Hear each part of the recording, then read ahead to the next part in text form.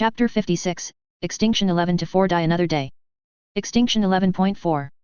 Die Another Day. I was there, the day the Emperor slew Horus. I was there, the day the legions died. I was there, and I know we were deceived. But let's begin with a proper introduction.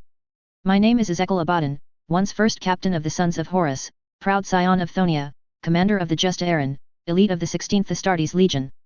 I survived the final battle on the command bridge of the Vengeful Spirit. I was there to watch the Emperor kill my gene sire. And as his lifeless corpse hit the ground, the gods couldn't hide the truth from my eyes. It was never in our power to win. We were never supposed to win the siege. I swear, on everything that ever mattered to me, that it is the truth.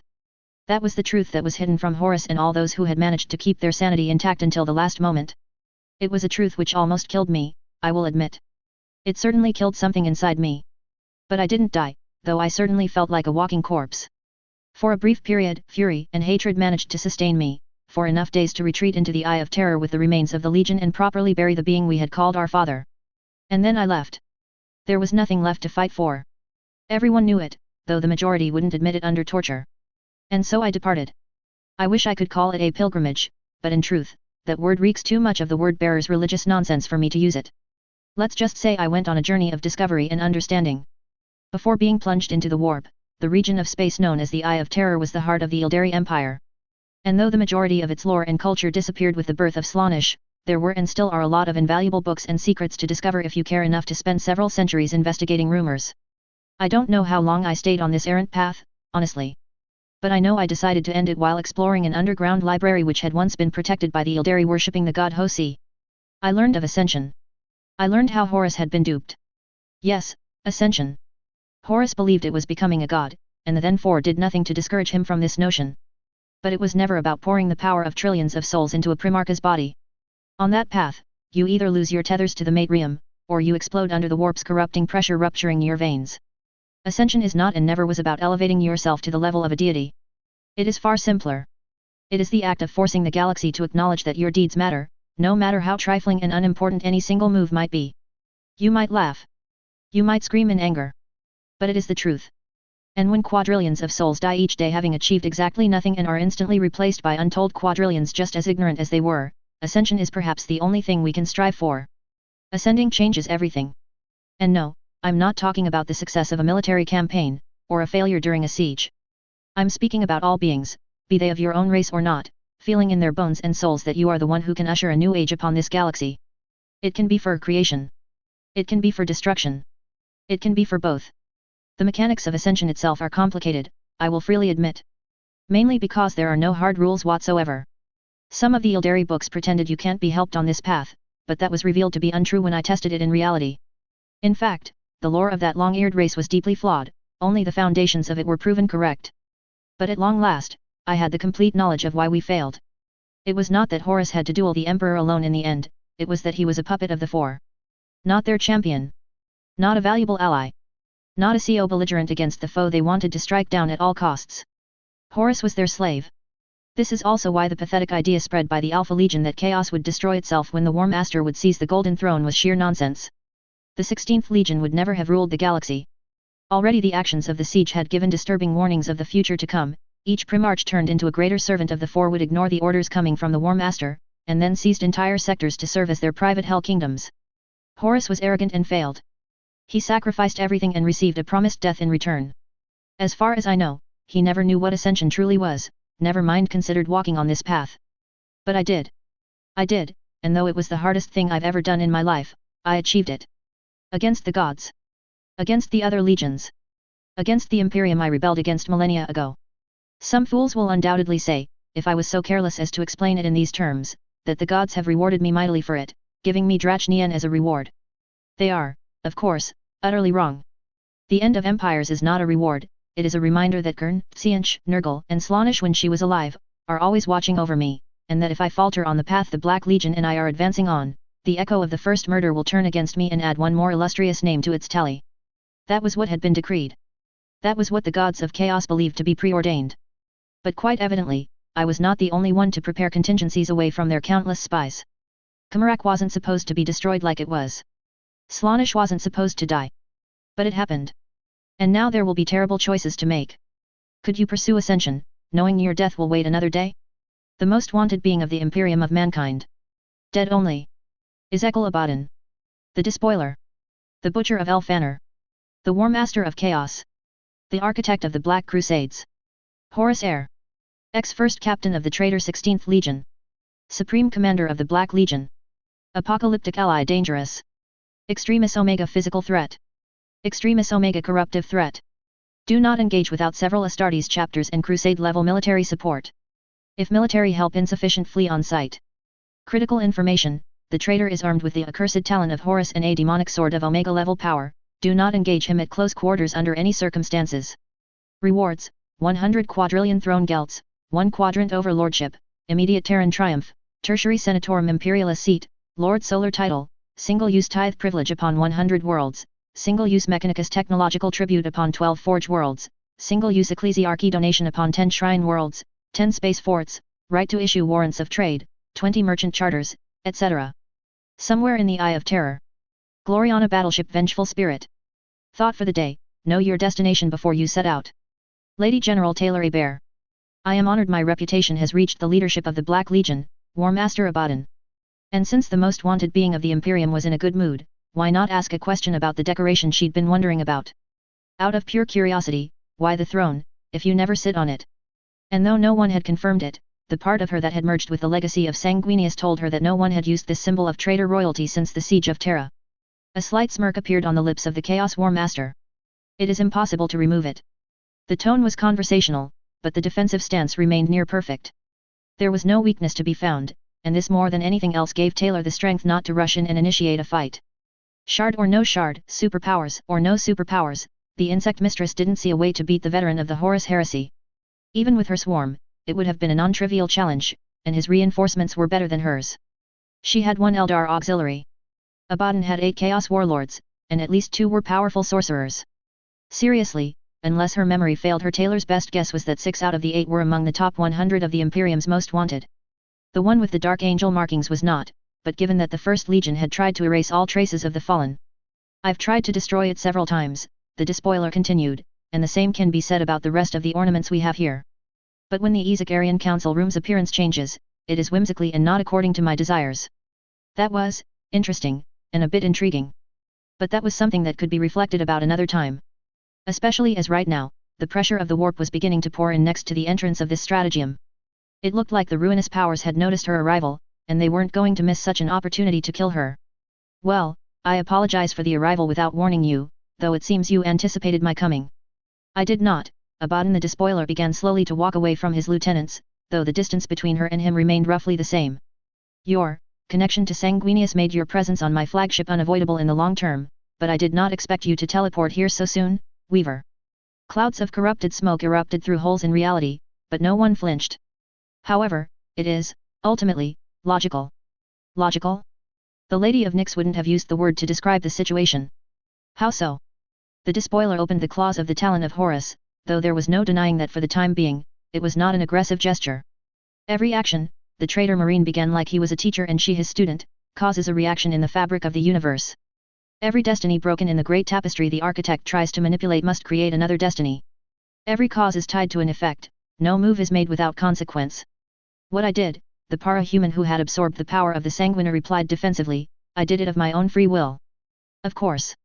The Despoiler looked at her like she was a naive child, and in the child part, he wasn't really wrong, given their age difference. Of course. But a critical choice is still a choice creating consequences. Once you have launched it like a spear cast into the waves, there is no turning back. This discussion was evolving towards things she rarely discussed in private, and Taylor would never have thought it was the damned arch-heretic of the Black Legion that was initiating this philosophical debate. I destroyed Kamarak, and by my actions, I made sure Slaanesh perished and its aspects were fractured and dispersed.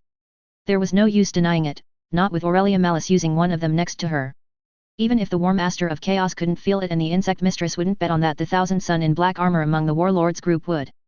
But I doubt this is what you want to talk about, War Master Abaddon.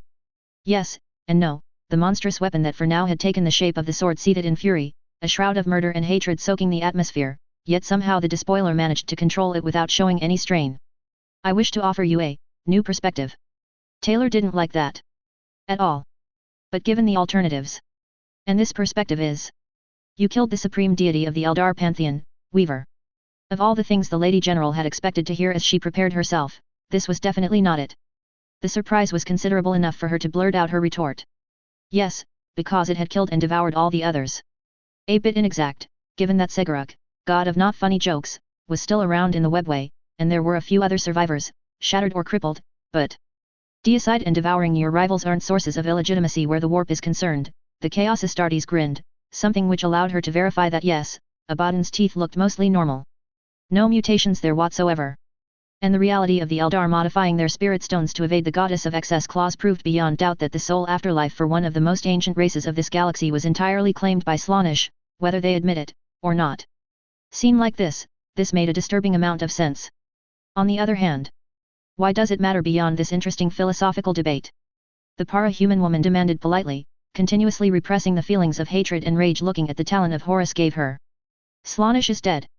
And whatever hellish afterlife she created for the Eldar, I have no doubt it died with her. It matters, the despoiler returned to teaching mode, still walking back and forth like an instructor revealing to a Whiteshields that yes, excrements did stink, because each of the aspect shards, the last surviving pieces of Slaanesh's essence, are the keys to rebuilding their cycle of reincarnation and immaterial protection beyond death. The Lady General didn't see the problem, and this worried her. One of said aspect shards has been recovered by the irritating long ear next to me. And it will evolve into a proper goddess, eventually. The problem, the War Master of Chaos shook his head and continued as if she hadn't spoken at all, is that you don't create a domain in the warp just like that. One shard? No, it is far too weak a symbol of power and authority. You need powerful gods or goddesses to enforce the new status quo. In the great ocean, there are only predators and prey. The talon of Horus' claws tightened brusquely. Many human souls have been saved by your deeds at Kamarak, Weaver. But where the Eldar are concerned, you have just ensured that if they are not utterly dedicated to one god or goddess in particular, it is a vicious battle every time one of the Eldar souls abandons his or her mortal shell. Taylor glanced at Aurelia Mellis. The herald looked like she wanted to protest, but couldn't. The problem is not that Eldar don't believe in gods or are unwilling to create new ones. The problem is that these deities are weak. The powerful dominate the weak. Slaanesh was powerful. The replacements Seguruk tried to establish are not. Divided, godlings are vulnerable and will, in due time, be crushed. And then chaos will rule them all. Ultima Segmentum. Realm of Ultramar. Macrage System. Artium. Asculum Military District. Hive Asculum. 62 hours after the Mark of Oblivion. Sergeant Gavriel Forkas. The moment their lady disappeared, Gavriel tried to fire his Fulkite blaster at the Eldar. A second after, an invisible attack slammed him into the ground and his fingers were unable to operate his weapon, for all his mental and physical efforts to do so. The sergeant of the Dawnbreaker Guard fought it with all he had, and he was unable to move a muscle. This is a fine mess. The pressure increased and a heartbeat later, Gavriel was standing again, disarmed, and realizing that what had happened to him had also neutralized the rest of the Dawnbreaker Guard. And though the blade the long-eared Xenos had not moved from its initial position, this part of the battlefield was now bathed in a sea of silver psychic power. For the web mistress. Over 100 spiders, about 30 of them of the adjutant variety, launched a coordinated attack upon the monster which had neutralized all the space marines. Acid, silk, darts, and a lethal variety of organic weapons were hurled. A second later, the attacks were all parried, and the arachnids were levitated as if they weighed no more than gas-filled balloons. Gavriel grimaced internally. Everyone had known the gap between the Queen of Blades and themselves was an abyss which would likely never be decreased in their lifetime, but receiving this kind of one-sided humiliation after years of training and the Imga Monolith campaign was just insane. Everyone better calm down. The crimson-haired being murmured, examining the sort of paths that they should have never let close to Lady Weaver with a keen eye. This is. We won't calm down. The very recognizable proclamation came from Artemis, of course, who despite being levitated in an undignified manner, still tried to fight against the psychic power restraining her. You have committed the greatest sin imaginable. You have attacked the web mistress. Your mistress is fine, little spider. The Queen of Blades announced in a bored tone, not bothering to look in the direction of the adjutant general. This didn't convince the furious arachnid in the slightest. Well, it convinced no one, including all the members of the Dawnbreaker Guard, and they could even add the dozen or so ultramarines present. But as they had all been disarmed like everyone else, there wasn't much they could do. No, she is not. She is. The silver power increased, in a clear warning of shut up, you don't know what you're talking about. Whether she will be fine after her trials, I can't say. But the Sword of Paths doesn't kill those who wield it, and the same applies to those facing the challenges once its power is triggered. Your queen will return. When? Gamaliel asked in their name. For the first time, the Queen of Blades looked somewhat displeased. The clowns have changed some runes, and they screwed up the calibrating array, so I would guess the trial will take between 13 of her heartbeats and 13 million. This is unacceptable. The webmistress must return at once. The psychic pressure diminished, and Gavriel felt at last he could move. He didn't, though. The Queen of Blades was too close, and dying for nothing would not solve anything. Believe me, if I could, little spider, I would have already done so. The Eldar swordswoman glared at the rest of the Eldar delegation. Many of them have already been sources of mighty headaches, and this latest joke is worse than the rest of Segurika's manipulations. I may have to cut down one or two to make an example.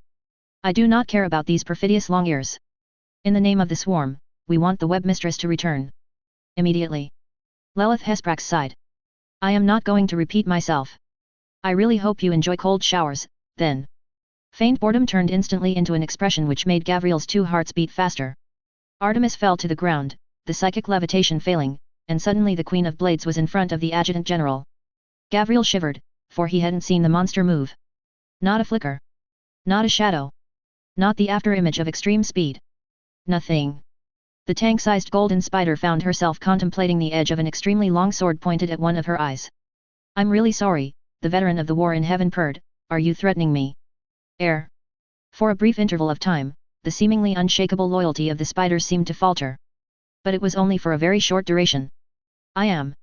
No warm showers, no warm baths. Not until the webmistress is back to lead us. Many Astartes used these few seconds to discreetly palm secondary weapons now that they were able to move and prepare. The spiders might be a bit too talkative, but they were only stating the obvious. But the attack to kill Artemis never came. You love her, don't you? The ancient monster asked.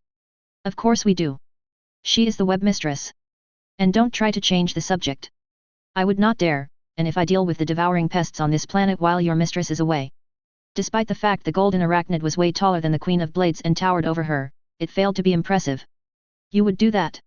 The hopeful tone betrayed Artemis' feelings. As long as you don't try to turn my showers cold next time I visit, and you won't devour any member of my race for the time being. Adjutant, Emperor's champion Sijanandus barked, we don't need that sort of Xenos scum. We have. The light of Makraj's sun was not particularly potent today.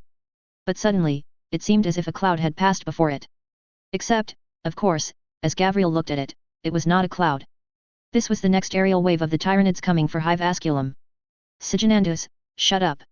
How in the name of the Golden Throne the enemy had managed to rebuild its strength so quickly he didn't know, but they were going to need a lot of firepower to deal with that. Adjutant, I suggest we strike a bargain, we are really going to need it. Somewhere in the Eye of Terror.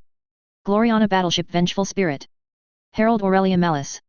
And then chaos will rule them all. Aurelia stopped breathing.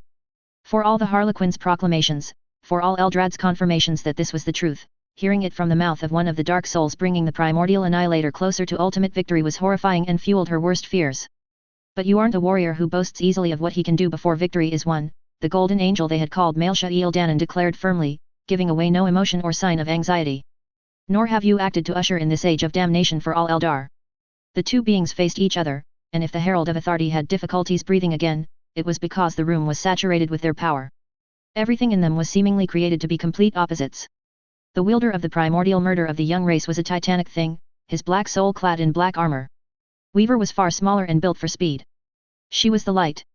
The monster the younger races called the Despoiler was the darkness. Not the darkness of blindness which led to damnation, though what he was, it may be worse. It was the sullying of noble deeds done in the name of loyalty. It was respecting an oath even when you knew it was incredibly, completely wrong. It was the false dawn before the sunset. It was evil righteousness preceding slaughter and savagery. Aurelia shivered. Weaver's anger was absolutely justified. Looking at this creature, no, at this monster, suddenly using the Sword of Paths did not seem that wise a move, survival of her race or not. Whether the Eldar achieve their salvation or their damnation is of no concern to me. Through her connection to authority, the young herald could feel the truth ringing behind that statement. It is not my problem. I will not play a part in it, and I will not waste resources supporting a game which will not help the Black Legion. By your actions, Weaver, you broke the military power of the Webway cities. The survivors are insignificant in number, unworthy of my time, and can't recognize loyalty and brotherhood no matter how many times I explained it to them. Why would I engineer the doom of the Eldar, when they are already defeated? This time, the primordial annihilator manifested its fury violently and loudly.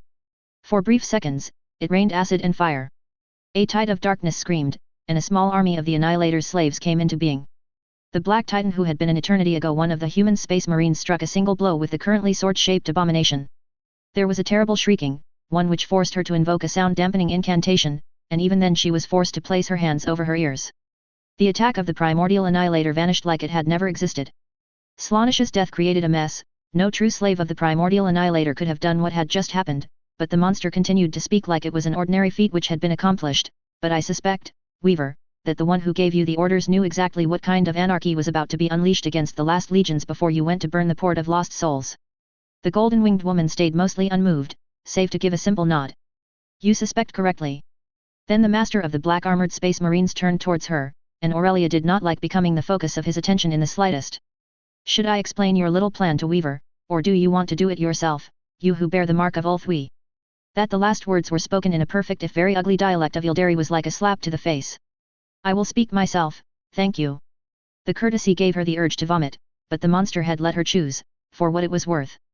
We can't recover 4 out of the 6 shards which were expelled from excess essence upon her death. Admitting it was humiliating, but there was no use pretending at this hour. In fact, it was still likely putting up on a brave face, for the 5th was held by the tyrant of Châteaume, and all of the diplomatic overtures had ended in full-scale battles. Each of the 4 has been seized by one of the different facets of the primordial annihilator. Forcing them to liberate the aspects would require assaulting each chaotic power's domain directly. That it would be the equivalent of deliberate suicide went without saying. At the height of their strength, with their full pantheon behind them, maybe the Yildari of old would have had a chance. Now?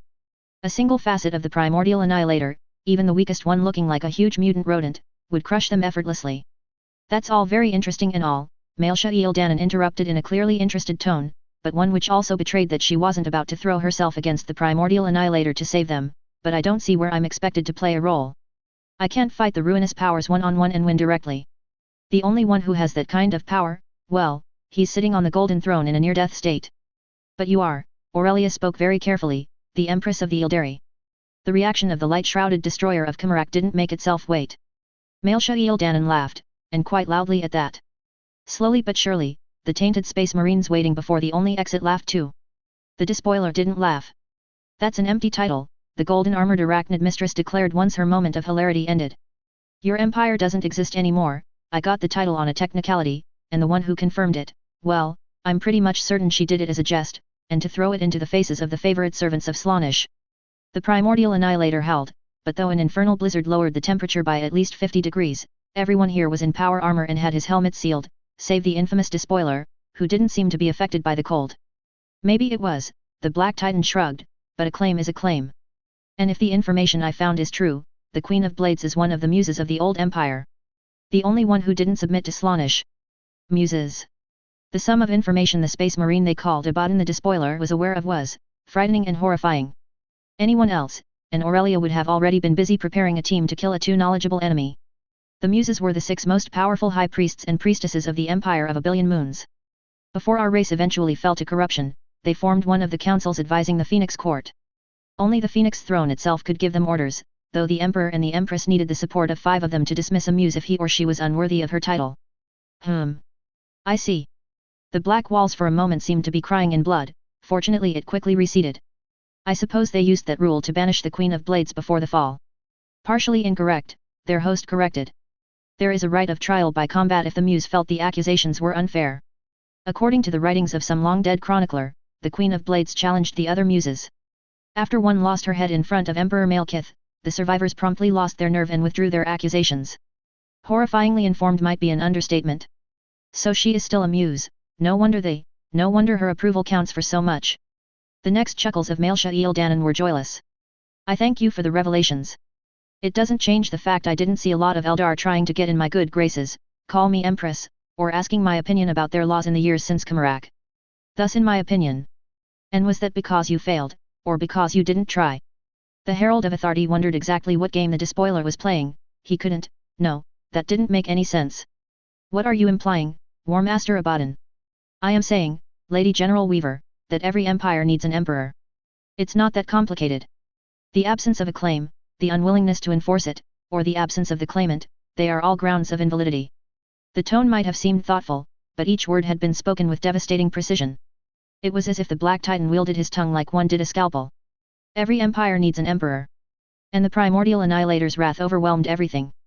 Macrage System. Macrage. Pharsalis Military District. Fields of Pharsalis. 62 hours after the Mark of Oblivion. Elena Kerrigan. 161. That was the number of traitor space marines Elena had slain in the cataclysm which had ravaged the fields of Pharsalis. Obviously, those had been far from her only kills of the day. Some part of it had to do with the importance of her victims. Elena didn't know how it worked, but something in her, something powerful, had pushed her to find and end certain oath-breakers across the battlefield. Some had been the commanders of the Word-Bearers' host. Many were not. It was not an assassin's place to question the designs of the Emperor, but Elena guessed those targets had been marked for death because they were vital to the cohesion of the traitor 17th Legion. It was the best guess she had. It might certainly be a correct view of the true goal. After the siege and the early 31st millennium, Primarchs and High Lords had believed the Chaos Astartes broken forever. Many centuries later, it was acknowledged as the ridiculous idea it was. Better to make sure that, once they were truly defeated, the Word-Bearers would not imitate the symbol of the Alpha Legion and grow new heads like a Hydra. Though with their losses and the destruction of the Dark Council, it would be incredibly difficult to rebuild a chapter, never mind a legion. The Calidus assassin whispered to herself. Still, better to make sure the traitors were dead and gone. Before this whole madness began and she landed on Fenris, Elena would have been exhausted to death if she tried to kill 10 Chaos Marines by herself, never mind 100.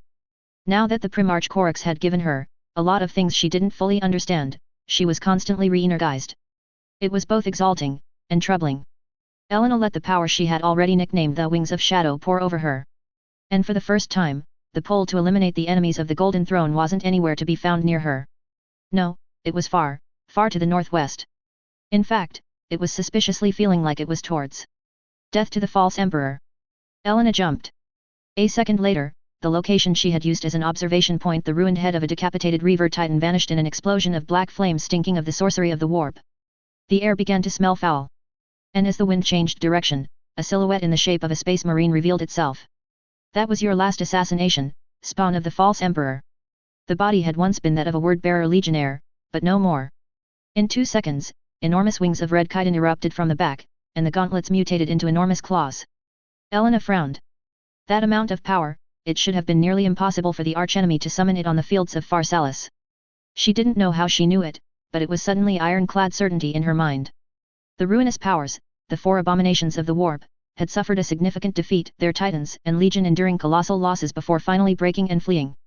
Yet they had invested enough energy to send one of their slaves, and as the red armor remodeled to show glyphs of ruin and damnation, it was obvious they hadn't chosen a lesser daemon. Should we do the introductions? Taunting her opponent might give her an opportunity. I am the Angel of Shadows, the possessed growled, and his mouth, hidden by the red ceramite, was revealed, for a heartbeat, as it transformed into a hideous maw, with fangs a death world animal would have envied. Or you might be, one day. All I see is a crippled raven and a foolish girl deluding themselves they can hunt what is not meant to be hunted. Those are big words, Elena replied, for someone whose entire legion is about to be embrace extinction. The intensity of the murderous aura tripled, and the being ceased to have any resemblance, be it ever so slight, with the body of a space marine. No, the thing wore some parts of a 17th Legion's power armor, but no one would ever mistake it for an Astartes. Yet for such a powerful being, the winged daemon seemed oddly wounded. The demonic wings were never graceful or free of scars, but these had more holes than most cheeses she could name. I am Argel Tal. And by the will of the gods, your actions against the 17th Legion stop here and now. I don't take orders from traitors, and from what I have seen, they are not gods, merely parasites which never fail to screw up at every turn. The daemon roared in fury and charged. Elena ran to meet his assault, green blade in hand. Somewhere in the eye of terror. Gloriana battleship vengeful spirit. Lady General Taylor Hebert. Every empire needs an emperor. If Taylor had before now held any doubt that Abaddon the Despoiler intended to return to Terra and besiege the Imperial Palace a second time, those words made sure said doubts were laid to rest. The refusal to bow to the ruinous powers was surprising and somewhat welcome, for it meant that no matter how much they tried to corrupt him, Horus Heir was still denying them his soul and allegiance. On the other hand, that meant the Chaos War Master was dangerously sane and not drunk on the power of the warp. Not a good combination in someone that had likely killed millions directly, and engineered the deaths of trillions of souls, if not more. There was no hesitation in her about what had to be done. Not that there was much of a choice, as the ruinous powers shrieked and attacked. Taylor threw herself in direction of Sanguinius' crystalline statue, and screamed. I will die today. She saw She saw the Blood Angel Legion break on a world of red dust covered in bones, the souls of the sacrificed surrounding them through an evil ritual which stank from the word-bearer's foul machinations. She saw the discipline of the Ninth Legion break just as an endless horde of key-ornate demons fell upon the disorganized Astartes, and the Angel's Bane led the charge, roaring its malevolent joy for all the hells to hear. Thousands of broken red armors drowned in the ever-growing sea of blood, before the corrupted liquid began to turn them into monsters. No. I will die today. The vision changed. She saw small squads fight in a world of jungles and water. A world where insects looking like enormous mosquitoes appeared to be placid while the foe was rooted by the sons of Sanguinius. Until in one devastating strike, the mosquitoes revealed themselves to be demons, and the skies turned green, the very air became putrid, and the earth was a morass of foul things. The Blood Angels did their best but... No. I will die today. No. This won't happen. Stop these lies. The battlefield is different this time. The structure looks familiar, a hive of billions awaits the coming of the storm. Yet the defenders can't be called normal. There are space marines, including some of the 9th Legion, but their Mark 9 armors look mangled, their banners are in tatters. It looks like they are on their last rope. And their allies are hardly those she would wish. The guardsmen who should support them are non-existent, the auxiliaries are Xenos species she has never seen before. And then the storm breaks. But it is not a familiar tide of demons this time. It is an ocean of fur and claws, tails and maws in conflict with each other, red eyes shining with cowardice, and strange weapons which should malfunction, even if you used orc standards. Every second, millions of the giant rats are killed by their own weapons, but with every minute, billions more take their place, and it does not take long before. Lies. You are afraid of what we have planned for you in.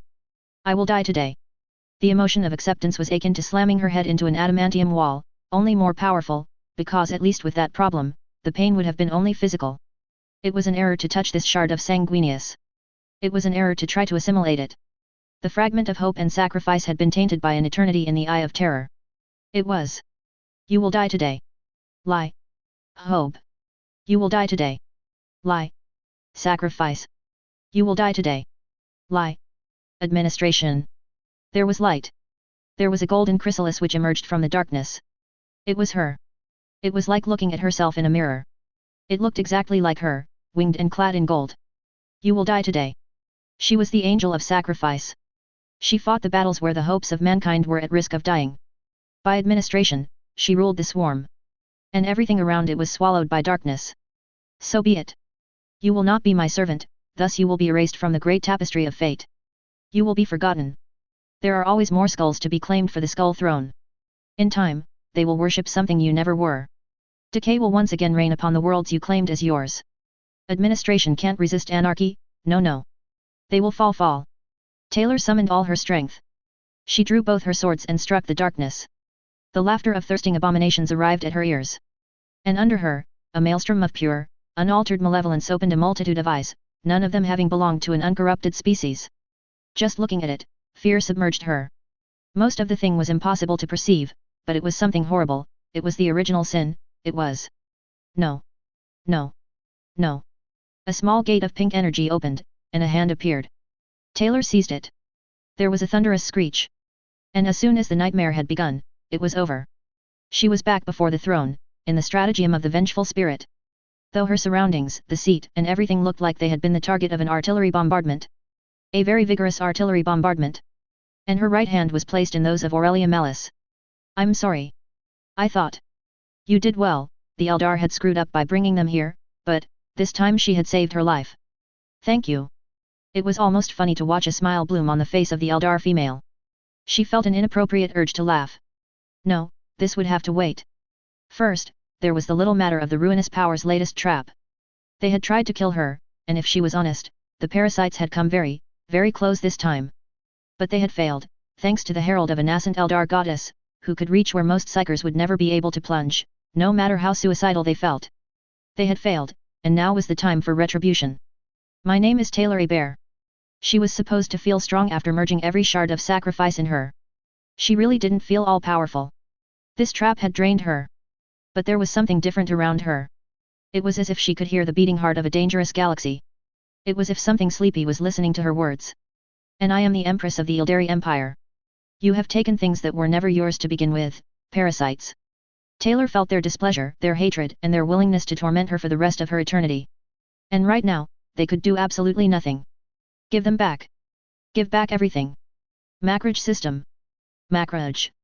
Magna Makraj Military District. 63 hours after the Mark of Oblivion. Ivrain Kaden. The slaves of the Primordial Annihilator weren't supposed to return to their original body once they had been discarded like trash. That was all Ivrain could think as she saw the giant in bronze armor relay orders to his troops and prepare new rituals to summon the creatures hurling themselves against the veil. Before it happened, the young Asuryani had been nearly certain the humans were going to win. The defenders were outnumbering their enemies significantly, and they constantly received reinforcements. The shadow spread by the monsters was no longer there, and it had caused massive casualties since the soldiers not serving the Primordial Annihilator had not placed their gifted units on the front lines, in order to preserve them from the worst secondary effects of the Devourer's aura. But the humans would have won nevertheless. The first strikes had been mildly successful, but once the artillery on the walls reacted and the rare breakthroughs were stopped and the vanguard of the enemy subsequently was annihilated, the vile foes had no more tricks to play with. Or so it had appeared during that cycle. Unfortunately, it seemed she had been wrong. We need to prepare a plan to strike this being the humans' call a Primarch, Ivrain declared to the only Aeledok ranger who had followed her across this hellish battlefield of trenches and grim death.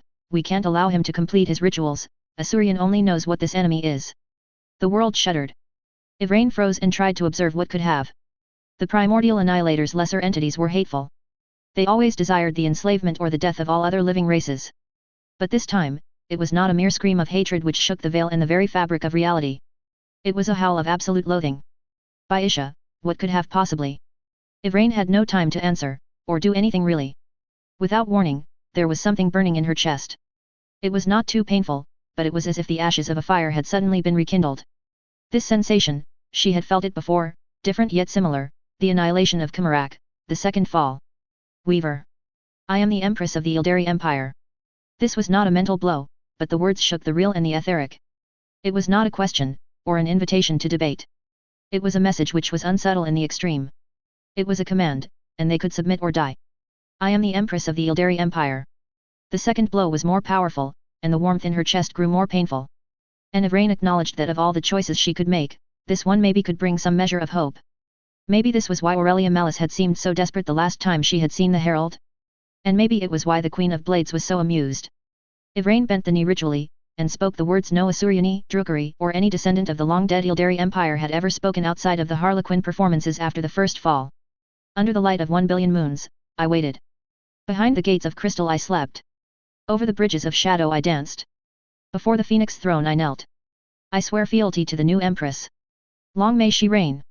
The ranger next to her at first looked at her like she was completely mad, but the sensations were no less powerful for those who followed a path than for those who didn't, and it wasn't long before he knelt and repeated the oath of allegiance. Let the galaxy burn.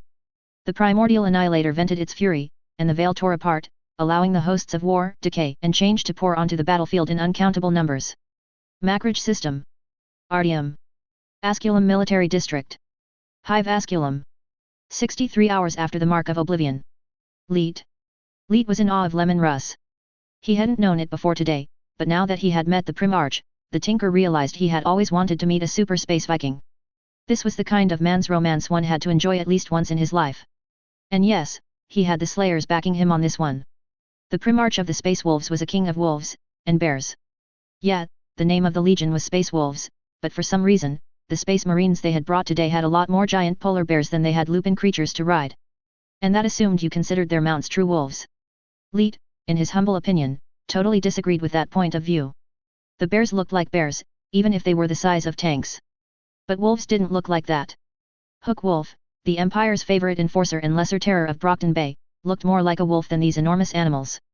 It wasn't just a question of size, you could multiply the size of the wolves he had seen many years ago on some documentaries by 10, the wolves wouldn't be anything like those mammoth big creatures.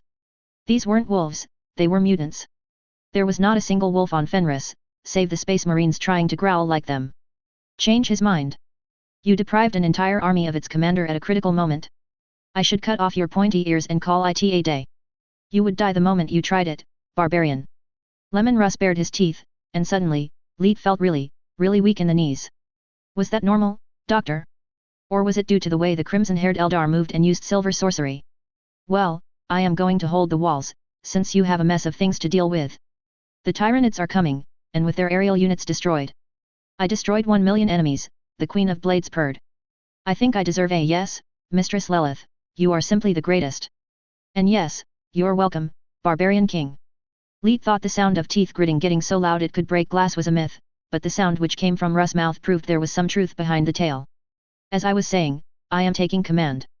No. Bears and not wolves growled. The Primarch's charisma, already, okay, Leet at that moment wanted to beg him to command them, he had to go the toilets soon. Your defenses are in disarray. The Lord of the Space Wolves, scowled. That doesn't give you the right to command me, the ultramarine captain who had decided to deny the request hotly retorted. You recognized the authority of Weaver on Artium's soil. Of course. The blue-armored space marine confirmed stoically, despite having the muzzle of a tank-sized animal sniffing his right arm. But Weaver has been nothing but respectful, and her metallic swarm has been an extremely useful contribution without which we would have been overrun. And this swarm, I might add, continues to help us, thanks to her Lieutenant Arachnids. Compliments accepted. A spider which managed to equal the bears in size but for some reason hid behind the Dawnbreaker guard replied joyously. All praise the web mistress. There must have been a lot of changes to Nyx since they had departed. And for a reason he couldn't identify, Leet suddenly wondered if a conversation with their terrifying warlord boss was really the most frightening thing he could look forwards to. Suddenly having a tech priest as a protector overseer, maybe he hadn't been that unlucky? Your walls have been overwhelmed once. Your defensive tactics, especially if they are based on your easily predictable codex, will utterly fail against Xenos which can analyze and exploit your weaknesses. That's why we have the swarm of Lady Weaver to scout ahead and warn us of the enemy's plans, and the firepower of the Eldar to counter the bigger Tyranids. The Ultramarine had just finished his answer when all Eldar, save the most dangerous female who looked at everyone wondering if any of them would last a second in a fight with her, all fell to the ground babbling some nonsensical words. Some were prostrated. Others they were praying. Oh, right, his mistake. The Queen of Blades wasn't the only one to be standing and clearly unaffected. The clowns were immobile and silent. And then Lelith Hesprax began to laugh hysterically. What is so funny, Eldar? Lemon Russ growled. Nothing you need to be concerned about, barbarian, nothing, it was supposed to be a jest. A jest. The immortal alien wasn't able to utter more words before laughing unless it was purring. Again. Finally the hysterical sound purr ended. The clowns had yet to move a single eyebrow. It was like they had all been transformed into statues. But they were breathing, so they weren't dead, right? The long sword which had to be the perfect twin of Sephiroth's blade was drawn out of its scabbard. The Emperor is dead.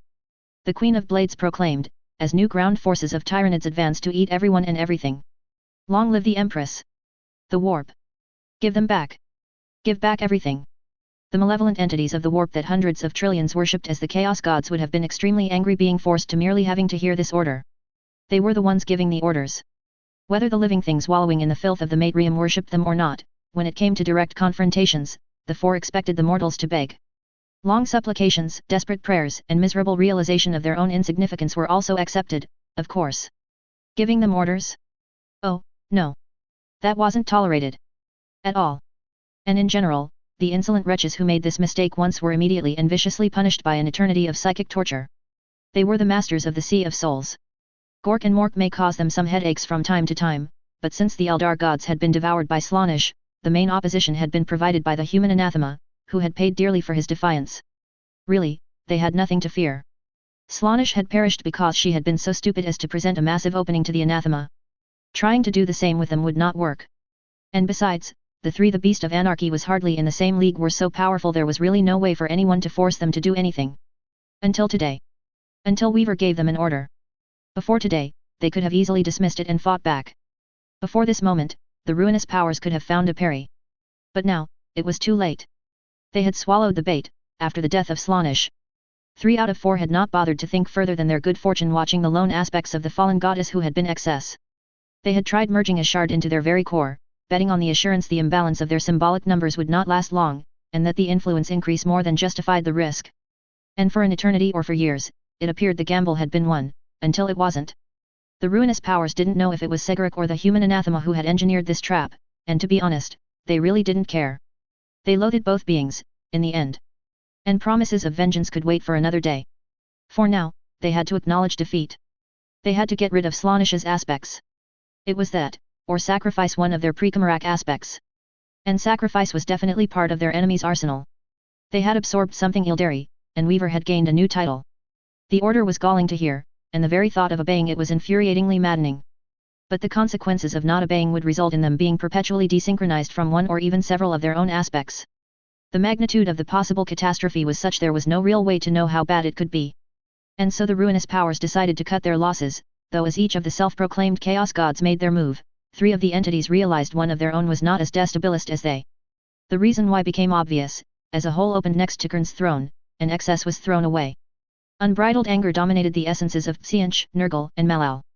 The Lord of Skulls had played them, and gained a significant advantage for the game about to begin. Alas for the 3, it couldn't be compensated and avenged for the time being. The beast of anarchy seethed, a spectacle disturbing when one spoke about 1 million rat bodies added to one another in a violation of most biological laws, and then let avidity escape from its claws.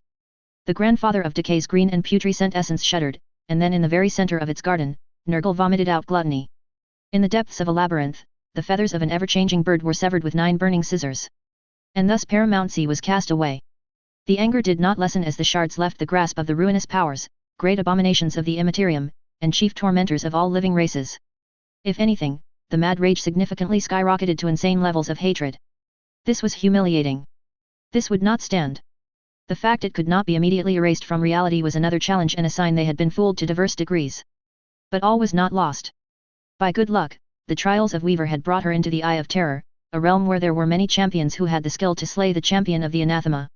One of them happened to be in her presence. And this time the 4 were in no mood to tolerate any insubordination. The order came, implacable and brutal. It was heard by their slaves from the eastern fringe to the Calyx Hell Stars, and drove thousands of cults to violent suicides in short order. The 4 ignored it, like they had ignored plenty of their plans being shredded to oblivion. Even the Battle of Makridge was less important than making sure the latest exploit of the human who had dared ordering them would be her last. Kill her. Kill Weaver. Somewhere in the Eye of Terror. Gloriana Battleship Vengeful Spirit. Herald Aurelia Malice. It had worked. Aurelia knew at the moment the shrieking and the explosive screams of rage of the primordial annihilator shook the ship. Thank you, my Empress. A slight sound she couldn't interpret escaped the mouth of Weaver. I'm not doing it for you, I simply happen to very much enjoy kicking the ruinous powers where it hurts. There was a pause. But your thanks are appreciated. More could have been said, but then the first aspect materialized. For all her knowledge that those aspects were part of the Eldar pantheon which had been corrupted by Slaanesh, the young herald of authority couldn't help but grimace when analyzing the essence of excess. It could not be described as anything but repulsive. It was a keeper of secrets, if a keeper of secrets had ever been summoned missing an arm and a leg, bleeding from countless wounds, having its tongue severed nearly to its base, and missing teeth. To say it was an appearance of utter defeat was no exaggeration. Shouldn't it look half-assimilated? Aurelia asked in a low tone. It should, something is wrong. Weaver acknowledged, before pouring a significant amount of energy into one of her swords, and unleashing it against Excess's ruined form. And the chosen of carnality gaped as the injured remnant of Slaanesh was immediately imprisoned in an enormous golden crystal. You could do that all along. I can do that now, thanks to the authority I was granted. The correction was near instantaneous. Well, she wasn't going to complain. The second aspect shard was both better and worse. Avidity.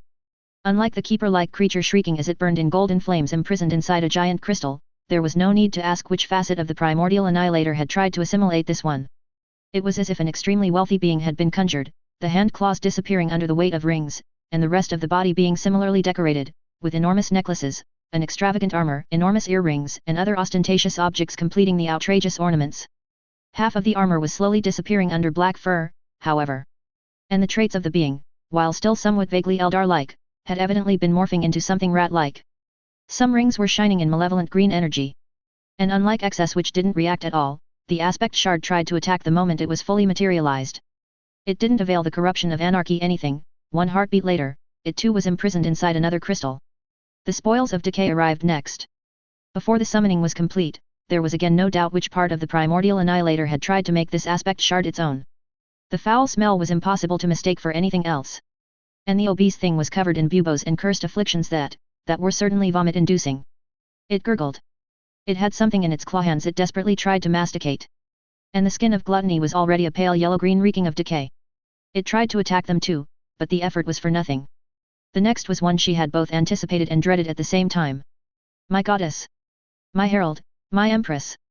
Authority, the very essence of carnality, was here. She was magnificent, so magnificent Aurelia felt really ordinary and wondered why she had been chosen, surely. No. You are absolutely worth it, I assure you. The young herald blushed as her goddess read her mind. Then she realized Weaver had not yet spoken. And after a couple of seconds, it was not hard to realize the reason for said silence. Antony had come forwards with a delicate Ildari appearance, fuchsia hair, and soft creamy skin. The power of carnality had modest golden armbands around her wrists, and a diadem of bronze-colored metal around her hair, the only thing to bind it, as it flowed freely behind her. And the silk material Antony was using to cover her divine body was slightly pink. It was also nearly transparent. I am not going to allow you to return to the path of hedonism and decadence, I'm sure you realize. I know. Her goddess knelt, and the queen of the swarm didn't use her sword. Protect your herald. The ruinous powers are going to try something. The fifth aspect shard slipped through the walls as the last word was spoken. It was enormous. It was nearly entirely tainted by change. It was a huge entity, a flying vulture of 9 iridescent colors. And though the body between the wings was vaguely Ildari, only the power given by Antony was able to tell her that yes, it was paramountcy. The attack from it was a bombardment of crystalline and burning feathers, which had no more success than all its predecessors' efforts. Paramountcy found itself joining avidity and the other aspect shards inside a golden prison. Then the temperature began to soar, and orange flames struck the ceiling and the seats nearby. One fireball even had to be parried by one of the tainted sorcerers. Merciful Isha, what was? Show yourself. Their new empress commanded. I know you are here. The last aspect shard had no choice but to obey, though the power struggle created a shockwave. But at long last, a new inferno of orange flames was created, though this time, it was not an attempt to intimidate, but truly the last remaining fragment having survived the death of Slaanesh. Seeing it, Aurelia immediately thought of the much-dreaded avatars of Cain. And no, it wasn't because of the size. It was, because for all the orange flames and the orange color of the ugly armor, the silhouette was very close to an avatar of the bloody-handed god. The biggest difference was not that it was a living, bright orange instead of the usual red flames of Cain. No, it was the symbol repeated in many variants, new runes which would have never been carved into any avatar's armor. The symbol of the crown was easy to recognize. The animal under it, alas, was not exactly a mystery when you spent some parts of your life in the city of Kamarak. It was a manticore. And with that piece of information, you didn't need to be a farser to know who had claimed and empowered this shard. Vainglory. I am Adaeth. I am the true god of the Ildari. Weaver's answer was, not very diplomatic. We can do this the easy way or the really easy way. Which option will you choose, Vainglory of the Drukari? A palm of the Not Avatar expelled a colossal column of orange flames, but it was not an attack targeting them. No, when the flames were chased away, there was a Drukari facing them, who looked very surprised to be here. Malesha Danan. Yes, Aurelia had no problem hearing the twinge of fear in that voice. And Antony whispered in her ears. Karsak Eluriak of Shatiom. The young herald made the introductions. Really? This time the voice of Weaver was very interested. Really? Kill her. Adaeth ordered. That was, a big mistake.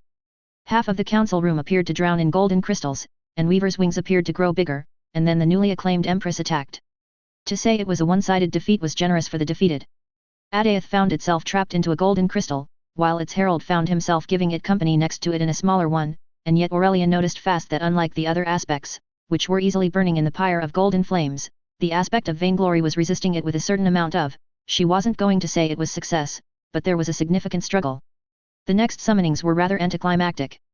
The souls of the muses had survived, but they were already trapped in crystalline prison of some kind, and thus there was nothing really to see save vague shadows and shrieking souls contained in some crystals. The only notable thing was there indeed were 5, not 6. The despoiler had been right, the Queen of Blades was still one of them. Now that they are at your mercy, my empress, can I ask? The primordial annihilator's wrath shook the ship they were sailing aboard, and this time, there was no restraint or games of wit. Kill her. Kill Weaver. War, change, decay, and anarchies will pressed everywhere with greater ferocity than before. Sacrifice and carnality struck back. But they had not been the targets. It was an order. And orders were nothing without means to be obeyed. The 8 giants on the door tried to ignore it, which was surprising, really. But it was not a struggle one was meant to win, not when the claws of the primordial annihilator tightened around your heart and soul. The dark miasma shrouded and suffocated them. One of the black-armored titans raised his weapon. And the enormous claw of their leader forced him to lower it in the next heartbeat. No. Macrage System. Macrage. Magna Macrage Military District. 64 hours after the Mark of Oblivion. Korafos Kol Badar. Kol roared like thousands of word-bearers as 3 massive breaches were made by the servants of the gods. The walls of Macrage had massive holes in them at last, and with 8 legions of the Skull Throne, 9 legions of the Changer of Ways, and 7 legions of the grandfather to lead the 17th legion, victory was no longer the pipe dream it once had been. Death to the false emperor. Let Makraj burn. Kol Badar had been wrong to despair. Oh, he had been wrong. The gods hadn't abandoned them. It had only been a test. A test. And the word bearers had passed it successfully. Destroy their infantry. The Koraphos exclaimed. The gods have chased them away from the trenches. Don't let them take positions inside the city and... The enemy artillery chose that second to fire. Kol Badar had thought most of the pieces had not had the time to get away when the gods intervened. As the entire battlefield disappeared into colossal explosions of Makrajan soil, smoke, and human blood, this estimation was revealed to be all too optimistic. It was a rain of shells. There was no other description possible. And while the gods' hosts were the primary targets, thousands were diverted for the word-bearers' formations. Kol sprinted back towards an abandoned trench, and most of his veterans imitated him.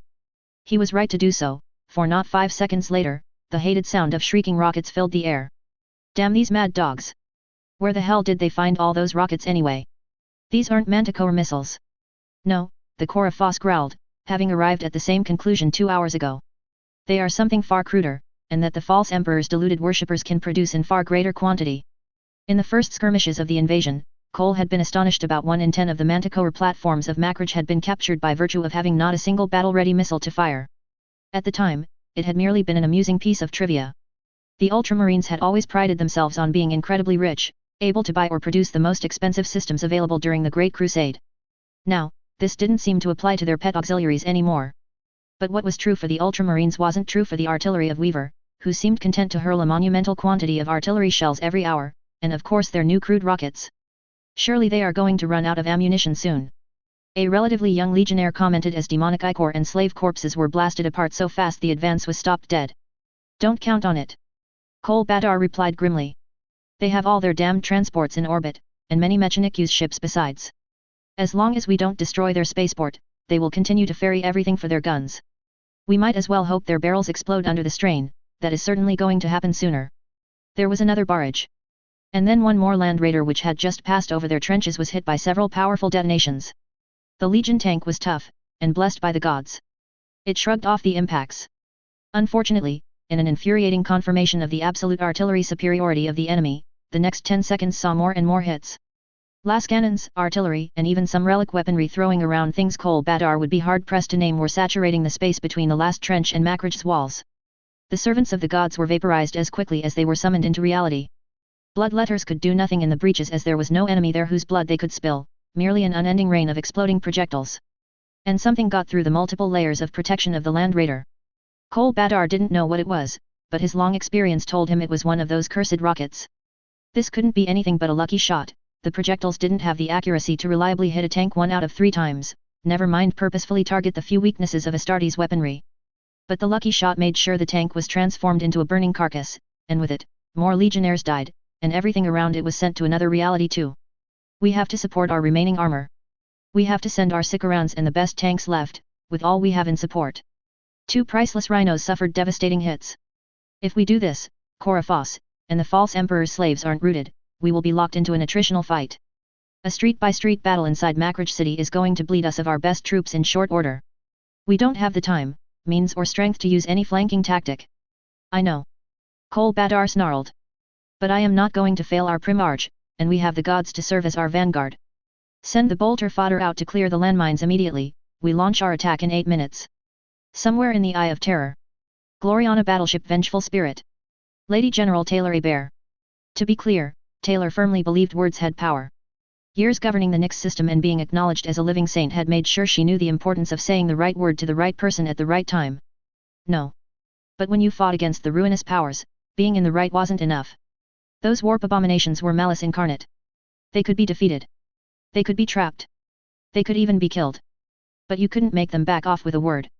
If it were within her power to do so, the events which had taken place in the holy city of the Tau would have had a very different outcome. No. And suddenly, the power of the ruinous powers, the colossal mass of loathing and perverse corruption that had festered for millions, abruptly ceased its onslaught. What the hell? Gods and goddesses. Aurelia Malice sounded terrified, and Taylor thought no one would blame her. Because yes. What the hell? It was possible to oppose the power of chaos. She had just done so, bathing about half of the battlefield in golden light, preventing the ruinous powers from reclaiming the former aspects of Slaanesh. But that was possible because the Emperor had given her powers which purified most beings and objects from the touch of warp corruption. And in her new role as Yildari Empress, Taylor was helped by the power of a self-proclaimed Eldar goddess. Athardi was a weak deity, yes, but still a being which had some real power. The despoiler had none of these advantages. The warp had touched him. Yes, the War Master was not directly sworn to one of the four, but his authority as leader of the Black Legion had been forged in the hell pit that was the Eye of Terror. The ruinous powers had near limitless power here. Resisting them would have been incredibly difficult, if you were the average loyalist space marine. Abaddon was no loyalist, of that there was no question. How? Annihilation. The anathema and all those who help him must die. Taylor had tasted malevolence before. She still froze at the sheer aura which chose this moment to reveal itself. Oh, by the prison of the endless swarm. Taylor felt suddenly very, very afraid. She had known the sword the despoiler held was no sword, but... The insect mistress felt a name she couldn't know form on her lips, and knew the real purpose of the abomination. The end of empires. The angel of sacrifice, bound to the anathema. Each word was a shriek, a chorus of tortured souls, a symphony of cruelty and inexhaustible malice. Taylor tried very hard not to look at the thing, but it didn't really help. An aura of primordial madness was pouring into reality. And then Abaddon opened his hand before inclining it slightly, as if he was giving it the opportunity to escape his grasp, which might be exactly what the gesture signified. This time, Taylor really looked directly at the War Master's armored glove. She fully expected Drachnien to exploit this go-ahead move. But the sword-shaped demonic monster did not fall from Abaddon's gauntlet. No. This time there was no power behind the War Master's voice. And for all the gravity of the moment, the Lady General could very well recognize the sarcasm behind the word. It wasn't exactly hidden, after all. No. The despoiler repeated, and this time, the irony was absent, but there was an edge of satisfaction. Of course you won't. They won't be pleased. And I will find the opportunity to kill her. Maybe you will, another day. The comment was clearly intended to be one of dismissal. And the worst part, it worked. The murderous and chaotic presence decreased until it was basically insignificant. And that could only mean one thing. They are more afraid of you without this poisoned gift than they are of me, despite all the defeats I have handed them. Indeed. Taylor did not know how to feel. Relieved the ruinous powers were underestimating her, if they were underestimating her again? Yes, Drachnien was an extremely powerful asset for the War Master and his Black Legion, but all the legends and tales agreed on one thing, only the despoiler was able to wield it. As such, it gave him a massive amount of firepower at close quarters, but it was hardly going to be a game-ending move. Abaddon could clearly think and act without Drachnien influencing him. It was not going to change the course of the war between the Imperium and the Black Legion, unless, the warp abominations were worried he would change the terms of their cooperation when it suited him. And it was both intriguing and worrying. Why wouldn't they be? I am the War Master. I participated in the conquest of the galaxy once. I have a claim. Lord Vigilator Iskandar Khan. Ezekiel was mad. Of course, they were all insane to some degree. Fighting forever in the biggest warp storm of the galaxy was not advised if you wanted to preserve your sanity. But denying the gods and making a claim in front of one of their enemies? This was the height of madness. As impressive as his brother's deeds were, the female successor to Sanguinius was not exactly defenseless either. Right now, the song of sacrifice was echoing in his ears, no matter how many old techniques he used to ignore it. Where the golden armored feet touched the vengeful spirit, there was a delicate spiderweb of pure golden light spreading. And of course, by a power and claims Iskandar had only a minimal understanding of, the female successor of Sanguinius was imprisoning and altering fragments of a dead goddess. The Lord Vigilator was extremely wary.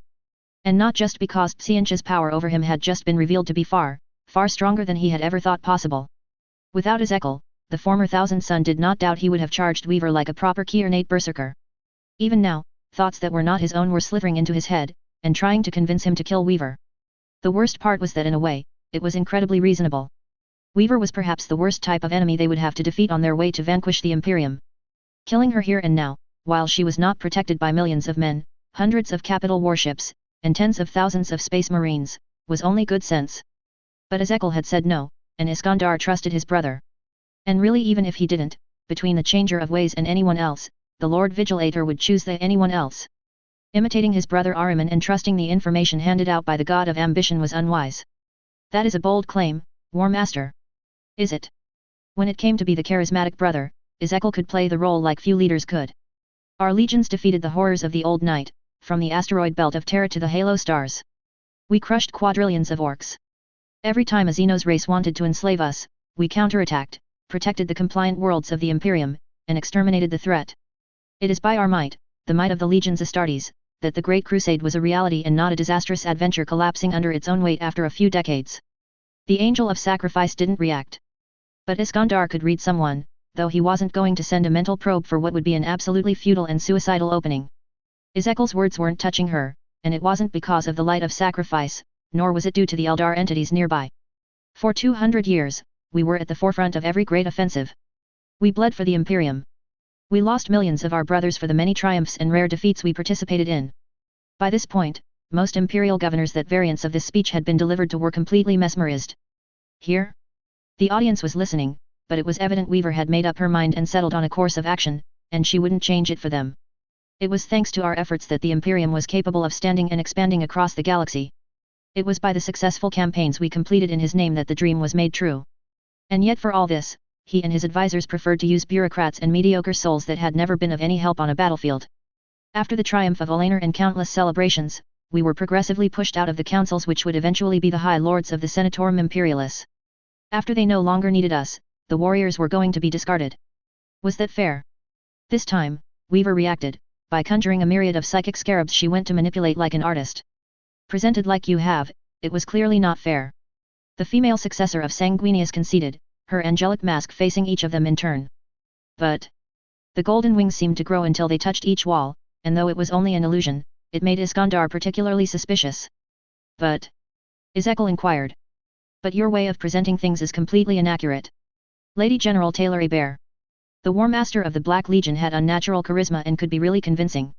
Note to self, if she happened to survive this day, use her authority to modify the Despoilers wanted posters so it said do not allow him to speak in your presence. Or would it be don't listen to any speech he makes?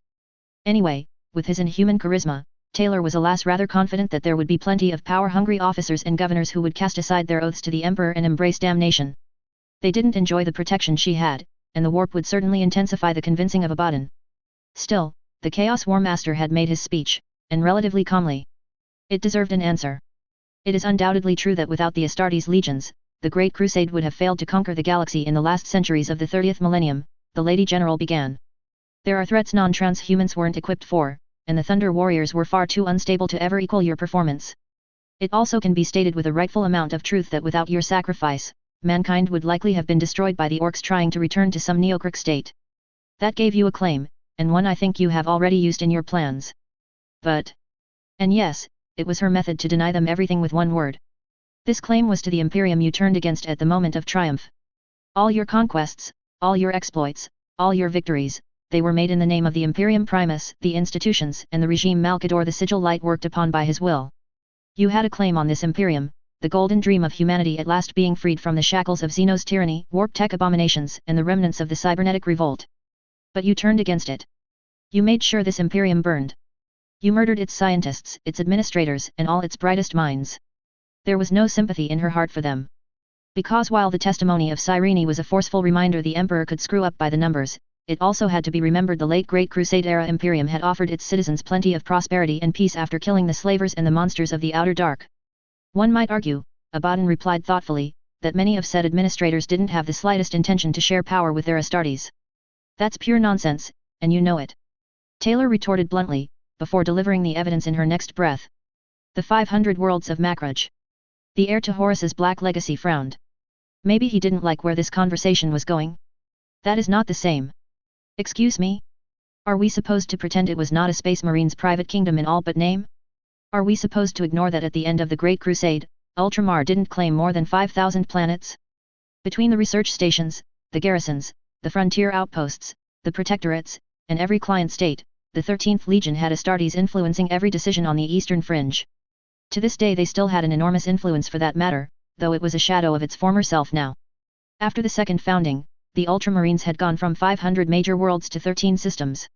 It remained far more than the quasi-totality of the existing chapters, but the Lord Commander had respected his promise, the power of the legions had been broken. And yet the realm of Ultramar as it stood is no more. The War Master seemed to echo her very thoughts. Yes, because after you turned half of the legions against the Emperor, nobody in their right mind was going to trust a Primarch with a legion and a mini-empire at their back. You made sure trust and nobility were no longer sufficient to keep the greatest defenders of the Imperium loyal. And the worst part was, given the absence of reaction by the Black Legion's warlords, that those traitors didn't really regret it. Taylor wasn't even sure it was the fault of the ruinous powers in this particularly case. You were the hero of the Great Crusade, and you chose to turn your weapons against the very people you swore to defend. You murdered your own brothers on the dark sands of Istvan III, War Master. I have a witness who confirmed you were among the first bastards who descended to kill the Space Marines loyal to Emperor. You followed Horus, a traitor who would have dragged all of us into damnation if he won. Your claim of might makes right died when you lost the siege. The Lady General did not expect the commanding officer of the Black Legion to attack her. Abaddon the Despoiler had way too much self-control for that. And he had not surrendered to the malevolent power of the ruinous powers when they ordered her death. He was not going to attack now, when it would give him absolutely nothing. However, she had not the faintest idea. Ha! Ha! Ha! Ha! Ha! Ha! The most wanted being of the galaxy laughed. It didn't last long, for whatever that meant here, as in a warp storm, time had little meaning. Even Sigismund didn't dare criticize me in this way. You are quite surprising, Weaver. I really meant it, you know. This wasn't exactly the most diplomatic way to do things, but against this foe, she preferred to leave things quite clear. And I respect you for it. The enormous black-armored warlord replied in a similar tone. But you have forgotten one thing, Weaver. If my claim can be considered very shaky, then yours can equally be denied by someone more powerful. Yes, yes it could. That was the problem, that said, having subdued the power of vainglory, there was only one Eldar god free to act, and it was Seguruk.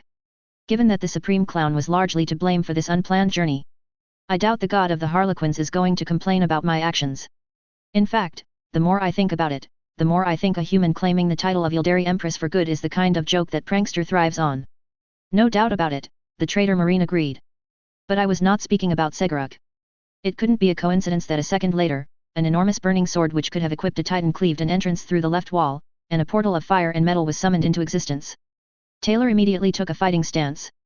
By every spider species she controlled, what was? Cain, Authority announced. High orbit of Artium. Newly created mountain star fortress the Fang. 65 hours after the Mark of Oblivion. War Master Ender Trevain. When billions thought of the War Master, it was guaranteed they thought of a noble hero advancing fearlessly towards the enemy, gunning down heretics with absolutely impractical weapons as the propaganda of the Departamento Munitorum so often encouraged them to. Or maybe they thought of a huge officer somehow capable of donning a Space Marine's armor yet remaining capable of seducing all the pretty girls once outside of the power armor. That too was something plenty of sectors' unrealistic VID casts loved to record and publish for every gullible citizen to watch. And no, before you asked, it often didn't fool a lot of young men. Whether you enjoyed the entertainment or not, you didn't race to the next recruitment office of the Imperial Guard after seeing a bad B-level series, or if you did, Ender was going to question your mental health. But back to the office of War Master. Now that there was a Primarch fighting on the planet below, meaning the glamorous part of the job was already stolen, there remained only the less glamorous part of the job, greasing the wheels of bureaucracy. For those who didn't understand, paperwork. In one form or another. That Ender wasn't on his warship was irrelevant. That the Space Wolves were in all likelihood allergic to it was, guess it, irrelevant. There were logistics to care of, papers to sign, and loss estimates to compile. There were threat assessments to write. There were astropathic messages to send with utmost priority, while the shadow blocking all communications would have been a worthwhile excuse when it was active. Blaming it for staying out of touch with Terra only worked as long as they were in it. The moment it was over, he had to contact the Throne World, especially because the longer he waited, the worse the reaction of the High 12 promised to get. It wasn't like the news of Macridge being attacked was going to cheer up the Senatorum Imperialis, in his educated opinion. And of course, no, the custodes waiting by his side hadn't shown the slightest intention of partaking in bureaucratic duties. Bastard! Rogue traitor Griffith, Ender grimaced as the aforementioned silver-haired man entered the command room he had temporarily taken charge of. Please tell me you have good news. The lower levels have taken moderate damage. So much for the good news. 3 more halls have been sealed off. We don't exactly know what happened to them, but the gamblers of my crew are happy to repeat it is likely makeshift repairs of the 32nd millennium finally failing. It was exactly what you didn't want to hear when you listened to a report about your star fort, especially when you were aboard said piece of void-faring machinery. Anything else? Given how non-existent the good news was, better to hear everything bad and call it a day. The Space Wolves have accumulated large quantities of things that are going to cause problems if the Inquisition finds about them. Xenos technology and trophies. Though officially every good law-abiding citizen knew it was illegal to involve yourself in the so-called cold trade, the Space Marines of the Adeptus Astartes were a law unto themselves, and most of them weren't interested in trading what they grabbed on a battlefield anyway. Trophies they have in abundance, but I don't think the most holy Ordos will be very concerned about those." The young man shrugged as Ender gave him a questioning glance. "After what they've done, I don't think having some decapitated Xenos heads or 1 or 2 forbidden weapons kept in stasis fields are going to be significantly worsening the Wolves' criminal case. Truer words have never been spoken." Ender sighed. "In that case, and though I already dread it, what did you see that has you so concerned?" Griffith opened his mouth to answer, and the command room's alarm started to blare. "Report. The enemy is firing from Artium's surface, my lord." The Tyranids? But they had not shown any ground-to-orbit weaponry. They had not shown any ground-to-orbital weaponry so far. And now it was no longer true. By the Alphather, the wards of Fenris are. The red dots signaling enemy fire didn't arrive in groups of 1 or 2. It was like watching a massive cloud rise from the continental mass of Artium. But there was something strange about the pattern. Those aren't ballistic missiles or whatever their organic equivalent is. No. One of the rare space wolves exclaimed joyously. Those fiends of the Niflheim abyss must have. A blast which killed dozens of satellites interrupted this arrogant boast. Psychic void mines. Psychic void mines detected. Emperor save us. 1 or 2 of those things would not have the energy to give so much as a scratch to the mountain Starfort. But the Tyranids were launching thousands of them. And they were eliminating their middle-range orbital reconnaissance capability as well. "Divert all the power you can to the shields," Ender ordered. "And send an immediate astropathic message to Lord Admiral Muller.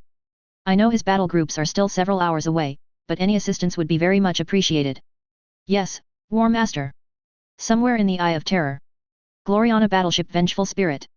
Lady General Taylor Hebert. "Cain," Authority announced. As the gigantic figure stepped through the portal, the similarities between it and the Shard of Vainglory Adaeth were incredibly obvious.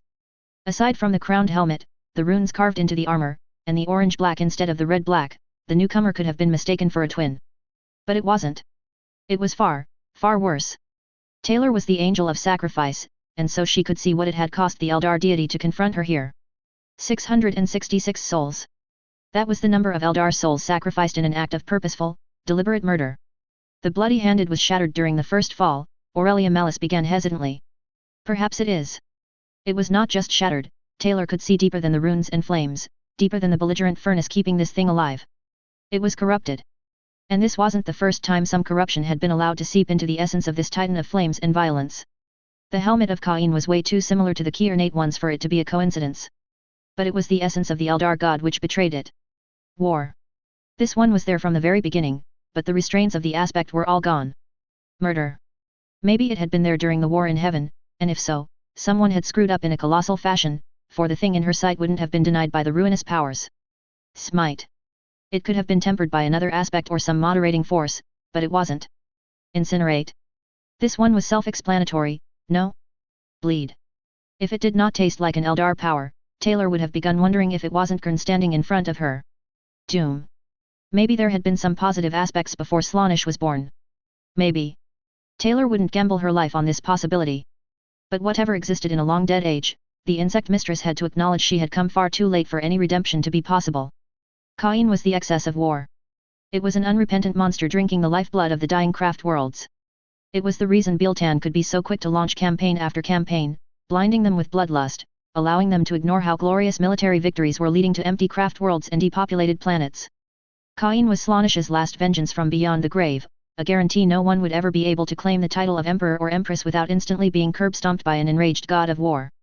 And what made the trap so perfect? Even as their surroundings were slowly transformed into an impossible arena defying the laws of reality, the angel of sacrifice could swear it was really Cain. The god had been influenced, shattered, vanquished, led to unleash its worst impulses, and convinced plenty of Eldar to follow it on a path of ruin and doom, but it was still the same god. And really, as sickening as it was to admit it, the more her sight saw of the bloody-handed god, the less powerful the corruption of excess felt. Some of it may be due to the sacrifice aura Taylor was cloaked with. But a little part of her whispered it was because Cain had not needed much persuasion to go down that awful path. The footsteps were akin to a titan's. The arena somehow summoned into existence was an ugly thing that the World Eater's bloodthirsty champions would have enjoyed fighting inside of. The screams of those who were playing the role of spectators were coming from the Eye of Terror's denizens. Choruses of cultists and punished tormentors, the lost and the damned being called to watch for the amusement of thirsting abominations. "Swear yourself to me," Cain rumbled in a language Taylor had never learned, yet understood without problem, "or die." The gaze that was sent in her direction was absolutely murderous, no surprise there. The way this psychopathic deity turned his head in the direction of the crystals imprisoning the aspects her power was busy purifying, it was unexpected. But at least, this move was another confirmation that she had made the right choice. And so the outrageous command was answered by a question the Lady of Nyx had always wanted to ask the moment she learned of the basic outline of the birth of Slaanesh. Tell me, Cain, the angel of sacrifice mused aloud, were you late the day the rest of your pantheon challenged Slaanesh, or did the abomination of excess have to hunt you down for 6 days before managing to corner you? You dare accuse me of cowardice? The roar shook the vengeful spirit, and certainly a significant fraction of the region of space known as the Eye of Terror. The golden-winged para-human smiled. I didn't see you join the fun at Kamarak. You failed to show up when the Imga monolith was destroyed. None of the Black Templars were particularly impressed by the defense your followers put up at Biltan. What I am supposed to think, murderer? That you wage war only when the enemy does not have the ability to retaliate. The fires Cain was bathing in became a gigantic inferno the likes of which only the salamanders of Nocturne would have enjoyed throwing themselves into. And yes, Taylor was talking about the animals, not the space marines. If not for her powers, incineration would likely have been guaranteed within a few seconds. As things stood, the flames and infernal temperatures were kept at bay. I am with you, Aurelia Malice advanced, her eyes burning in fuchsia power and her body following with elegant wings of the same color, my empress. Good. Taylor nodded. Let us go and kill him for good this time. In the hands which had never stopped dripping blood, a weapon materialized. It was difficult guessing if it was a spear or a sword, given the length and the shape, but Taylor instantly knew its name. The Wailing Doom. This knowledge made sure she was already striking with the nebulous shard when a bolt of infernal fire was cast at them. The shockwave was, simply world-shaking. The crowd of the arena bayed for more. The Ildari, Cain thundered, need to be punished for their heresies. Maybe they do, the living saint began to weave a swarm of crystal in advantageous positions, but not today, and not by the likes of you. Cain roared, a clamor so powerful every psychic creature would hear it 10,000 light-years away, and the battle began. Macrage System. Artium. Asculum Military District. Hive Asculum. 66 hours after the Mark of Oblivion. Captain Falco Tullius. The Tyranids had not used their most devastating units before Behemoth crashed into Artium. It was not very good for his pride, but as the Codex stated, if you underestimated the enemy, then you couldn't complain if you found yourself buried during the next practical. And besides, it would take a very stubborn and stupid space marine to fail to acknowledge how the enemy had converted all its heavy units into psychic weapons of mass destruction. So they have psychic carnifexes, the ultramarine captain commented before grimacing. In addition to everything else they have just shown us. Yes, the Salamander Forge Father didn't pause a single second in his task of setting the tens of thousands of corpses which had managed to get through the breach aflame. In addition to those, the psychic spores they sent into the industrial zones are just murder, according to Gamaliel. They need reinforcements. Falco didn't have any strategic reserve at his disposal, a major failure on his part. According to the Codex, Astartes and conjuring troops was more akin to saving Venus by robbing Mercury these days, but at some point, hard choices had to be made. They need all the auxilia and the workers in advanced carapace armor, the son of Fukin corrected, trampling the small gaunt corpses and pulverizing some twitching Xenos with generous fist strikes. And power armors would be better. The enemy seems to have millions of varieties of poisons with which to kill the baseline man or woman. If I had more power armors stored somewhere, Falco paused as his bolter needed to take care of several winged Tyranids. Some of them seemed to have gained the ability to vomit a psychic acid. Wonderful. They would already be on the battlefield, believe me, cousin. I don't want to criticize the Salamander, and he continued the inglorious but necessary task of verifying that everything that had come through the breaches of the outer wall was dead or dying, but it looks to me like your numbers of advanced carapace armors were already insufficient. I don't know the details. Chapter Master Valens had not judged it necessary to reveal this particular information to him, only the practical. A decapitated head of some variant of a carnifex nearly collided with them, but it missed and went to impact the ground next to them. A Xenos clown jumped over their heads, laughing something about war, love, and escalation. Assuming he understood correctly, his knowledge of the Eldar language was very rudimentary. And then the acrobatics and the outrageous miming went from the disturbing to the outright obscene. The queens of perversion are defeated by the Empress. The Lord of War is not getting the joke. It does not get the joke. Ha! Ha! Ha! And then the Xenos disappeared like it had never existed. In common agreement, the two Space Marines decided to erase the last seconds from their eidetic memory. Theoretical, there have been internal purges in the forges of Konar, and the deliveries of power armor and several other types of advanced weaponry have decreased to an unacceptable point. Practical, to fulfill oaths and obligations, our chapter has been forced to divert a large percentage of the current production to the regiments and other units deployed in war zones outside Ultramar. It shouldn't have mattered, because there were accords that if the sovereign worlds of Macrage and other systems under ultramarine rule were under threat, the regent could order his forces to return home. But the current campaign had come out of the blue, without any warning. There had been no time to recall anyone. As to echo his thoughts, another part of the hive's walls was disintegrated. Fukin's fire. Consul's law. The smoke created by the phenomenon dissipated quickly, but it had not prevented them from spotting more carnifexes, more psychic carnifexes, their maws now built to deliver sonic attacks, and their pincers and talons shrouded in red energies which tore through some of the strongest materials available to the architects of Ultramar with ease. These were the type of enemies which could kill an Astartes one-on-one. And they were slaughtered. By the dozens. Viscera flew everywhere. Heads were severed. It was like seeing an invisible storm precisely and methodically mutilating the apex predators of a death world. Except the Tyranids were way more dangerous than any mega-predator of an extreme death world. Their killer, however, was in a league which was several levels above them. One strike of her blade, and at least 5 super-heavy Tyranids died. When the long-eared Xenos landed after several minutes, finally paying attention to something called gravity, it was not to kneel in exhaustion. "Come on, old barbarian." The Queen of Blades mocked Lemon Russ. "Where is that lesson you were supposed to teach me? I am just warming up."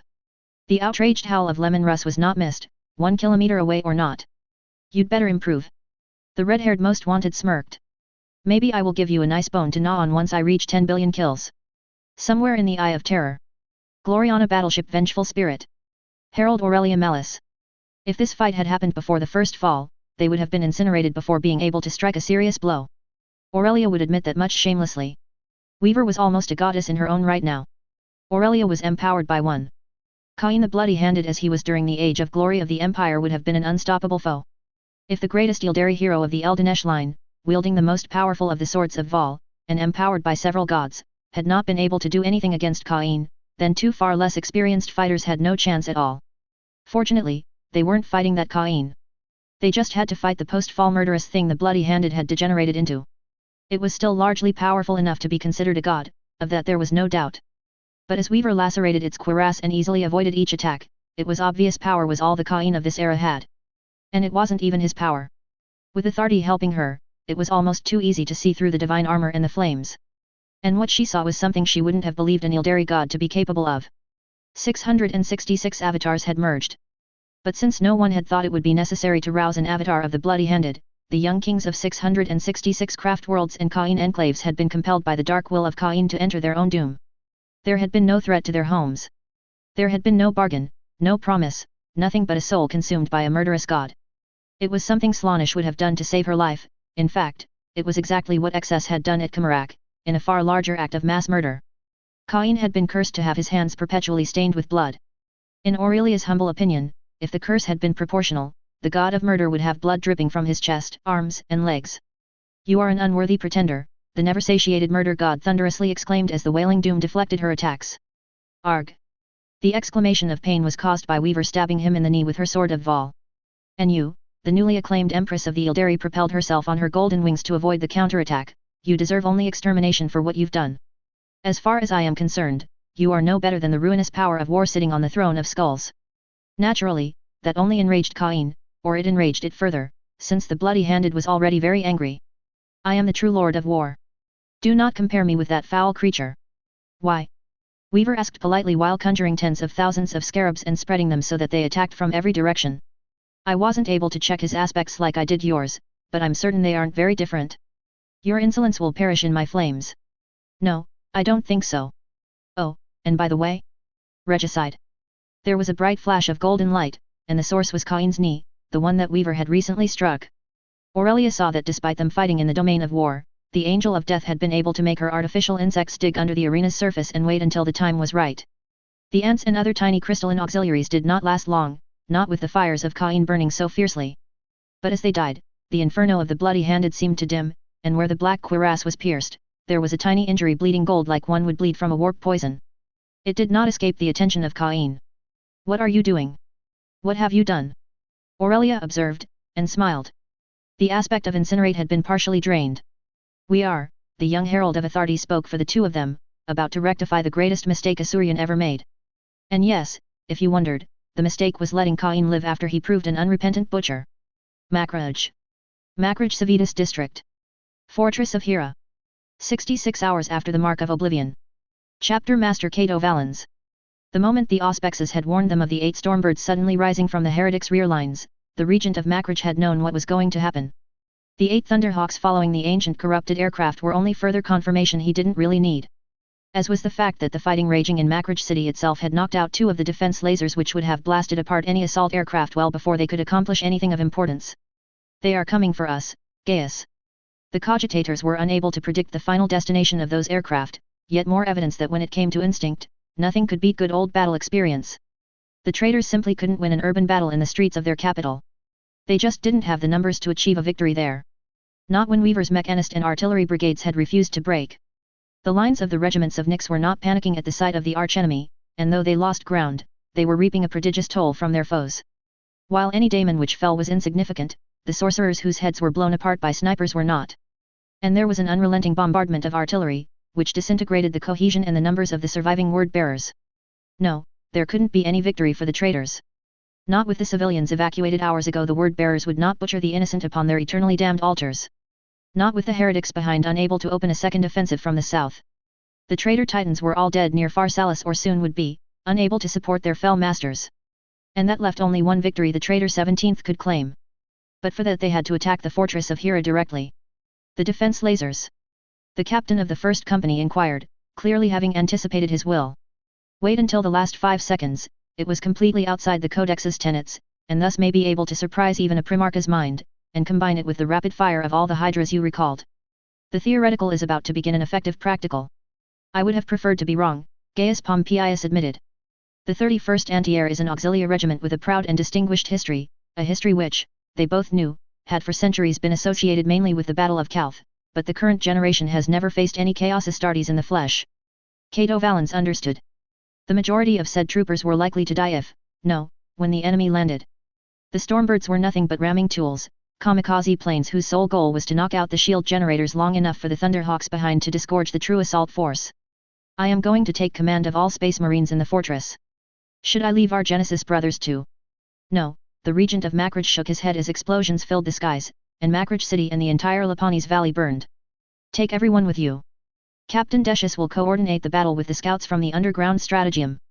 As for me, the moment they land, I will go to the shrine. Lord Regent. I hope you will be able to stop them dead, but we all know who is coming.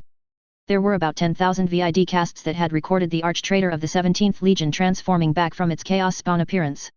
I am going to activate all the surprises we kept for such a day. And direct the evacuation of the pilgrims and personnel we have here. By your will. Gaius saluted and ran out of the room. Cato Valens wondered if he should have said something more, anything to his battle brother, because he very well knew, deep in his 2 hearts, that the odds of the 2 of them being reunited again were infinitesimal. The sound of more explosions led him to refocus on the aerial battle. The Stormbirds had at last stopped pretending they were after something else and threw everything they had into their turboreactors and shields. Authorization Alpha Vermilion Alpha. Kill them. Cato ordered, and the defense lasers activated. The Stormbirds were old machinery. The chapter master of the Ultramarines remembered reading that the original armor plating was a triumph of engineering originally designed by the scientists of the Pan-Pacific Empire. With first-rate compartmentalization, superior shields, and of course the mutations of the warp the heretics spread whenever they could, the Stormbirds of the 17th Legion were all but invulnerable to the Hydra's ammunition. Or that was the theoretical, anyway. The practical was when 5 defense lasers and over 300 Hydras revealed themselves in a lethal opening salvo, the Stormbirds died. 1, 2, 3, 4. The entire first wave fell from the skies without achieving anything but their own death. The aircraft were clearly uncontrollable and would shatter against the mountain range, doing no damage to the fortress of Hera. But the second wave survived. Not entirely unscathed, 1 Stormbird was clearly dying. But that left 3 more. More anti-aircraft defense which had been hidden unleashed its fury. Over 50 more Hydras added their fire. 1 more traitor word-bearer hull died. And then another. But the last one, despite being a carcass of burning metal, managed to ram the primary shield generator. Energy output would be rapidly diverted, of course. But for 3.2 seconds, there was a massive breach in the shield. For non-Astartes, it would be a suicidal enterprise. For Astartes, it was a large gap, though the Hydras and half of the defense lasers were able to fire a second volley, destroying 3 Thunderhawks. But the rest touched down, or more accurately, they crashed hard on the landing platforms of the fortress of Hera. And the first being which charged out of the Thunderhawks was eminently recognizable. Lorgar. The regent of Macridge hissed before controlling himself. With me, brothers. It seems we need to activate some contingencies to kill the bastard. Somewhere in the Eye of Terror. Gloriana battleship Vengeful Spirit. Lord Vortigern of the Black Lions. This clash was reminiscent of the battles against the great beasts of Caliban. On one side you had a near unbelievably powerful opponent. For this fight, it was the Eldar god Cain. Much like a great beast, it had powerful skills which should have made it nearly unbeatable. The deity's flames, used as both a shield and an area denial weapon, were an incredible defense. Cain also had a terrible weapon which had three forms. The first was a bastardized form of spearsword, the second was an axe, and the third was a titan-sized pike. Said psychic weapon could indifferently be used for close quarters attack or at long range. Vortigern wasn't going to list every type of offense the titan-sized deity had. It would take far too long. And Cain didn't have that many seconds to live, anyway. Yes, Cain was losing. Much like the great beasts of his long-gone home world, Vortigern recognized in Cain plenty of ferocity, ruthlessness, and cruelty. The bloody-handed god had good predatory instincts and the sheer cruelty to push forwards despite being wounded time and time again. Cain was stubborn, and no matter how it had been able to reach the vengeful spirit, their uninvited guest was filled with inhuman endurance. But the advantages stopped there. For all its cunning and superlative power, Slaanish's rival had clearly not planned anything before challenging his enemies. Even Weaver's basic attacks had come as true surprises the moment the battle began. This was a colossal act of raw stupidity, it needed to be said. After the death of XS, the Black Legion had done its utmost to gather enormous volumes of information about the destroyer of Kamarak. Yes, they had not intended to fight a campaign against her, but only a fool, something no one of the Ezekarian could be accused of being, would not study someone who had accomplished the impossible. Cain had evidently not shared their point of view. Or maybe the bloody-handed god believed Weaver was so far beneath him it wouldn't matter. But as the battle continued, this belief was revealed to be untrue. And the arena symbolizing the challenge was cracking under Weaver and her Eldar allies' attack. Weaver could have won alone, he told Iskandar. Her enemy fails to adapt to her attacks. It's worse than that, the third of the Ezekarian answered with a distracted tone of voice. They are draining its aspects and damaging the multitude of avatars that were combined to rebuild the Lord of Eldar murder to its former glory. And in practical terms, like the Ultramarines would say, that means. Vortigern asked with genuine curiosity. Each time Weaver is able to strike a true blow, his strength diminishes, possibly forever. Each time the champion of carnality harms the bloody-handed, a small part of the connection between the Eldar and their god of war is stolen. Iskandar watched silently before resuming his professional judgment. It is a rare opportunity that has been given to us today, brother. When spoken by one of the most dangerous sorcerers and assassins to ever live, those words were not empty bragging. We are going to be privileged to see the death of a god. Cain roared in fury, as if to deny the affirmation, but in reality it was because his black ichor was pouring over the sand arena he had chosen as his battlefield. Many parts of the burning red-black armor had been broken, and golden flames burned where the divine protection had failed.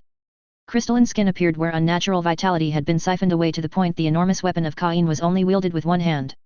And Weaver and her ally never stopped moving, jumping, and flying at speeds which were beyond anything mortals would ever be able to achieve. It was a battle only veterans like the Ezekarian could truly appreciate the beauty of. It was a dance of death. It is over. Ezekiel spoke. 3 heartbeats later, no more, no less, the sword of Weaver shone like a star and slid through the neck of the Xeno's primordial murderer.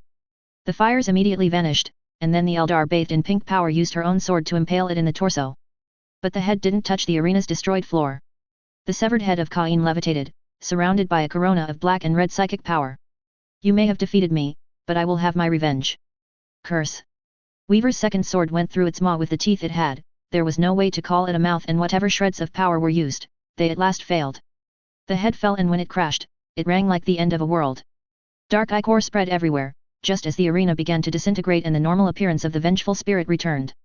Yet Vortigern saw the black marks where Cain stopped moving, and had the disagreeable suspicion that they had abandoned the crystal statues of Sanguinius for something far nastier. A god is dead. As the words were uttered, Cain's fresh corpse began to bleed out, and with every second, more parts of the corpse vanished into oblivion. The feet were the first to go, then the neck, and soon it was the turn of the arms. The hands, which despite the death, had never stopped bleeding, were almost the last to disappear from this realm of existence. Rapidly, there were only 3 things remaining. The severed head, the sword through the maw was certainly playing a role, keeping it here was the first. The sword spear was the second. And the third, was the heart of Cain. Is that what I think it is? If you think it is the heart of Cain, the greatest divine artifact in existence right now, Ezekiel interjected, yes, yes it is. Of course. Of course what? Lhiorvine asked angrily. The Eldar descended on brilliant violet pink wings, and one of her hands went to touch the god's heart, as if she couldn't believe it was real. To be honest, Vortigern had difficulties believing it was real too. A god dying before you was not exactly what had been on his schedule when they met earlier. Of course, the gods screeched in fury, and the clamors of war returned higher and more powerful. A dark sky was summoned, and the red plains covered in skulls where the hosts of war fought for all eternity became visible. It is a trap too. Lady General Taylor Bear. This time Taylor wasn't going to blame the Eldar. Just this once, though. Aurelia Malice had touched the heart of Cain because she was the closest to it, but she would have done the same and likely tried to pour her powers into it so that the taint of excess could be purged. The Herald of Authority wasn't to blame. Alas, it didn't change the fact that they had just fallen into someone's trap. And the insect mistress had a good idea of the ruinous power behind said manipulation. The aspect of excess. It all came back to it. Why had it been a crippled form of Slaanesh? The answer was now all too obvious in its sinister glory. My Empress, I am sorry, You are not at fault. Behind me. Now. The vengeful spirit disappeared once more as a monster altered it so it looked like its domain. The ceiling became dark clouds of apocalypse. The floor was soon covered in skulls and freshly flayed corpses. Blood ran from enormous statues of brass. The tumult of war grew and grew until it became nearly unbearable to her ears. The mental compulsions were muted for her, but the Lady General was absolutely sure that if you were not a mortal granted a boon from the Emperor or another power, you wouldn't last long before behaving like a crazy warmonger and joining the cohorts of demons fighting on these corrupted plains. It was the end of all peace and sanity. It was the realm of Kern. And it was his trap which had been sprung. The irony. The ruinous power that all cultists of the other factions considered brutish, unable to do anything subtle, and straightforward to the point it was comical, this very abomination had engineered a trap giving it an advantage over Tseanch, Slaanesh, and Malal. Kern was in part the excess of war, and had been for millions of years. It didn't need Slaanesh. It didn't need to claim an aspect for itself, and so it hadn't. But by letting the other parasites weaken themselves, by giving them the rope they would hang themselves with, it had triggered Slaanesh's own trap and thrown a tantrum to convince the others it was not part of the plan. And so one of the most dangerous entities to ever be created in the warp, well, there was no use denying it. It had a claim. Cain was war, bloody murder incarnate. Unfortunately, so was Kern. And now that the Ildari god was dead and gone, its last moments spent behaving like a glorious imbecile. It could have been avoided. If Cain had been willing to stop the carnage, to consider the interests of his worshippers ahead of his own. But if Cain had done that, Taylor supposed he wouldn't have been Cain. He wouldn't have been a lord of murder, and an unrepentant abomination. In the end, the defunct Ildari god of war had proven her right, there was truly nothing separating him from the ruinous powers. No wonder Biltan had been unable to see beyond their wars, with a patron like that. What do we do? Aurelia, for all her flaws, really had a gift for asking the right questions. We wait. The angel of sacrifice replied, refraining from voicing a sigh, though she desperately wanted to. Unless I am gravely mistaken, an emissary will come soon. And behind the emissary there would be a champion. Just in case they wanted to fight against the claim. And as much she wanted to, one had to be realistic. They would, for all intents and purposes, be fighting in the domain of Kern. Corruption's risk would be very low for the two of them, but that couldn't compensate for the enormous power boost granted to the bloodthirsters and the others of their kind. They didn't have to wait for long. The ground shuddered, and a daemon advanced to meet them. While at first nothing could be discerned of its appearance, the 7 bloodthirsters behind it were visible, and that if anything proved the ruinous power of war hadn't sent them a lightweight. Something confirmed in the next heartbeats as the smoke of war was banished. It looked vaguely humanoid. But its face was not human. It was that of a beast, and the horns and red skin did nothing to decrease this impression. And no one would mistake it for a human, although it had donned a black armor and tied a cloak to its broad shoulders. The former had a metal surface where screaming faces contorted in agony, and the latter had been woven from the flayed skin of loyalist space marines. Their helmets were tied to it, so as to remove any doubt you could have. It could have been a new variant of a bloodletter, but the small demons did not possess the evil power this one had. In raw violence and murderous intent, this abomination was certainly on par with Kabandha. Weaver. Be known to Doombreed, Abaddon the Despoiler made the introductions. Ah, hell. This was not an exalted bloodthirster. This was one of the most dangerous daemon princes of Kern. Save the traitor Primarch Angren, there were no other former mortals more dangerous than this champion of ruinous war. And as if the name had granted it strength, the daemon began to grow bigger. The skin turned a very dark red, and more smoke poured out from the dark armor. When the process finally stopped, the daemon was the size of a medium knight. This could have been reassuring. It really wasn't. I am his voice. The sound was the clamor of war and the murder of innocents. And my lord has the better claim. I listen. She replied. It wasn't like she had a choice, Or rather, yes, she had won, but the alternative would be far worse. My lord could claim the heart of Cain. Doombreed proclaimed. But Cain was weak. He was easily defeated. His only worthiness is to be one more skull for the skull throne. Blood for the blood god. One of the bloodthirsters behind screamed, raising a banner of bloody flesh bearing the mark of ruinous war. Skulls for the skull throne. I see. Assuming you are willing to let me keep the heart, which would likely mean the salvation of the craft world Eldar, given that pretty much essentially all their people had followed the paths of the warrior at one point or another, I suppose your lord wants compensation. The Daemon Prince bared its fangs. A claim for a claim, nemesis of the angel's bane. You keep the heart of Cain, to do with as you wish. I return to the skull throne with the soul of the dark muse Hecate. Taylor frowned, wondering why the Helkern would waste his time with the essence soul of one ancient Ildari, no matter how powerful, and then some knowledge that wasn't hers flashed in her mind, accompanied by scenes of battle and chaos. She is the last apprentice of the Queen of Blades before the fall. In ages past, the Phoenix Court would have been debating endlessly about this for cycles. But those ages are gone. Decadence is ascendant and the majority of the Ildari are swimming in an ocean of horrifying hedonism. And being the apprentice of Enaria Eldinesh is no longer acknowledged as an honor. You are taught by a redoubtable relic of ages past, but a relic nonetheless. The teacher warns her student to ignore the depravity and the hedonism perverting what was once a noble empire. For a long time, the advice is followed.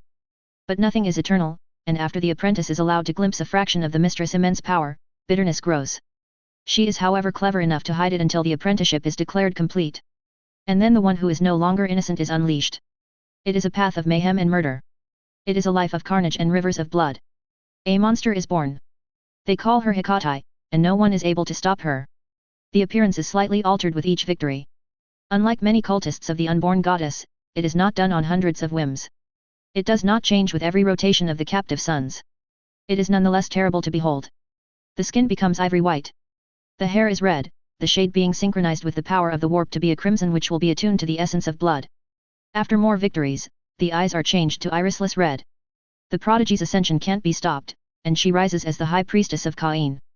Her body reflects this, it is a vision of beauty and murder. Her blade work is said to only be rivaled by her former teacher, who left long ago, and has yet to reappear. And her hemokinesis, her ability to manipulate blood from her own body and the red nectar from others on a macro scale, is unparalleled. There is no true challenge to her anymore. In the arenas, her opponents are lucky to last 60 of her heartbeats before being defeated, and then dragged to the altars where they will be slowly exsanguinated via countless tortures. So when Emperor Malekith desires to cast aside the only being she has never beaten, Hecate seizes her chance. One is given the privilege to fight and die before her, but it does not matter. She is Hecate. She is the queen of the arenas in a realm where excess is breaking the laws of reality, where the Ildari Empire is beginning its final fall into murderous extinction. She has killed millions on sands turned dark by sorceries so vile that every sane Ildari has long since fled this region of space. She is the champion of champions, the chief murderess of an empire of treachery and murder. She is still too weak when the Queen of Blades decides to fight seriously. It is only by Moratha's intervention and intervention which dooms a small army that the vanquished High Priestess lives. But as her hemokinesis fails her and she is forced to bathe in a cauldron of resurrection for the first time, the arrogant Blade Mistress seals her damnation. It was not Cain who was whispering in her ear during the cycles where she fell deeper and deeper into madness and depravity. It was never Cain. It was Slaanesh. And the soon-to-be-born goddess is no gentle mistress. The beauty of Hecate is restored. The terrible scars left by the Queen of Blades are erased. For a short amount of time. She bathes again in the blood of her victims, and the scars disappear. But each time she does so, it is for ever shorter amounts of time.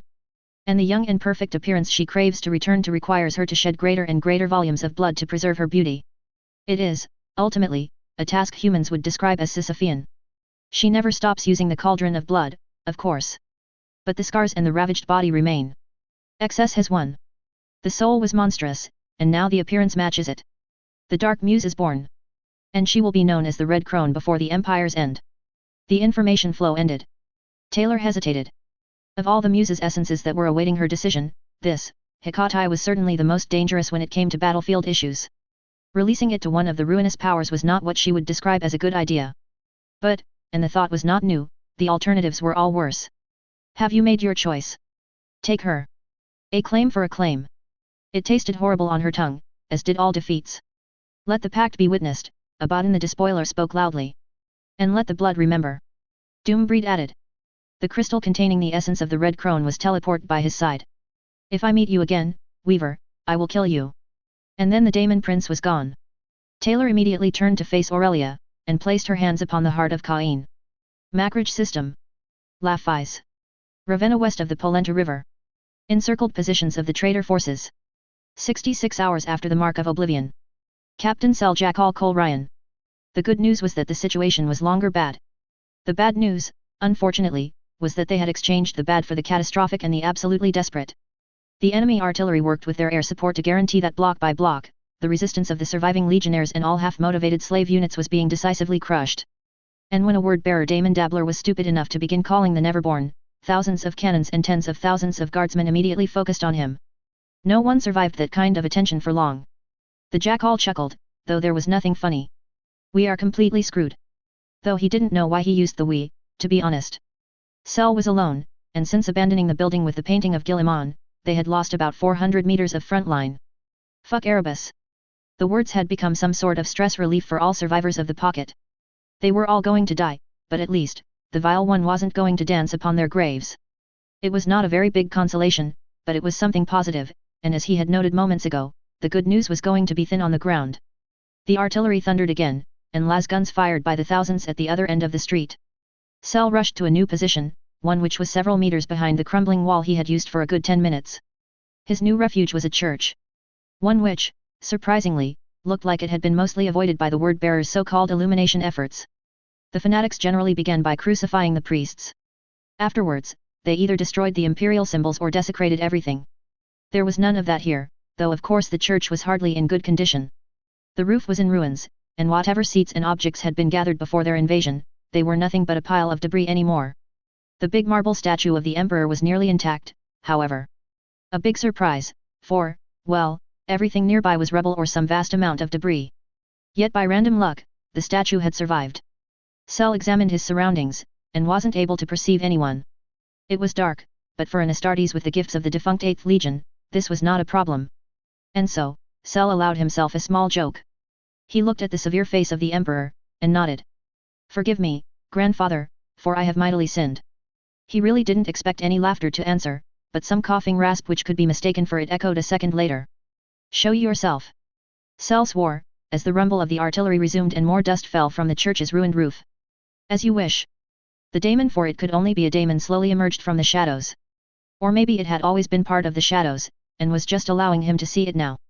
After plenty of time spent fighting near the word-bearers, the appearance of the being was, unimpressive seemed the most respectful word the jackal could think of. It was the size of a relatively small Astartes, and looked like a hunched figure hiding most of its body under a grey cloak. Greetings, Sel Cole Ryan. I have long waited to meet you. I wish I could say the same, but I have long been told I'm a poor liar, the elite Night Lord pilot retorted sarcastically. What do you want, servant of the dark gods? I do not serve them. I serve only the 8th Legion. This time Sel chuckled with genuine amusement. That's a lie, and we both know it. First, because all of them pretend they have broken their chains, but ultimately, it is all revealed to be delusion. And then, what makes your statement ridiculous, the 8th Legion is no more. It is long dead. Whoever pretends the contrary is a fool. The grey cloak of the Neverborn fell, revealing, Night Lord armor, partially covered in a sort of black fur. The daemon also had large membranous bat wings, and a mouth with crooked, needle-like teeth. The eyes were glowing a sickly red. There were talons instead of feet, and claws where humans and Astartes had hands. As for its head, it was a vaguely bat-shaped head trying to adopt some human traits without success. The Legion is crippled and dispersed. The daemon acknowledged. But it can be reunited. And the future is in flux. Weaver and the Anathema's radiance have plunged the Empyrean into the greatest turmoil since the birth of Slaanesh. They have woken up many things they don't understand. They have broken the chains of my prison. We will never be the slaves of a creature like you. Pirates, many of our enemies and allies call us, but we have more sense than the word-bearers. We will never kneel to a raptor daemon. But you will kneel before the Prince of Crows. The news took him completely by surprise. He's still alive. He is. The daemon tried to smile, at least Sel thought it was a smile. Even as we speak, he's sailing towards his destiny in the Somnium stars. Warbands have been summoned. The 8th Legion, long divided, will reunite. Past the surprise, the jackal didn't think it was going to be that simple.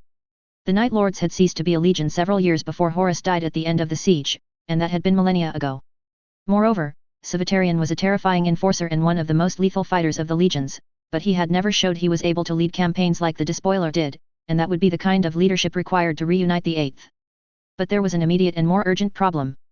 That is all good and well for him, but the first captain is out of the trap and I am not. There is a Xenos relic long forgotten in the basement of this church. The daemon agitated its large black wings. It will transport you to the Somnium stars. No bargain, no demand for his soul? That was very unusual behavior for a warp creature, to put it mildly. Who are you? I am Kamazotz. The bat-like daemon proclaimed.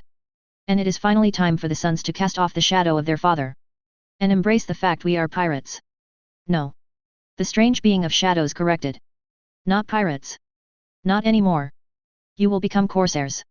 Somewhere in the Eye of Terror. Gloriana battleship vengeful spirit. Lady General Taylor Hebert. The moment her fingers touched it, the sensation was one of intense heat. It was not a surprise, really. Cain had been surrounded by flames as long as he was alive. His heart containing the last flames was somehow fitting. The heart was still beating. It was beating with one word. It sang only one tune, one both terrible and unrelenting.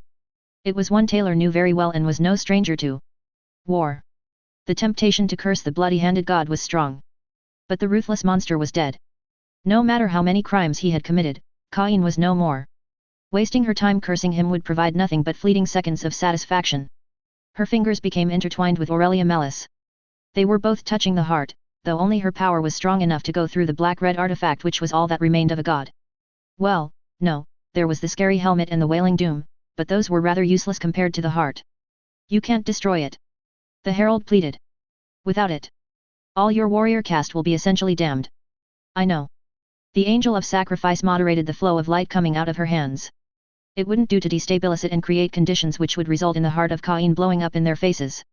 On the one hand, it is vital for the survival of your species. On the other hand, I have seen what it did to Biltan and the drukari of Kimarak who worshipped him. His influence was as ruinous as Slaanisha's, in the end.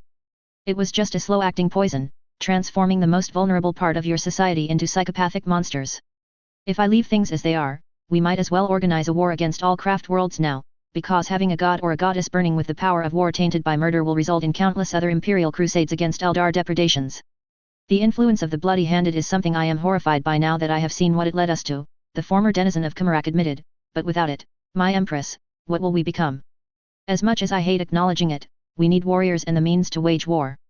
This galaxy is anything but peaceful, and whether we want to hide within the craft worlds or not, there are enemies who desire our annihilation. Truth rang in her words, not that Taylor really needed the confirmation, thank you very much. After Kimarak, the Lady General she was wouldn't have much cared. Now?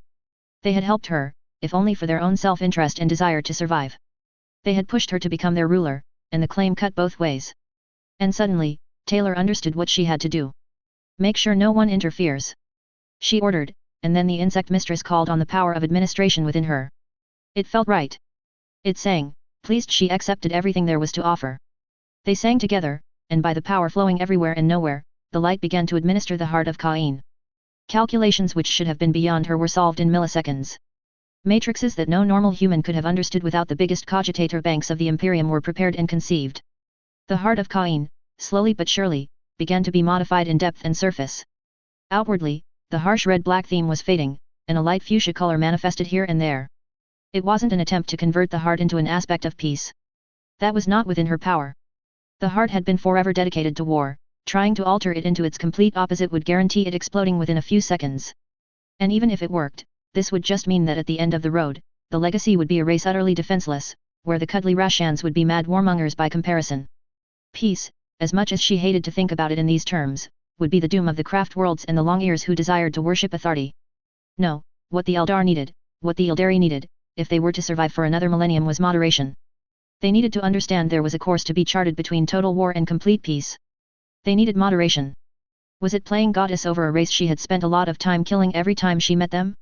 Absolutely. And as the calculations became ever and ever more complex, Taylor was very well aware that what she was going to unleash was going to change the ancient species forever. Yes, in a way, the potential of what she was going to trigger had always been there. The Eldari were, all bad puns ignored, a magical race. They could be what they wanted. What they desired. They were so powerful psychically that at the height of their power, they truly could remodel their surroundings. And this had led them to create Slaanish. Thus the absolute, terribly necessity to give them true limits, Otherwise it was not a question of if, it would be a question of when the newly free Xenos would do something incredibly stupid and yet again unleash a new abomination upon this poor galaxy. Authority could be the enforcer of that limit, except carnality was not exactly known for its moderation. It needed another core principle. It had to gain an aspect, and it couldn't be something utterly dominating or too aggressive, otherwise authority would reject it, much like the heart of Cain would have rejected peace. It needed symbiosis. Administration sang. She was administration. And then the work was done. When she opened her eyes again, the heart of Cain was no more. Oh, there was an extremely powerful heart within her hands and those of Aurelia, but it wasn't Cain's anymore. This was no symbol of brutality, beating and inciting them to draw weapons and bathe the ship in blood and entrails. This was a vital organ of soft fuchsia, and the veins were the healthy green of life. Aurelia's expression blossomed into a radiant smile, and maybe hers imitated it. It is a new heart, for a new goddess. Somehow, whispering seemed appropriate. The ruinous powers were still there, but without any god being involved in this heart forging, their intervention was impossible, unless they wanted to give the emperor an opening. And so they didn't. How do you want us to proceed, my empress? The heart is the most important part, but we need years of training against Astartes too sneaky for their own good, and the myriad of crystal insects she had not allowed to disperse gave her an advance warning where the average veteran would have been granted none. One hand was kept holding the heart of symbiosis, but the other went to erase her, and the Adrathic pistol call had fired, it was just in time. These were not lasers which were fired in her direction, but deep in her guts, the destroyer of Kamarak knew they would do something extremely unfriendly should they hit. The exact nature would remain unknown for now, as Adrathic weapons molecularly disintegrated everything, and thus there was no trace of the projectiles when she stopped firing. There was no trace of the attacker either, but Taylor knew better than assuming she had seriously inconvenienced whoever was behind this ambush. Her eyes turned to Abaddon the Despoiler, but the Chaos War Master seemed as surprised as she was, and extremely angry to boot. Reveal yourself. The heir to Horus stared at several parts of the stratagem, and then with an impressive speed, Drachnien was unleashed. Reality screamed. The vengeful spirit roared in fury. For something like 3 or 4 seconds, nothing happened. And then it changed. The very air shivered, and a sort of road seemed to materialize before every spectator's eyes. Which was impossible. The birth scream of Slaanesh had broken most of the webway gates and tunnels when it created the Eye of Terror. But even if it hadn't, Taylor knew enough about the webway to know you didn't create unprotected roads in the Sea of Souls. The abominations dwelling there would eat you before the first minuscule section was declared complete. But it was a road, of sorts. And then Taylor realized it hadn't been stones or some ordinary material which had been used. It was bones. What little she could see from her viewpoint was an assemblage of every possible bone you could find in a human body, and some which were not. It was a road of bones. How crazy did someone have to be to even consider? Reveal yourself, the tone clearly implied the most wanted being of the galaxy didn't enjoy repeating the command. This time the mysterious attacker had no choice but to obey the War Master. It abandoned the obscurity of the road it had used for its purposes and finally set foot on the vengeful spirit. It was a space marine. The Terminator armor was eminently recognizable, despite the sheer damage which had been inflicted on it and the total absence of Legion colors. The pattern, however, it wasn't one Taylor had seen before. The fundamental characteristics were right, but the specific details were not. To begin with, the Lady General had been pretty sure before today that no Legion save the Thousand Suns used Pharaoh-themed helmets. And this space marine was not a Thousand Sun. While it was possible that after years of errant travels or some other disaster a power armor would lose its colors, the rank insignia, the markings, and some other signs should be there to be observed. There were none. Moreover, Taylor didn't feel the corruption of Tsianch emanating from him. There was something foul, something challenging the very principles, as tenuous and flexible as they were, of the Matrium and the Immaterium. Her analysis was very much in a preliminary stage, but it was deeply unnerving to look at this newcomer who had just tried to kill her. It was, if she didn't swear it was impossible, the robotic and emotionless way the Astartes moved would indicate it was a machine. Except a machine would have zero chance to survive uncorrupted in the warp. This was a realm where abominable intelligences and similar genocidal engines were unable to fight the ruinous powers.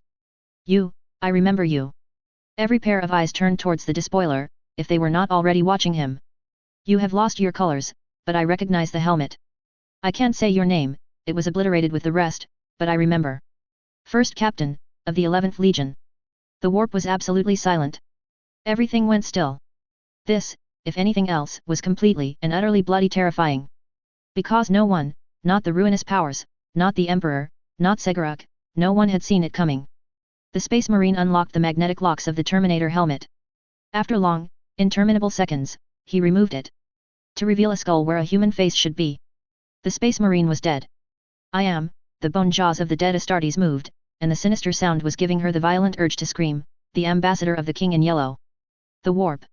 To say the majority of the four had not enjoyed the latest revelations which were made aboard the Vengeful Spirit was an understatement.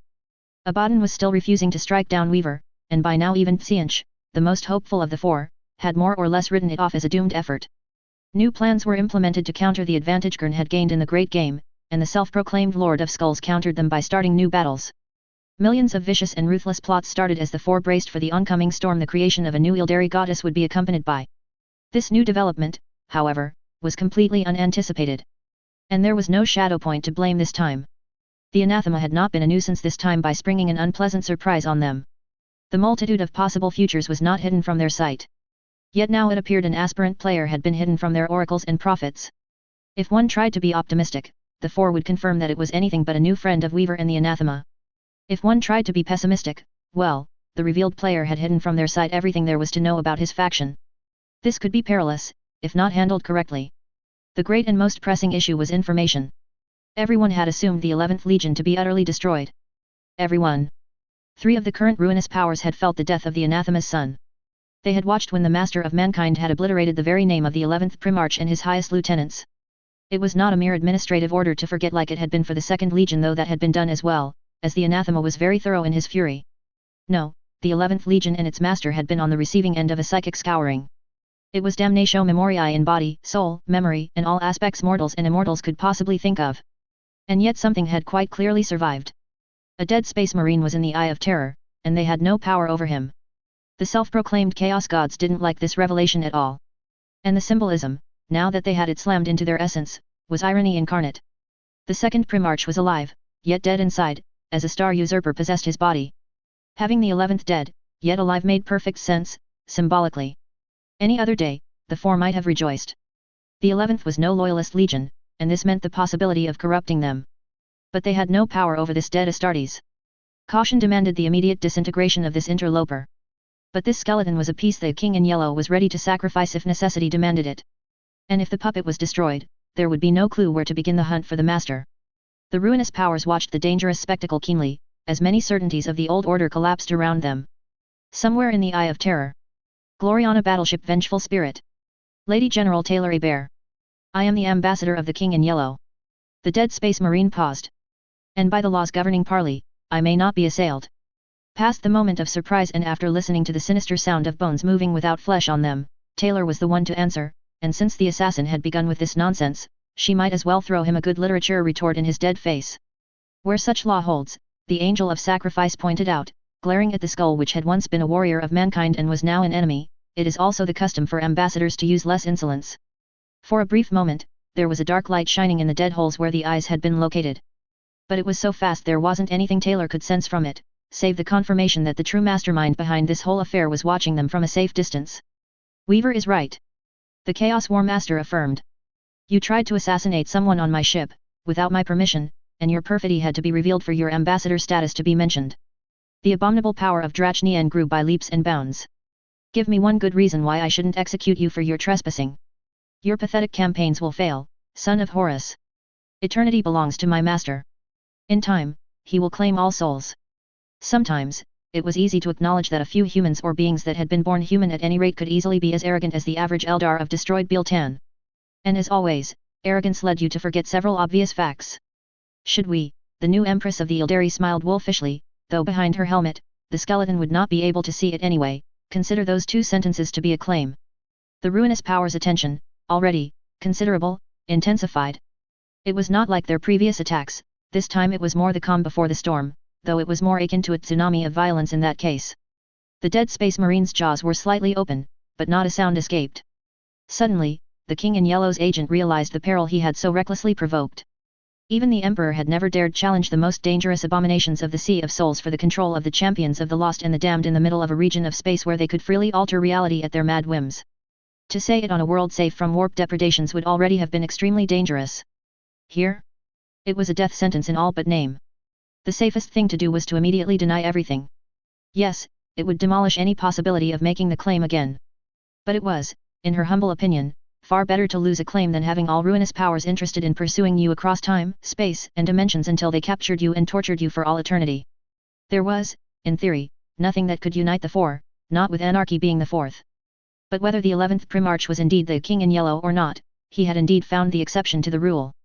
He was going to have to bite something unpleasant and bow down to the inevitable. The warp was waiting, and would not allow him to flee before there was an answer. Well? Abaddon asked coldly, his weapons ready to strike. Clearly the War Master had not appreciated the Son of Horus part, that or perhaps it was the pathetic campaign's accusation. The light returned to the dead caverns which once upon a time had been eyes, and this time when the jaws moved, the voice was very different from before. Eternity will be mine, or there will be no eternity at all. Holy! For a single second, it was as if everything came to a halt as no one, not Abaddon, not Aurelia Melis, not any of the Black Legion warlords, not the shard of vainglory still struggling in its crystal jail, not she, not even the ruinous powers themselves could believe someone would do something so arrogant, so reckless, and so unbelievably suicidal. But the moment of surprise passed.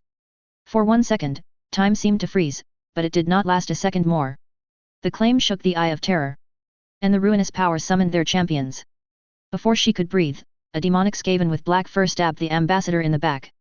There was a red flash, and an enormous bloodthirster appeared, brandishing an axe which could have been used against titans. Tsianch and Nurgle each summoned one of their greater demons too. The dead space marine was dismembered in less time than it took to say it, then sorcery and raw strength crushed the bones to dust. It was methodical. It was a one-sided execution. It felt wrong. And it was proven beyond doubt as in front of the still existing bone road, the thing which had been an Astartes reformed from nothing, looked exactly the same as before. Behind it, ranks of dead skeletons, those ones in armors reminding her of the propaganda images of the Solar Auxilia during the Great Crusade, appeared to wage war against the ruinous powers. Naturally, the abominations couldn't let such audacity go unpunished and sent their own servants into the fray. The laws of reality were altered once more, and the council room divided itself in two, one where the prison shards were relatively safe, and one section where nothing was. It was sheer madness.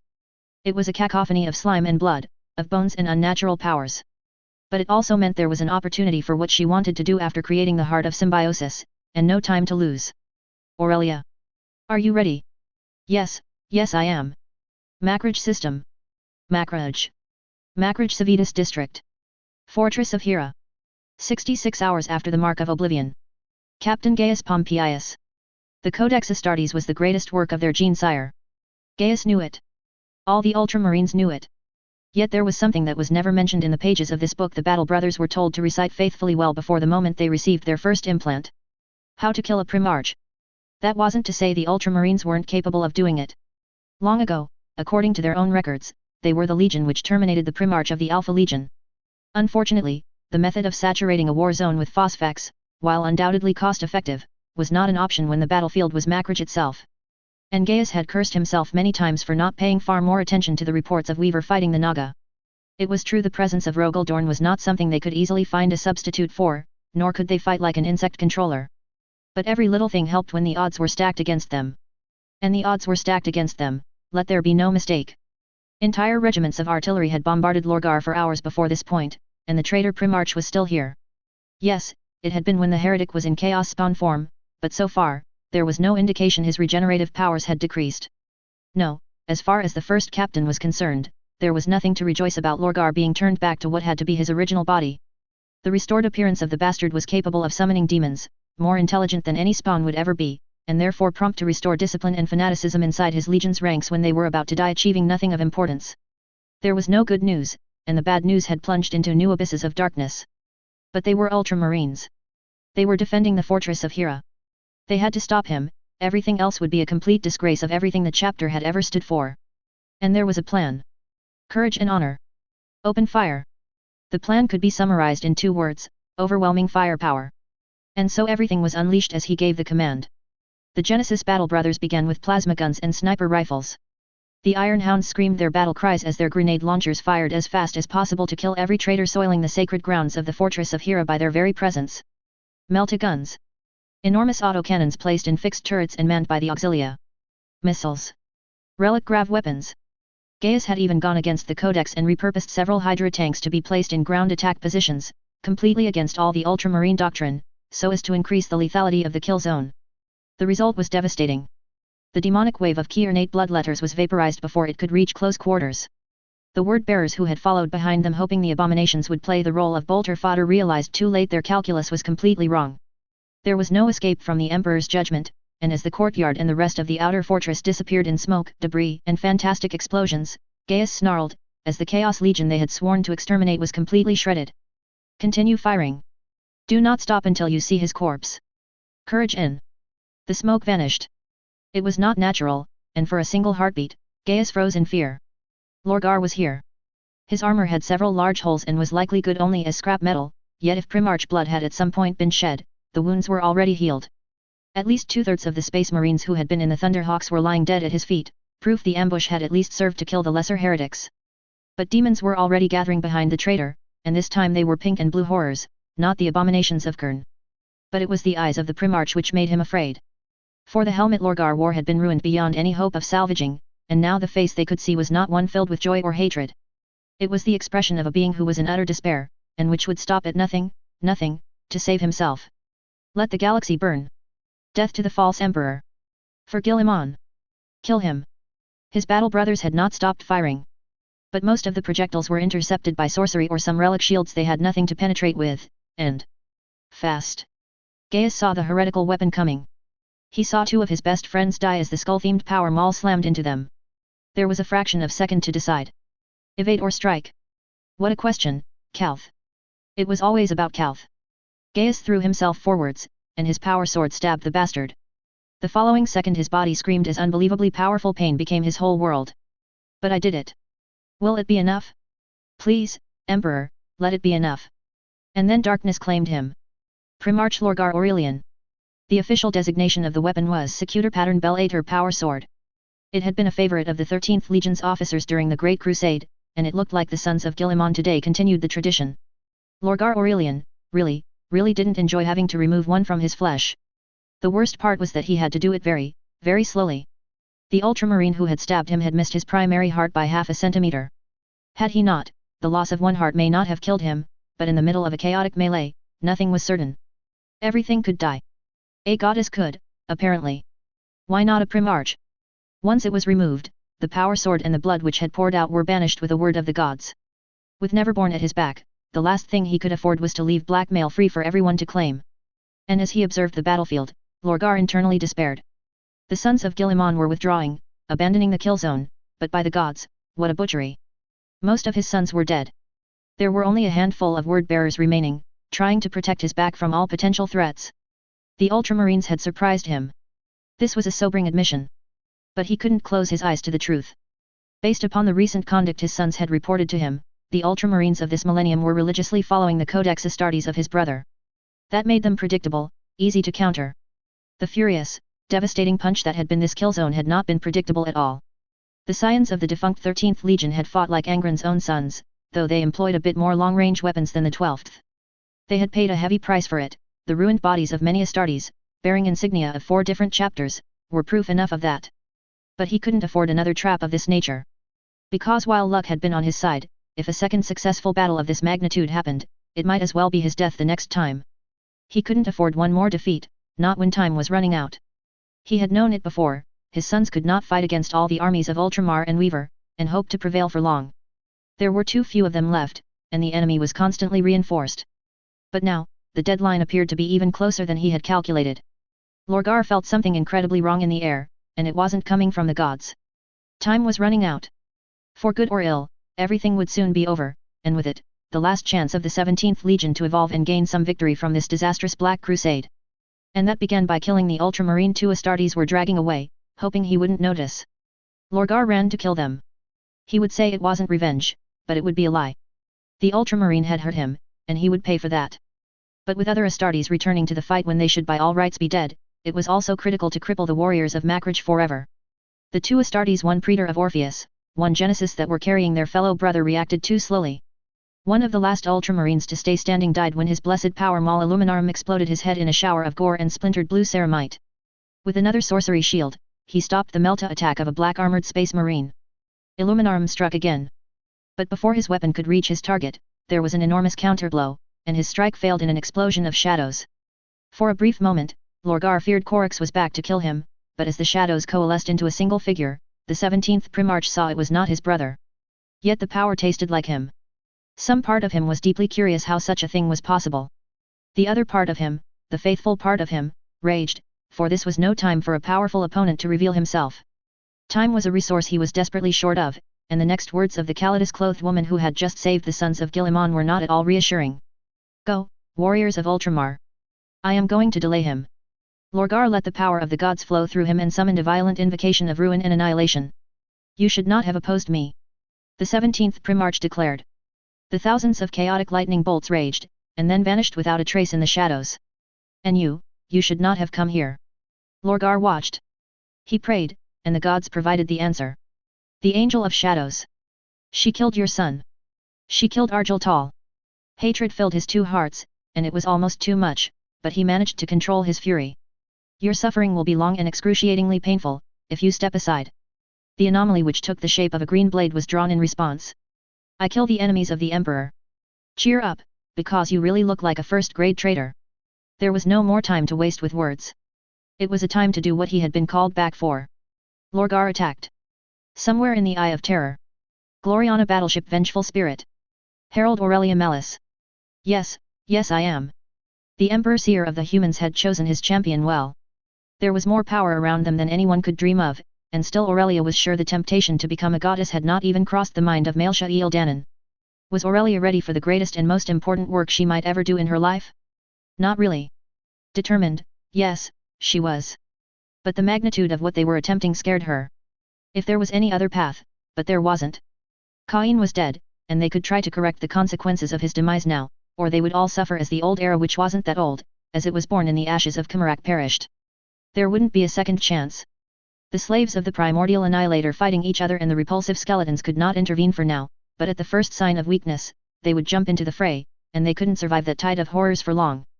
Whatever else could be said about the shocking events they had just been witness to, one thing would have to be remembered: claims were very dangerous things, and had to be lengthily considered before challenging the primordial annihilator. They are not worthy. Always this horrible sound which hurt her ears. Ignore it. Yes, yes, my Empress. Not worthy. Some demons snarled, before being violently banished as they were burned by golden feathers being thrown out from the informal domain which had been created. Right outside it, darkness reigned. The demons fought each other by the millions, and the primal scream of the primordial annihilator resonated, urging its slaves to destroy and corrupt everything, including the unnatural opponent which wanted to claim eternity as his own. But she had to trust they were suitably distracted. Focus. Breathe. Symbiosis. Symbiosis. Query? Something beautiful came forwards. It was akin to the giant moth they had all heard of, and yet it was not. It was akin to the great spiders guarding and relaying weaver's wool, and yet it was not. It was very similar to each species that had ever been part of weaver's swarm, and somehow, it was more than that. Query? We are Queen Administrator. We are hope. We are sacrifice. Query? This was a proof of trust, and Aurelia felt almost ashamed to plead her cause, for yes, the Asuryani had proved unworthy many times in the past. We need a goddess for eternity. We need symbiosis. We need to avoid repeating the mistakes of the past. Query understood. The light, there was so much light. Light healed. Light hurt. Light healed. Light, answered. It will not be painless for your species. The voice was Weaver. I know. Authority will be more than a mere enforcer and it won't be a tyrant. Yet limits will exist for a reason. No limits are exactly why we had two falls in the first place. True. We are in agreement. We are. Power swallowed them, and for long heartbeats, her entire world became white. They were alone, in a place no had ever seen and remembered. There was Weaver, Maelsha Eildanen, the human female naming herself Taylor Bear. There was she, Aurelia Melis, herald of a deity that in plenty of aspects, she didn't fully understand. And there was the heart of symbiosis, imbued and ready to be used. Webs of gold were carved under their feet. Authority appeared. There was no word. None were needed. Carnality's garments fell, and the nascent goddess presented her vulnerable chest to the Empress. A sword of crystal was summoned, and in a second, the goddess was impaled upon it. Administration. One aspect for each Yildari aspect. Administration. Limited, yet free. Unable to return, yet hopeful. The heart of symbiosis was placed in the terrible wound which had just been opened, and the golden flames caressed the skin of the goddess. Administration. Query? Yes. Symbiosis. Superior. Symbiosis first aspect. Carnality second aspect. The divine eyes which opened anew were fuchsia, with sparkles of green. In it the herald saw many exodicites dance joyously around trees and giant flowers. Under moons and stars, a Suryani celebrated births and the end of lives well lived. In shadowy and long-forgotten tunnels of the webway, drookery in chains jolted awake with hope in their hearts. The sheer amount of tiny insects which appeared was astonishing, it was uncountable. Aurelia could only discern a fraction of what they did. But she knew it was good. It was the Empress fulfilling her part of the deal. Malsha Eildanan was both killing their race and saving them in a single act of ascension. They would no longer be a Suryani, for no god of the old pantheon was to be ever included in that powerful genesis. They would be powerful, but limited, as it had been said. Excess was summoned. It didn't look like a keeper of secrets at all. It looked Ildari. Except no Ildari, as far as she remembered, had the pale blue skin this one had. The shard was no longer excess. It had been purified. It was administration. Query? Moderation. Really? Administration. Yes. Merge. Symbiosis. Moderation third aspect.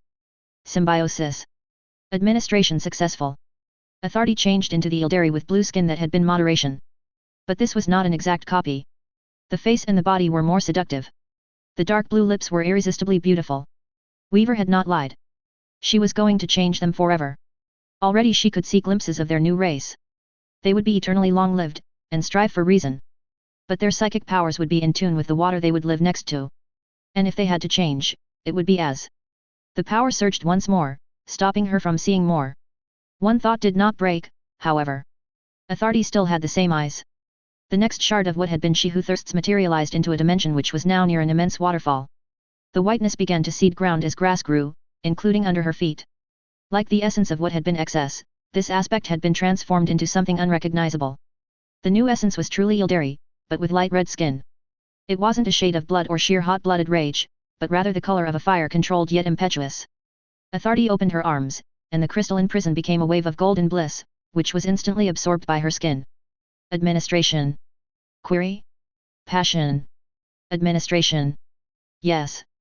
Merge. Symbiosis. Passion fourth aspect. Symbiosis. Administration successful. Her goddess's appearance changed to reflect the aspect she had just absorbed. Her red skin was impossibly attractive, and her white hair was unprecedented, but somehow right. The sculpted body was muscled yet had the same grace the succubi of the arena could boast of. Aurelia's thoughts that many ex-drookery were simply going to love worshipping this aspect. The domain around them changed. And it was a domain, the young follower of Authority had no more doubts about it. A volcano, an immense tower of obsidian and magma, towered in the distance, and his thunderous growl was more than a little disquieting. Yet around them life blossomed too. Little animals which were the favorite of craft world children and adults alike were multiplying. Aurelia turned her head, to see Weaver was incredibly exhausted by the efforts just accomplished. Her hands went to touch her, and immediately a terrible sensation of power draining from her. This is not normal. Vainglory, the aspect's name was spat like a curse, and it was likely one. It's fighting me, and something is empowering the resistance to my will. The king in yellow, again. Damn it, what had they done to that fiend before that it tried to kill their race now? Can you finish? Weaver grimaced in pain. I have only one more aspect, I can. Aurelia could very well believe it.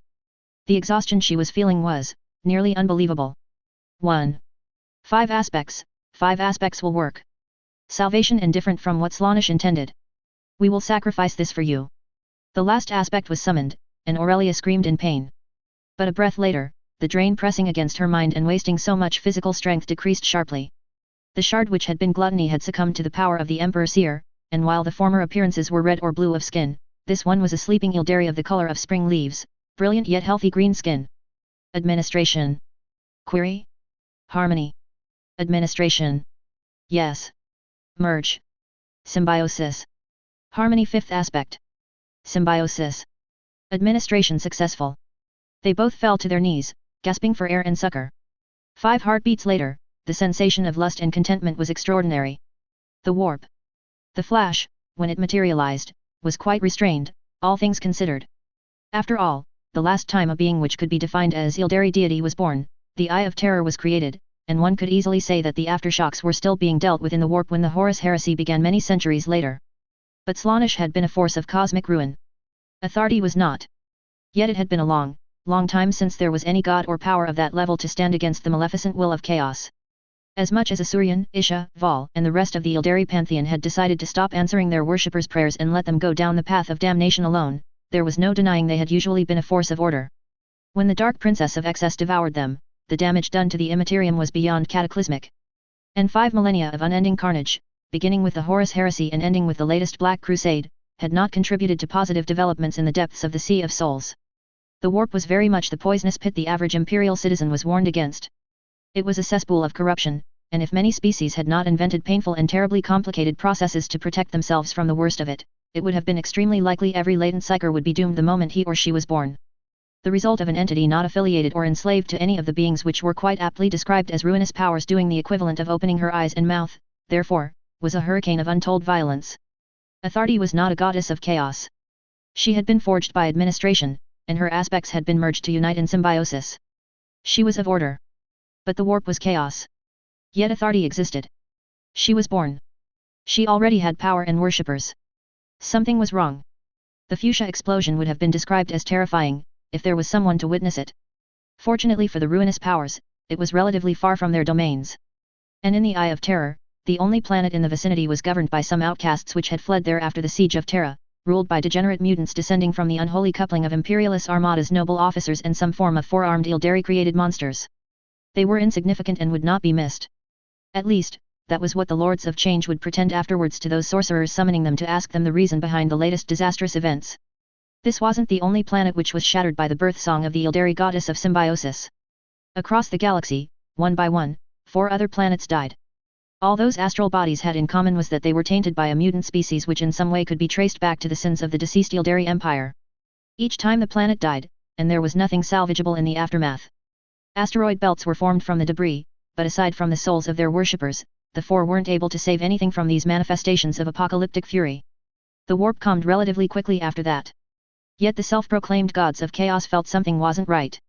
The immense depths of the Sea of Souls, a dimension which was considered truly infinite in everything, included madness, seemed a little less potent, a little less chaotic. And as the maelstrom of fuchsia energy began to coalesce into something they could predict, the 4 discovered an immense sphere their power was unable to influence or to see the intricate details of. A new domain had been created, in the heart of the Immaterium, and chaos had no power over it. The reaction of the 4 and many other malevolent entities was absolutely, totally, epically reality-shattering. The Webway. The Black Library. The stairwell of fools' lower floors of the most secure book collections. There were no masks present in the vicinity of the stairwell of fools when Authority was born. Thus there were no harlequins to hear a god cry. These simple words could not accurately describe the scene, of course. First of all, the god was crying, yes, but he was also laughing. And as he laughed, his surroundings changed. For this was one of the greatest secrets of the laughing god. Unlike all the other Ildari gods and goddesses originally created by the Old Ones, the Great Harlequin had recognized very early that the strict policy of non-interference in Ildari affairs was going to lead to a spectacular disaster. And so, subtly, with all the art and finesse of someone about to pull the greatest scam of his existence, the great fool had slowly relinquished all the influence and power he ever held from the warp, and traded it away for more power and influence in the webway itself. Ultimately, Seguruk had sold his warp domain, and exchanged it for another in the webway. Thus unlike the other gods, he could flee when the Dark Princess was born, and one by one, the pantheon died. Slaanesh had been more than suspicious, of course.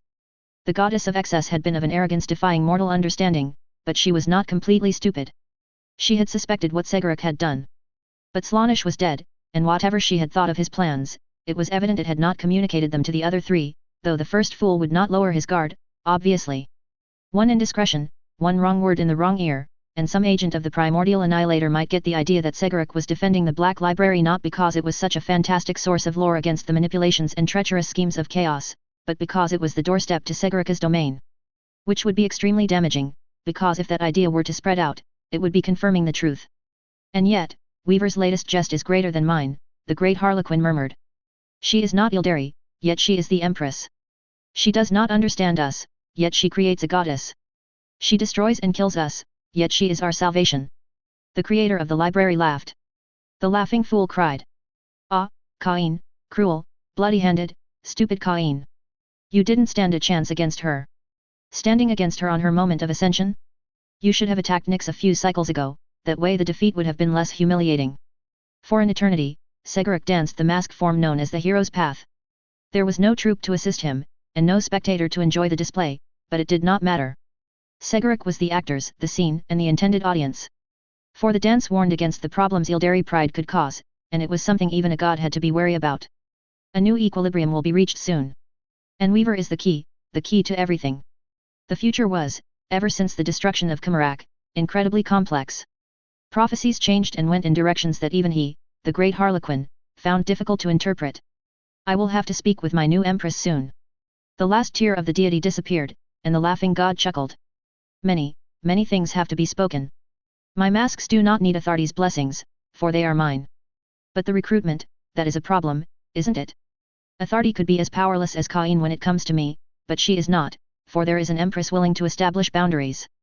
The next outburst of laughter was quite dramatic, if he said so himself. Quite the performance, isn't?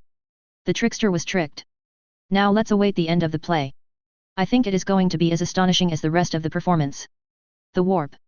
Symbiosis domain. Lady General Taylor Hebert. She woke up. Weird. Taylor didn't remember falling unconscious. And she didn't remember feeling refreshed. Rested. At peace.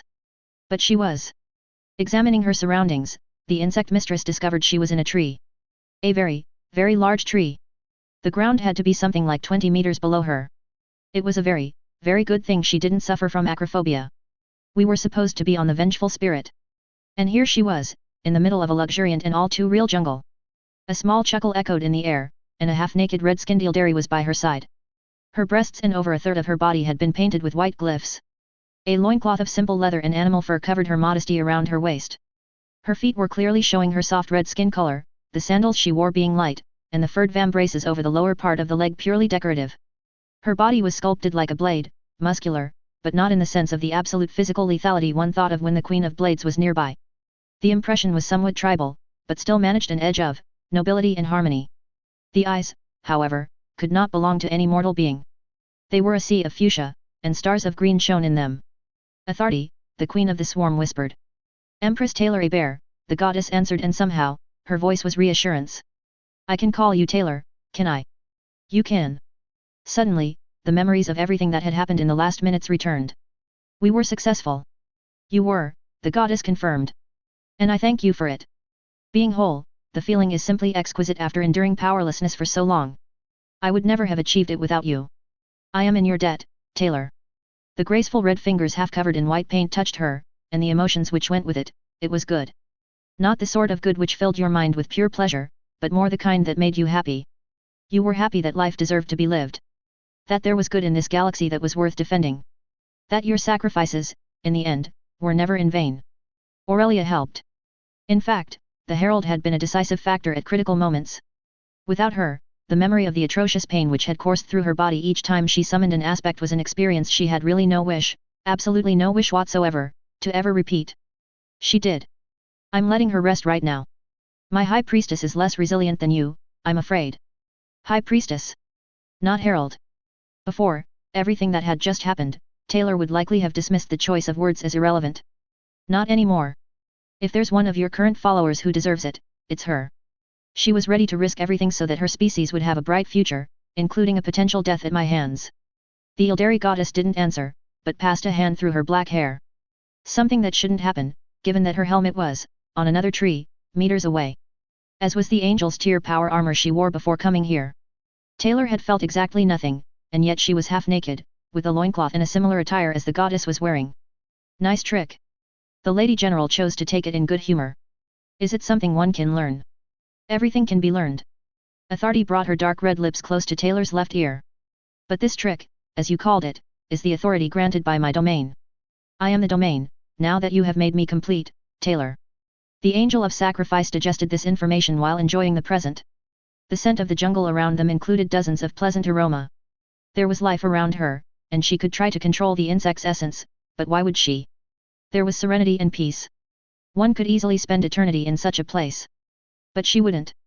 The sensations created by symbiosis were not enough to make her forget what was happening at Artyom. Can you send me back to Artyom, Authority? The para-human huffed. Before your now High Priestess spirited me away, I had a number of detestable creatures to exterminate. I can. The goddess taking the form of one of the future looks the Ildari would adopt in the near immediate future nodded.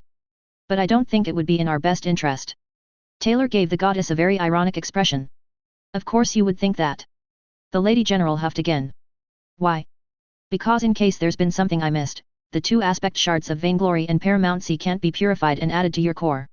Symbiosis was born and divinely empowered. More than that, she was stable. 5 was her sacred number now. Yes, it was a pity that the 2 additional aspects could not be added. Taylor had really hoped that by having an Ildari goddess with 7 as her sacred number, they could launch a direct offensive against Nurgle. Apparently, that wouldn't happen. It was a pity, but it offered other opportunities. I have no intention of consuming that kind of disgusting meal, don't worry my empress. The glyphs of white paint changed on Athardi's body, and surprisingly they turned out to be white spider symbols. But the aspects are still imprisoned as the battle between the different factions of chaos and their undead enemies rages. All the influence of the King in Yellow was poured out to make you fail and delay the destruction of the taint those shards carried, it could not destroy their prison jail as well. That may very well change in the near future. Taylor replied unconvinced. Oh, it will. The white-haired Ildari goddess assured her. If not by the skeleton slaves of this betrayer, then by the claws and talons of one of the Chaos Force demons. But for now, you are the warden of these 2 jails. You are in control and determine their destiny, Taylor. Not chaos. Not that perfidious thing which tried to strangle me before I was truly born. You. Clearly, viewed like that, it wasn't the kind of asset one should leave behind.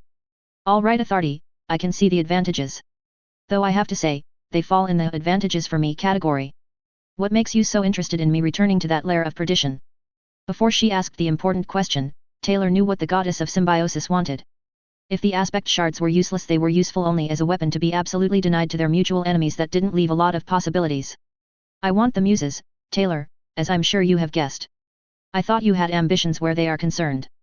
The implications made her frown, though. Surely you're after the muses' powerful essences rather than their souls, right? I had a vivid vision summarizing of how Hecate became what she was, and unrepentant queen of murder and blood is probably the nicest thing I can say about her.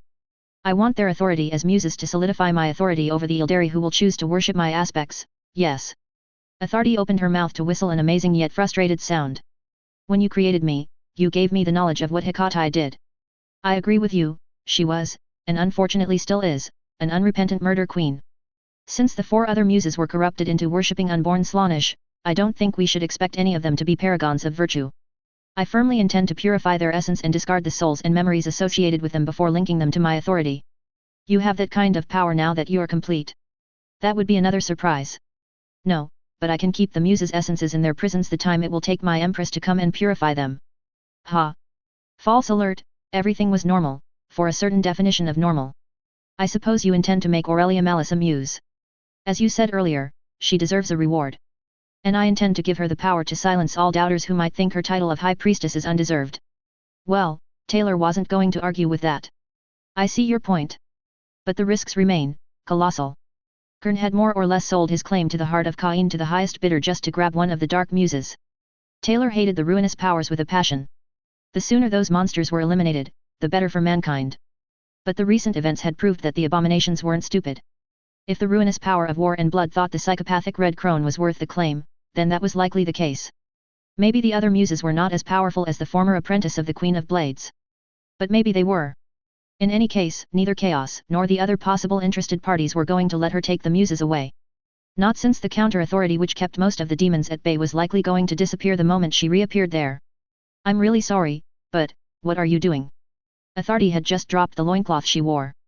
And for Alway had taught her many things, the angel of sacrifice couldn't stop blushing as she watched the Ildari deity's body. I am going to seduce you, and give you a few more incentives to accept the dangerous mission I propose. After a second of astonishment, Taylor steeled herself. Nice try. But no. I am a happily married woman. I will apologize to your wife in person. No. Most Ildari and humans would give up their souls for a few minutes with me, as I'm sure you know. Yes. But I am not most humans, Athardi. Indeed. There was another sultry grin, but it didn't change her mind. There was a sound of ice cracking. And then everything changed again. She was once again wearing the angel's tear armor, minus the angelic helmet which was in her hands. They were no longer in the middle of a tropical forest, oh no. They were on a massive iceberg, which itself was floating in the middle of a windy, cold sea. And Athardi had changed her appearance once more, this time it was a blue-skinned Ildari who was staring at her. The appearance was clearly more commanding, although less inclined to martial skills. And it was a body covered in a crystalline white armor, with animal furs used as decoration on the shoulders and the belt. The eyes remained the same, though. Fuchsia irises, and the green stars bathing in this fascinating power. If the former aspect was passion, then this one was undoubtedly moderation. Taylor cleared her throat. You were speaking of incentives. Macrage system. Macrage. Macrage Civitas District. Fortress of Hera. 66 hours after the Mark of Oblivion. Elena Kerrigan. It had taken Elena exactly 10 seconds to conclude that she was going to lose this fight. And she hadn't exactly been optimistic about the outcome before that. That was why she had said she was going to delay the traitor Primarch. He had a, let's call it a monstrous presence. Maybe there was a proper term for it. But Elena didn't know that word or series of words, assuming it ever existed.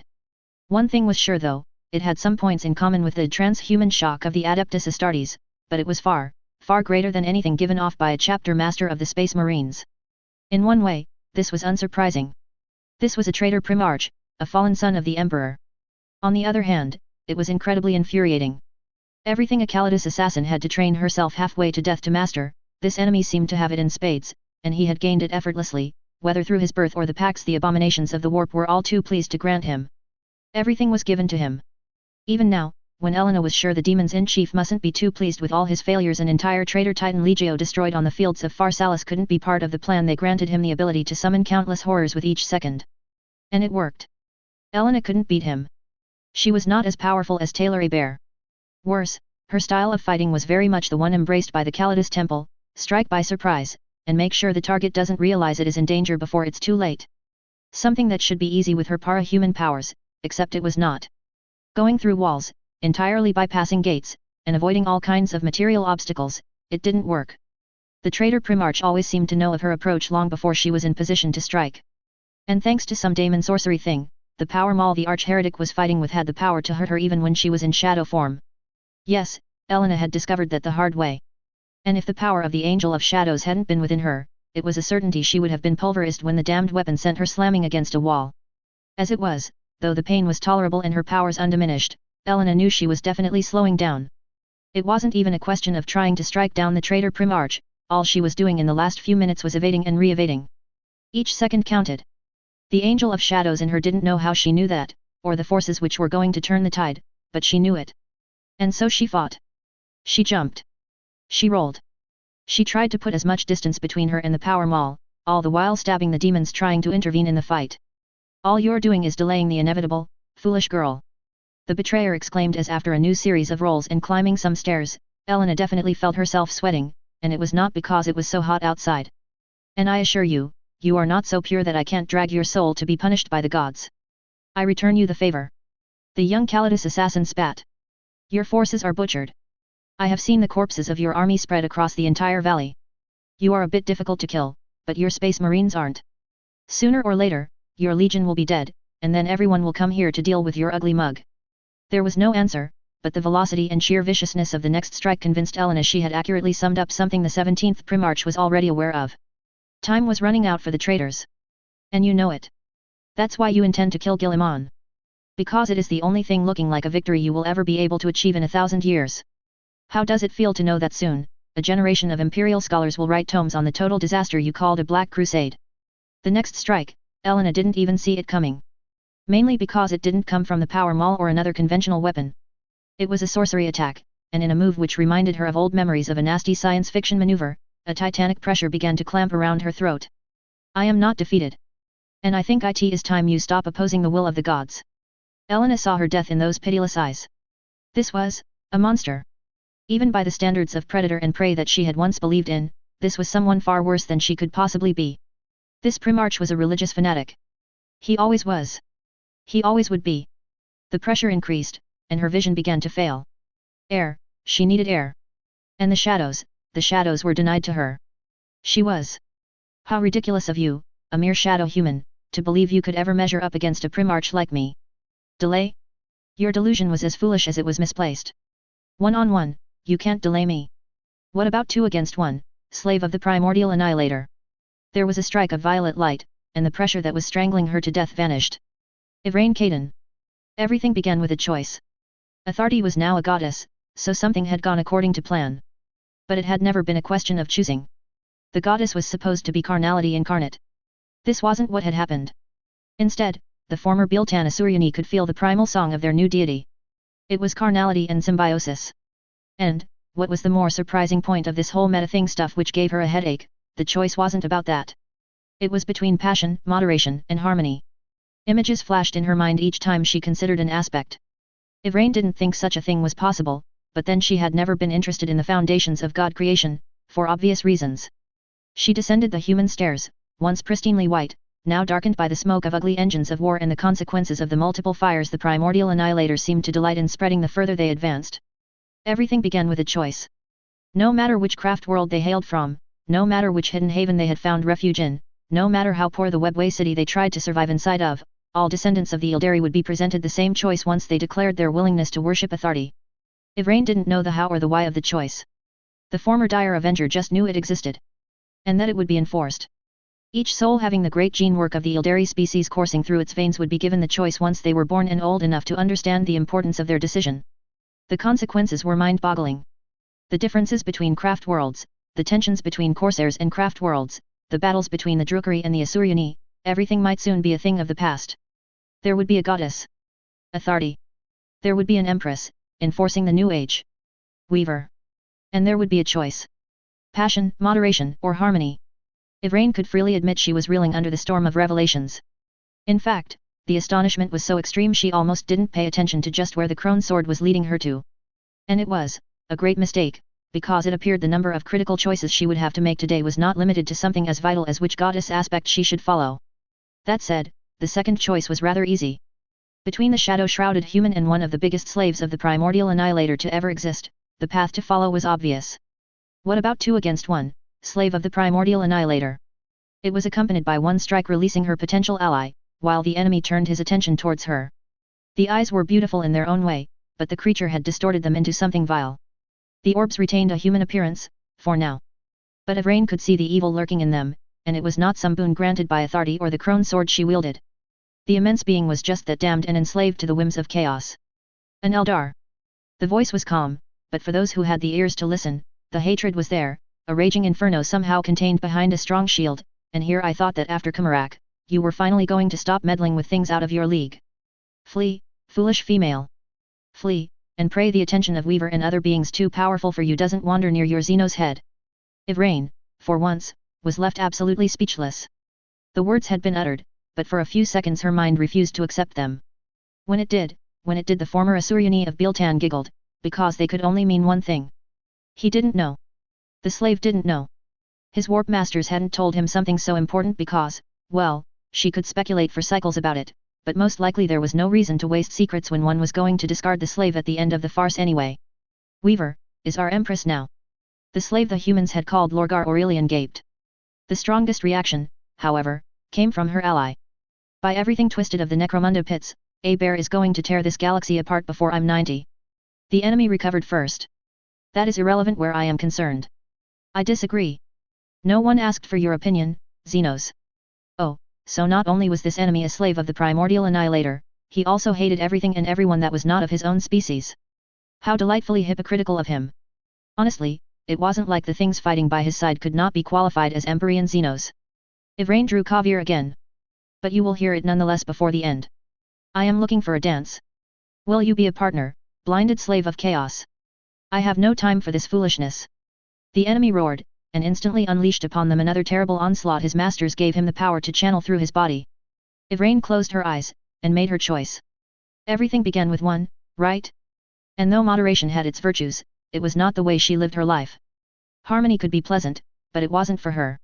Staying meditating in the middle of a jungle and doing nothing but tending to animals and flowers, it would bore after a few days. I choose passion. Ivrain Kaden felt the eyes of the goddess fall upon her. And an explosion of fuchsia light illuminated everything. There was a scream of rage. And then her chest began to burn. It didn't hurt. Primarch Lorgar Aurelian. I choose passion. His attack failed. And a scream of pure anger escaped his throat before he could control it. For everything the Xenos had said, it was true. There was a blast of odious pink-purple light, and Lorgar could perceive Weaver and another Eldar joining their hands over the heart of a dead god. The Primarch of the Word-Bearers saw many things in that second which seemed to last as long as 10 centuries, and with the sight came understanding. Many things had not gone the Eldar's way. Kumarak had been destroyed. The webway was a ruined shadow of its former glory. The Eldar themselves were pitifully few in number, courting oblivion closer with each battle, for they could not replenish their numbers. All of it was true. None of it mattered, now that they had a new goddess to protect them. There are only the gods, and those blasphemers who stand against them will be annihilated. The 17th Primarch shouted, his arm carrying Illuminarm already on the move. But his weapon, his unbreakable power maul, was cast aside like it was nothing. The Eldar's white hair had been evidently dyed, his gaze could discern the roots of brown. But it began to change faster than one could describe, from white dye tarnished by hours of battle, the hair turned into the essence of a color that white snow would envy. It wasn't the only change, far from it. The skin, the unnatural skin which had evidently spent too long under artificial lights in the absence of a true sun, darkened considerably. It went from pale white to soft pink, then from this to dark pink, and finally to a shade of light but powerful red. The very body changed. It was nothing incredibly spectacular, but to a Primarch's eye, it was rather significant. Where everything had been sharp, angular, there was a distinct change, a change of carnality. Lorgar struck again. This time there was no psychic power of blasphemous origin to parry.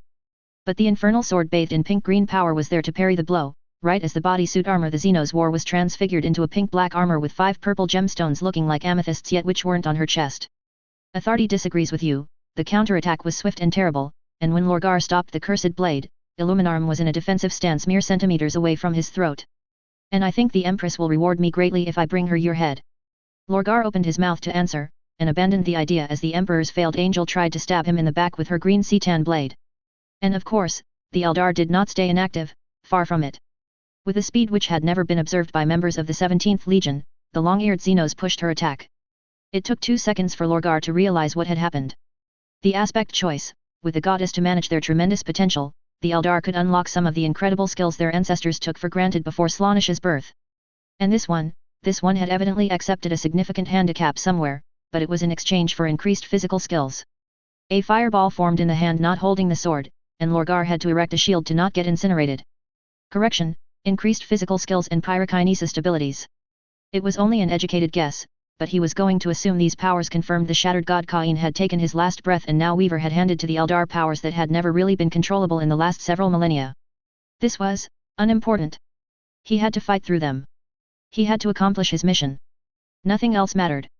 2 against 1 will change nothing, do you hear me? The Primarch of the Word-Bearers hissed between gritted teeth.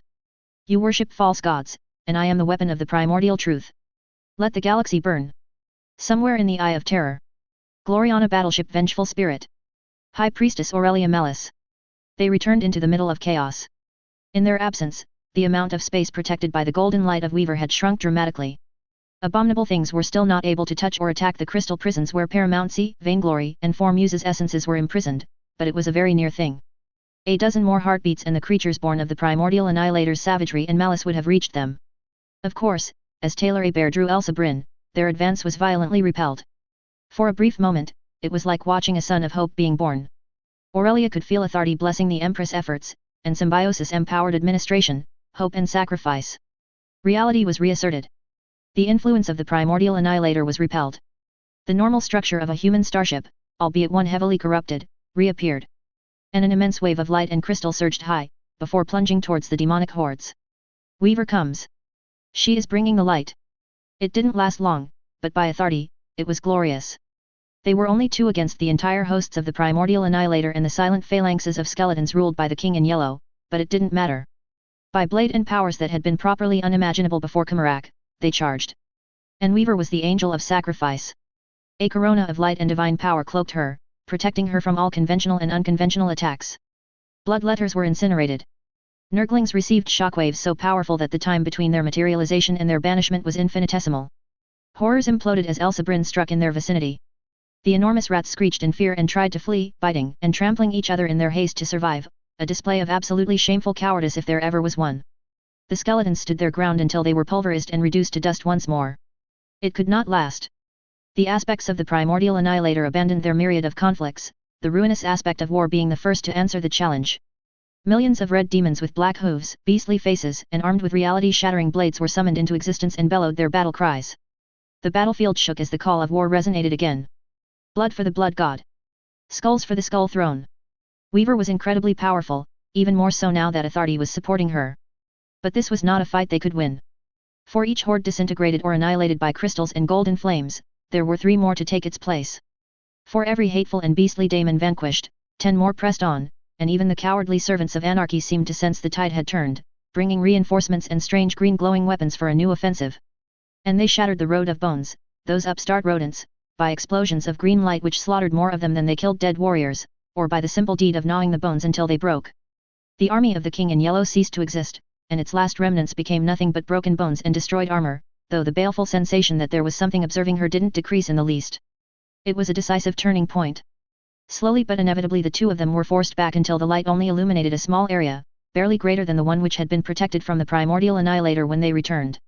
The encirclement was complete, and as the demons couldn't step into the light for now, the fighting died down. The Ildari Empress landed next to her. Her slow breathing did much to reassure Aurelia. No new shade of paint for your skin. Taylor A. Bear joked, at least Aurelia thought it was a joke. I am the High Priestess of Authority. I do not have to choose between moderation, passion, and harmony. I am all of them. Truly fascinating. My goddess didn't explain it to you. She explained a lot of things, including some I didn't necessarily want to know. There was an amused snort. But no, your skin color and your choice, or lack of it, was not among our topics of conversation.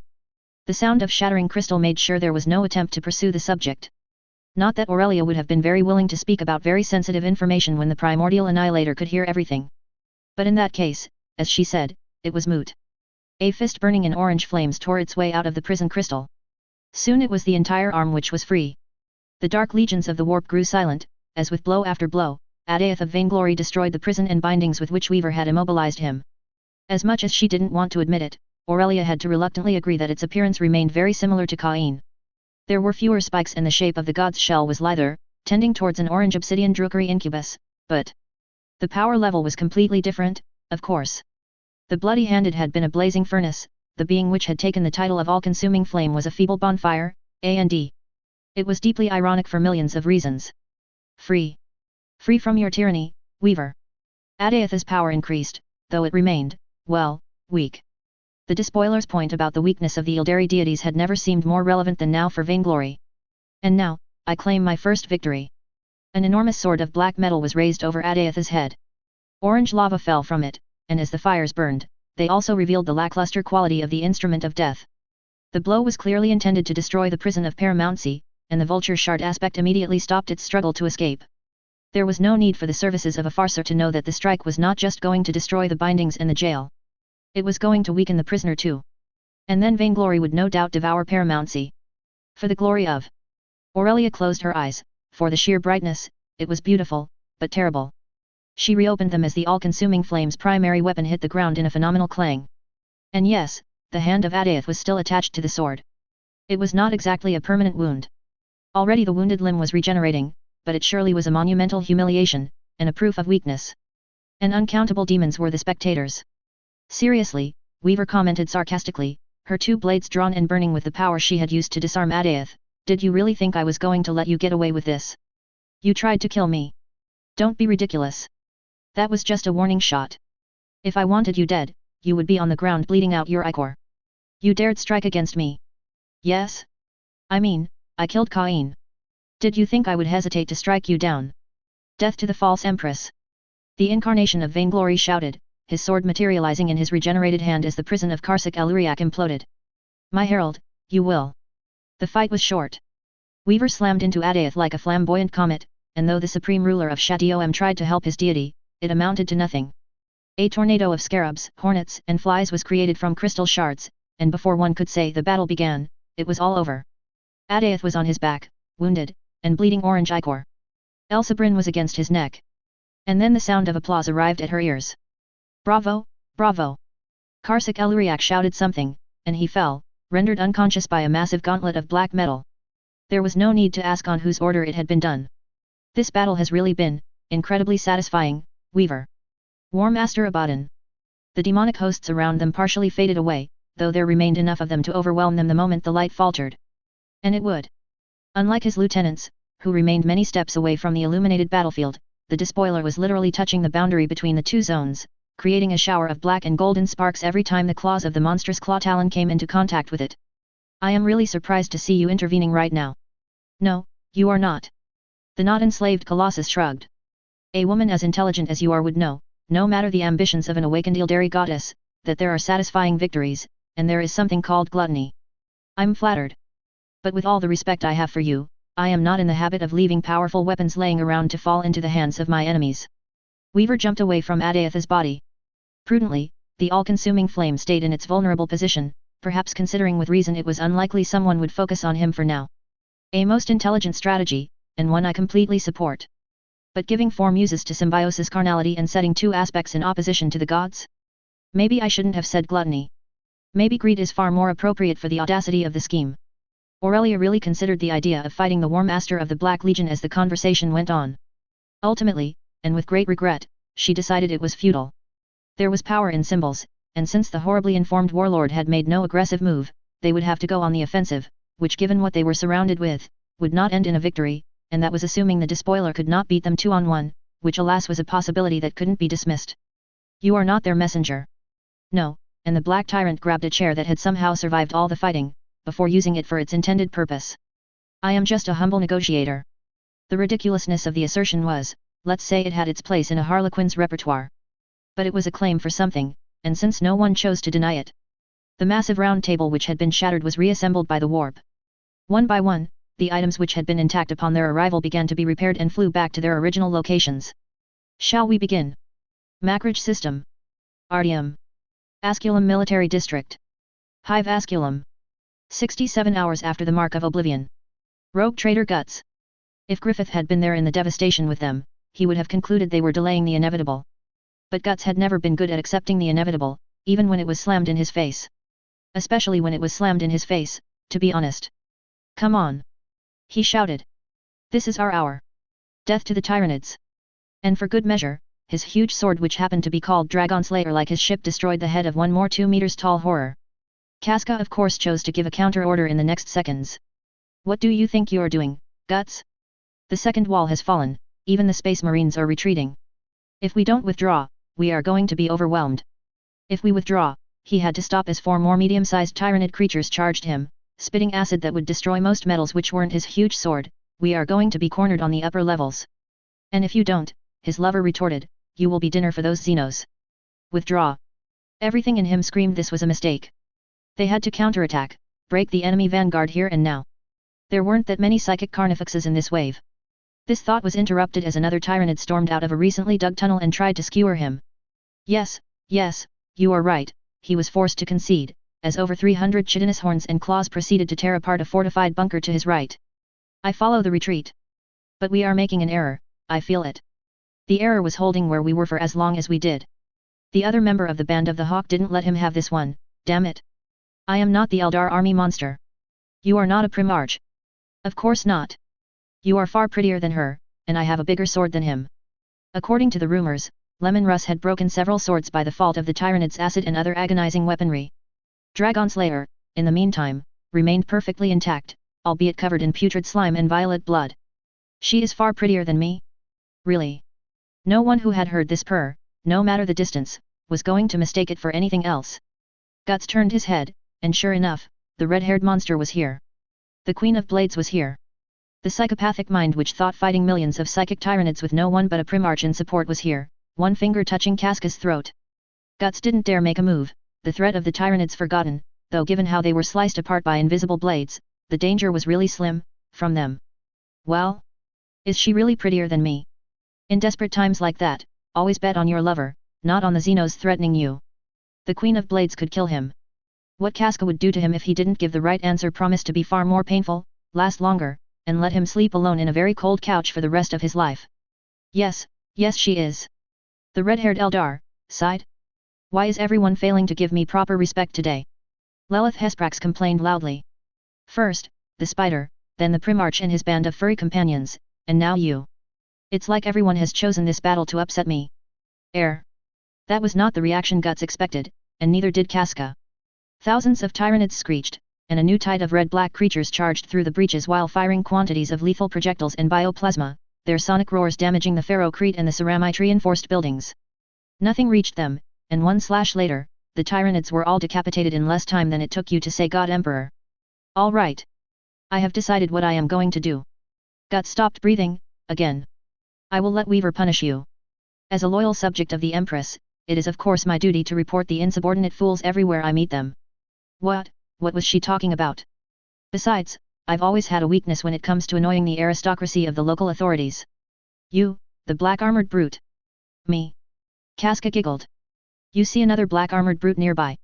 The red-haired army killer inquired rhetorically and tersely. You will stop wielding that ugly slab of black metal the moment this battle is over. It offends me to watch you fight like you do. Your lack of elegance and technique is hurting my eyes. Don't do it again, or I will ask my dear Empress to double your punishment. There was a flash of silver, and when Guts' eyes returned to functioning normally, the Queen of Blades was gone. When Griffith told you that using Dragon Slayer like you did was going to cause you problems, I don't think that what was he had in mind. Har, thank you for the support, Casca. 1 second later, his lover was kissing him ferociously on the lips. And thank you for defending my honor, my hero. Too bad 5 seconds later, the Tyranids were back. Damn, Xenos had really a gift for ruining everything. Somewhere in the Eye of Terror.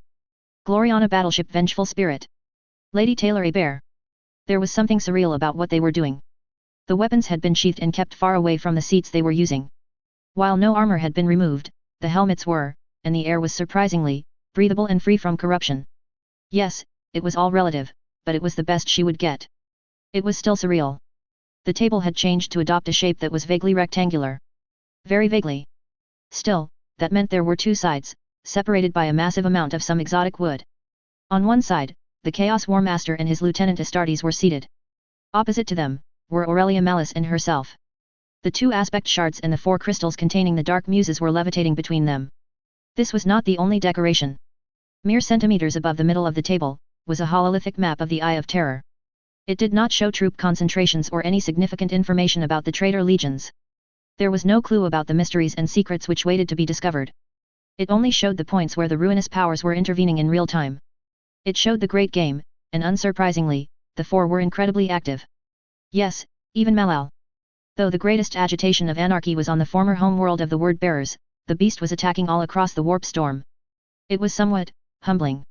It was a reminder that in this unnatural realm spanning the equivalent of many imperial sectors, the Angel of Sacrifice was powerful, yet far below the level required to decide anything important. You begin to understand, I believe, why I did what I did. There are many ways I could interpret this, you know, Taylor answered, and the Lord of the Black Legion smiled. If you refer to my Empress claim, yes, I understand. You want mankind to decide the fate of the galaxy. If the new Ildari acknowledge me as their Empress, their role is more of auxiliaries in the imperial ranks, though the reality will be much more complicated and different. But in the warp, the Ildari will be a lesser player. There needs to be balance in this universe. Abaddon replied, not outright confirming her theory, which might be a validation, or it might not. Winning is not the answer to everything. Strong words when the ruinous powers desire nothing more than the expansion of the numbers of the Chaos Pantheon until it threatens all reality. Strong words, but you forget the problem born of the old one's engineering. The voice was patient. Too patient. The 8-pointed star is more than a symbol. It was there at the moment the first of them was created, and the very nature of the beings carved into the tapestry of the Immaterium ensured they would thrive and struggle to achieve the rest. Something growled in the darkness, invisible and seething. No one gave it any attention.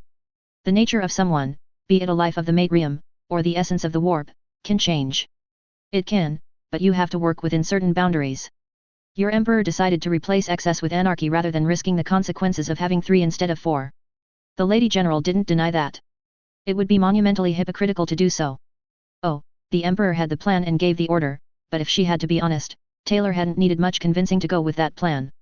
It had promised to inflict huge amounts of pain on the traitor legions, and in the end, it did. There are 4 ruinous powers now.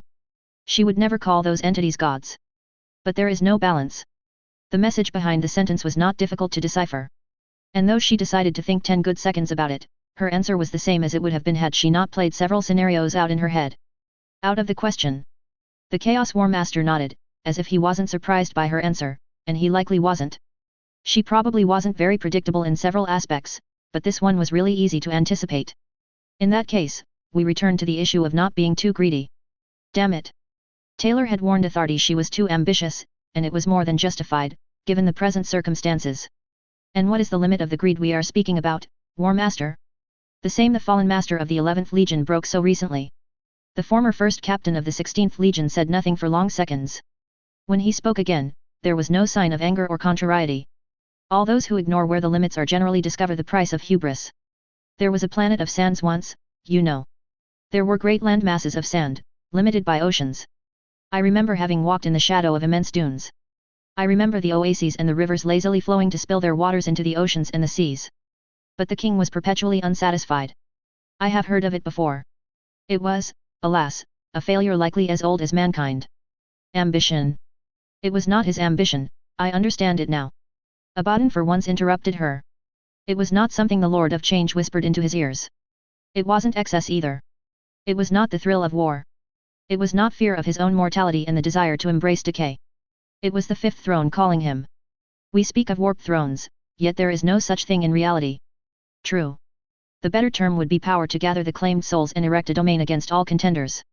The veteran of uncountable brutal military campaigns smirked. I prefer to use throne in a conversation. That was a matter on which Taylor agreed with him, and it happened too frequently to be reassuring. What I am explaining, though, is that in the absence of balance, there are no coincidences, Lady Weaver. Skeletons do not walk on bone roads because they are satisfied with their predicament.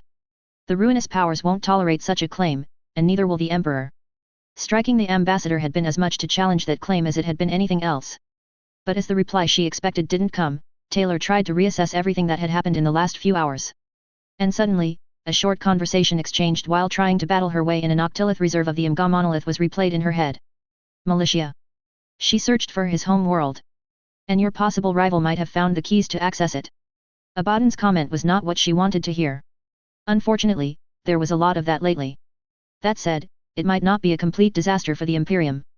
Now that the veil of secrecy was shattered, the heretics were going to charge towards the Calyx expanse like Lisa smelling a mountain of strawberries. I want to hear your notion of balance, please. As you wish. 2 muses for 2 muses. For each restriction you give, I can apply the same number of boundaries upon yours. And the aspects? I will not tolerate. Be quiet. Adaeath's tantrum stopped immediately. 1 for 1, Abaddon said as several of his lieutenants chuckled. Or the 2 released into the warp to follow their true nature. Your choice. The War Master of the Black Legion did not threaten her. There was no curse, no manifestation of power, or any form of intimidation. But it was evidence itself this was something the despoiler wouldn't budge on. And why would he? They were in the eye of terror, on the terrain of his choosing. If he wanted to avoid a repeat of the Horus Sanguinius fight, Abaddon must avoid fighting her directly. But that was all the limits he had to restrain himself. Taylor turned her head and stared at Aurelia. After a long moment of hesitation where her eyes flashed fuchsia and green, the High Priestess nodded. The insect mistress turned back to look at the legionnaires of the Black Legion. Very well. We have an accord. For the accord you wanted. 2 muses for 2 muses. 1 aspect for 1 aspect. Balance and reciprocity, and as the host, I leave you the honor to begin. Most gracious, the Chaos War Master slightly inclined his head, the aspect I claim in the name of Pantheon is vainglory. You will not. No one asked for your opinion, weak parody of Cain, one of the sorcerers interrupted. By the time parody was uttered, a sort of black miasma had begun to wet the feet of the destructive aspect. And any who want to worship him will have to acknowledge me as the War Master. Note to self, the moment this campaign was over, convince the High Lords that the title had to be removed from the list of ranks available to any loyalist officer. The Harlequins won't exactly tolerate their presence in the webway if you do that. I know. In fact, Weaver, I'm actually counting on it. Yes, of course he was. Since you pushed for this claim, I can give one of my own. By all means. The Angel of Sacrifice abandoned her seat and moved towards Adaeth, whose legs were now covered in a sort of black substance presaging nothing good. When it was time to pick a side, Adaeth, you chose to side with my enemies. And I would do it again, false empress. There was no contrition and no remorse in the burning orange eyes. Yes, she really had no reason to spare this being. I don't know what boons you will give to your worshippers, but I know very well the gift I will give them. You have chosen to dance upon the ashes of the First Empire, and you will be judged as such. Something in her eyes must have warned the aspect shard this had been his last mistake, for his next words were almost imploring. Wait. Do not. Be quiet. She hissed. If an Ildari or any being bearing their gene legacy wants to worship you, so be it. But they will know the side you chose to support. The skin of all your followers will be the color of night and ashes, and so will yours. This is my decree, and so it will stand. Adaeth screamed, and in mere seconds a hole opened under its feet, and a gigantic lake of black miasma swallowed the future ruinous power. Chaos had taken its due. Taylor took back her seat, just as Karsak Eluriak regained consciousness and began to transform. The hair of the tyrant of Châtillon became a bright orange, as if it wasn't hair, but truly the inferno of his self-proclaimed deity. His eyes began to burn in orange flames too. The skin, however, ceased to be the unnatural bone-white color, and rapidly darkened. It took less than a minute, but when it ended, the herald could boast a skin varying from dark grey to light black from head to toe. Her command had been obeyed. The followers of Adaeth would indeed be eminently recognizable, with the skin the color of night the moment they prostrated themselves before Adaeth. Something that quite obviously seemed to displease the Eldar in question who had been transformed. I will not forget this, Malesha Eildanan. I assure you the feeling is mutual. War Master Abaddon. The Muse Shimesh. The Lord of Poisons.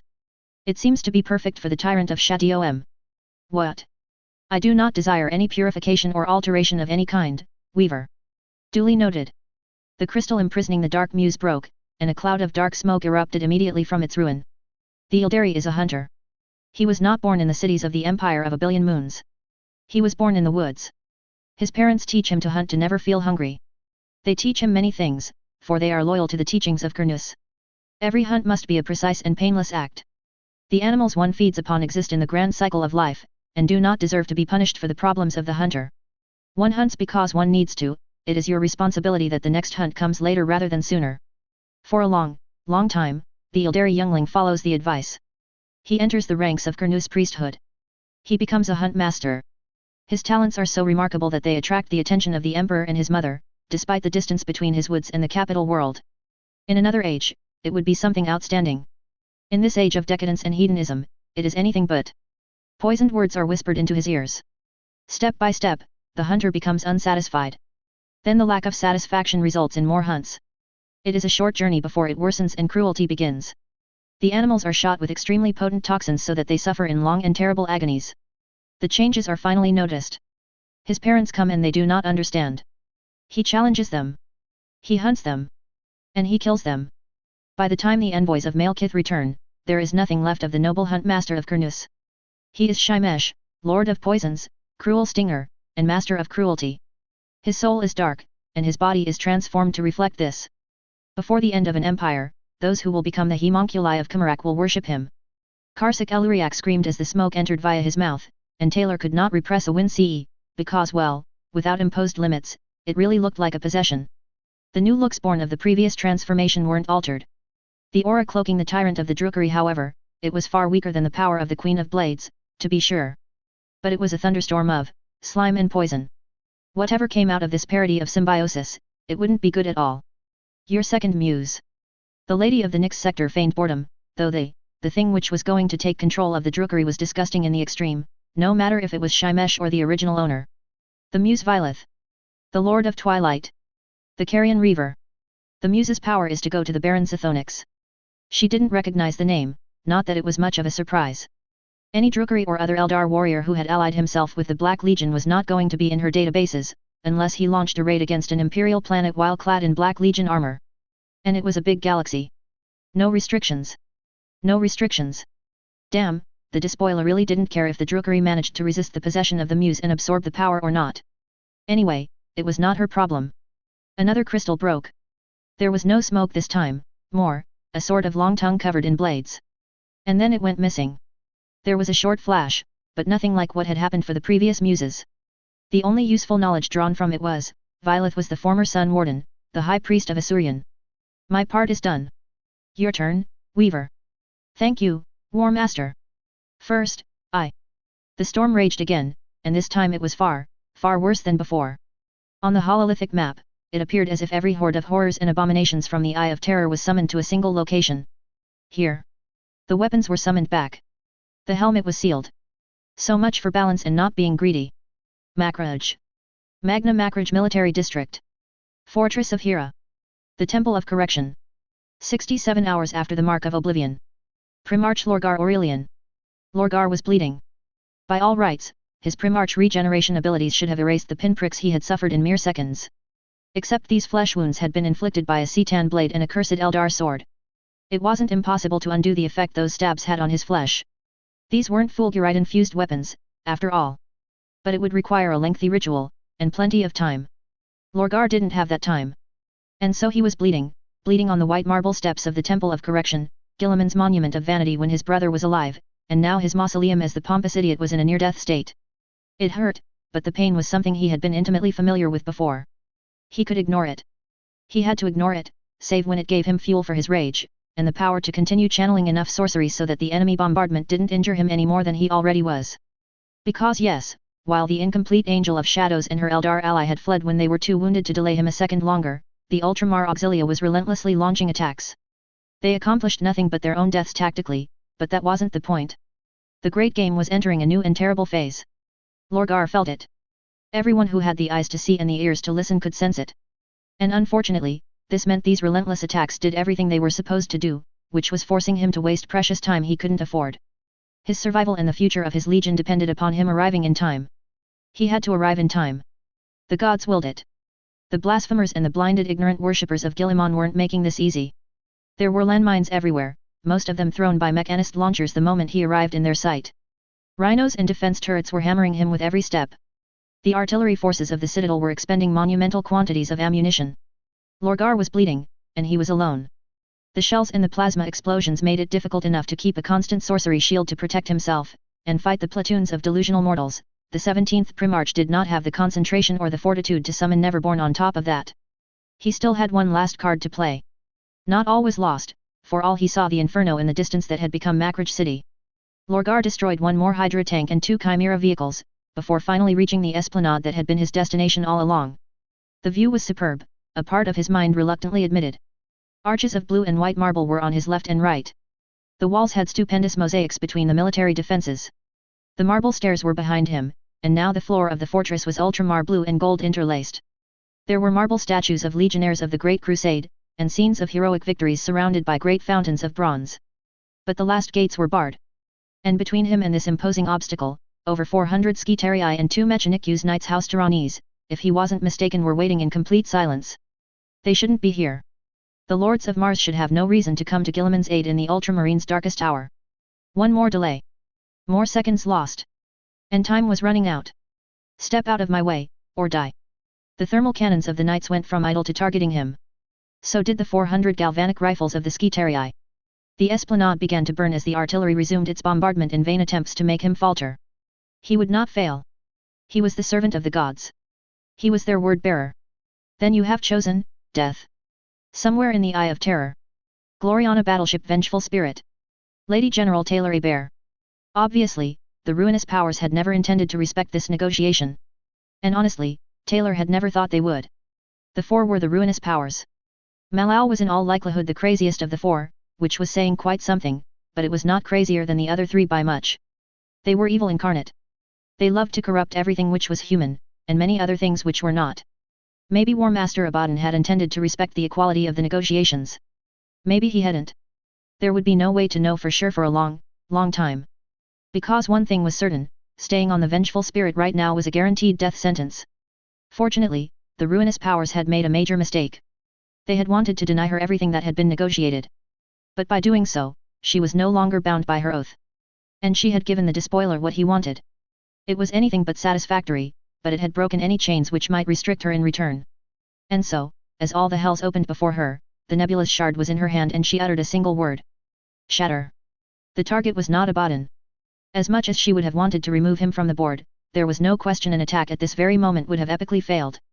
The target wasn't Karsak Eluriak either. That would be too close to breaking her word. As for the warlords of the Black Legion, the idea was ridiculous in the extreme. As important as they were for Abaddon, they simply didn't matter in the grand scheme of things. No, the target was the shard aspect of paramountcy. Xiancha's prize. The half-mutated vulture that changed did not have the time to assimilate correctly. Authority had wanted it in the hope that one day, it would become another Ildari god, but Taylor had convinced her it was out of their combined reach. The shriek of an abomination engulfed reality. Not for long, though. The explosion which came after was truly cataclysmic. The Angel of Sacrifice used her powers to protect herself as well as Aurelia Melis. It was, not entirely successful. It was like being drowned in the most violent and horrifyingly dangerous ocean of the entire galaxy. And then it stopped.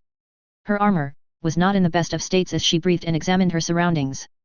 Plenty of fissures, plenty of the gold had been ripped from it, revealing the ore mite underneath.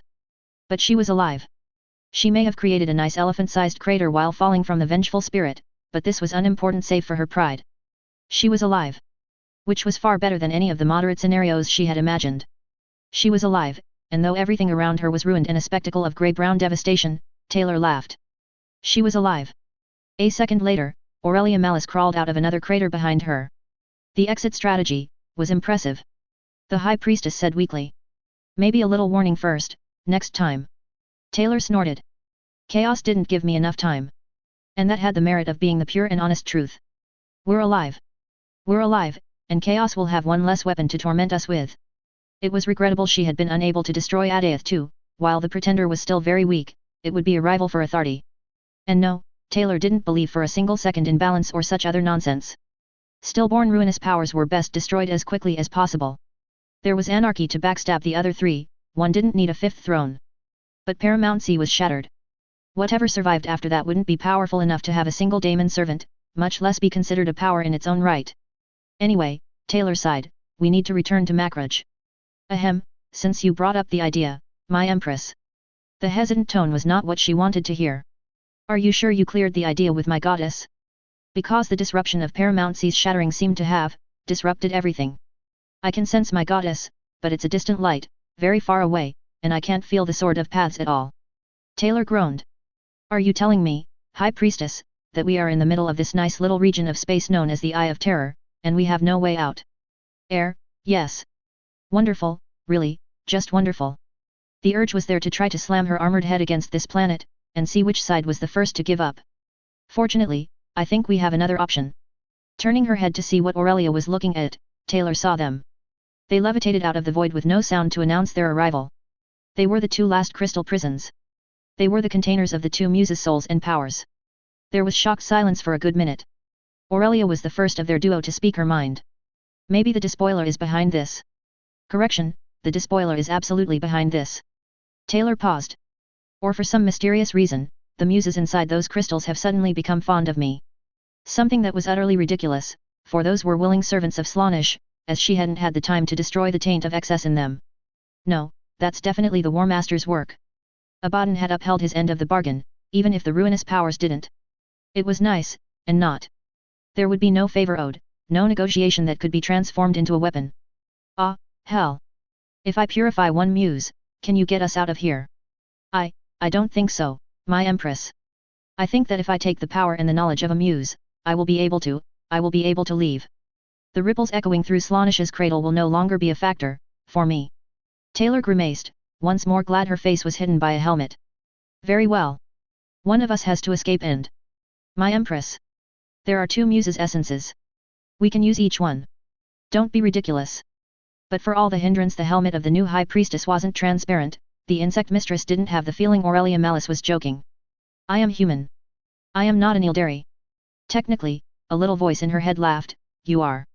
By claim, you are our Empress. Thus you are an Ildari. Aurelia shook her head, looked like she was going to take a step back, before continuing. And I sense, forgive me, but I believe you are not yet complete. You have one more step before. The end did not come, and she had to finish herself. Before whatever I am destined to become is complete. Mentally, the last hours had been bloody exhausting. Was this your plan all along? No. The exclamation was sincere. I mean, I didn't know what was going to happen with my goddess, never mind, everything, every revelation and trap which activated on our path. Yes, in a way, it was really paranoid of her to expect anyone to have anticipated everything that happened on the vengeful spirit. The Muses, what do you know about them? Lhilatu, the consort of the void.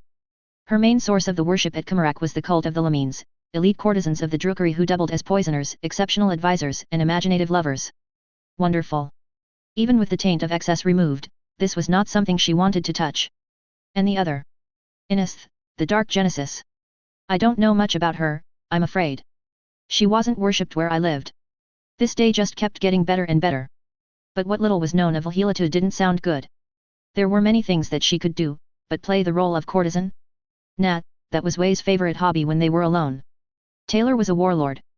Maybe she wasn't always a warlord. But she wasn't a courtesan. Wordlessly, the angel of sacrifice let her powers burn in golden flames the first crystal prison. She is the oracle of Liliath. A young Ildari girl, she is the voice of the goddess of dreams and fortune. She is the light of the maiden moon. It should mean a lot. It means nothing. The visions of the goddess have been non-existent for an eternity. The fortunes of her temples are a litany of humiliations and odious insults. Each cycle sees many more temples and sacred altars succumb to excess. Each day and night cycle sees more priestesses abandon the path of maidenhood of their own volition and debase themselves in dark orgies and vile celebrations. The Ildari girl is strong of will, and resists when so many flees the temple. She grows into a formidable woman, and for a time, the greatest temple of Liliath resists the encroaching darkness. But there is no one to tell her that her cause is just. There is no one to tell her there is still hope. Worse, the ones who have seen the disaster coming, the ones building the great ships which will be known as craft worlds, sneer at her efforts. The gods and the goddesses are silent. They won't help. Abandoning everything they had ever known is reason. Staying where the disease is the most virulent is folly. The words hurt. The soul is wounded. The woman that was no longer a girl is still strong. She resists for many moon cycles. But in the end, of all the priestesses of the great temple, she is the last one to remain. Alone, in a structure so vast it could easily host 1,000,000 Ildari. Alone, and her goddess has abandoned her. She snaps. Under 3 moons she no longer believes in, the maiden leaves the temple and joins the debauchery which constantly rages in the streets of the empire's heart. Under the light of 3 moons, the oracle loses her maidenhood, her innocence, and is rewarded in kind by excess for the first sacrilege she ever committed. By the end of the night, Liliath has lost her high priestess. And Lhilatu, the consort of the void, rises. This muse is for you. The blast of violet energy was spectacular. But in a good way, nothing like the possession which had been upon Eluriak. The armor she wore disintegrated into 1,000,000 pieces. But there was no danger to her life. The skin of the high priestess of Athardi turned a beautiful, soft, silver. Her hair rose in a corona of violet, and soon they absorbed the power of it. The seductive aura became overwhelming. Grace itself seemed to be incarnated in the new body. Violet of hair, and the fuchsia for her eyes, Aurelia Malice burned with new exalting power. And finally, the armor reformed, or would it be more accurate to say the Ildari female could rebuild the armor with her powers? Except it was no longer its original color. The armor was silver white, with fuchsia markings. It was however very carnal, to say the least. Tight-fitting, highlighting and emphasizing every curve and detail of her body, one couldn't say it left much to the imagination. Oh! This was almost a purr similar to the Queen of Blades, melodious and very sensual. Thank you, my Empress. Well, glad you liked it. Taylor replied. Is your theory confirmed? Aurelia nodded. I know I can leave. I know how to walk in the moon's reflection. Your language does not have the words to correctly describe the power and grace of the skill. But this is not something that allows me to bring passengers. Hell. She wasn't the kind of girl to ask for help every time there was a problem, but maybe this was the Emperor's opportunity to give her a clue or two about what she was supposed to do. Makraj. Magna Makraj Military District. Fortress of Hira. The Temple of Correction. Shrine of Gil-Iman. Chapter Master Cato Valens. The moment hellish flames began to burn the metal of the shrine's gates, Cato's last hopes died. The brazen consuls and the Black Templars have acknowledged our message, Chapter Master. There are less than 20 minutes away. We don't have 20 minutes, the Lord Regent of Makraj replied as something enormous hammered the adamantium-reinforced gates, and left an enormous dent in them. As if it couldn't get worse, more multicolored warp fire burned the metal and the other ancient protections, making a mockery of the works of the best Makrajan tech marines. We will be lucky to have 2. Archmagos Belisarius Call had sent his forces to intercept the traitor Primarch without protest. And with 2 knights and countless weapons that the Ultramarines didn't have in their arsenal, Cato Valens had really thought this would be enough. He had been wrong. Lorgar was an unstoppable force of evil. They had taken great pains to be as unpredictable as possible. The Ultramar commanders had ignored most of the Codex restrictions relative to tactics, and done their utmost to see the Archfiend perish. Ancient dreadnoughts had died a second death wielding volatile weaponry not used since the 31st millennium. Auxilia had burned, closing the distance and detonating heavy loads of ammunition just to give their brothers in arms a chance. Plasma blasters, lascarbines, combi bolters, lascannons, minefields, be it vehicle-mounted, fixed killing ground, or hand-wielded, they had tried everything in most of the combinations that could give them a chance to kill the arch-heretic. It had not worked. And aside from a few conditions they did not fully understand, the traitor Primarch was showing no sign. He had fought for hours and dealt crushing defeat after crushing defeat to the garrison of the fortress of Hira. The abominations the word-bearers worshipped had truly done too good of a job when it came to gifts to keep this putrid soul alive. This is our hour. The chapter master of the Ultramarines announced to the 12 battle brothers around him. We will wait until he's at extreme close range before firing the rapier laser destroyers. They had not tried that, mainly because there weren't that many of them left. And the graviton cannons. Half a second later. If the rapiers managed to wound him, it could cause him severe injuries. And maybe, the 1,000 auxilia members left would be able to overwhelm the traitor Primarch, even if none of the Ultramarines present survived. We are the Ultramarines. We are the inheritors of the Calf legacy. You know what that bastard has done to our ancestors. You know what his forces have done in his name at Ravenna, Illyrium, and Macrage City itself. You know what he intends to do here. Do not show him any mercy, for this arch-traitor deserves none. Kill him, and send his soul screaming to the pits the demons he calls masters have prepared for him. The strikes against the gates of the shrine increased in intensity, before decreasing in frequency. What is he preparing? A vast thing burst into existence in front of them, and Kato almost vomited, for all his transhuman resistance to extreme and warp-tainted smells. Fire. It was not a second too soon, as unnatural mushrooms and long green tongues were revealed covering the body of the thing, but it absorbed their fire like it didn't exist. They had to parry countless blows and evade some of the foulest things, and one of his brothers was gripped by an abominable tongue, dragged to a maw, and swallowed. Damn the traitors! Draw your blades, brother. We will have to. MHH. The souls of the Ultramarines are particularly tasty. For once, Lorgar has fulfilled his bargain. No, he didn't. There was light. The warp monster screeched in agony. No. You can't be here, the gods saw you disappear into the abyss. It began to rain, crystals. And the daemon shrieked in pain. The problem isn't that I can't be here, abomination. The real problem is that you can't be here either. This is the shrine of Gil-Iman. And you weren't invited. The next explosion shook the temple of correction to its foundations. When the smoke dissipated, there was no daemon left. Not even a speck of its disgusting corpse. The golden-armored woman who had killed the enemy, however, she definitely was there. Kato observed her silently. By all rights, this was impossible. The Lady General was supposed to be fighting on Artium, by the last report. Lady General Taylor Hebert, chosen of the Omnissiah. Call chirped happily from his position next to the shrine, confirming the unexplainable. But then she was here, and she had saved them. Who was he to complain? Lady Weaver, thank you for. The warrior deployed her long golden wings, and raised her hand. Lord Regent. The disaster isn't averted and we don't have time for the courtesies. My question is simple, what are you ready to sacrifice for Gil-Iman? At first wrath burned in his two hearts, because the question put in doubt everything. Then he felt shame, because the doubts were very much validated by his actions. And ultimately, Kato Valens felt a pull. A pull of duty, yes. It was an emotion both familiar and completely alien. Absolutely everything. The Regent of Macrage answered with everything he had in his hearts. Good. Warp fire resumed its work of destruction upon the gates, as if it had been informed of the daemon's destruction, and it likely had been. It has been an honor meeting you before the end. 8 seconds later, the adamantium and other metals could no longer resist the ruinous powers of the warp, and a terrible explosion rocked the shrine. The traitor Primarch advanced, fallen son of the Emperor, shadow of murder, arch-heretic, and surprisingly and pleasantly, his armor was pierced by uncountable holes, with dozens of wounds still bleeding. Primarch Lorgar Aurelian, I presume. Primarch Lorgar Aurelian.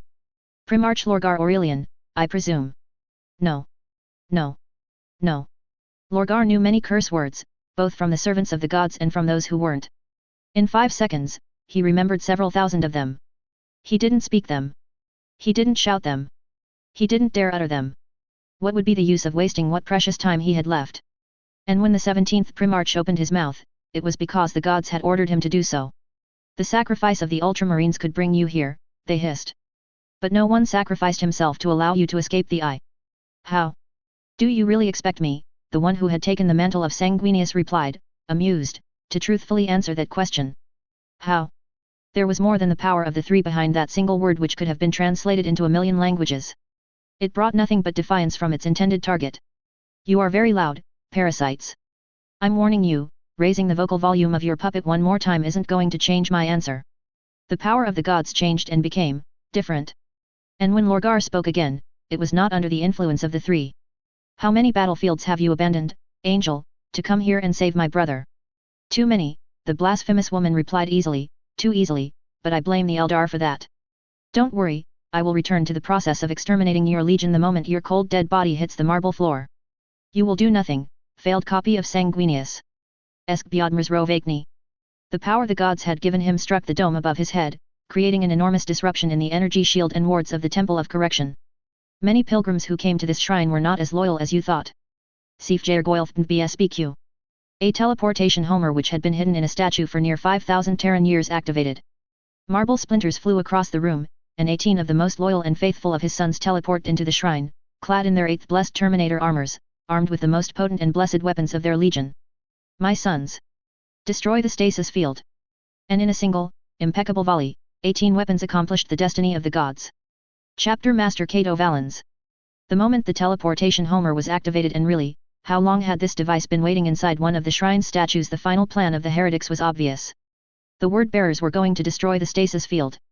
Their lord, liege, and father, would be exposed to the ravages of time, giving him less than a minute of life left to live. And Cato fully understood what Weaver had asked of him. There were many things he didn't know, and suddenly he wished he had paid a bit more attention to the reports of Aeonid Thiel, sent more queries in direction of Nyx. Could the Archmagos of Mars present in the shrine's greatest hall really produce an antidote to whatever fell substance the Naga had used? Could Weaver, with only minimal support, challenge a Primarch and win? Deep inside, the Lord Regent of Macrage knew he would never have the answer. It didn't matter. In many ways, it made everything easier. The heretics teleport into the shrine. I am Cato Valens, Chapter Master of the Ultramarines, Lord Regent of the realm of Ultramar, and Lord Macrage. He shouted. And I formally cede my authority to my captains, for in the name of the Emperor, I sacrifice everything. I pay the price, for mine is that no traitor shall see another dawn. Bolters opened fire. Rapier cannons shot back. His last brothers unleashed their wrath. Light blossomed in his chest, and by the golden throne it hurt. This will give him 10 hours. Cato Valens, for the second time of this campaign, felt himself dying. But this time, he embraced the feeling. The world was losing all color, but Weaver shone like the Emperor himself in the darkness. Golden flames were burning.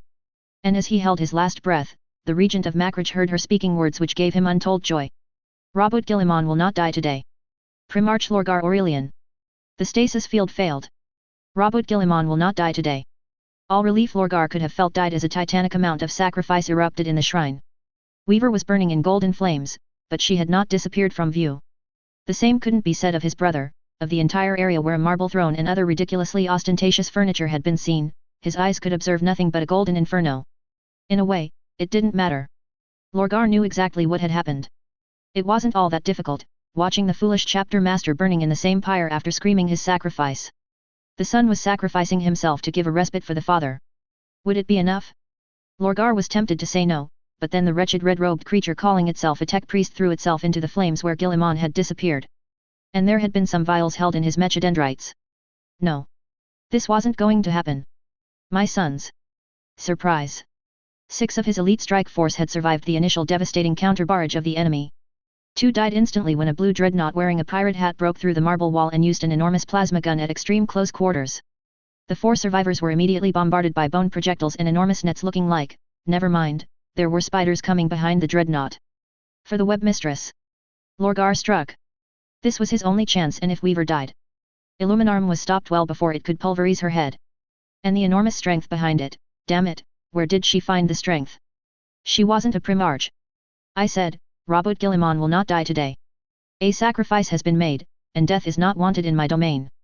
The arrogance. The sheer arrogance of this child. How dare she? How dare she refuse the gods? How dare she stand against the great game and the primordial truth? You can't change the rules, Weaver. Robert Guillimon will die. A gigantic spider jumped and tried to stab him in the back, and Lorgar had to take a step back to parry the blow. Not today. Chapter 57, Extinction 11-5 Avengers. Extinction 11-5. Avengers. I will arrive too late. I know it. The practical, now that my forces have broken through the first fortresses, is obvious. The Iron Warrior rearguards have fortified hundreds of worlds, and the Word-bearers have added their strength to theirs by preparing countless traps with their never-enough cursed Daemon Ansi. We are crushing these Astartes and the traitors gathering behind them. We are destroying dozens of capital ships, liberating the enslaved populations forced to work themselves to death in many major shipyards, and as the rumors of our victories spread, offsetting our losses with ships long believed lost in the ruin storm. Provided we can keep up this momentum, I can make the theoretical that we will have liberated over 2/3 of Ultima Segmentum in the next 10 standard months. It should be welcome news. It really isn't. Time, this force even our genitor is powerless against, is slipping through my fingers and working for Horus and his traitors. It should not be so. I have studied the moves of the traitor I won't call brother any longer. For all the immediate advantages given to him by the victories in the Istvan system, Horus failed to exploit them through the conquest of many important clusters and sub-fractions of the Imperium, instead throwing everyone who fell for his lies against the walls of Segmentum Solar and the Imperial fists defending them. As a result, even in Obscurus, the Segmentum which has suffered most from his treacherous deeds, he has only a limited number of nodes under his control.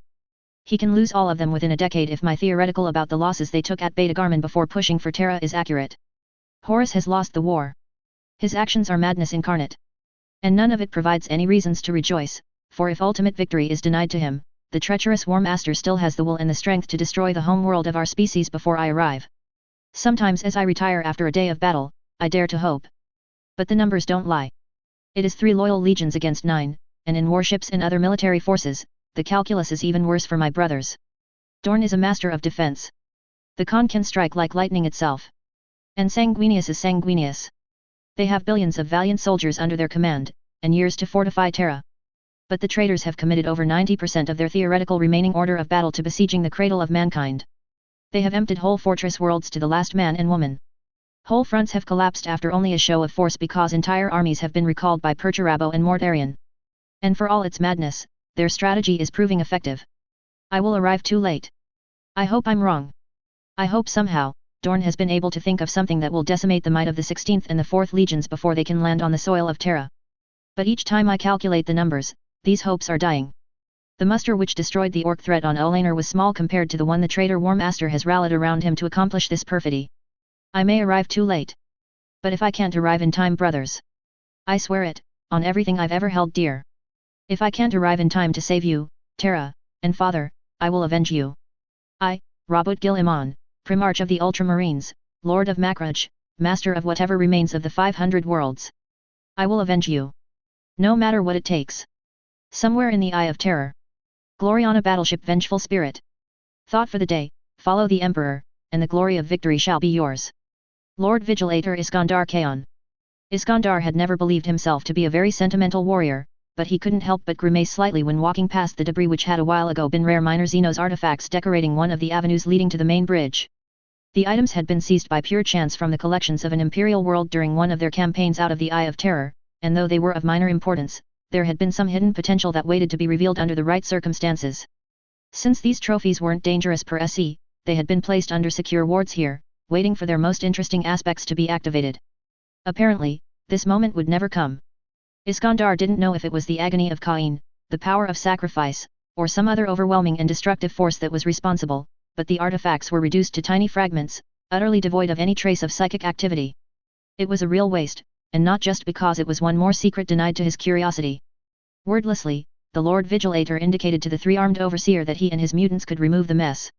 There was nothing to salvage, and the danger was minimal that even one of the wretches he could see trying to hide away from his eyes would provoke something disastrous. Sighing softly, Iskandar returned to the bridge, where the damage had already been cleared away, though of course the wards and some of the more esoteric protections still needed to be replaced. And they would, though it likely would take a lot of effort. Ezekiel, however, had not moved a single step since his departure. His brother was still examining the severed head of what had been an Eldar god. An examination which was conducted silently and without touching, a frown of concentration on his face. Quite an interesting piece of evidence, isn't it? The Lord of the Black Legion asked rhetorically once he was by his side. We have before our eyes the proof a god can indeed die. Honestly, Ezekiel, I would have preferred not to experience such an interesting event. Iskandar cleared his throat to express his disapproval. We have several large compartments, including this bridge, which were consumed by the aura of murder of that Xenos deity. The cleanup of this mess is going to take ages, and I'm not even talking about the rivers of blood the bolter fodder spilled.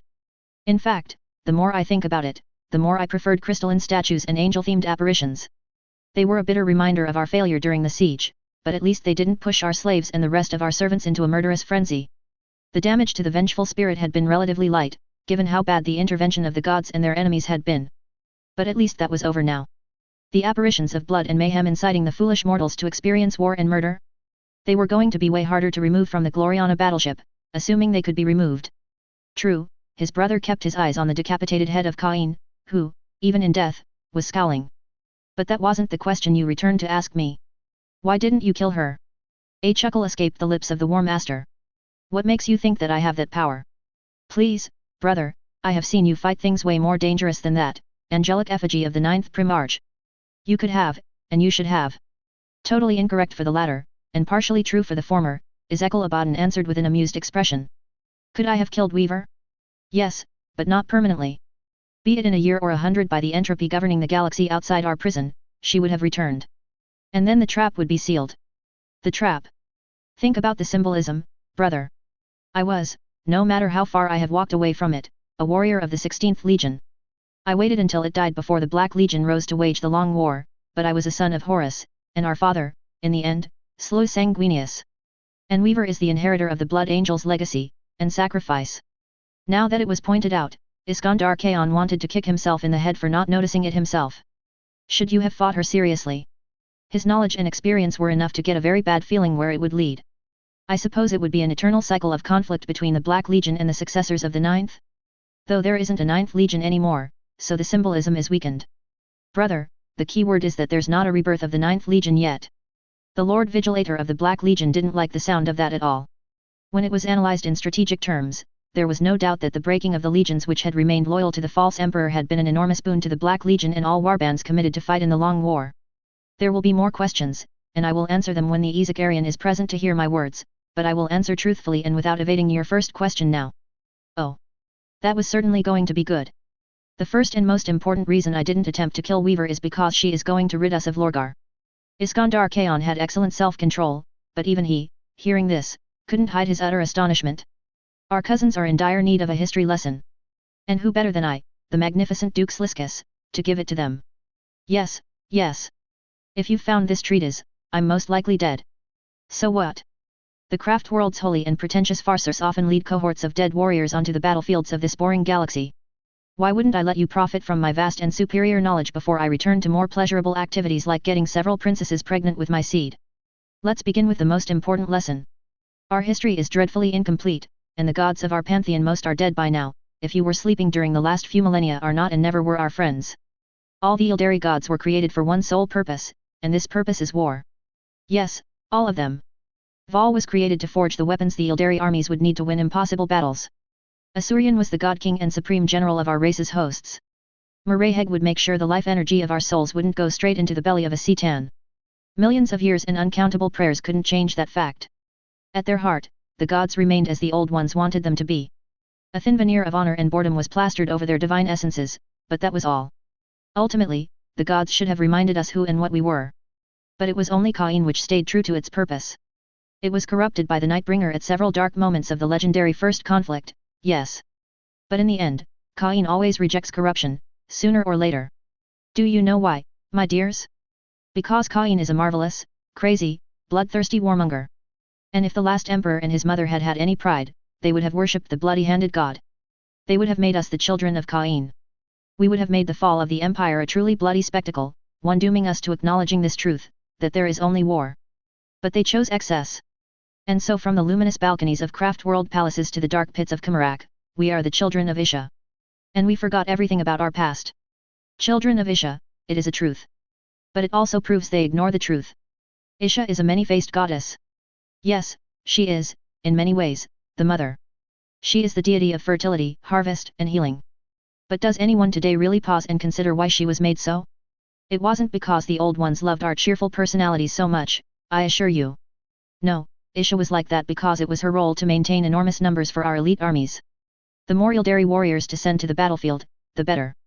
The faster one Ildari fighter was healed, the quicker he or she returned to the battlefield. But even that wasn't enough. When the Ungur began to overwhelm the Old One's fortress refuges, no matter how ingenious the stratagems put in place to stop them, Isha was used for a far more direct role. Female Ildari warriors, after all, were far too valuable to consider taking them away from a battlefield for the time it took them to live through their pregnancy. It was far better to use artificial methods under Isha's guidance. Ha! Ha! Ha! I can almost hear your revulsion now. Yes, the vat-grown drookery of today are the legacy of the Ildari Empire in its first iterations. Yes, yes, your denials, though I can't see them, are simply delicious. But yes, the technologies many homunculi of Kamarak are using in these troubled times were invented and taught by Isha. There are many differences, of course. The priesthood of the three-faced goddess could create perfect Ildari, beings who boasted the same psychic potential and skill as their true-born cousins. Such is no longer the case today. For all our claims, we have lost as much if not more than the craft worlds during the fall. Where was I going before feeling this urge to mutilate your body? Oh, Yes. Isha. Isha, and why no one of today should call himself or herself a child of hers. It isn't sufficient to acknowledge her aspect of mother. You have to embrace the analytical mind to improve the materials, be they made of flesh or of wraith bone, the cold-blooded creator. And you have to burn with the fires of vengeance. Because, yes, when the cycles of life and death came in quick succession during the war which tore the heavens apart, the only thing to pray for was not for hope, love, or any of these naive delusions. Our ancestors needed the passion to continue past any faint dream of victory the phoenix throne may have once had. This is why, I, Sliscus, doubt we will see any child born in this day and age rise to the name many fools have embraced in the depths of their ignorance. They are simpletons yearning for the love of a mother. But what their long-missing goddess would likely deliver them, upon returning, would be the wrath of a long-denied avenger. Somewhere in the eye of terror. Lady General Taylor Hebert. Aurelia Malice vanished in a flash of fuchsia and green. Taylor was alone. The purification of the crystal, now with the experience gained in the last several hours, was simplicity itself. Her fingers touched the crystal. She is the high priestess of Isha. Of all the muses, save perhaps the Queen of Blades, she was the only one to see the peril hedonism and decadence represented for the Phoenix Court and the Empire as a whole. She is the second oldest muse, and her network of informants is proportional to her age. Nothing unexpected when as part of her vows to Isha, she has served in thousands of roles, from Wraithbone Singer to Supreme Autarch of the Vengeance Fleet. She was and still is a mother, and her children and grandchildren are legion. Unlike the servants of Kernus, who believe waiting in their sacred woods for the storm to pass, the muse is far more willing to take direct political action. But her efforts are in vain. Indolence has already won, and when vibrant speeches are made, it is often done in front of a sleeping assembly, when there is an assembly at all. Giving up at the first setback is not a flaw of the priestesses of Isha, however. And so there is a succession of unconventional attempts to stop the steady grip of madness contaminating Ildari society. Great rituals are made to summon the goddess into existence, to break Asuryan's edict and force the Phoenix Court to realize the ongoing disaster. The gods don't answer. And the other plans fail one after another. Cycle after cycle, the ranks of Isha's priestesses begin their descent into oblivion. When Malekith ascends to the Phoenix throne, the high priestess knows the time for peaceful measures is over. The Uldanesh noble is the symbol of everything that is wrong with the Ildari Empire of these times, but approaching him is impossible, even for someone of her talents. She will need an army. Fortunately, part of her duties of high priestess is to know where some of the most dangerous and vital weapons for the defense of the empire are kept. Hyper-sophisticated vats have been stored in anticipation of another titanic conflict with the Ungur, so that under Isha's guidance, the Ildari may have a chance against the Star Devourers and their phalanxes of undying automatons. And so the high priestess travels to Kumarak with her last loyal subordinates. Though the city too is on its way to becoming a succession of hedonistic nightmares, it is not there yet, but that isn't the problem. The problem is that for all the precautions made by the high priesthood to keep these treasures of the war in heaven secret and secure, a Sybarite noble has been able to locate them and, using dark prayers, break through the ancient protections. To regain what rightfully belongs to Isha, the high priestess and her followers have no choice but to slaughter the thieves. At long last, the first vat-grown Ildari are born. But those are imperfect ones decanted. Something is deeply wrong. Many of these Ildari succumb faster to hedonism and corruption than those who were born from an Ildari womb. The high priestess, trying not to succumb to despair, notices that there are many Psi relics which have been stolen from the original vaults. Maybe recovering them is the key. There are many thieves in Kumarak, and once again the ever-dwindling priesthood of Isha goes to war. Sometimes they use their own blades, sometimes they unleash the flawed creations which came out of the vats. But once they return to the labs, the results are always unsatisfactory. Each attempt generates its own lot of malformed horrors, and the Ildari born this way, there are a few gems, Ildari who understand how important it is to live while respecting the gods. But most are not like that. The high priestess can only despair when for cycle after cycle, tens of thousands of vat-born Ildari join the ranks of Kumarak denizens, and encourage, not diminish the hedonistic behavior of the nobility ruling the Webway city. It is a vicious cycle. It is one which leads to damnation. Unlike some other muses, there is no obvious moment where the high priestess snaps. But when many cycles later, the summons come from the Phoenix Court, there is no denying that Inith, the high priestess of Isha, has embraced excess. And the dark gods laugh, for unable to understand how far she has fallen, the muse still believes she is the best solution to end Malekith's reign. How much of this is madness and how much is her arrogance will never be fully determined. The only thing certain is that Inith is the one to volunteer to fight the Queen of Blades first. As much as she has honed her skills during her tenure as high priestess, this is a fight she can't win. Inith is dying on the black sands of the arena before anyone in the public can ask out loud how much one is willing to gamble on the outcome. But when the Queen of Blades is banished after the last lesson handed out to Hekatai, Inith is not dead for long. Morathi, as a final mockery, decides to use some of the same machinery dating from the war in heaven to reincarnate her a final time, all for the amusement of Slaanesh, of course. Corrupted beyond redemption, the twisted arcane resurrection device does its work, and when the cocoon-shaped vat opens once more, it is to welcome the arrival of a true monster into this galaxy. Innis the Dark Genesis is born, and the living races of this galaxy will have a trillion reasons to curse the legacy of the Ildari Empire. To say watching and listening to this story of an Ildari fall to chaos had been pleasant would be a lie. On the one hand, the High Priestess had clearly tried to prevent her race from falling to chaos. Something that even Enaria Eldinesh had failed to do, when it came down to it. It was true the Queen of Blades had saved her fellow Long-Ears too many times for her to be blamed for it. After all, one being couldn't prevent billions or trillions of individuals from making stupid choices except by killing them. On the other hand, at no point had the High Priestess realized that Slaanesh was toying with her. That her last attempt to undo the damage was damnation in the making, not salvation. That everything in the vaults of Kamarak had already been corrupted and should be put to the torch, not used. There weren't a lot of choices left now that Aurelia was gone. Trying to locate the Astronomican here would be like ringing the dinner bell for all the predators of the Eye of Terror and... You are hesitating. The crystal became transparent before exploding, revealing Innis in all her glory. This was the High Priestess of Isha as she had been before being corrupted, long red hair the color of a young fire, black eyes seemingly containing the light of old stars themselves, and a body which clearly belonged to a warrior. Her skin was not ivory or silvery, it was as if it had merged with ormite. And yes, obviously, she was naked. For once, it didn't bother Taylor. In her memories, she had seen what the Dark Genesis looked like, and the most flattering thing one could say was that there had been uglier homunculi killed at Kamarak. Everything was preferable to something like that. I am. Forgive me for my bluntness, Muse, but I was far more sympathetic to some parts of the story of Valhilatu. The beginning of your tale, I could approve of. But after you arrived at Kamarak, your actions weren't a cure. They were the disease. And the symbolism was incredibly obvious. Innis had participated in making Kamarak an irredeemable pit of monsters. And millennia later, the insect mistress had played a major role where the annihilation of the Dark City was concerned. I realize that now. Innis surprisingly agreed before stepping forwards. I was arrogant. We were all arrogant. We were the priestesses of Isha, weren't we? We were convinced our goddess was still protecting us. That she was smiling upon our actions. We believed our sacrifices would be vindicated in the end. But they weren't. Well, she paid a terrible price for it. And that was likely the understatement of the century, bravo Taylor. She continues to pay for it, Innis corrected. While most of what I learned after my penultimate death is vague or absent, the Princess of Excess took great pleasure to inform me that Isha took refuge in the Garden of Decay so that the doom of the Ildari could not devour her too. I see. That was an interesting piece of information to have. Unfortunately, it wasn't likely anyone would ever be in a position to exploit it. Hell, in many ways, it made things more complicated.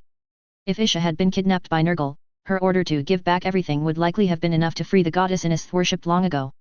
But since she had run into the domain of Nurgle of her own volition. I see. The Lady General repeated. No wonder the clowns of Segarak were so prompt to replay the tragedies of their own race. They really screwed up like no other race had ever done before them. And I suppose you have a proposal. Let me atone for my mistakes. The Muse replied. I will sacrifice my life and the power gained from it will lead you where you need to go once you will have escaped this warp prison. This world where you have landed? There are ruins nearby of a temple dedicated to Isha.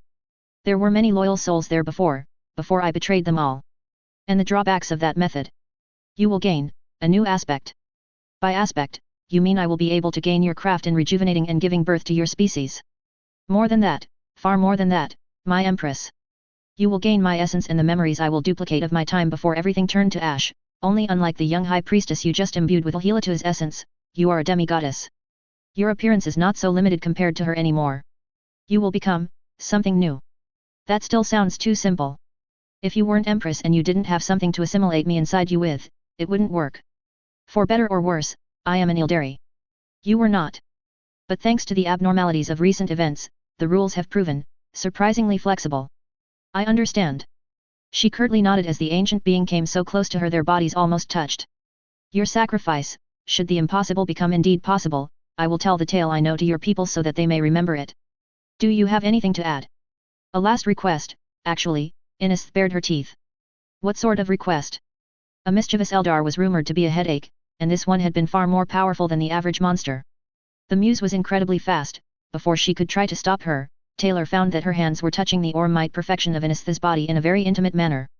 And it felt right. Oh, I just want you to, the first time you use your new aspect, show it to the Queen of Blades, and make sure a lot of people are there to enjoy her surprise. Cataclysm of Macrage. 68 hours after the Mark of Oblivion. Magna Macrage Theatre. Surviving word bearers, 4,777. Living Primarches, 2. Chaos spawns, 0. Surviving numbers of the lost and the damned, approximately 666,000. Chaos Knights, 15. Surviving Ultramarines and successors present, 302. Other Loyalist Space Marines, 713. Surviving Ultramar Auxilia, approximately 830,000. Imperial Guard reinforcements, approximately 27 million, first wave, second wave and third wave. Loyalist Imperial Knights, 90. Ultima Segmentum. Realm of Ultramar. Macrage System. Macrage. Magna Macrage Military District. Fortress of Hera. 68 hours after the Mark of Oblivion. Optio Septimus Gracchus. Not today. For several seconds, the angel and the arch-traitor stayed still. They were like statues as the traitors died under the relentless spider and space marine assault. It was like watching a huge pillar of evil towering over a fire of gold and red. The heretical mace and the holy crystalline sword were stalemated. It was difficult to breathe. And then they moved. The first clash shook the shrine, and Septimus Gracchus felt himself being thrown back. But as he was cast aside like a twig in one of Macrage's storms, his eyes remained on the duel. Or rather, what his eyes could perceive of it. The weapon of the living saint was so fast it was only really visible when it met the arch-heretic's own, and even then, there were flashes of crystal which made it seem like an illusion. All the while, neither the gold and ruby shining angel nor the fiend had moved a single finger's width away from their original positions. That brutally changed without warning. There was an enormous shockwave, and then the Optio of the Ultramar Auxilia realized they hadn't yet seriously begun to fight. An entire wall of darkness materialized behind the arch-heretic. The loyal servant of the God Emperor created an army of crystal insects without any gesture. Flames of gold burned, forbidding the damned one from advancing further towards the shrine. The two enemies had taken each other's measure. And now they escalated. Septimus believed himself courageous and brave. But when the storms of the light and heresy clashed, he, like every Auxilia survivor, ran to take cover behind one of the intact statues. They had sworn an oath, but at the moment, they were more useless than the stupid speeches of the prefects after the military parades they had endured in the last several months. There was another powerful explosion, one which again made him fear for the integrity of the entire structure, as the damaged ceiling began to lose more and more marble pieces, and some of them were quite massive. And in the middle of this devastation, the living saint and the arch-heretic began to soar. The angel of the God Emperor was flying on her golden red wings. The arch-heretic was, the damned was flying too, Septimus guessed, but it seemed more as if it was swimming in a sort of black miasma, and the Optio quickly looked away, because there were things in that darkness, things that made him really afraid. The duel accelerated and grew more violent as they gained height. There were no more insults or challenges. Save the explosions and the noise of the weapons meeting each other, they were fighting in silence. It was both terrible and beautiful. The clashes shook the very foundations of the fortress of Hera. And the moment the angel rose above the ceiling level, it was like looking at a pyre of golden flames and crystals. Magna Macrage Military District. Macrage City. Battlebrother Marx Fisher. Battlebrother Marx Fisher of the Black Templars had not been pleased when the Marshal had ordered that he would support the Guardsmen with his arms and wool instead of fighting side by side with the rest of the crusade. But now the Astartes veteran understood. It had been a test of his faith. Unlike many battle brothers, Marx had not been blessed to arrive in time to participate in the fighting at Kamarak. But the Guardsmen he was fighting with had. Cultists incoming. He roared as another heretic leader raised an accursed object some 100 meters away. We need. The entire street disappeared in a rain of blood, and countless abominations rose from the pools of red liquid which hadn't been there a moment ago. Stand firm. For the God Emperor. Marx's chainsword immediately plunged into the throat of one of the demons before claiming another kill. And then another. Unfortunately, the heretics were calling up the monsters faster than he was slaying them. Where are the snipers? I want this heretic's skull blasted apart. They're coming, sir. There's only one enormous statue of the Primarch of the Ultramarines, a life-sized one, as far as Marx could judge, chose this moment to collapse, right onto the position the heretics' leadership were using.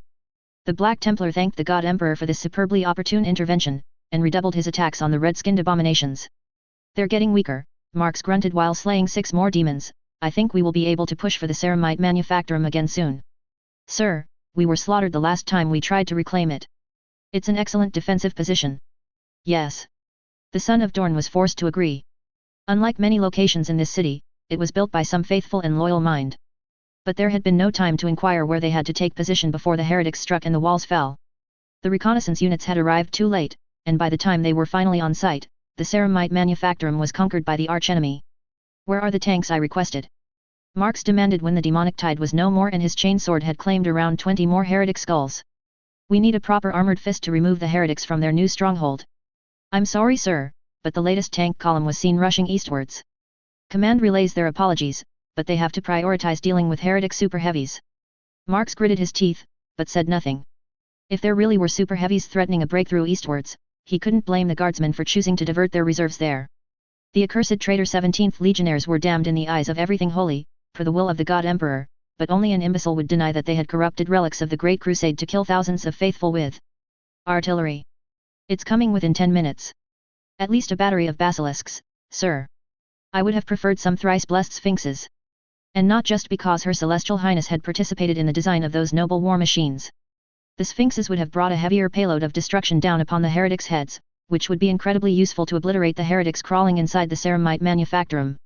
We need to advance and take positions around the ruined museum. Sir, may I remind you that I have no intention to charge again, Lieutenant. Doing it once had been more than enough." Not only would Marx currently be busy explaining to the God Emperor why he had failed to fulfill his battle oath had it not been for his brand new power armor, but the incident had forced him to assess for many minutes the massive differences between fighting with his battle brothers and fighting with guardsmen. But as you can see, when we're not keeping an eye on the heretics, they clearly come up with new ideas. Ideas which result in deadly and abominable surprises for the faithful, including us. "I can't argue with that," the Nixian man coughed behind his helmet, and Marx felt somewhat uncomfortable, because as the dirty and damaged carapace armor became visible through the cloud of dust, it was incredibly clear even guardsman officers' equipment was inferior to the blessed power armor he took for granted. "Very well, sir, I will give." Everyone stopped speaking or moving at this moment, for over their heads, for the first time, the dark skies seemed to lose whatever potent sorcery they were ensorcelled with. And no less than 3 of his heartbeats later, to their north it was as if a beacon of the God Emperor himself had been lit. By the Golden Throne. Marx recited a prayer of salvation, for yes, indeed, the Golden Throne of Terra be praised. They had endured the storm. The heretics had unleashed everything they had, but now the God Emperor had heard their prayers and intervened to punish the traitors. Remember. No pity. No remorse. No fear. Death to the heretics. For the God Emperor. For the God Emperor. Above the fortress of Hera. Lady General Taylor Hebert. If she hadn't traveled to the Vengeful Spirit before fighting the traitor Primarch, this duel would likely have ended in her defeat. Of course, if she hadn't gone to the Eye of Terror, her chances of arriving in time to prevent the Primarch of the Word-Bearers from sacking the fortress of Hera and defiling Robert Gilliman's corpse would have been extremely low. As it was, her arrival had been just in time. 1 minute later, and the insect mistress knew she would have been too late. This was just an afterthought. Taylor struck with every part of her strength, and with what had happened to her recently, it was a fantastic amount of power. She hadn't had time to verify it, but she knew that with what had imbued her, she could now manipulate tiny objects of fragile crystal without breaking them in one hand, while bending plasteel in the other. Between the shard of the Sanguiner, the last echo of sanguineous death, and Innis's last gift, Taylor was. She was complete. She wasn't going to use the words as she was destined to be, because the para-human woman wasn't sure the Emperor, for all his precognitive abilities, had seen that coming. "Why are you fighting for him? He does not care about you. You are just a weapon he will discard the moment he no longer has a use for." Taylor evaded the sorcery attack which smelled like carrion and excrement to her senses, and counterattacked. There was no point wasting her saliva here. Lorgar was going to die. Strike. Counter-strike. The mace missed her by a hair. The super reflexes were really something priceless. Too bad everything else didn't come with a manual, and this battle was the wrong place and the wrong time to start experimenting with her new skills. "He will sacrifice you in the end, like he intended to sacrifice us." Taylor giggled, and for all the wind gusts around them and her helmet smothering the sound of her throat, the traitor Primarch heard it. "You think this is funny? Strike. Strike." Avoiding the enormous mace again. And yes, it was funny. Lorgar was already dying. Drawing the power he did right now was killing him. The Lady General didn't know who had given him the wounds able to bypass the super regeneration, though given the taste of it, her bet was on Elena Kerrigan aka Sophia Hess. Although there was something Eldar. Strike. Parry. The shockwave they created was phenomenal, and for 2 seconds they were carried away by it.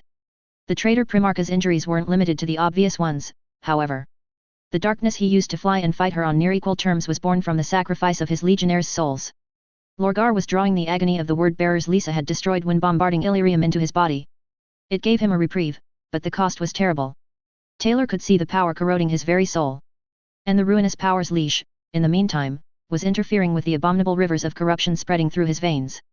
Corruption so self-destructive even a primarch wouldn't survive it for long. We will win. We must win. Ours is the only chance humanity has to survive in this galaxy. This is the primordial truth. A spoiled child. That was the kind of being which was responsible for the most devastating conflict fought since the cybernetic rebellion and the Age of Strife. He was a petulant child who had decided that if reality didn't conform to his ideas, then worshipping eldritch abominations was a perfectly sane course of action. This deserved an answer. And this was a weapon she could wield against him. So you say. Personally, I have another name for it. I call it the primordial lie, imbecile. Lorgar howled in hatred and charged her again. They clashed above the fortress of Hera, and the ruinous power's hisses of hatred reached her ears. Valley of Lapanis. General Lorelei Maltka. The web mistress is here. Our victory is assured. All praise the web mistress. Lorelei couldn't help but smile slightly at the exuberant outburst of the adjutant spider that had been assigned to her. In this, really, she did far better than her officers. Many cheered loudly and completely ignored their duties. Thank you, Adjutant Colonel Solaria. The Mordian female general replied. We appreciate the good news. Though really, the spider's words were just the final confirmation they needed. For all the kilometers separating them from the fortress of Hera, you didn't need magnoculars to see the enormous explosions of golden power clashing with heretical sorcery. No doubt was possible, Lady General Taylor Hebert was really here.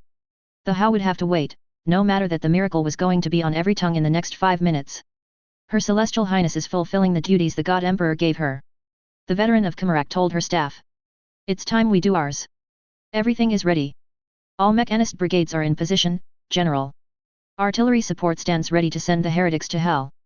Lorelei Maltka took a few seconds to observe the choreography of hundreds of regiments before her eyes. For them to be here was a triumph of logistics. They had had to use secondary roads on very uneven terrain, build logistical nodes in mere hours, and, last and hardest, watch as the battle for Makridge City raged without intervening. But everything was worth it, since it had allowed them to position a reserve of 500,000 men and women on the flanks of the enemy. In his name, the female general said formally, "Open fire." The enormous roar which followed was of 5,000 artillery pieces simultaneously proclaiming their loyalty. Many gunners had had over 20 minutes to make their calculations. The hastily dug-in heretics bearing the colors of the Volskani cataphracts disappeared in night-sized explosions. This was just the first salvo. Less than 30 seconds after the first one, a second was in the air. Rockets from the Vermilion Dawn-class launchers were then deployed, the loud shrieking screaming promises of death. With each salvo, ammunition depots and dozens of vehicles belonging to the traitors were annihilated. Hundreds of pyres burned.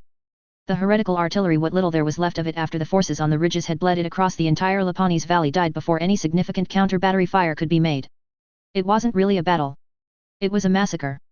After the third salvo, what she had waited for was relayed by the extremely excited Adjutant Spider. General. The enemies of the web mistress are routed.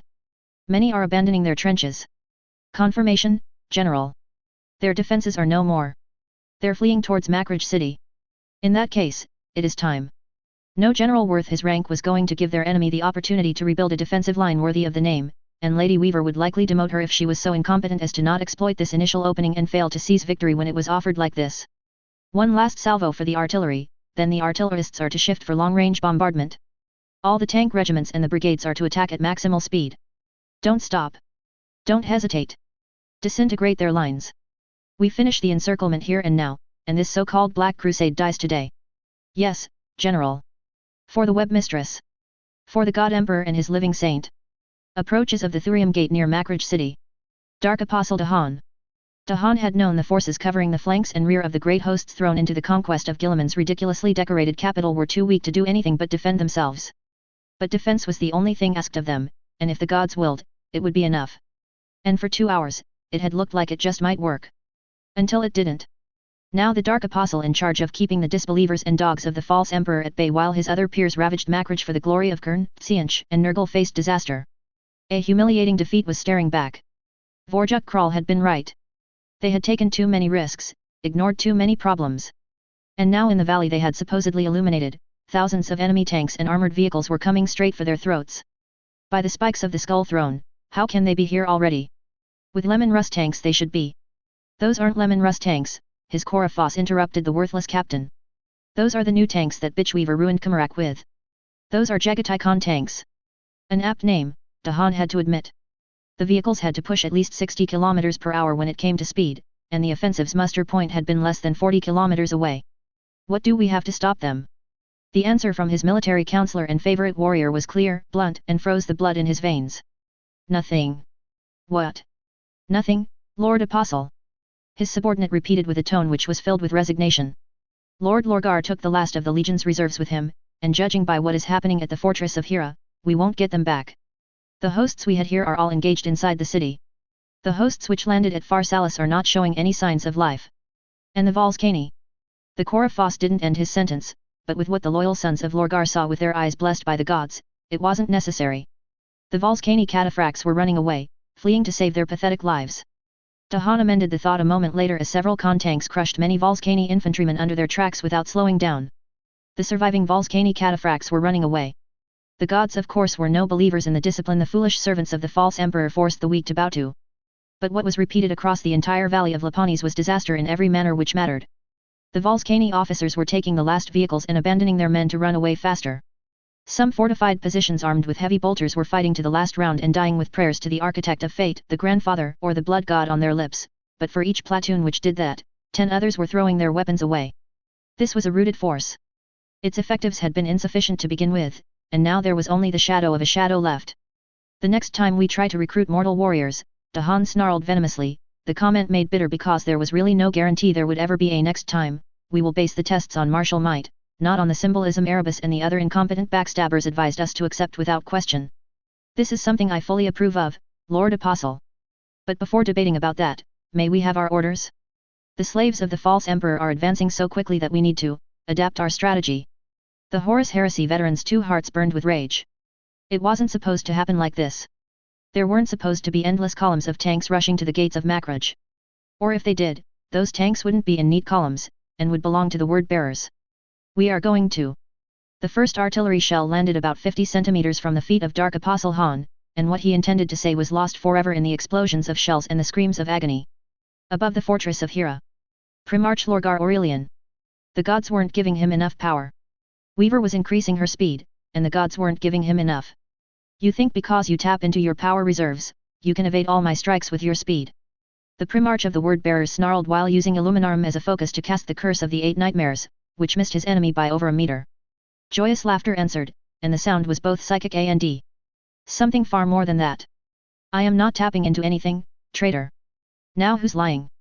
He tried to mock her, something which didn't exactly become easier to do as the cursed Xeno's blade went for his throat again. The false saint was no mistress of the sword, she was too young and too inexperienced. But the sheer versatility of her powers and her inhuman strength more than compensated for that. And so he barely managed to parry before it could pierce his armor. I am not lying, Lorgar of Kalkas. I am no faster than I was at the start of our duel. You are slowing down. And suddenly it was as if a veil had been torn away from in front of his very eyes. Lorgar saw. The gods had not been giving anything to him. They had loaned him, for lack of a better term, a part of the dark sacrifice made by his son Yarlek to keep the imperial forces at bay. And Lorgar was many things, but he wasn't able to contain a shard of sacrifice inside himself. He was faith. He was the priest of the gods. This was all he had ever wanted. This was all he was supposed to be. This was mankind.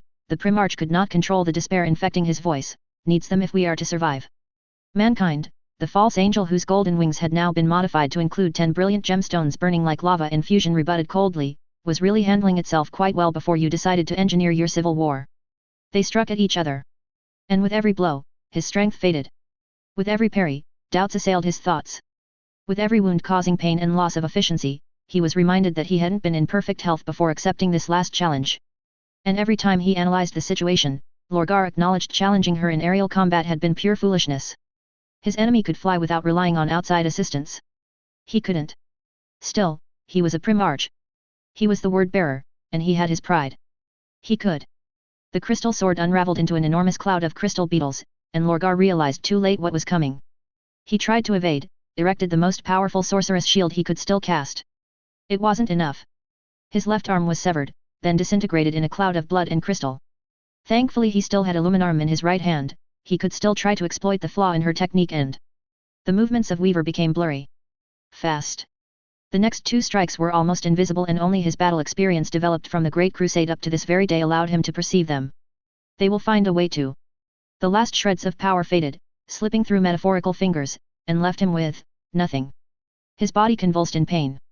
Finish me, Lorgar Aurelian, 17th Primarch and scion of long-dead Calchas, growled. You want my death for the cause I defended? So be it. Finish me. Prove you are the loyal bitch of our unworthy genitor. Weaver raised her sword in a mocking salute. And then pointed one of her fingers to the fortress of Hera waiting hundreds of meters below them. It is time to fall, traitor. In that last moment, he prayed to the gods. Lorgar prayed to the gods more fervently than he had ever done in all his life. And as the sole response, he heard their laughter. The sound accompanied him for the entire duration of his fall. Fortress of Hera. Optio Septimus Gracchus. They all watched as the arch-heretic fell. The battle had been difficult to observe, despite all the massive holes which had been made in the ceiling above their heads. There had been too many explosions, too many shockwaves, and too much light clashing with the heretic's darkness. But they all saw the end of the duel. The angel had clearly inflicted a significant blow upon her enemy. For many seconds, they were just staring at each other and the fighting ceased. The light of the God Emperor flared brilliantly. The darkness seemed to falter, but then increased again. It was only an illusion. A couple of seconds later, the heretical power ceased abruptly.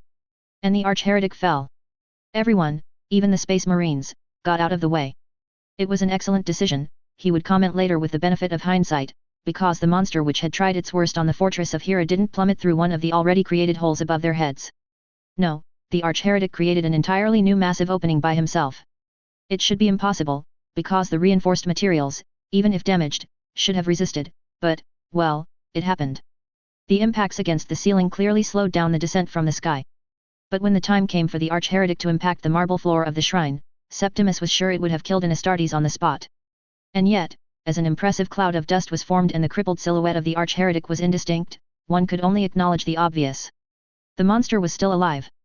By all the marble collections of Macridge City, what was it going to take to kill this bastard? Interrupting his thought, a guttural scream came into existence. We Avir. Primarch Lorgar Aurelian. Lorgar didn't believe he had ever hated a single being more in his entire life, his genitor and father excluded from the competition.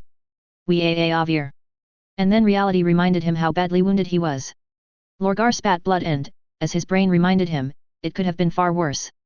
His head was now completely unprotected, and if he hadn't managed to let the most resistant parts of his body, the ones which had still decent armor protection, at any rate take the brunt of the damage for the rest, his skull would likely be splattered in several parts on the blue-gold marble, and no Primarch could survive that. It hurt. It hurt terribly. It was agony. He had lost his left arm, and the wound was grievous in the extreme. The small stump of what had been his extremity bleeding, whatever power his enemy used to destroy his limb was also sufficient to overwhelm his natural regeneration abilities. But this was only one of many injuries that were going to be his death. Everything was pain. Everything was failing him, and he didn't need an expert transhuman surgeon to inspect him before coming to that conclusion. One of his hearts was not beating anymore.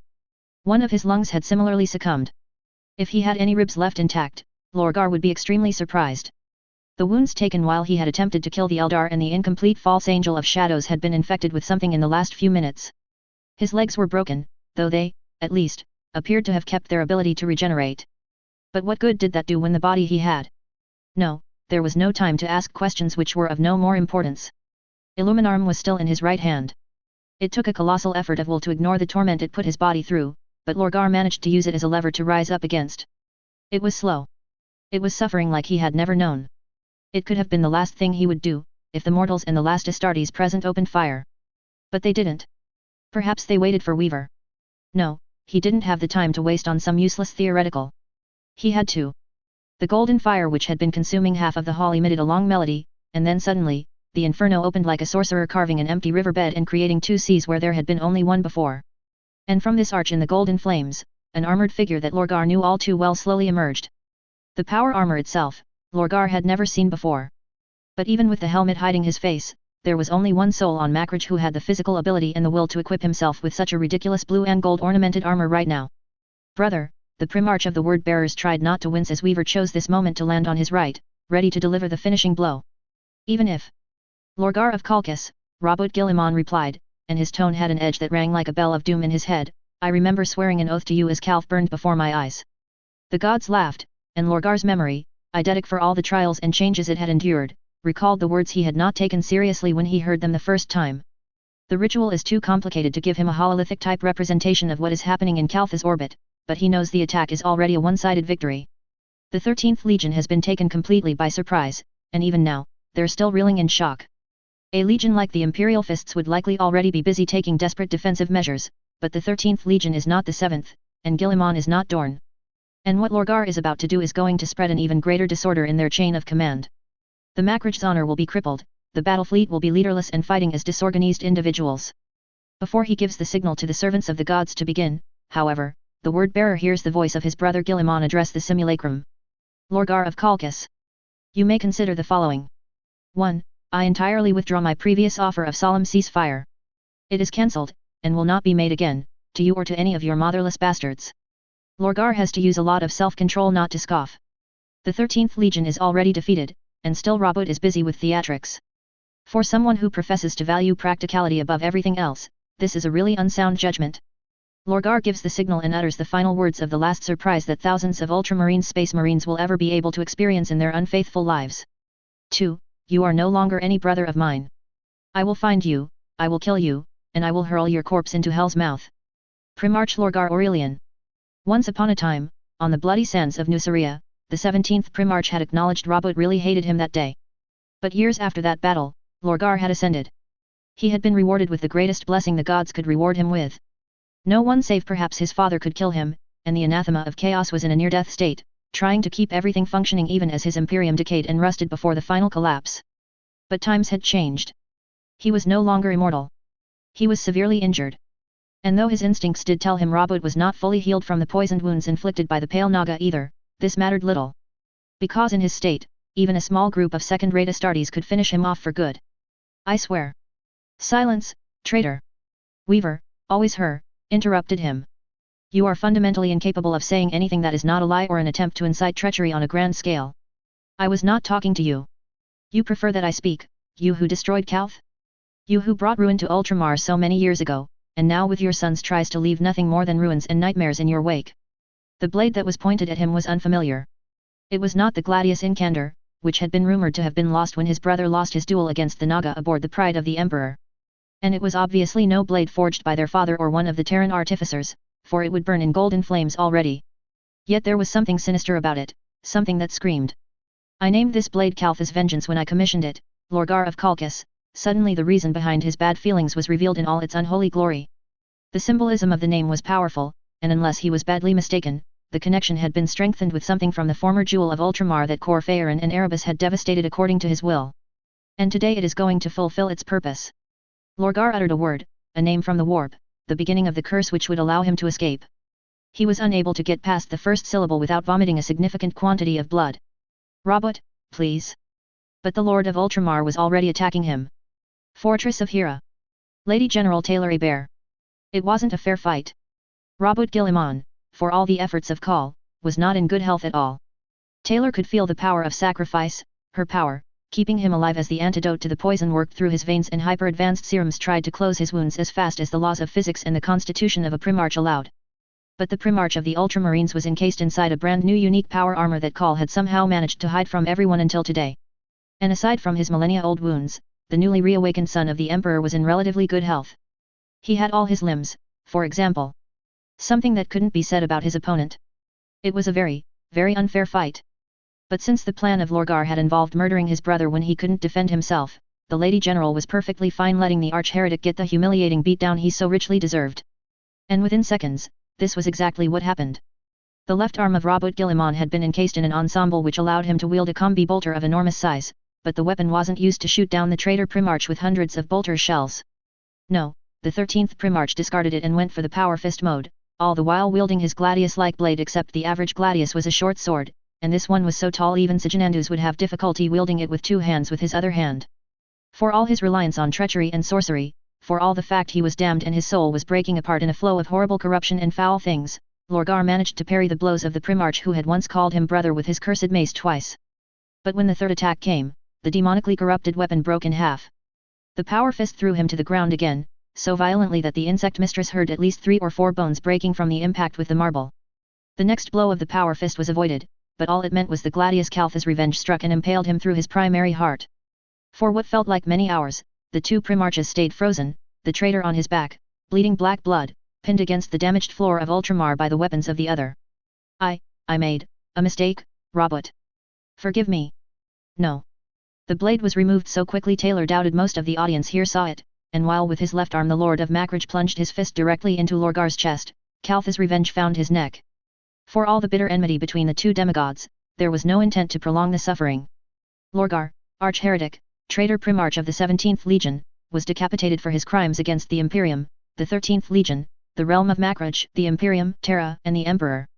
His black soul, or at least what foul thing had replaced it, tried to escape his corpse before passing to another plane of existence. No. Do not let the parasites have him. The order echoed across her very being, and Taylor was prompt to obey the implicit command she would likely have tried to accomplish anyways. The angel of sacrifice shaped a spider of light with a thought, and used it to skewer the shreds of traitor Primarch's essence before it could be claimed by the ruinous powers. There was a shriek and then, nothing. Lorgar was dead. Though nothing happened in the hall where she was standing, a hurricane of screams echoed out from beyond the veil. And Taylor took only a second to realize those were the screams of the word-bearer's legionnaires. The warp. Contrary to what one would expect, the entity dozens of species knew as the ruinous power of change very much dealt with hope on a daily basis, or whatever the equivalent of a day was in the atemporal dimension of the immaterium. Of course, the manipulations of Psianch didn't generally tend to fulfill one's mortal hopes.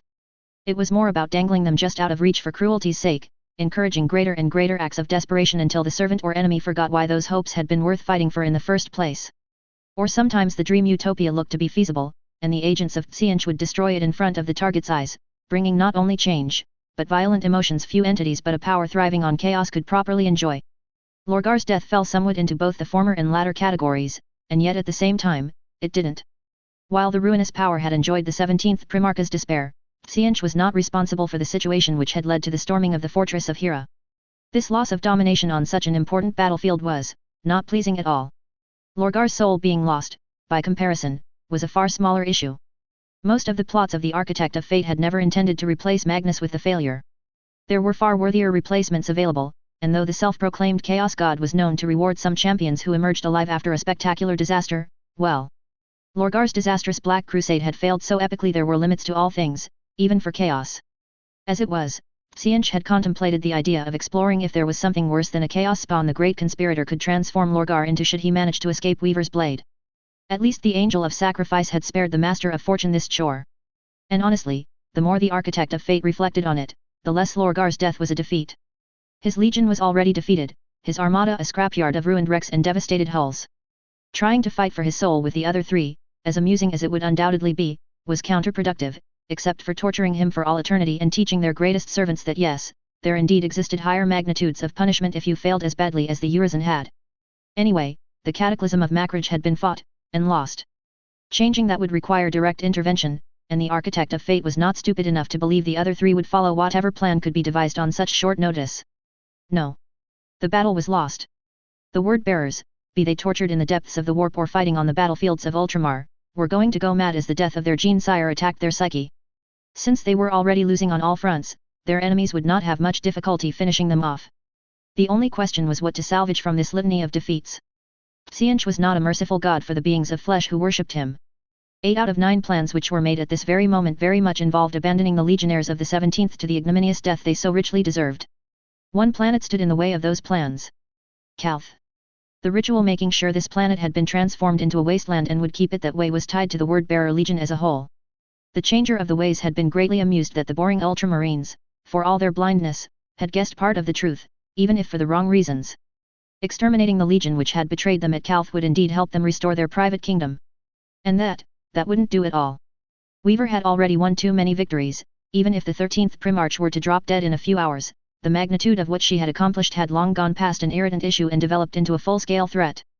Psianch wasn't going to give her an additional one, not when the consequences would be so significant in the long term. Self-proclaimed chaos gods didn't grit their teeth, but at this very moment, the plots relayed by the Architect of Fate to its agents could really have been recognized as such. Then with a spell of 99 curses, the great conspirator intervened. Vortexes of blue flames opened across the Macrage system, but not a single part of change came out to help the 17th Legion. Instead, the tentacles of said vortexes grabbed 999 word-bearers spread out between the different battlefields. The majority were taken from the fight raging in Macrage City, but there were some from the retreating units of Pharsalis, and 1 or 2 were saved from Laphise. Regretfully, Xianch could not curse them with the flesh change again, their numbers were already pitifully low, to do so would risk causing the Calf ritual to falter and die. That did not mean there wouldn't be other plans to show these failures the proper magnitude of a Chaos God's displeasure. Their final destination would already be a good start. This was not a victory, of course. This was just saving something from the ashes of catastrophe. And so Xianch, the architect of fate, observed the macrage system, and went on to imagine millions of new plots. There were a lot of changes coming, and the great conspirator was change. Everything would proceed according to the plan, eventually. Macrage system. Laphis. Ruins of Ravenna west of the Polenta River. 68 hours after the Mark of Oblivion. Captain Ianid Thiel.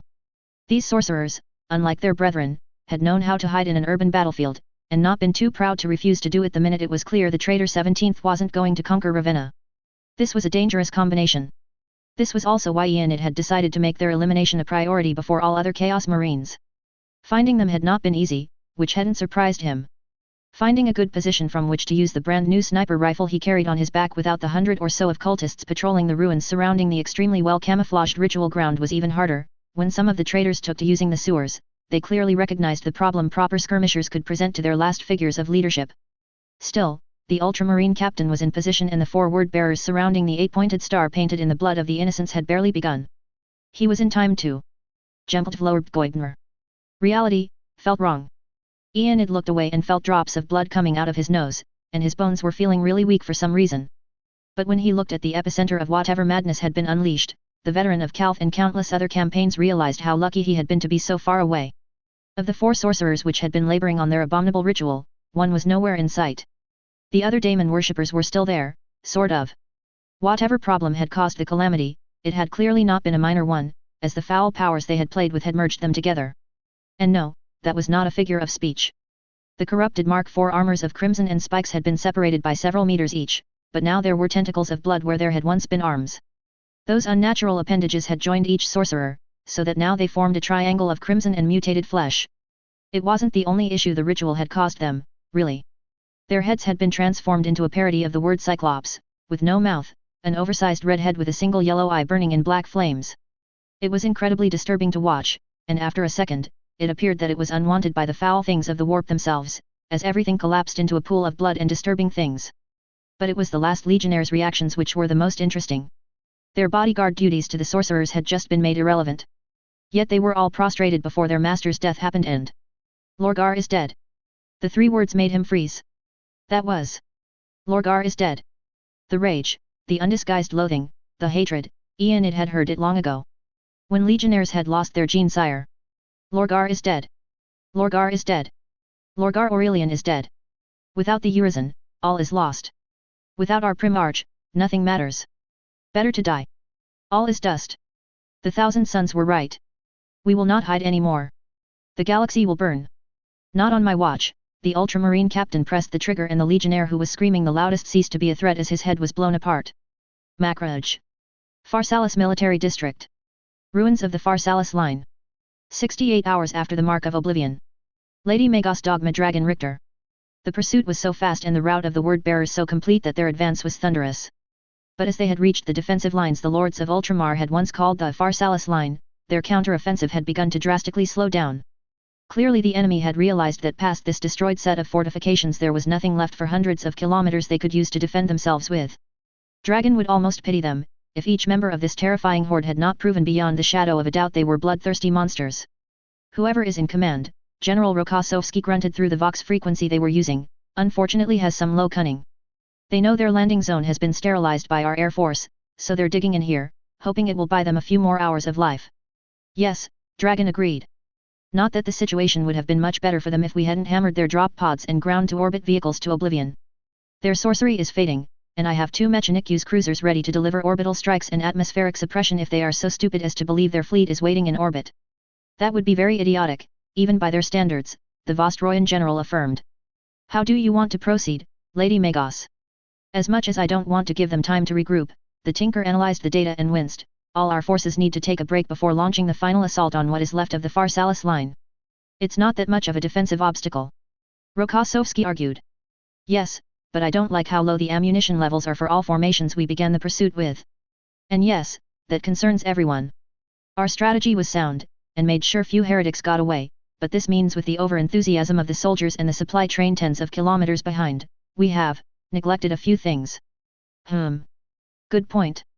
Dragon could almost imagine Taylor's chief of staff grimace. Very well, I will order a pause. But no more than 2 hours. The enemy is beaten, and I won't give them time to. What in the name of the winter storms are they doing?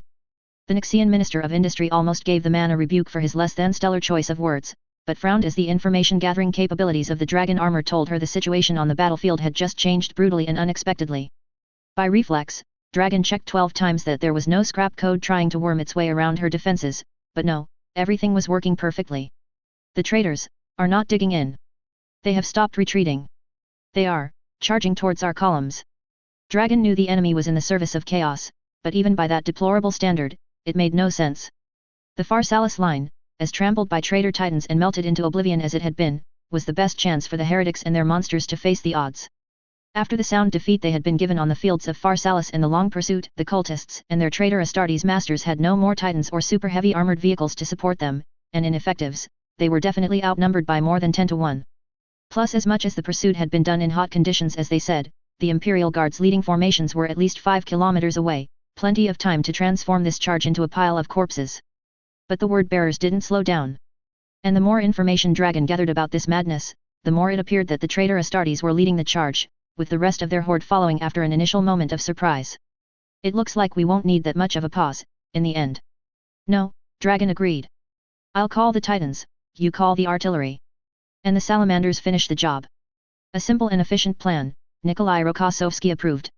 Let's teach them a last lesson they won't forget. The warp. The apparent unity of the three had not survived the events which had happened on Fenris. Yet even the birth of Malal had not completely destroyed a certain level of something that would be called cooperation if you stayed far away and didn't try to investigate the dealings of the entities known by their slaves as the Chaos Gods too closely. In this regard, the revelation of the King in Yellow's existence had been a boon. Even Malal, beast of anarchy and prompt to oppose any initiative of the three, was in agreement the mind behind the skeletons had to be hunted down and exterminated. But this was only a fragile truce, strengthened by hatred of Weaver, the anathema on his golden throne, and the belief there were a few more victories to be won. The death of Lorgar changed that. Tsianch's intervention changed that. By blatantly moving and grabbing word-bearer legionnaires, the architect of fate had made a blunt statement no one could misunderstand. And this statement was that change was cutting its losses. Kern and Nurgle knew some of the reasons, of course. Much like the Great Conspirator, they had been involved in the Kalth ritual, and thus knew the advantages there were to keeping the planet in a devastated state and the sun spreading a baleful aura across the Viridian system. There was also something unknown to the Imperium at large, but hardly secret to the current masters of Immaterium. By symbolism, each Emperor-loyal legion had a traitor legion to act as its nemesis. For the Ultramarines, it was the word-bearers. If the blue-clad sons of Guilliman didn't have the sons of Lorgar to act as their sworn foes, sooner or later, they would find another. Maybe it would be the Black Legion, especially with Guilliman's temporary reawakening. Abaddon, by his latest games, had considerably weakened the fratricidal relationship tying Blood Angels and those following Horus Heir together. But maybe it wouldn't. Maybe the old rivalries would be cast in the dust and a new order would rise, one the four would have little influence over. This was not to be. Yet not knowing Tsianch's plans, success may be impossible in that regard. In the end, the Lord of Skulls and the Grandfather reached an agreement. As many word-bearers' lives had to be preserved as possible, if only to prevent Weaver from gaining one more total victory over them. In the meantime, Malal was already on the move, tempting the most nihilistic word-bearers to pledge their allegiance to anarchy. And as the light of the Astronomicon approached in the distance, powerful artifacts left intact in the broken carcasses of the Armada battleships went missing. Chaos apothecariums were emptied. Ruined armories and abandoned stockpiles were claimed. Then and only then, the last intervention of the self-proclaimed Chaos Gods on Makridge was truly unleashed. But they would not be as generous as Tsianch. Kern would take 88 word-bearers for his purposes, while Nurgle went for 77. And the Beast of Anarchy, despite all its efforts, only convinced 11 Astartes of the crippled 17th Legion to embrace its twisted power. Makridge. Magna Makridge District. Makridge City. 68 hours after the Mark of Oblivion. Korafos Kol Badar. The Primarch is dead. Kol Badar didn't know the how, but he couldn't deny it, no matter how much he tried. The Primarch is dead. It was obvious the attack on the fortress of Hira, the heart of the ultramarine defenses on this front, had ended in disaster. The Primarch is dead. Rayarg. Vajakar, one of the most cold-blooded warriors under his command, exploded in mad fury, and ignoring his counter-command, charged the lines of the false emperor's slaves like a world-eater berserker. There was roughly 500 meters to cross. With or without support, it was plain suicide. A rain of artillery shells and at least 10,000 lasguns fired within 4 seconds, and though some missed, thousands didn't. One more word-bearer fell, though most of his body had been butchered and no one would have recognized the old warrior after this amount of punishment was delivered. Kol Badar almost envied him. His physical torment was over. The Primarch is dead. We have to retreat, Korafos. Retreat to where? Kol Badar inquired in a dead voice. The breaches we made in the walls are assaulted by the enemy's reinforcements. We are completely encircled. The Primarch is dead. Burn. They will all burn. One more warrior of the first great host went mad, acknowledging the truth. His flamer mutated through the power of the gods and the legionnaire went on the attack, which ended with him transformed into a living pyre before dying in countless explosions. The Primarch is dead. Since Ferrus Manus' death on the black sands of Istvan V, every legionnaire, no matter if they worshipped the true gods or not, had known deep inside what would happen should they fail and their gene-sire die. Some would fall to the ground in horror and sorrow, unable to continue the fight. Some would simply let their fury burn every restraint and go on a rampage to avenge him. Some would die emotionally. Physically they would be fine, but deep inside, there wouldn't be anything left of them. The Primarch is dead. Maybe that was what happened to him. Cole knew he should be feeling something, anything. He should scream, reassure his warriors. The Primarch is dead. But he couldn't. There was nothing left to give. No wonder the Iron Hands and the Blood Angels had been so utterly enraged when their fathers died. What had seemed a pathetic manifestation of their self-professed love was something the word-bearers had refused to prepare themselves for until the last second. The Primarch is dead. No wonder the sons of Horus had faltered and fled. They had followed Horus Lupercal, and the first War Master died at Terra. Korafos. The lines are collapsing on every section. No need to scream, I can hear you perfectly fine. Kol Badar admonished the other warrior. The architect's latest trick has cost us dearly. Deprived of the illusions covering his eyes, the truth was not that difficult to see. The transformation of Lorgar back from his chaos spawn punishment had been an ephemeral bonfire in a sea of darkness. The word-bearers had hammered themselves against the defenses of the Ultramarines, and it hadn't been enough. Not with the millions of guardsmen arriving to reinforce the bastard sons of Guilliman. Not with their aircraft and artillery singing their requiem when the legion's bolters were running low on ammunition. Not when countless sorcerers had suddenly gone missing and their own ranks were depleted and suffering constantly from phenomenal battle attrition. With me. For Lorgar. For the Primarch. Kol Badar let them go. By what right would he counter-command them, anyway? He had led them here, to this disaster. He had been unable to avenge Yarlek. Above their heads, the sky was turning a golden hue, and the power of the gods was relentlessly ground down. For the 17th. Let the galaxy burn. Kol Badar didn't watch his warriors die. Instead he ran back to a more defensible position and slaughtered his way through a platoon of black-armored guardsmen which had tried to flank them. The Primarch is dead. The Primarch was dead, but if this was the end, Kol Badar would die a warrior, and would make the Imperium pay the heaviest price possible before. The world dissolved around him. A grey and orange veil manifested while the broken columns and houses of Makraj faded away. The noises of battle seemed incredibly distant, as if they were happening tens of kilometers away. Something that was either dust or fog clouded his transhuman vision, but not enough to not see a lone silhouette advance towards him. Who are you? I am like you, Kol Badar. The figure was as tall as he was, and the closer it got, the more mysterious it was, for while the newcomer wore an Astartes power armor, his mind refused to recognize the glyphs and the style. I am not like you. The other space marine shook his head. You are wrong. You feel dead. You are purposeless. You have lost your Primarch. All of this, I felt it long ago too. And yet here you stand. Alive. Laughter answered, and the Astartes removed his helmet, revealing a skull, not a breathing transhuman warrior. Kol Badar should have felt horror, revulsion, or anger. But all of that was now denied to him. Not alive, but not doomed to the oblivion extinction the false emperor wanted to discard us to. The word-bearer Korafos asked the question he was sure the other space marine had waited for him to voice. Does your master wish to destroy the false emperor? Is it his will that this galaxy of betrayers and hypocrites will die? Yes and yes, the undead Astartes answered.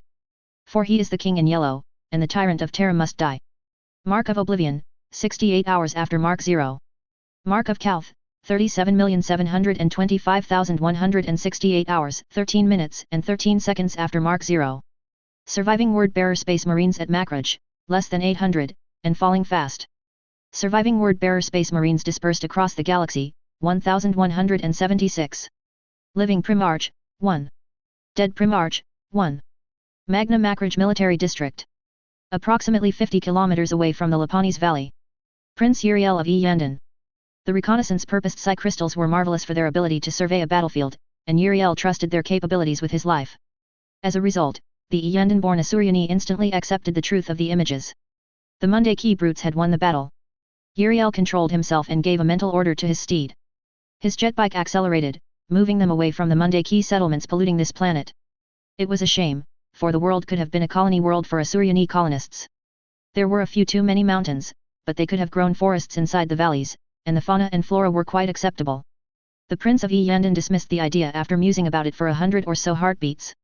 Since the primordial annihilator and the Mundaki had not destroyed each other, imagining the planet without the primates on it was nothing but fantasy. His steed and himself continued eastwards, before taking a snow-covered pass and pushing yet further east, before turning north again. Wind caressed his armor, and it was pleasant enough to make him forget the humiliation every Asuryani had so recently received. I am the Empress of the Ildari Empire. May all the old gods of the Pantheon curse the Queen of Blades and the Harlequins for what they had done. Uriel let his jet bike maneuver with all the grace and elegance it could show to these far-distant uninhabited mountains. Deep inside him, however, where even his steed could not be troubled by his thoughts, the Prince of Yandan was howling with rage. Mailsha Ildanan was the Empress of the Ildari Empire. The Angel of Death, the Butcher of Kamarak, the Destroyer of Biltan, she who wielded a sword of Val, one of the most hateful Mundaki, was their Empress. If the joke had not been branded into their very souls, Uriel would have burst into laughter at the ridiculousness of it all. But the brand was there, he had been forced to accept it like every Asuryani, and. For all that he tried not to think about it, the Empress was on this world now. Mailsha Ildanan was here. And though the distance from her was considerable, the song of her power had indeed taken on an Ildari taste. An Ildari taste of flames and death.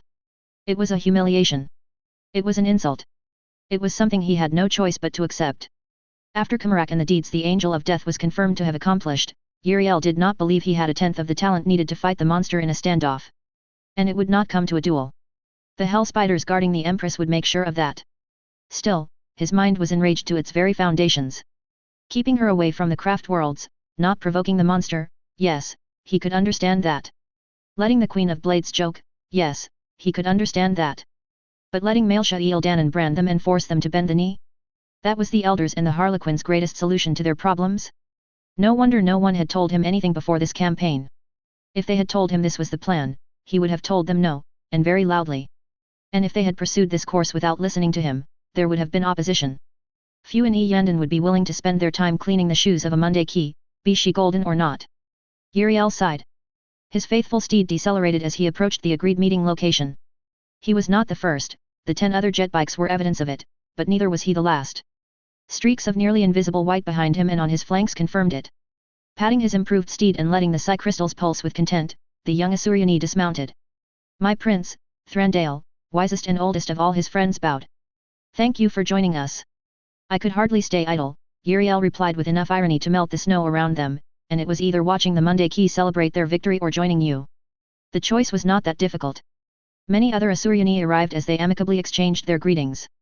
The majority of them were his friends and hailing from Yandan.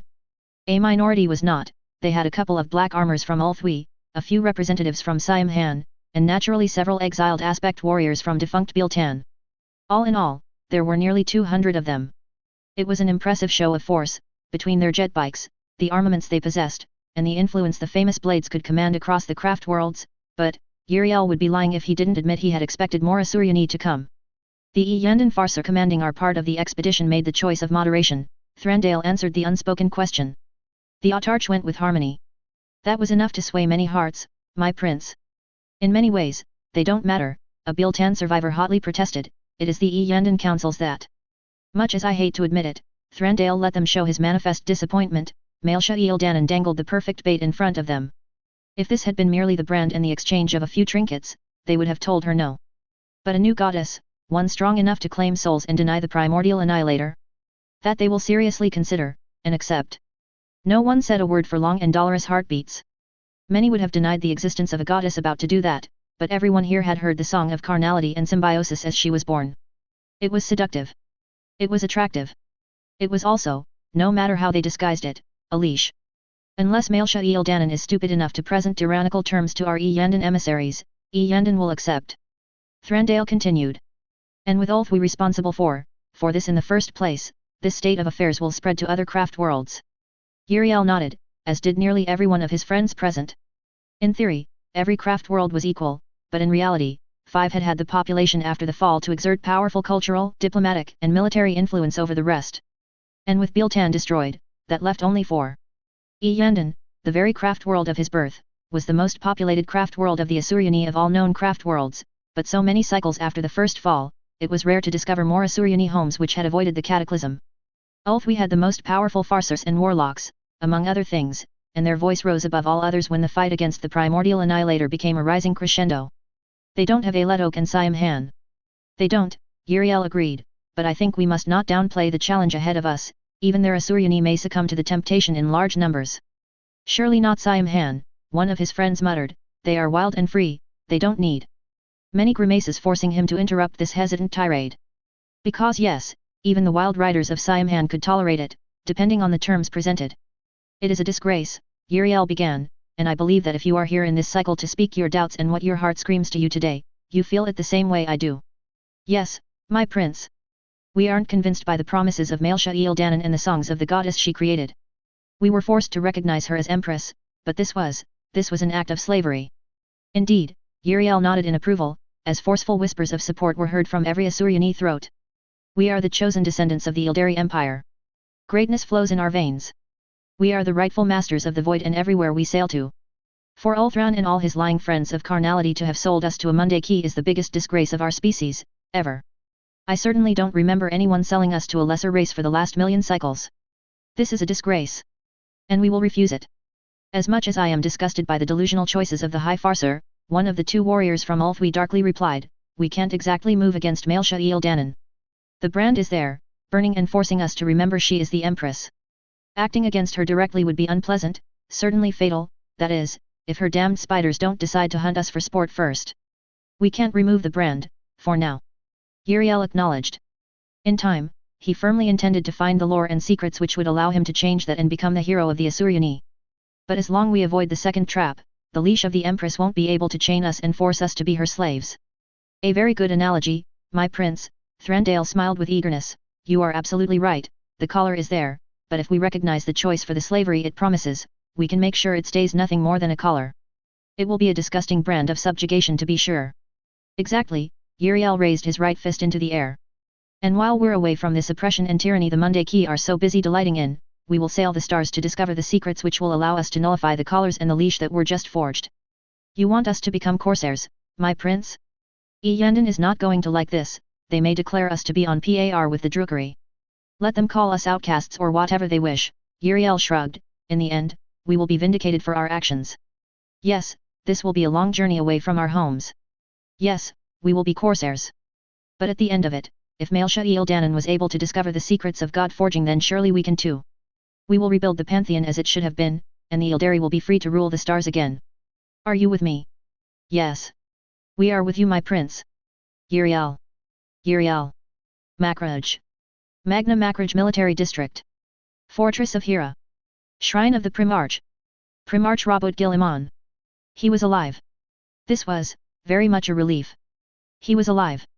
He was alive, and Lorgar was not. Not anymore. Robot Giliman looked everywhere but at the decapitated head of the traitor, wondering what had been going through his mind to attempt such a gamble. And it had been a dangerous and reckless attack, even for a Primarch supported by the same abominations Fulgrim and the others had fallen into damnation with. The Lord of Ultramar had never doubted Lorgar would try to kill him for good if he had the chance. But there were less than 30 word-bearer corpses with him. Given the forces defending this hall, it should have warranted at least 4 times that number, so either the 17th Legion was for some reason not available to lead a direct assault on Makraj, or the legionnaires were already busy elsewhere. But before that, there was something Robot needed to know. Something that burned his tongue, as he observed the changes in the weapons and the organization the Martian Skitarii sported. Something that was giving him more and more of a bad feeling as he saw auxilia men crying and prostrating themselves. How long? Now that he knew he wasn't dreaming, the devices of call hadn't been malfunctioning. There was indeed a winged woman in golden armor next to him. And she burned in the golden light of his father. Somehow rubies were shining on these impossible appendages, and... No, it was not important. He would have to ask the questions later, one of which would be why 3 large golden spiders were surrounding her like bodyguards. Lord Gilliman, the woman's voice was respectful, but at least in what was a splendid contrast, she didn't show any sign of awe. By the imperial calendar, it is the year 310 of the 35th millennium. More than 4,000 years. Robert had had a feeling it was going to be bad, but 4,000 years. No wonder so many, including his own sons, were kneeling in awe.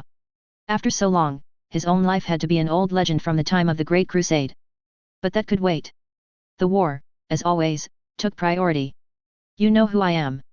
May I know your name and rank, to thank the one who has healed me from my lethal injuries? Lady General Taylor Hebert, Imperial Guard, the woman presented herself, removing her helmet with one hand and revealing a rather attractive visage with long black hair. The only thing out of the ordinary was her eyes. They were black, filled with stars, and it wasn't an exaggeration. And I'm afraid I didn't heal you, Lord Guillemon. It certainly feels like you did. Usually, he wouldn't disagree with someone so readily, but save the shadow of a hindrance, the pain was gone, and the wounds from the serpentine bastard had stopped hurting. Unless you mean Call did all the work. What I did do, and I am still doing, is preventing you from dying, the angel-winged general explained. Your son, Chapter Master Cato Valens, chose of his own will to sacrifice himself to give you time. I transferred his life energy to you, and that in turn allowed Call to put you in this new great armor boosting your regeneration and inject you with the antidote to the Naga's poison. I see. Guillemon gave a remorseful glance to the immobile blue armor of his son that two ultramarine successors had taken to guarding. His face was at peace, though given the strain inflicted on his body, it had not been an easy death. And when your power is gone, you are going to be in pain. Lady General Taylor Hebert gave him a sympathetic expression, but the words were blunt and rang with truth. Your body will only be able to operate with a fraction of your capabilities for years. I can see the damage the poison did to your body and your soul, Lord Primarch, A&D. You will need serious medical help for the next several years, assuming the pain is tolerable, which it might very well not be. I may find a solution before then, the radical archmagos he had hired so many millennia ago interjected. After all, Lady Nyx, we clearly found a loophole where there was supposed to be none to give end. Ah, Archmagos Dominus Belisarius Call, this time it was not difficult to recognize the emotions of the woman who had been empowered by his father. There was some amusement, and a far greater amount of irritation. First, you do not have years before it begins, but, approximately 9 hours. Sacrifice is a harsh mistress, for it is unique and non-renewable. And more importantly, if you think about disobeying my orders again, I will drag you before the Fabricator General of Mars myself so he can judge you for your fascinating interpretations of tech law. But clearly you anticipated me coming here. Call was clearly as unrepentant as the first time Guillemon had caught him. Why else would you send your sneaky dreadnought and your spiders? A dreadnought? Guillemon didn't see. In fact yes, there was one, almost hidden by the debris and the pillar. I sent them as a contingency if the heretics were to reach the shrine. The Lady General sighed, clearly exasperated. Anyway, you are very lucky to have proven yourself useful and allowed me to arrive in time. So I will not send a message to my Archmagi that you are in need of thorough punishment. I am grateful, really, Your Celestial Highness. Given that Call had used the title now and not before, Robert knew it wasn't used by the Archmagos for his deep respect of imperial protocol. And they were wasting too much time as it was. I have 9 hours, then. That required a focus on practical issues. The war. The war is almost over on Macrage, Lady Taylor Hebert informed him as thousands of footsteps climbing marble stairs echoed in the distance. The traitor 17th committed most of its remaining strength to the battle in the streets of Macrage City, but it is now encircled and quickly being annihilated. The forces they deployed in the Pharsalis military district caused a great amount of carnage, but all the traitor titans have been slain, and the death of their Primarch is accelerating the rout. Illyrium military district is gone, but with the sorcery fading, the warships in orbit can destroy everything from a safe distance. A few elements of the 17th have been able to escape, but between here and Laphise, the word-bearers have for all intents and purposes ceased to exist. Calth was finally avenged? The very thought astonished him for several seconds. Though that immediately posed a question. How can you possibly know this without a full stratagem to relay your orders? Who needs a stratagem, when I have my loyal adjutants to relay my orders and give me their reports? We only did our best, web mistress. Robert Guillemon, avenging son and lord of Ultramar, stared open-mouthed. Your spiders, speak. They speak all the time, and their talents go beyond that. The 13th Primarch had really no idea what to answer. He didn't even need to go beyond the doors of the fortress to drown under the surprises. The military situation is resolved, then. Not exactly, the Lady General admitted, her wings getting agitated and hinting the problems had not finished coming this way. There's a dangerous Xenos infestation on the hive world of Artium. I need to return. Her voice was not able to continue as hundreds of space marines rushed into the hall where his sons had let him rest in peace for thousands of years. The sight it warmed his heart, to see that for all his millennia, the Adeptus Astartes had endured. The colors had sometimes changed, but more remained the same. His own ultramarines. The Genesis chapter. Brazen consuls. Praetors of Orpheus. Iron hounds. And some which weren't of his line at all, but more than welcome all the same.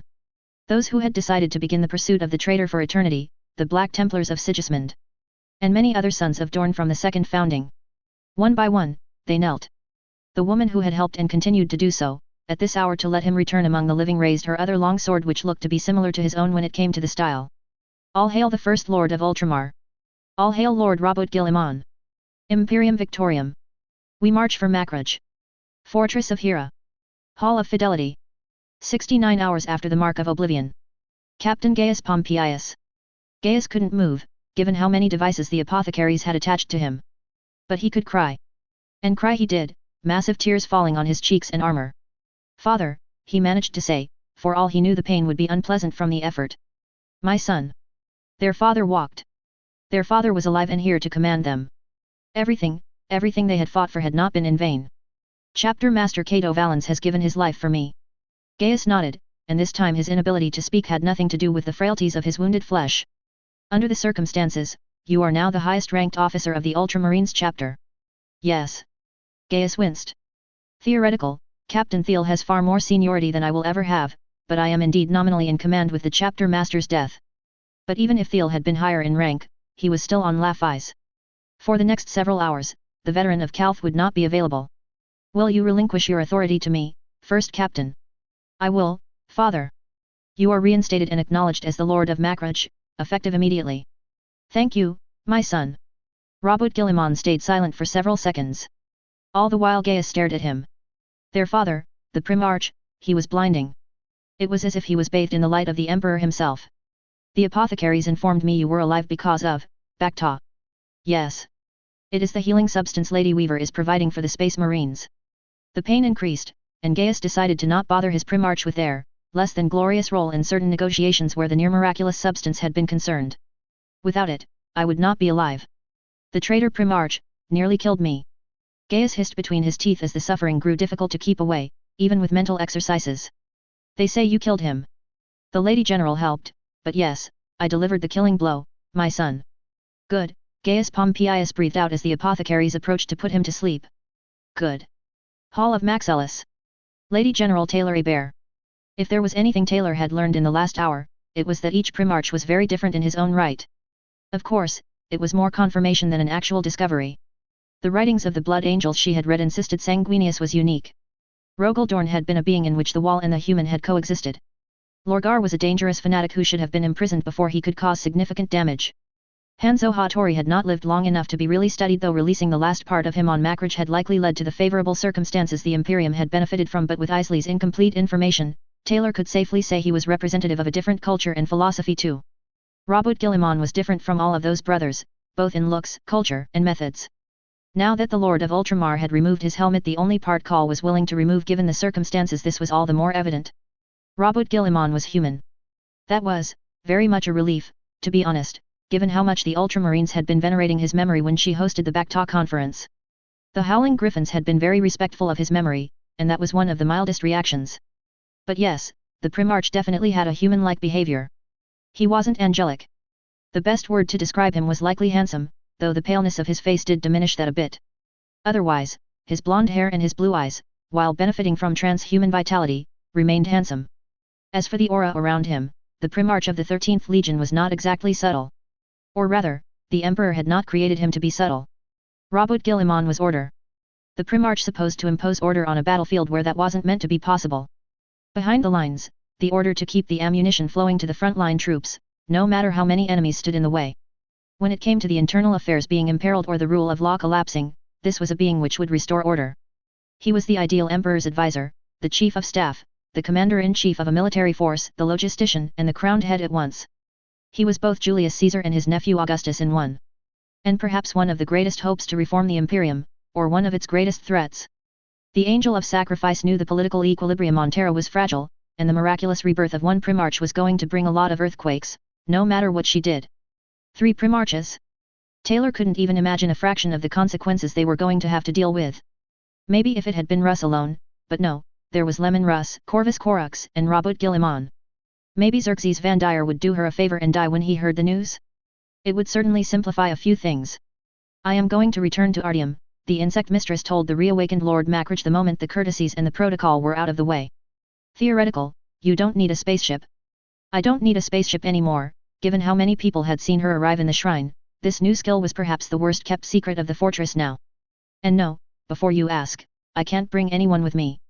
What Taylor had gone through on the vengeful spirit had made her complete, and in many ways, more powerful than she'd ever been. But in some ways, certain paths that had been opened to her were now closed. She could cross the void in certain places, walk where no human should be able to walk. But she had to do it as the angel of sacrifice, and she had to do it alone. No space marine would survive, even the adjutant spiders were not powerful enough to endure the pressure of a small journey. This is a bad practical.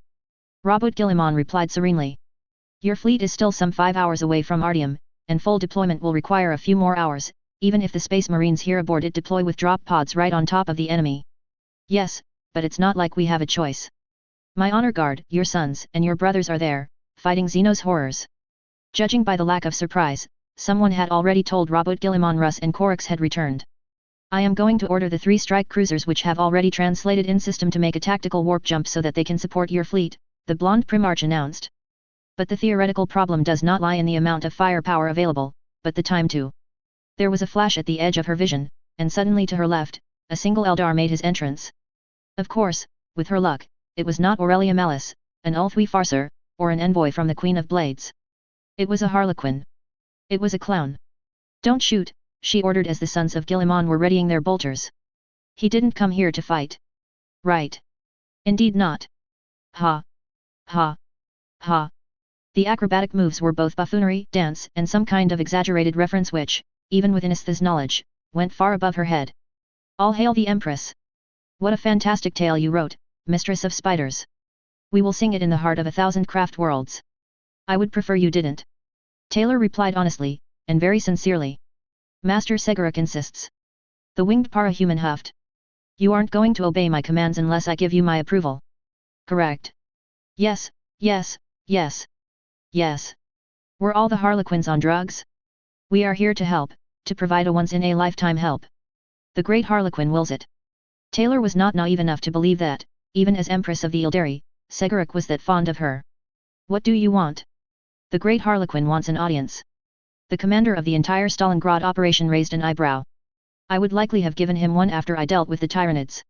Perhaps or perhaps not, the poor Macragen chair would never be the same after what the harlequin did to it, whatever she, damn, Taylor wasn't even able to guess the sex of this Eldar clown. Your reinforcements may not agree.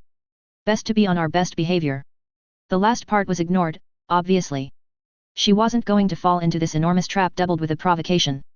You will have to be a bit more specific than that, the Lady General began. The moment the shadow of the Tyranids was no longer active, I gave the order to summon a lot of reinforcements. That you did? Yes, my Empress. But those we are the most concerned about will make their grand entrance in a few minutes of your counter. And they are the ones we have the more reason to be afraid of. Ah, Taylor could very well understand why any Eldar would be extremely nervous. She smiled. Those reinforcements. And so the last battle of this campaign begins.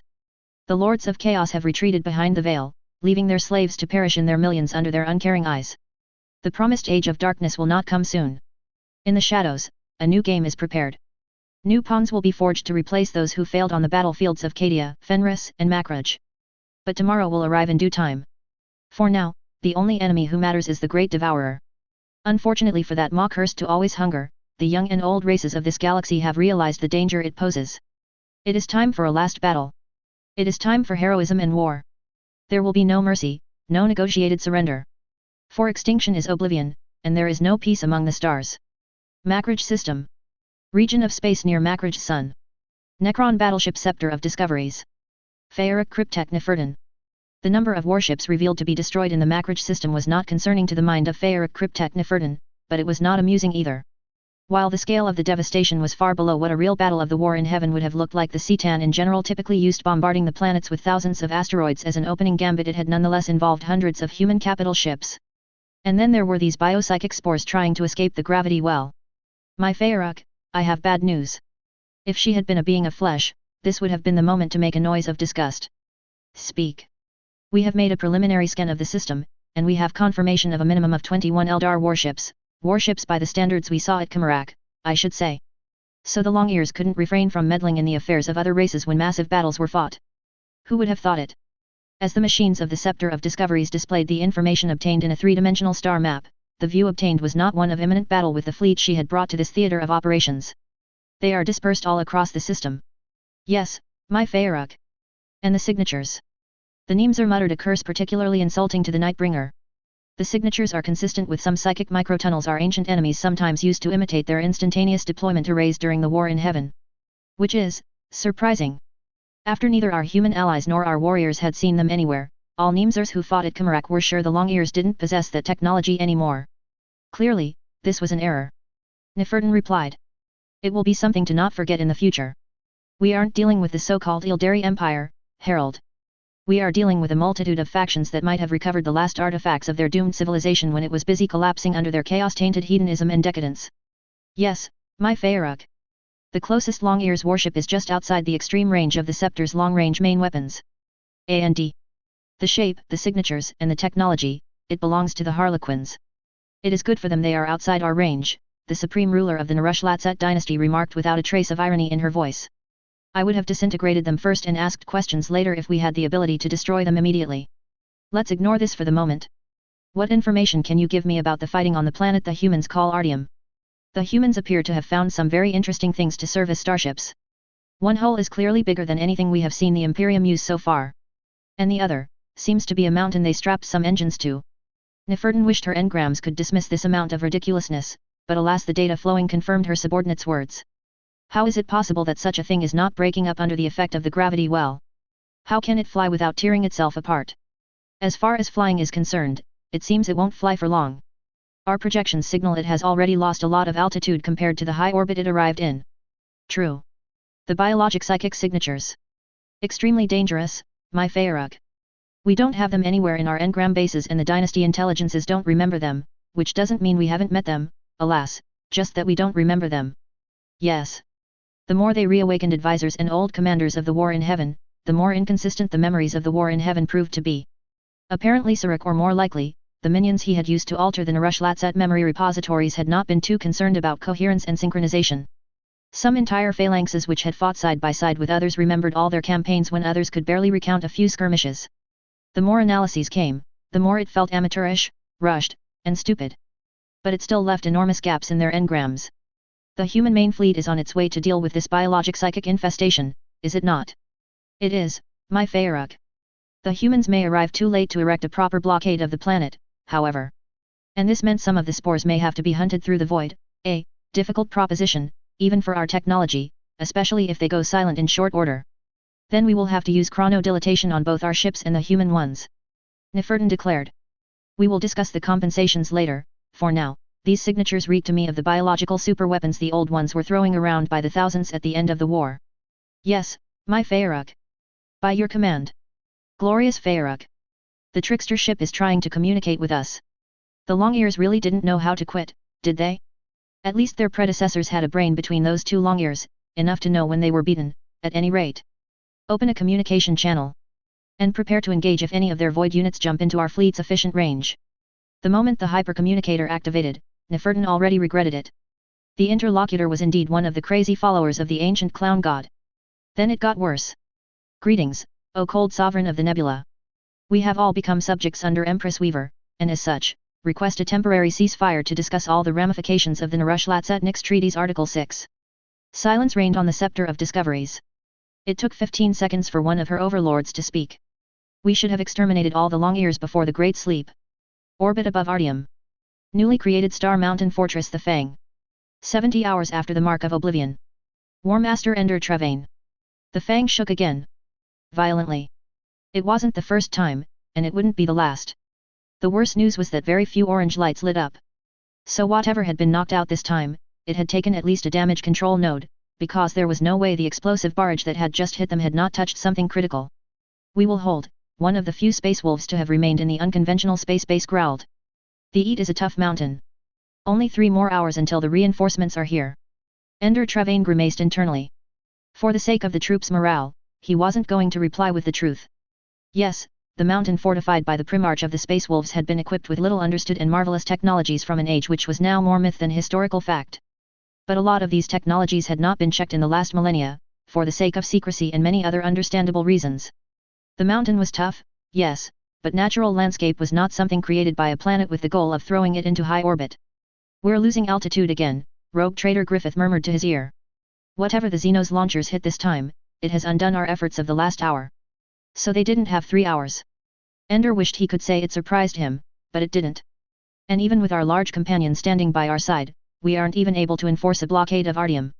The fighting on the planet was ferocious, by all reports, and the auxilia regiments were selling their lives dearly, but they couldn't hit the Xenos' improvised launching bases, and in the last 30 minutes, the Tyranids had begun repurposing their spores as building materials for destroyers. It was, when you said it like that, something utterly ridiculous and completely impossible. Even the greatest shipyards of Mars would struggle to make this kind of infernal hull building possible. But the Tyranids were indeed assembling several ships as they spoke. And that was something giving him nightmares, because if these genocidal Xenos could do that, what else could they do? There are other fleets in the system, including a Xenos one which translated near the sun. Necrons, they are apparently called. The metallic beings the living saint allied with Ed Kamarak, with his clearance level, Ender was aware of this reality, which had largely been kept secret from the citizens of the Imperium. "Whether or not I approve in this case, I'm afraid it won't change anything where we are concerned. Their acceleration is way too slow to begin with, we don't expect them to arrive within the next 48 hours, and everything will be over before." All the hololiths and working devices currently activated inside the command center to show them the space battlefield suddenly fizzled out in countless flashes of green. For 3 seconds, there was only blindness and incomprehension, and then the eyes of the Star Fortress were restored. "By all the blades of Fenris! They're here!" Ender Trevain gaped like everyone else, for this was impossible. They had seen the battleships and massive squadrons of Battle Group Stalingrad slowly advance to reinforce them, and they were still too far away to give proper support, much less be visible to the Imperial Auspex as the Fang boasted. But they were here. Before his very eyes, he saw the Eternal Crusader receiving the honor of drawing first blood, and the first half-completed Tyranid destroyer in orbit was annihilated by a pinpoint bombardment. The no less legendary Flame Rot followed, its enormous plasma cannons unleashing carnage on such a scale that the blinding flashes of devastation incarnate they visited upon their Xenos foes had to be visible from every world of Macrage. One by one the Imperial battleships entered the fray, and on their left flank, the big battleships of the Necrons whose usefulness he had been busy dismissing seconds before were there, restoring the orbital blockade of Artium. Lord Admiral Muller, Ender gave a respectful nod when the lithocast lit up to reveal a grey-haired officer with the splendid blue uniform of the Imperial Navy. "Your timing is impeccable. I can't claim credit for it, unfortunately. All praises belong to Her Celestial Highness. I certainly don't have the renown to make sure Xenos are fulfilling the spirit of the treaties they sign. I will not forget it," the War Master smiled before frowning. "I advise you to keep your void shields at maximum power no matter how unthreatening the Xenos prove to be in orbit. This foe, I have never seen anything like it, even when fighting the hordes of the archenemy. Artium. Ruins of Hive Quartus. Last main relay for Hive Mind Behemoth." The overwhelming majority of generals or whatever equivalent existed among starfaring species would have experienced a great deal of fear when they realized orbital superiority had been entirely seized by their enemy. The Tyranids, as their opponents would learn time and time again in the millennia to come, did not have the ability to experience fear. Or at least the hive mind, the quintillions and more synapse creatures waiting in the galactic void, could not experience anything akin to fear. Individual units could, in exceptional circumstances, return to a feral state when the control of the Great Devourer collapsed. And when experiencing such an animalistic behavior, it was true that lesser warrior forms could succumb to a sort of defensive prey mindset. But those occasions were rare, required an alpha predator to step in the first place, and the hive mind remained undaunted, out of reach of its enemies. Losing all the assets that had been launched into orbit, in any case, did not make the hive mind of Hive Fleet Behemoth afraid. No, if an emotion was to be ascribed to the hungering tumor that was directing the hundreds of millions of Tyranids feasting upon the dead humans of Hive Quartus, it would be frustration. Ever since the ancient beast had woken up from its long hibernation at the bottom of the cold ocean, it had met setback after setback, be it from unexplained psychic phenomena or bothersome prey. Part of it was undoubtedly the hive mind's fault. The hive queens were only the brain cells of this nightmarish brain, but they could recognize mistakes had been made. Attacking this planet when in the presence of prey able to retaliate had been a reckless short-sighted initiative. The psychic potential of the ship had been more important than temporarily alleviating the hunger. What good did it do to devour prey in great numbers if the scouting elements could not be assimilated into the greater hive fleet for further predation feasts? The successive battles had not been a waste of time. The hive mind had learned much about the prey it would fight against once the fleets reached this galaxy. But the biomass and the genetic sequences would be sorely missed. The monstrous intelligence waiting in the galactic void dismissed these calculations as fast as they had been made. What had been ordered couldn't be changed. And now with the enemy finishing off the spores in orbit, there was only one course of action left, since the assets available had no chance to hide for long against the capabilities of these tenacious prey. They had to engage the armies of the prey at close quarters with every asset left. The devouring here and on every hub conquered was irrelevant when fire would rain down from the sky and obliterate this temporary biomass gathering point. The last army had to be committed at once. And the new prime commander created had to lead them in person. Mark of Oblivion, 70 hours after Mark 0. Number of Tyranid synapse organisms remaining in space, 0. Number of Tyranid organisms remaining on Artium, approximately 1,300,000,000. Asculum Military District. Hive Asculum. Industrial levels. 70 hours after the Mark of Oblivion. Seraph Gamaliel. They were fortunate to have lost no Dawnbreaker Astartes in the fall of the industrial wall. Though in the post-battle record, assuming they were ever in a position to write one, many thanks would be given to the Blue Bacta, as always. Rahab, Midas, Zymenes, Bulk H, and Foreman would surely not be among them now if they hadn't been healed by their lady's healing substance. Gamaliel fired again. 6 rounds. 6 targets. All found their mark. All the Tyranids' heads exploded. And it didn't matter at all, for these had been the last bolter shells he had, and there were far more than 6 Tyranids. For the Emperor, Sanguinius, and Our Lady. Puriel shouted, crushing the skulls of the Tyranid warriors with his improved power axe. For the Emperor. Sigenandus screamed, seemingly having not abandoned his contest with Kratos and the others to claim the greatest number of kills in the battle. They fought. They killed hundreds of Tyranids per minute with nothing but their blades and fury, the ranged weapons being completely empty of the desperately needed appropriate ammunition, and since they were abandoning the industrial sector step by step, this issue wasn't going to be resolved. They fought and yet they were forced to retreat. There were not enough of them to hold more than a short line, and sacrificing their lives when it wouldn't make a difference was not something members of the Adeptus Astartes could afford. There weren't enough of them and Metallic Scarab smashed a gaunt which had tried to play dead under the corpses until it could attack him in a very underhanded manner. Thank you, Artemis. But I didn't do it. What was the adjutant spider saying? Of course she did it now that they are not, praise the webmistress. On your left.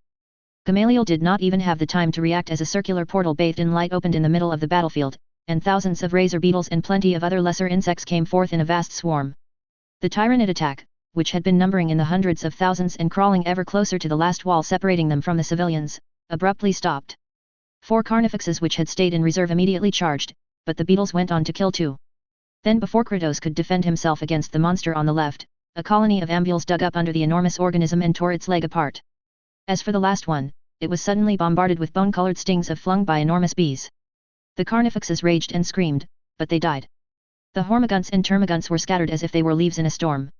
More portals opened, but what came forwards were not insects anymore, instead it was the eminently recognizable tanks of the Imperial Guard, accompanied by chimeras, basilisks, and other war equipment made by mankind to pulverize its foes.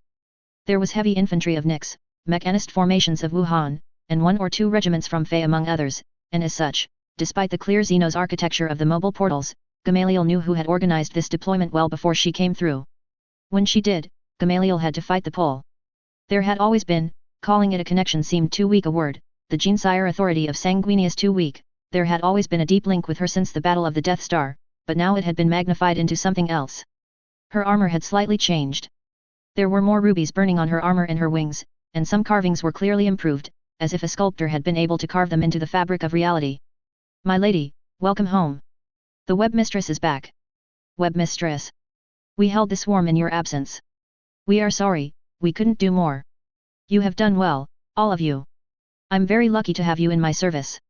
The words, the herald of Sanguinius thought, had been intended to be simple and truthful, but now they held more power than they would have had before. Lady Weaver had truly changed, and yet some things had not changed.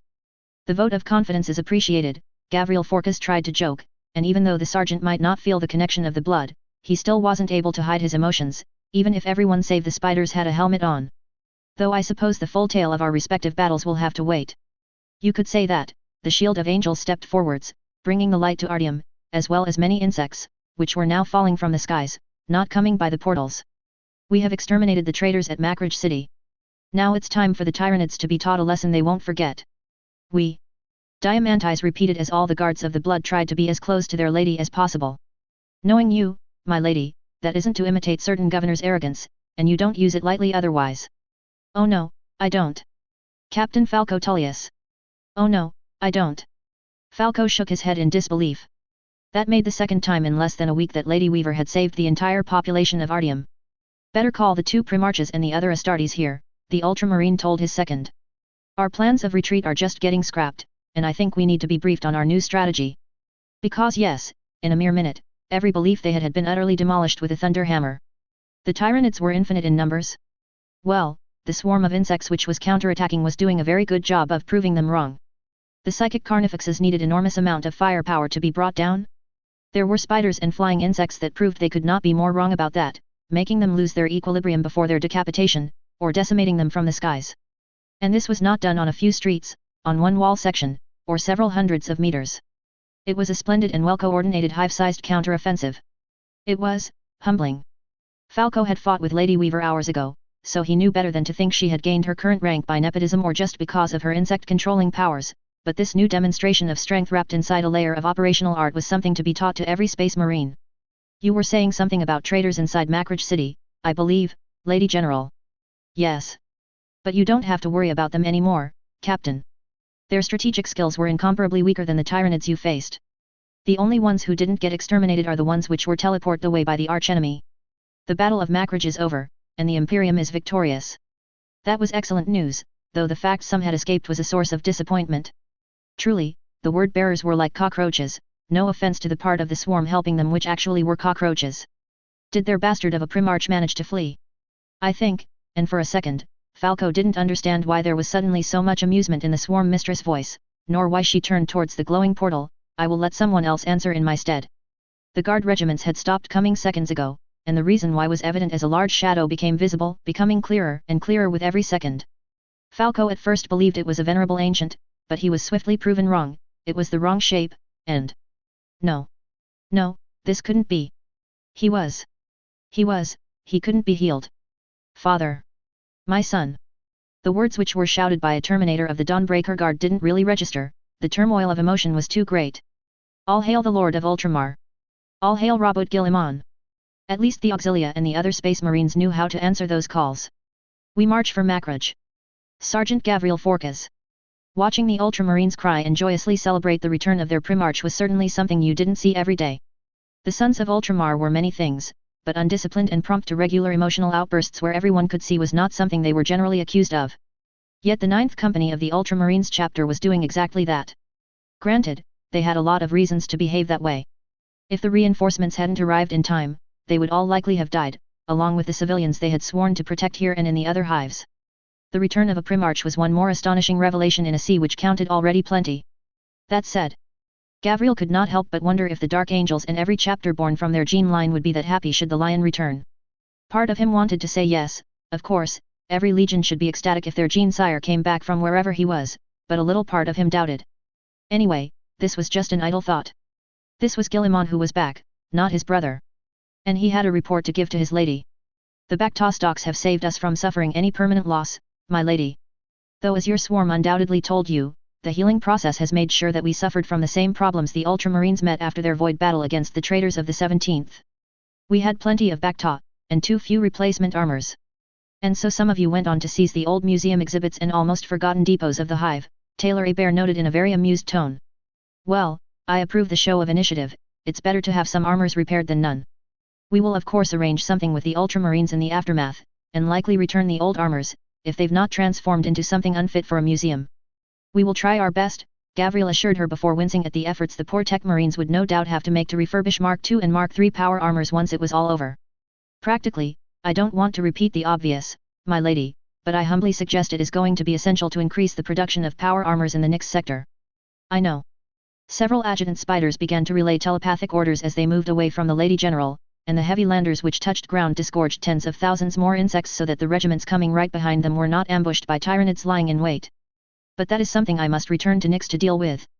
We produce sets of Mark VII armor in considerable numbers, but though the Mark VII has proved its worth for several millennia and can be useful when one is only fighting non-corrupted rebels and third-rate opponents, those are not the enemies the Adeptus Astartes talents are so badly needed for by the Imperium. Mass production of the Mark IX. Gavriel, your face alone tells how little you believe in the Mark IX. The angelic winged general snorted. We could mass produce it, I suppose, but the more battles we fight the more I realize why some tech priests were concerned. We needed the ion shields integrated with Astartes power armors, and I would give the same order with the benefit of hindsight, but the Mark 9 as it stands is an incomplete project.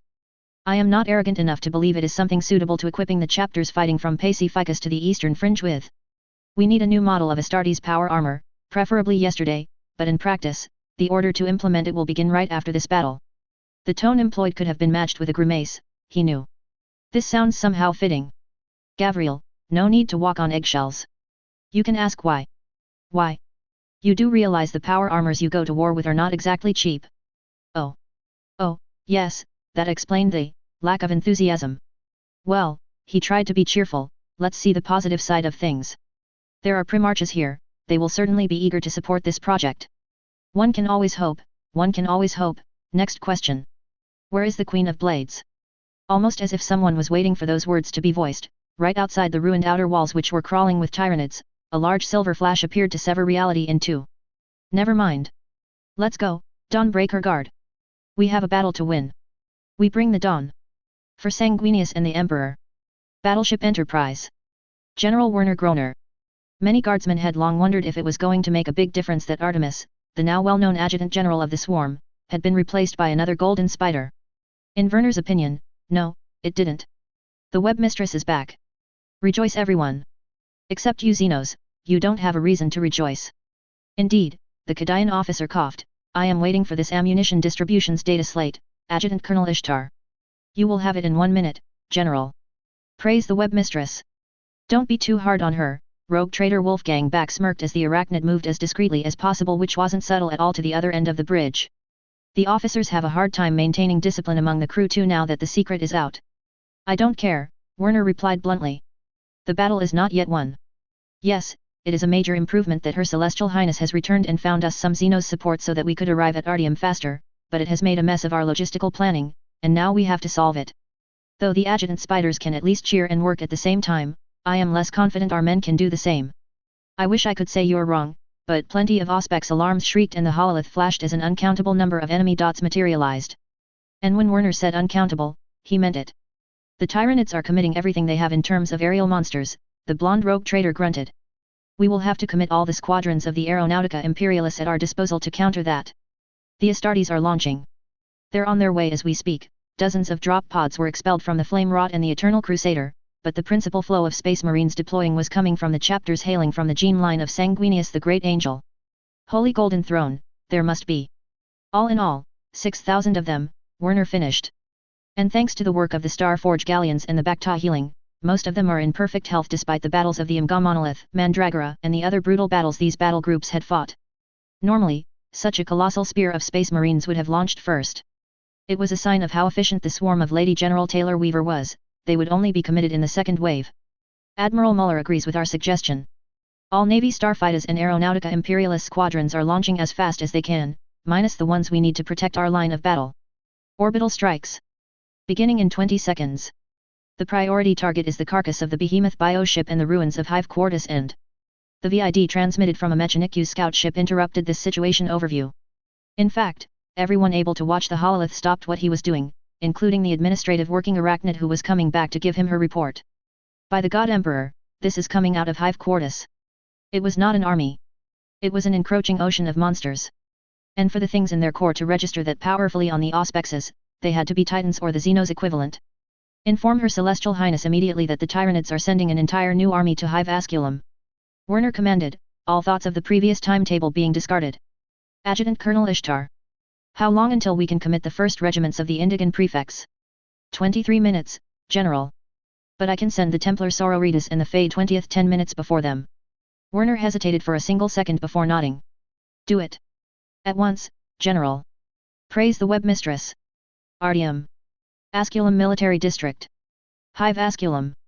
The ruins of the outer wall. Lady General Taylor Hebert. They met Lemon Russ and Corvus Corax before encountering the Queen of Blades. As his reputation suggested, the Primarch of the Space Wolves was a model of tact and diplomacy. Nah, she was joking. It began with Russ giving his brother a friendly shove which might have laid low a Space Marine for several hours. Robot. Finished sleeping. And it all escalated from there, with the two transhuman demigods cleaving apart Tyranid gaunts as they exchanged jokes, or at least the 6th Primarch pouring a torrent of excited comments and the Lord of Ultramar giving laconic replies. All the while Corvus Corax slaughtered some of the Tyranid command predators, proving that the Primarch of the Raven Guard might have gifted some of his essence to Elena Kerrigan, but he sure as hell hadn't lost his fighting proficiency. As for her? Well, the insect mistress would love to claim she was blasting apart thousands of Tyranids every second, but no. Her Dawnbreaker Guard had suddenly transformed itself into an assembly of mother hens, and outright denied her suggestion that they move closer to the front lines.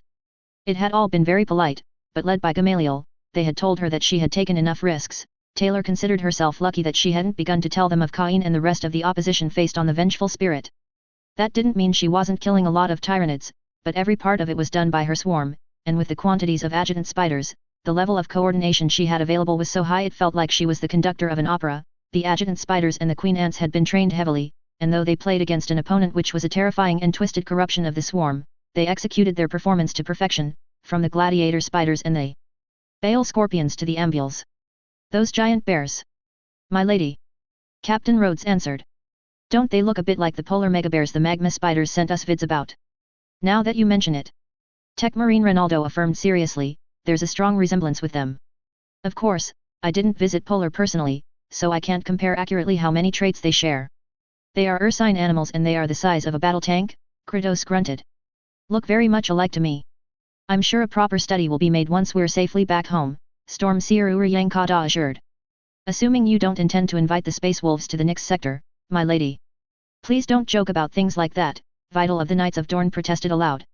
I want to spend my architecture hours without hearing wolfish howls in the distance. Let me reassure you, Taylor fought the urge to laugh at the noises of consternation made by many members of the Dawnbreaker Guard. While it is true that I have the possibility to invite a few more chapters to the next sector, it is not my intention that said invitations will be made to the Space Wolves. The primary reason which surpasses all others is that gifts and invitations are intended to be a great honor, much like your vows for the Dawnbreaker Guard are a recognition of your skill, your honor, and the ties which exist between your chapter and my life. The same applied for the Dark Angels, in her mind. Taylor didn't know the exact circumstances which had led to the first captain of the Night Lords escaping, but there was no excuse for not executing him for centuries. And when the traitor had killed the Blood Angels chapter master, this had made the reality that, save Gavriel, there would be no son of the Lion among the Dawnbreaker Guard for the foreseeable future more or less inevitable. I feel you thought about the idea at least for a few minutes, my lady. Gamaliel gently teased her. I did, you're right. But to be honest, I dismissed the idea rather quickly, and not just because one of my adjutants is busy organizing a staring contest with one of the giant bears. Artemis. My granddaughter will be punished. Return to your duties, Neith. The Ursine Furball is not worth it. Yes, Web Mistress. Forgive me. As I was saying, Taylor sighed, first the big tiger of Elena Kerrigan, now the bears? Her adjutant spiders certainly knew how to create animal versus animal rivalries. There are many reasons. One of them is that the planet which looks the most appropriate for a Space Wolves implantation in the next sector is, all of you guessed it, polar. And it would be a massive waste and an insult to the magma spiders. I officially made polar part of the region they are responsible for. What kind of ruler would I be if I cancelled their prerogatives while they've fulfilled their duties superbly over the last decade? That would certainly be setting a very bad precedent. Gavriel agreed. Not to mention it would be overkill. The Lady Nyx added as the skies turned to fire as the Aeronautica Imperialis began firing tens of thousands of missiles to shoot down the legion of gargoyles which had been detected a few minutes ago. We already have 2 chapters in this subsector, the Heracles Wardens and the Magma Spiders. Yes, they are under strength right now and have other responsibilities outside those boundaries, but they won't always be under strength, and more than 2 chapters would be extremely wasteful for the Imperium and the Quadrant as a whole. There are entire sectors which don't have a single chapter defending them. I completely support your reasons, Diamantis announced, and you haven't yet mentioned how. The Imperial Fist stopped his advance, and it wasn't because trampling the corpses of the Tyranids offended his sensibilities. It was because the being which had just jumped in front of him was capable of making you freeze, no matter how skilled you were as a space marine. So you're back, my Empress. The Queen of Blades purred. Missed me. Chapter Master Agilizaz. After his Thunderhawk, the Spear of Nyx, had been almost down twice by the multitude of gargoyles the gunners shot as quickly as possible. Seeing Lady Weaver safe was a reward in itself. And there was the power tying her to them. A few silent questions were enough to confirm that yes, it applied to all the Space Marines of the Blood, not just the Brothers of the Red or a single chapter of the Sons of Sanguinius. This was going to take some time to get used to. And there were going to be plenty of things to resolve. Agile did not believe the Lady of the Nyx sector had fully replaced their father in their hearts and souls, but clearly there was something more now, something that had been magnified or revealed after sleeping for years. The chapter master didn't intervene, though. Not only it would be impolite, but the being the Dawnbreaker guard had to watch like a hawk was the Queen of Blades.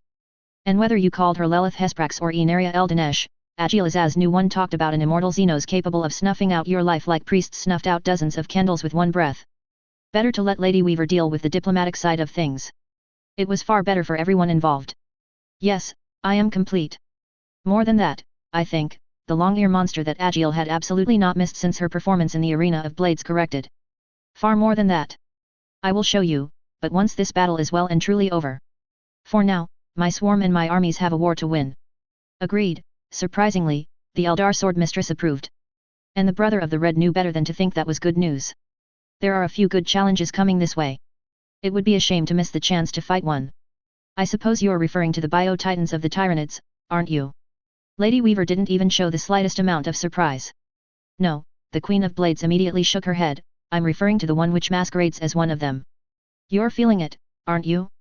It's coming for us. A psychic colossus, the golden-armored Lady General whispered, though they all heard her. An intelligence gifted in the arts of butchery and psychic devastation. The brutality of the carnifexes elevated to new heights. And the psychic power of several zoanthropes combined together.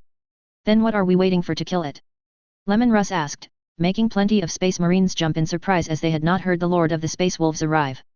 Agil had, but even then, there was something incredibly humbling about observing a Primarch from so close. Oh, look, the barbarian king hasn't learned his lesson. The crimson-haired Eldar was an arrogant Xenos, but the disdain she showed to a son of the Emperor had to be a new level of putting you in your place with a single facial expression. You would do better to stay. Lord Russ, the Lady of the Swarm said with a false smile and in much hurry, could I suggest not antagonizing the Queen of Blades? I will not be the one to tell your father you were disintegrated by the undisputed Queen of the Eldar Empire's arenas. It might be worth it if he gave me a duel of legend, the monster mused. Don't you think? Agil was not the only one to groan. May the Emperor protect them from the Xenos' abysmal sense of humor. Forge Father Fukin Envar. It seems the sons of Korux, Russ, and Gilliman will have plenty of reasons to rejoice after this battle. We will have such reasons as well, when you think about it, brother, Teclis Rubix mused. Truly. Of course. Since several Primarches are coming back, including one coming back from the dead, then surely that means Fukin lives. You're right, the Forge Father agreed after a couple of seconds, humming as his mental strength was bolstered. Fukin lives. We may not have found an artifact of Fukin in this campaign, but I am certain we will learn much from his brothers, and this will give us new leads to find the artifacts, and via them, our father. In the meantime, we will be able to improve our craft. We might even be able to do better, brother. Fukin Envar was not a space marine who couldn't guess at hints thrown his way, but in this case, he had no idea of where the Fire Drake wanted to lead him.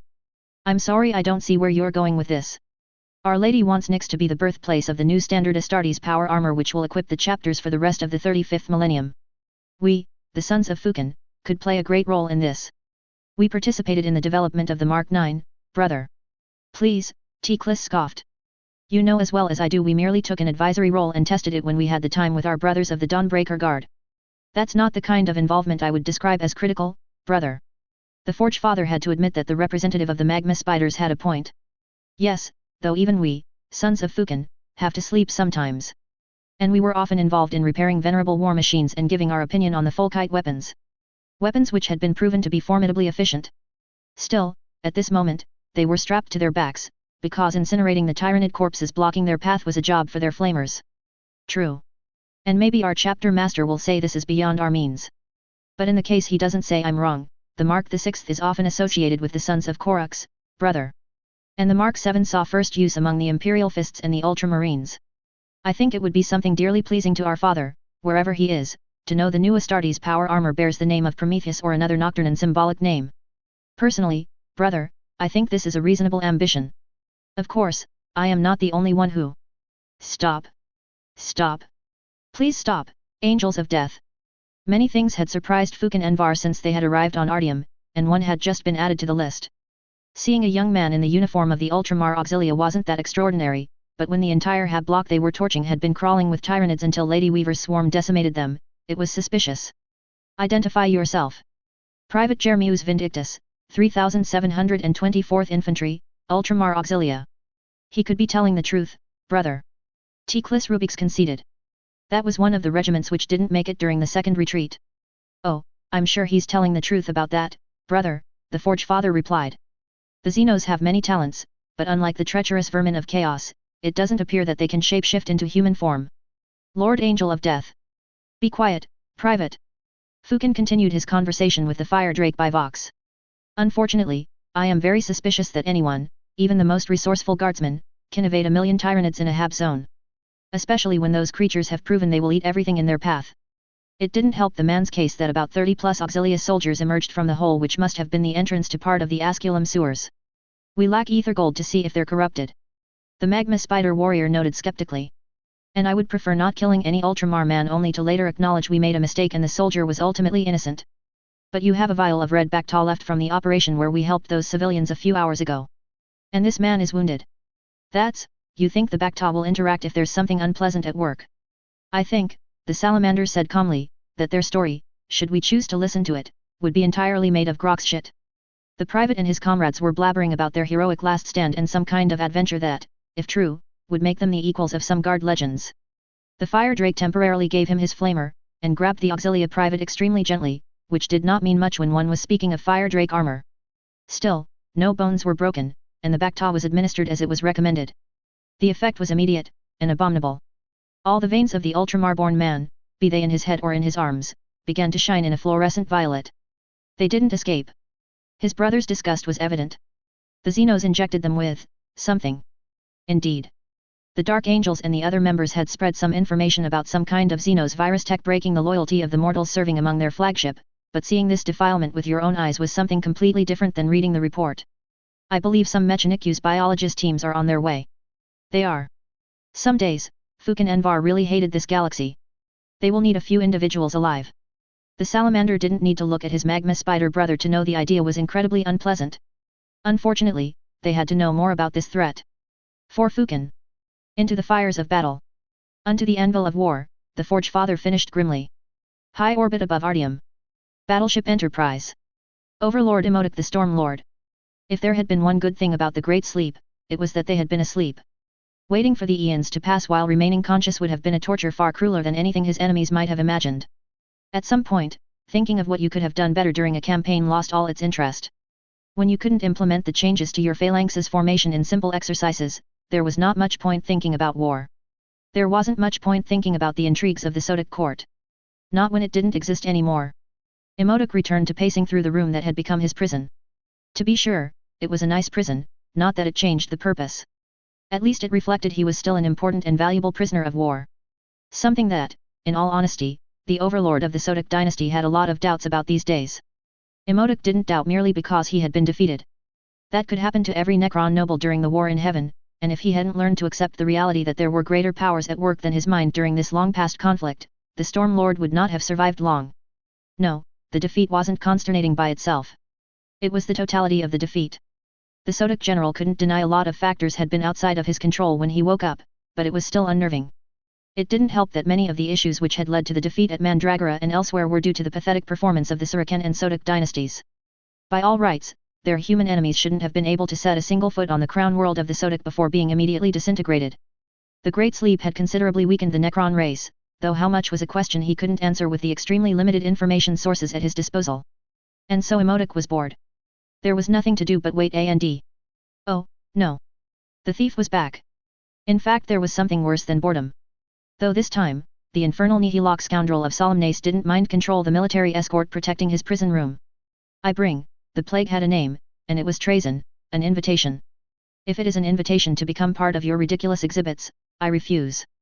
Emotic had heard several lesser Nemzers and overlords of other dynasties had thought they could topple the crazy Archeovist once they reached Solemnace before taking control of all the military resources the thief had robbed from countless worlds since the biotransference made him immortal. It never worked. As it happens, the thief agitated his ridiculous garments in a pose that was lacking in greatness. This was not that sort of invitation. But if you are willing to reassess your position on the subject. No. Better to suffer the permanent removal of all his memories than being stuck in a collection for the thief to laugh at for the next millions years. There were things worse than boredom, and one of them was being an immobile prisoner stuck in a decor where he would be taunted and mocked until this galaxy died. Ah well. Let me know if you change your mind. Anyway. The invitation comes from Feeric Nefertin of the Narushlatset dynasty, and my good friend Weaver has given her approval. You have no friends, thief, if there was an eternal truth this galaxy should consider true, this might be well it. And what does your former betrothed want that I could possibly give her? I have lost all my troops. The only thing I have that my human jailers don't have in overwhelming numbers is my mind. And that is what the Feeric is interested in. The Master of Solemnace replied with his usual smug behavior. There is a species on the planet below the humans are busy fighting against. It is one that appears in none of the Narushlatset dynasty's archives or the Solemnace collections, but these creatures, these Tyranids, appear to have devoured Ildari flesh and integrated their psychic potential into their genome at a speed which surpasses every other exploit from a race created by the Old Ones. They fight, they adapt, and with each battle phase, new units are created to take advantage of their enemies' weaknesses. A representation materialized from a projector in Trazen's hands, and seeing the appearance of the creature, Emotic acknowledged that an enemy race capable of adapting into that was a credible threat. The Silent King's unwillingness to let us clean up this galaxy of the products of the Old One's madness was a monumental mistake.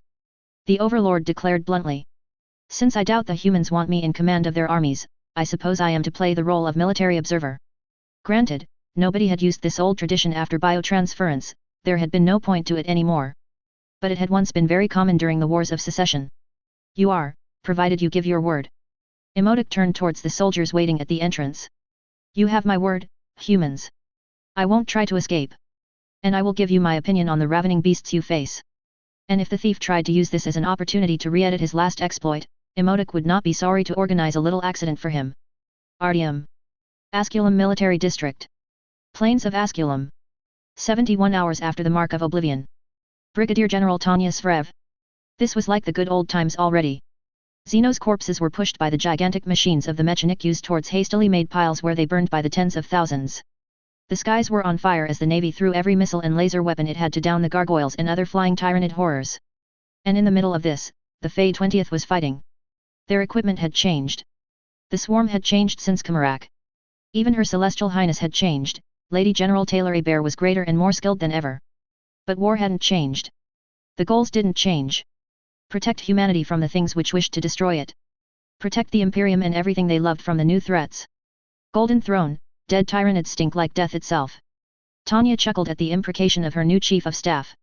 Captain Maya Billy Kids really had a gift for describing a situation in one sentence. Yes, not very courteous of them, is it? The Brigadier General replied before returning to more serious matters. This is going to be one hell of a fight. We thought something like that was in order, the colonel who had replaced her affirmed on the Vox. Their vanguard is darkening the horizon, and yet we aren't bothering digging trenches. We don't exactly need a stratagem and 3 army-dedicated hololiths to know we aren't going to stay on the defensive. Every piece of artillery which had arrived on Artyom was firing now.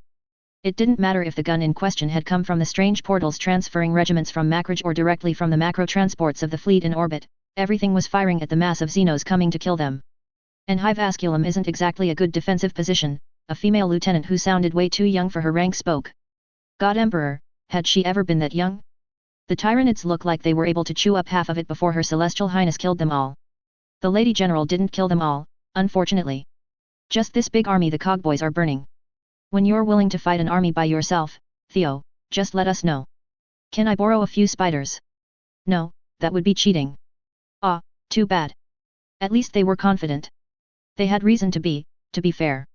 From the devastation of Mandragora to the dark pits of the Imga monolith, the Fae 20th and all the Fae regiments nearby had fought, and emerged victorious.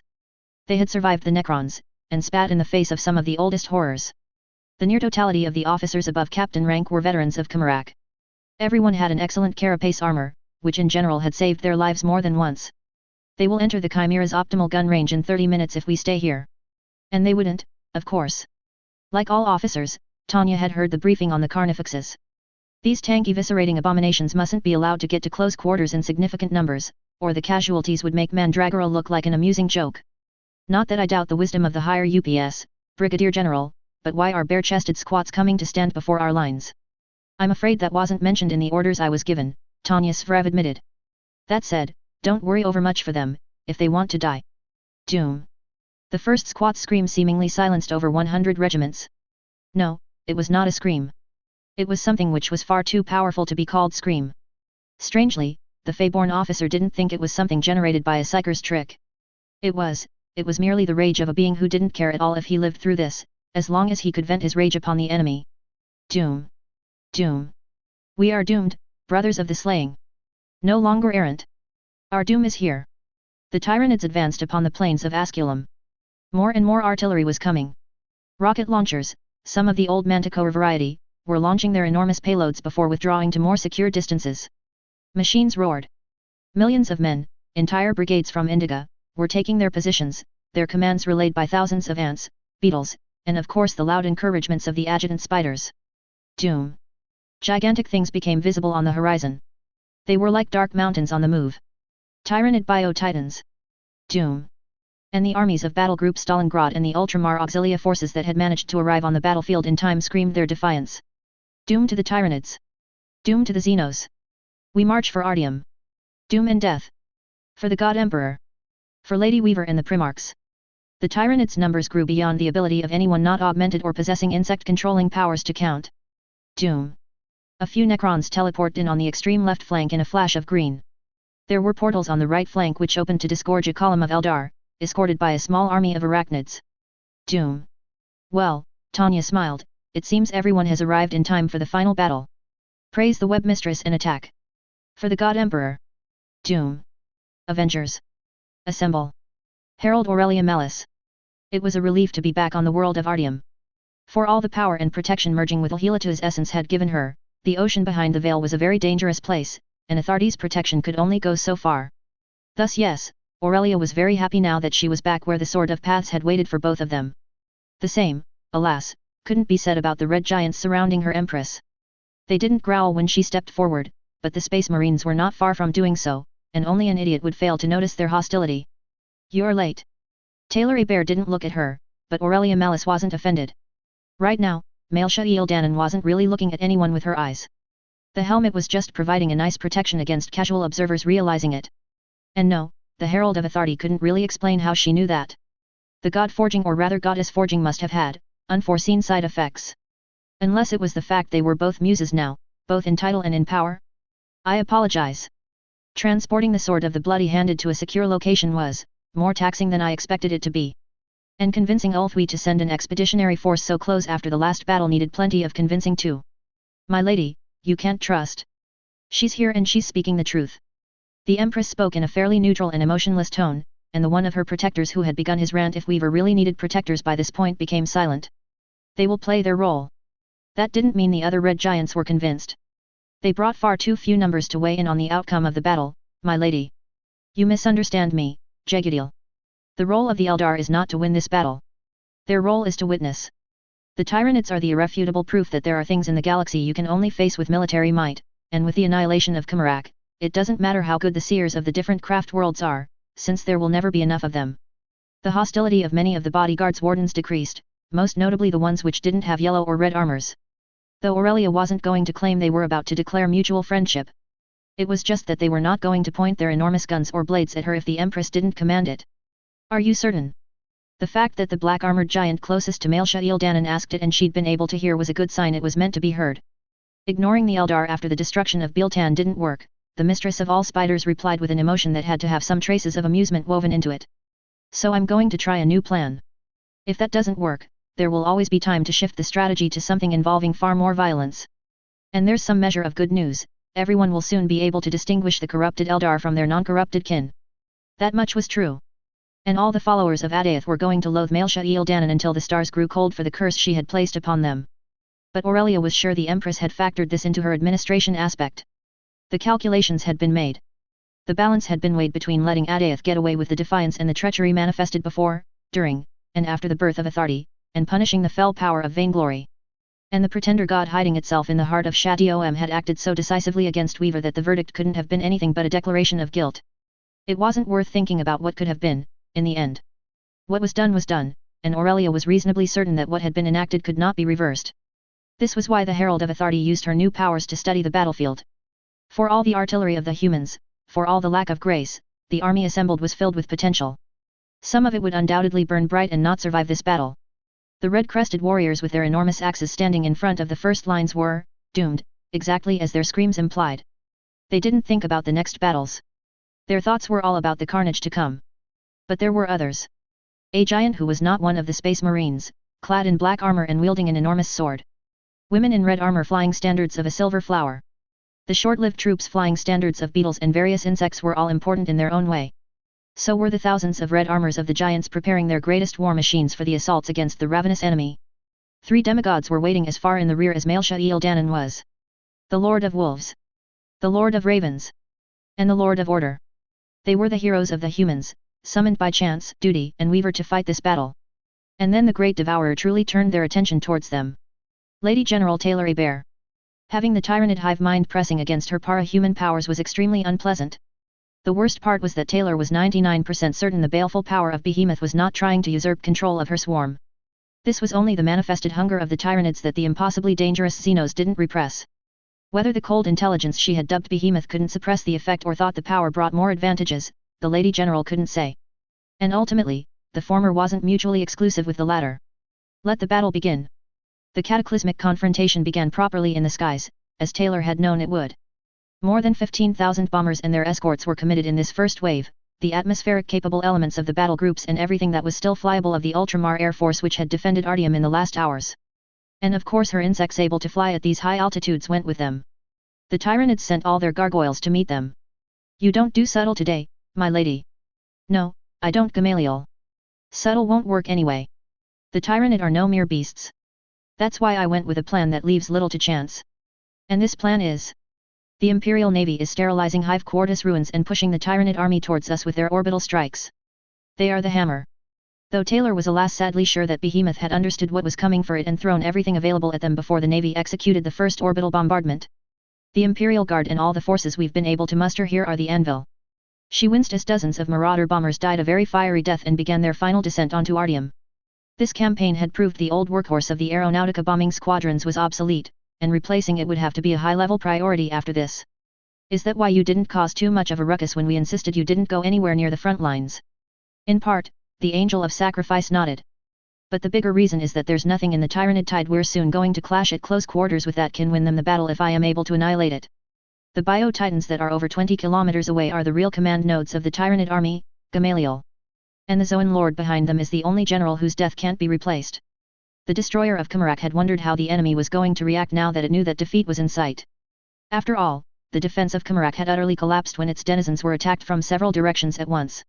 Readings of the Imperial Guard's archives had also informed her of the scenarios possible when a human army in the 35th millennium thought defeat was inevitable. But the Tyranids weren't human, and they were proving it beyond doubt now. The cold intelligence had certainly acknowledged its defeat, but it was still fighting as emotionlessly and relentlessly as in the last several hours. It was like a player of a strategy game who would continue to move the pieces no matter how impossible ultimate victory was. Only the disappearance of the player's forces involved would force the player to concede, until the next game. That was what they were facing today. Fortunately, the Indigan regiments I sent to Makrach had yet to be engaged. And the clowns gave us the means to transport 1 million of them to Artyom. The other Imperial forces of the different battle groups in high orbit were more numerous than 1 million, of course, but transporting all those regiments from the ships to the battlefield was taking more time the Tyranids were not going to give them. I'm surprised you didn't order the transfer of millions more, Gavriel noted conversationally. The word-bearers are all dead and gone, after all. The traitor Astartes are gone, the winged para-human answered, keeping her eyes on the tens of thousands of vehicles maneuvering to avoid presenting a vulnerable target to the Carnifexes, but I know better than to hope that they have not left a lot of unpleasant surprises behind, especially in the Illyrium district. Furthermore, before allowing my forces to travel to a different planet, I want them to have been on the receiving end of Lisa's light orbs for days.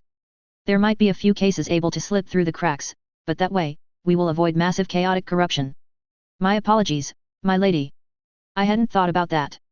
To be fair, I was willing to take some risks. Whether they fought on Makrach or Artyom, the guardsmen involved were going to be under a strict quarantine at the end of this campaign anyway, the time for everyone to be sure they wouldn't spread any corruption across the stars.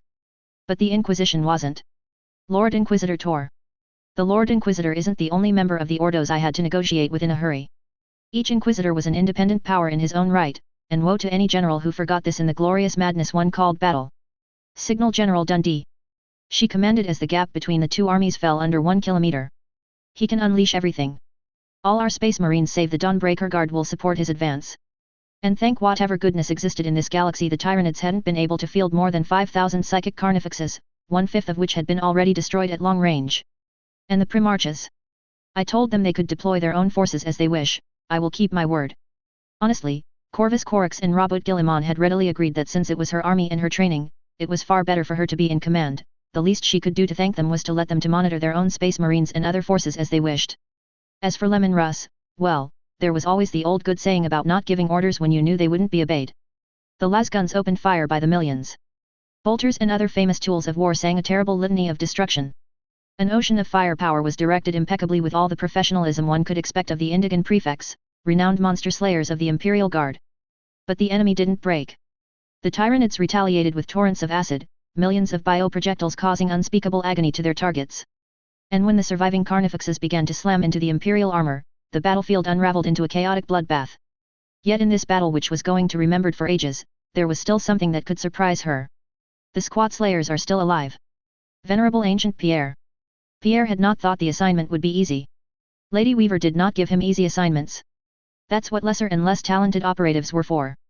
Moreover, it involved Borak and Leet. Pierre didn't know what those two walking disasters had been up to for the last decade, but he had heard a summary of their arrival from Kratos.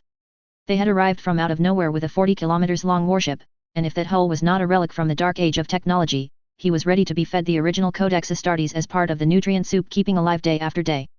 A hull which, his contact among the adjutant spiders had confirmed, was likely hiding an abominable intelligence. The Emperor only knew what kind of disasters waited revelation, but Pierre was too experienced to not believe that the void leviathan they had used as transport was anything more than the tip of the iceberg of bad news that would result from Borak and Leet's tale. The order of his lady made perfect sense. The Slayer and the crazy Tinker had to be kept alive at all costs. This might be a tad more difficult than he had originally assumed, however. Doom. Come and die upon my axe, monsters. Pierre fired all his weapons that his heavily modified pattern of dreadnought contained to destroy the Tyranids trying to attack him frontally. For the rest, he had to rely on the swarm. As much as it pained him to be only as subtle as a Black Templar, there were too many enemies coming at him. He had to trust the spiders and the scorpions to protect his flanks and back. And no, it was not him who was screaming. Doom. Ha. Ha. Ha. The anonymous slayer was not Borak.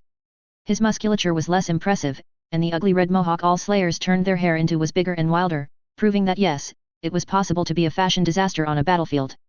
None of it mattered when the crazy squat devastated his surroundings by making enormous circular swipes with his axe. It had to be a plasma-powered relic, one of a kind the Heracles Warden had never seen before. This was interesting. Power blades, even power axes, existed across the entire Imperium, with recent models developed at Nyx on the pattern of the STC Moss Immune. But a close-quarters weapon including miniaturist plasma technology to make sure the axe could slice like an Eldar blade? That was definitely new. Doom. I'm coming, Bessie. Fortunately, the short and insane being jumped towards a pack of a dozen Tyranid warriors, and Pierre was able to push forwards and protect the back of Borak and Leet. To be honest, Borak didn't need much support. The squat had proved it at Kamarak, and he proved it again now, when he was on the warpath. There wasn't much that could seriously threaten him. Lady Weaver could likely handle him. A Primarch could too. The rest?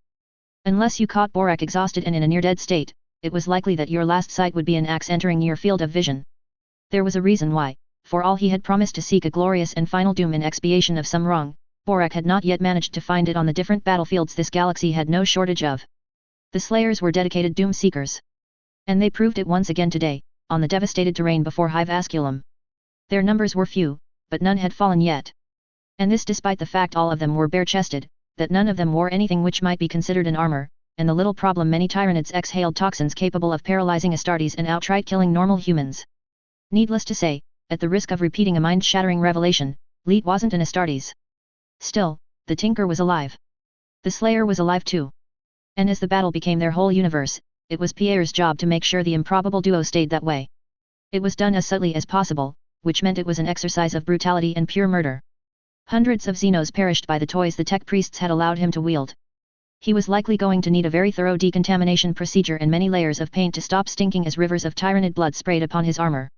But he was succeeding, and after being involved in the resurrection of a Primarch, this was. The Tyranid Bio-Titans are advancing. Brother Slayers. Our doom comes to us. Oh no. For once, Pierre agreed completely with the unreliable Tinker. Unless you wanted reliability in explosions, those Leet could be trusted to provide with stunning regularity. The venerable ancient slaughtered 4 Tyranid gaunts more audacious than the rest of their horde and looked northwards. Unfortunately, the squats had been right. The greatest Xenos horrors had stopped their long-range bombardment and were advancing again. And they were cloaked with psychic halos of red-black which couldn't be considered a good omen. There was a moment when you realized that some opponents were beyond you. This moment was now. Pierre didn't turn, the flow of Tyranids didn't allow it, but he addressed the spider protecting his back. Adjutant. Please inform Lady Weaver that I am requesting assistance. My weapons will be insufficient to protect the infernal duo from Tyrannid Titans. A second later, silver lightning began to rain down on his right. And please also inform her that the Queen of Blades is now going to try to challenge the Slayers. I think they are in a contest to see who will kill a Bio-Titan first. Message relayed. Praise the web mistress. 72 hours after the Mark of Oblivion. The Queen of Blades. Before Kamarak, Enaria had not had to remember her oldest memories for thousands of cycles. Now that Kamarak was no more, everything these days seemed to revolve around them. Lelith Hesprax, arena mistress extraordinary of the Dark City, had no need for that old baggage. They were mementos of failure. They were filled with death and pain. Mourning and sorrow came with every cycle, and one had to find ways to keep oneself sane. She wasn't completely successful, but then who was? The Inger had been too powerful, and even their greatest slaves were mostly insane. Enaria remembered, for all her attempts to forget. This new period of upheaval wasn't that bad, yet. The key word was the last one. You just had to make a joke, didn't you? She moved. She unleashed a strike which would have pleased Vol. 555 Tyrannids died. The Queen of Blades knew it wasn't a coincidence. Few things were, in this galaxy tainted by the faded remnants of destroyed empires. You named an empress, and you killed the former emperor and his treacherous mother. What were you thinking? She knew the answer to that before she asked herself the question. Enaria had been bored. Bored by the petty rivalries of the noble houses of Kamarak. Bored by the absolutely lamentable failures of every rival who proclaimed that next night, surely they would be the one to surpass her. Bored by the plots of the ex-slaves, who in the shadows whispered they would be the ones to inherit the empire, failing to realize they grasped at the ruins of a twisted and decadent port in the webway. And now there was an empress again, and things weren't boring anymore. I am the wind which roams over the steppes. I am the water which flows over the cliffs. I am the fire of volcanoes returning the heart to creation. I am the metal hardened by every trial. I am all of them. I am the shadow and the blade. Die. The creature the humans had called a Bio-Titan was powerful, both psychically and physically. But power was useless if you didn't know how to use it. The psychic shrouds they cloaked themselves with were only to be commended if your opponents adopted the same kind of battering rams tactic you did. Against someone like her, it was nothing more than a death sentence. Her first strike severed one of the 4 enormous legs of the colossal monster. The second, third, and fourth strikes cut apart the remaining legs. The fifth decapitated the Bio-Titan. Something snapped in the psychic connections of the Tyrannids. Many turned feral for several heartbeats, before being controlled again, but there was a hole the other towering colossi were desperately trying to fill. There was something wrong. These psychic titans were supposed to be the Zoan lords, or at least one was supposed to be the nexus giving the orders to the rest of this enormous army of fangs, blades, venomous maws, and talons. It can't be trying to. A lifetime of hard-fought battles and unequaled reflexes told her she was in danger. Enaria jumped. She didn't try to conceal her strength, and as a result it was more self-propelled flight than leap by Eldar standards. It was barely in time, as a colossal blast of psychic power erupted into existence. It was akin to a furnace of red-black psychic energy. It was a beam of utter annihilation, whose power was so intense the corpses of the Bio-Titan and its bodyguards she had just killed were destroyed as if they had never existed. Cunning foe, the Queen of Blades complimented her enemy as it revealed itself for the first time. It was a trap the whole time, wasn't it? Sadly, the ruthless and cold intelligence wasn't capable of answering. It was too bad. An attack which could have very well killed her deserved some recognition. The barbarian demigod had called it Zoan Lord, but he like everyone else had failed to recognize the trap before it was sprung. This was not a Bio-Titan. The things which had forged the flesh of this creature had combined a psychic creature's enormous potential and the body of a gargantuan tunnel-burrowing unit. It was not a brutal hammer which would bombard the enemy armies at long range and let them despair. It was a cunning commander, hiding until it felt it had the best chances it would ever have to win. This is going to cause a problem. Enaria admitted as she flew above the revealed threat, evading psychic blasts, spore clouds, and shots from acid-filled guns trying to bring down her defense. An exercise in futility, as she was too fast for them. I hope the humans will not get the wrong idea and... Yet, it had been another mistake to say it out loud. The veteran of the war in heaven looked below, and sure enough, one of the small warriors with a gigantic axe had rushed towards the Zoan Lord. With a formidable and very loud battle cry, the axe-wielding ugly maniac jumped to deliver a fatal blow to the spikes-covered head of the enemy leader. Devour. Oh, Murray Hegby. Enaria used her psychic powers to throw herself to the side. The Sea of Soul shrieked. And for all her efforts to avoid it, when the shockwave came, the Queen of Blades had to reinforce her shields to not be injured. Lady General Taylor Hebert. Devour. What just happened? Taylor needed only a few seconds to have an answer. Behemoth's answer for the Queen of Blades. Part of Taylor's mind was a bit impressed, really. After losing psychic carnifexes and countless other hive tyrants to Inaria Eldinesh, the hive mind had indeed acknowledged that it was futile to challenge her to a sword fight. So its new solution was an overwhelming display of psychic firepower. Devour. Multiple beams of pure destruction were hurled at the last muse of the defunct empire. The Queen of Blades avoided them with ease. The follow-up attacks were the equivalent of monstrous psychic air blasts, and the legendary sword mistress of Kamarak had to protect herself by summoning psychic shields. Devour.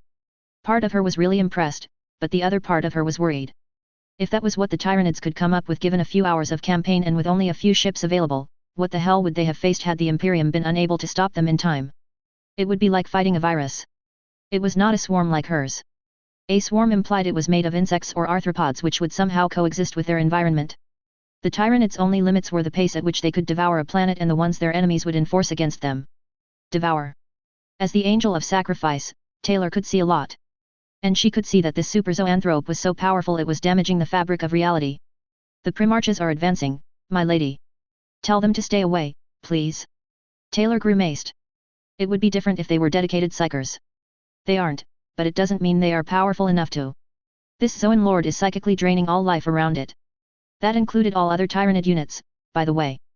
Behemoth had boosted this monster to a level of psychic power which was unlike anything that had come before, but this in turn meant that nothing was immune to it, not even the other Tyranid zoanthropes. They had simply exploded as the ripples of the psychic attacks spread across the battlefield. As for the vanguard of Indigan prefects which had been trying to lead a decapitating attack upon the Zoan Lord, it had died without achieving anything. Over 1,000 men and one Duardan Slayer eliminated in less than 3 seconds. After this battle, they would be granted heroes' funerals, all of them would be with sealed caskets, alas. I am going to have to intervene. My lady, I think that is a very bad idea. The Queen of Blades isn't going to be able to slay this monster quickly enough on her own. Something more than verified a few seconds later as reality was severed in 100 strikes, and the Zoan Lord was left completely undamaged by the hurricane of blades which had been trying to end it. The battlefield around them was torn apart. Artyom's plains of Asculum were toxic and hardly perfect for harvest cultivation. But in mere seconds, they gained canyons. Big ones. I still think it is a very bad idea. How do you even intend to reach the enemy? The skies are a bloody war zone and... Oh, I am not going to move from this spot. This is a battlefield of the mind. Taylor closed her eyes. Librarians, protect me. The female para-human called forth the aspect she had been given by Aneth. It was part of administration, hope, and sacrifice now. 3 aspects in one. And yet in many ways, it was reciprocal. The one existed to serve the 3. This would not be a 4th aspect. It would be one to empower and support the 3 when her powers were brought to their limits and they weren't enough. Like today. Administration could master legions of insects, but what use it could be when even her most powerful insects were drained to death long before getting to attack range of the Zoan Lord. Hope could rekindle the courage of vacillating hearts, and dissipate the darkness in the minds of those who believed all was lost. But it could not change the possibilities of winning when there were none. Sacrifice, she had already sacrificed so much to arrive here. But would it do anything to this monster? Even if she was to sacrifice each and every human psyker present on the battlefield, even if she added the psychic power of the Eldar delegations minus Aurelia Melis and the Queen of Blades, it might not be enough. And if it was not enough, sacrifice was not worth it. No, the only weakness of this psychic killing machine would not be revealed by them. But maybe Origin would. The Queen of Blades. Inaria hated opponents like these. No grace. No elegance. No imagination. And most disgusting all, no talent whatsoever in wielding a blade. By the unlimited decadence of dead Slaanesh, the Queen of Blades wasn't sure this enemy had the capability of wielding a sword or anything the Tyranids used as a substitute, despite having 2 elongated arms with which to do so. No, the claws and maw had only been there to burrow ahead of the psychic onslaught. Now the Zoan Lord was levitating and draining everything of life. She struck. I sever. Die. Devour. Be it in the war in heaven or the conflicts which had followed it, she had only seen this kind of opponent a few times.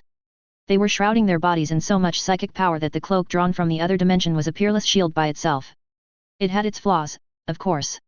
Chief of them the fact that if you tapped into the Sea of Souls too much, your body wouldn't be able to tolerate it at some point and then you would mutate beyond recognition, or one of the entities would use your flesh like a puppet of meat.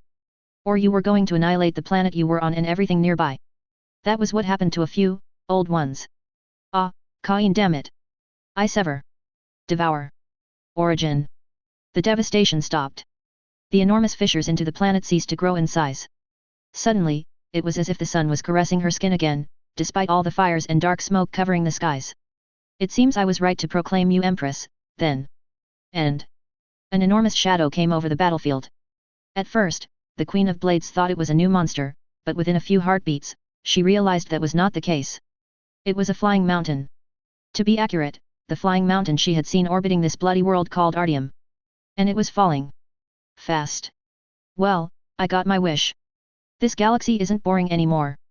Primarch Robot Guillemon. The calculus was simple. The conclusion was irrefutable. An enormous mass of rock like a mountain, falling at several kilometers per minute, crashing with a reduced but non-null speed on an inhabited world? That was the kind of apocalyptic event no one in the vicinity was able to survive. Robot didn't know fear. In that instant, he almost wished he could experience it, if only to distract him from the calculations which left no place for doubt in his mind. They were caught between the disaster of the Fang and the enormous devastation provoked by the Tyranid commander and a hyper-powerful Eldar fighting each other. There was no stratagem. There was no way to retreat. The malevolent psyker powers of the Tyranids had jammed the teleporter beacons and everything nearby. And second by second, he felt himself becoming weaker. He was not drained like too many humans and monsters had been, he was too far away from it. It challenged everything he knew, but the Primarch of the Ultramarines felt that as Artium died, so was his strength waning. And then the final onslaught began. Sever. Devour. Origin. Query. Symbiosis. The entire battlefield exploded in maelstroms of black, red, silver, and gold. Lady General Taylor Hebert. Taylor saw them. Oh yes, Origin had allowed her to see them. To be clear, the Living Saint had always known since this battle began that Behemoth and all the creatures it had sired were not the only Tyranids in the galaxy. Since there was one hiding on Catachan, and one sleeping in the oceans of the Fenris, that was one too many for it to be a coincidence. But now the para-human could see them. Origin had let reality fade around her, and Taylor was seeing the Zoan Lord for what it was. It was a scar injuring reality itself. It distorted reality and drew too many disturbances from the warp for it not to provoke a massive catastrophe even in the short term. But it wasn't the main purpose of the Tyranid command unit. The main purpose was to let the psychic strands ordering the Tyranid army receive their orders. For behind the reality-shattering breach in the fabric of reality, the true Behemoth was waiting. Now that administration and she had merged satisfyingly, Taylor could count huge numbers at ridiculous speeds. Yet even with this ability, the numbers of this impossible armada were beyond her. There were so many ships like Behemoth, granted about 4/5 she saw were largely smaller, but billions could still outweigh a warp-capable Imperial destroyer. Maybe trillions. Maybe quadrillions. There was no end to them. For all her power as the Angel of Sacrifice, Taylor could only peer through the Zoan Lord Gatescar, and even then. The Insect Mistress knew when the Tyranids realized she was truly seeing them. Devour. Devour. The baleful power of Behemoth increased to unprecedented levels. Forget the idea of taking control of that. Taylor was many things, but she wasn't delusional enough to believe she could stand against that. There was only one option. The Tyranids were far too strong for her, but there was a flaw in their strategy. The Zoan Lord. The female para-human tightened all her power into a golden web. Flashes of calamity were summoned before her eyes. A mountain crashing into Artium. All life expunged from the world she was trying to save. She couldn't. Taylor wasn't powerful enough. She was going to need help. Origin. Query. Symbiosis. And then Taylor detonated the web. The shriek of mental fury she heard before her mind returned to the matrium was incredibly satisfying. Beyond the last star of the eastern fringe, the galactic void. The Tyranid hive mind rarely felt bothered by the futile gesticulations a prey could make before it was consumed. This battle had been the exception. Before the link between their asset and the closest hive fleet was broken, the Great Devourer's last view of the galaxy it intended to prey upon was the sight of the Zoan Lord being trapped inside a web of light, resulting in the implosion of the vessel the guidance was provided from. And the Tyranid hive mind, for the first time in an eternity, felt a genuine emotion, hatred. It was not because the hive mind cared very much about the loss of the Zoan Lord. Assuredly, the loss of its biomass was regrettable, the inability to assimilate the curious flesh giving so many useful and strange abilities a setback for future devouring campaigns. With the death of their most useful synapse creatures, the army assembled on this planet would be easily broken and defeated. Bleeding the prey, forcing it to expend quantities of finite biomass while at the same time the Norn Queens analyzed the prey's tactics would have been useful. The inability to achieve these goals was also inconvenient. But the Tyranid's hive mind's sudden ability to feel something deep, something enraging, went beyond that. For a brief moment, the prey of gold and red had existed where no one but the hive mind should thrive. The Tyranids, for all their complete dedication to devouring, could very well recognize a challenge from their prey. This was a prey which had denied them assets, biomass, and above all the delicious pleasure of devouring what they wanted, when they wanted. The hive mind was not the kind of entity which swore oaths, but the infinite numbers of the different hive fleets would not forget that on this day, unanimous agreement was reached. This prey was going to die. The great devourer would make sure of it, no matter how much indigestible devouring had to happen before it was achieved. High orbit above Artyom. Battleship Enterprise. 72 hours after the Mark of Oblivion. Rogue trader Wolfgang back. The Necrons had tried their best, but even the strange and mysterious technology these metallic Xenos used had been too little, too late. Wolfgang and all the bridge crew of the Enterprise, along with tens of thousands of souls, had tried to warn Her Celestial Highness on the surface. But it was useless. The psychic interferences made things so that exchanges were garbled and erratic at best, incomprehensible at worst. The explosion, when it came, was not unexpected. But it wasn't the kind of fiery cataclysm the tech priests had predicted. If anything, it was more akin to a sort of crystallization of Artyom. It was as if suddenly, the planet was in the process of freezing. And it wasn't a phenomenon which was limited to the main theater of military operations either. It was as if many distant locations and zones far distant from the positions of Asculum and Quartus were heavily affected. What in the name of the God Emperor is happening? The warp. Symbiosis domain. Lady General Taylor Hebert. This time, Taylor didn't lose consciousness while traveling to it. She wasn't sure if it was much better honestly. Outside of the domain, the Immaterium was really a dimension of horrors beyond counting. I wasn't expecting you to be back so soon, my Empress, Authority gently teased her. Neither did I. Taylor huffed. The Tyranids are a far bigger problem than I thought them to be. Given that she had already thought them something deserving the description of galaxy-level threat, that was quite the feat. As you say. The goddess had embraced harmony to welcome her. Her skin was green, and her tunic and the rest of her attire was entirely made of leaves. They were flying over a never-ending forest, though this one did not look tropical at all. It was more the kind of wooded area native to a temperate climate. It was a forest which looked old and seemed to be filled with hidden secrets, the kind one easily imagined hundreds of adventurers losing themselves in every year. Did your intervention come in time? Yes. Though I was forced to improvise since there was too little time left. Improvise. The soul of the world that was called Artyom was already wounded by millennia of careless exploitation, and this battle almost completed its death, Taylor. A few more minutes of damage caused by the Tyranids, and you would have inherited a dead world. But you managed to save it. The Angel of Sacrifice didn't like the silence after she spoke. Didn't you? In a certain manner. In a certain manner, Taylor replied dubiously. There was a crystal aboard the mountain about to crash and kill millions. The Wolf King used it to save and preserve the life of the world spirit his life was tied to. I used my symbiosis to merge this crystal with the spiritual core of the dying planet. The knowledge the Primarch of the Space Wolves had done something like that didn't surprise Taylor. Well, it surprised her Lemon Russ had the means to do it, but not that he would go for it if it was within his capabilities. The father and the sons shared certain tendencies to ignore all the rules when they didn't suit them. I think I understand. This was unprecedented. The world spirit of Fenris is going to dominate the merging, isn't it? It will. Authority gave her an apologetic expression. A goddess I may be, but I can't create from nothing something that doesn't exist. And I don't blame you for this. The insect mistress assured truthfully. All the while she tried not to sigh. The ruler of Nyx wasn't a specialist in planetary-scaled psychic merging, assuming someone like that existed in the first place. But it seemed that in the future Artyom was going to be overridden by Fenris essence. That was not exactly good. Okay, Taylor had never visited Fenris before it was seen on the long-range auspexes of the Enterprise, but the planet the Space Wolves had for their home since they were reunited with their Primarch was a legendary death world. There was no way they could continue to use it as a hive world, there would be billions of deaths in the first years from the wrath of the elements alone. Now, while I don't want to sound too mercenary, my Empress, I expect to be generously compensated for my assistance. Taylor nodded. Calling on authority at the end had been a major risk, and the Lady General had not been naive enough to think it would be for free. As far as potential casualties went, Aurelia Melis, all the detachments of clowns and Eldar Psychers, and Taylor herself would have survived the destruction of Artyom. Her army wouldn't have, but since they weren't worshippers of symbiosis carnality in the first place. I am willing to negotiate, goddess. The green-skinned beauty laughed and the bargaining began. Repurposed mountain fortress the Fang. 73 hours after the Mark of Oblivion. Primarch Magnus the Red. Magnus had been the first to wake up after the not-so-controlled landing. Most of the time, to be a Primarch, even one who had been deprived of his psychic powers, was really useful in that regard. But what mattered was that he was the first to recover. And his chains, for all that they were made of phase iron, had broken. Magnus could have stayed on his seat, waiting for everyone to return to consciousness.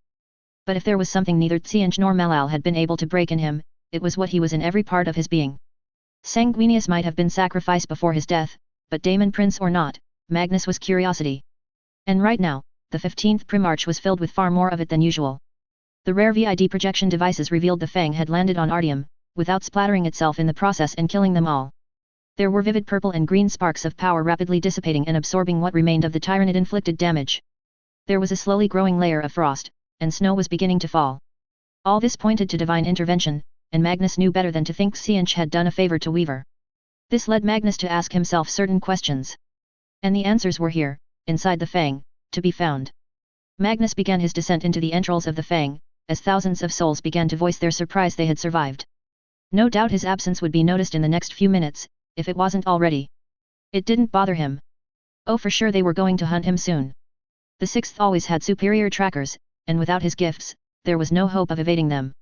That was why he had not bothered trying to attempt a convincing evasion, by the way. There would be a price to pay, in the days to come. So be it.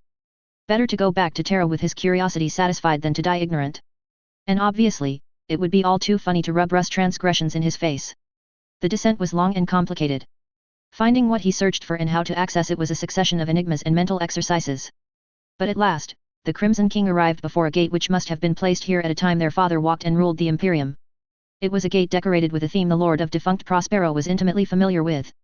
Yggdrasil, the world tree of the ancient Nordic myths of old Earth. Had he had more time, Magnus would have stayed there for hours, studying the skill with which the long-dead Fenrician artists had carved the precious silvery metal to shape it into this form. But alas, his time was running out. Magnus touched the gate and pushed. Proof that someone had come here not long ago, the two heavy sections of stone opened without a sound. It opened and it revealed a tree of crystal. For all his psychic blindness, Magnus could recognize the unique creation for what it was. This is a world spirit receptacle, the seed to create another world spirit when the previous one is lost. No wonder all efforts to turn Fenris into a daemon world had been stalemated. As long as the Fang stood, the planet was not truly vanquished. It was pure genius. It was not a mere violation of the rules their father had desired to enforce. Violation would imply you acknowledged you had broken one or two rules. What this tree of psychically reactive crystal represented, from the intricate roots to the exquisite leaves, it was just the absolute willingness to utterly ignore every last one of their father's edicts and lessons. Magnus burst into laughter. Congratulations, Lemon. The 15th Primarch chuckled. Congratulations. You have surpassed my wildest dreams. The Crimson King didn't dare touch the crystalline substance, for without the world spirit to give it solidity, the structure had to be extremely fragile. Whatever deity Weaver had forged and used for the spiritual transfer, the power keeping the tree extremely resistant had disappeared seconds after the process was over. Congratulations. You are really the king of hypocrites. Magnus laughed. He was still laughing 15 minutes later when the sons of Rus arrived to drag him back in chains. Artyom. Asculum Military District. Former plains of Asculum. 74 hours after the Mark of Oblivion. Primarch Corvus Corax. It was over. Corvus Corax had prepared himself for a long and difficult battle, but, difficult, the battle had certainly been. Long, not so much.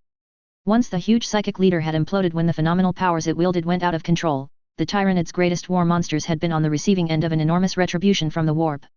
The Bio-Titans had seen their skulls and their chests explode under the psychic pressure. Well, those who had not been crushed when the Fang landed.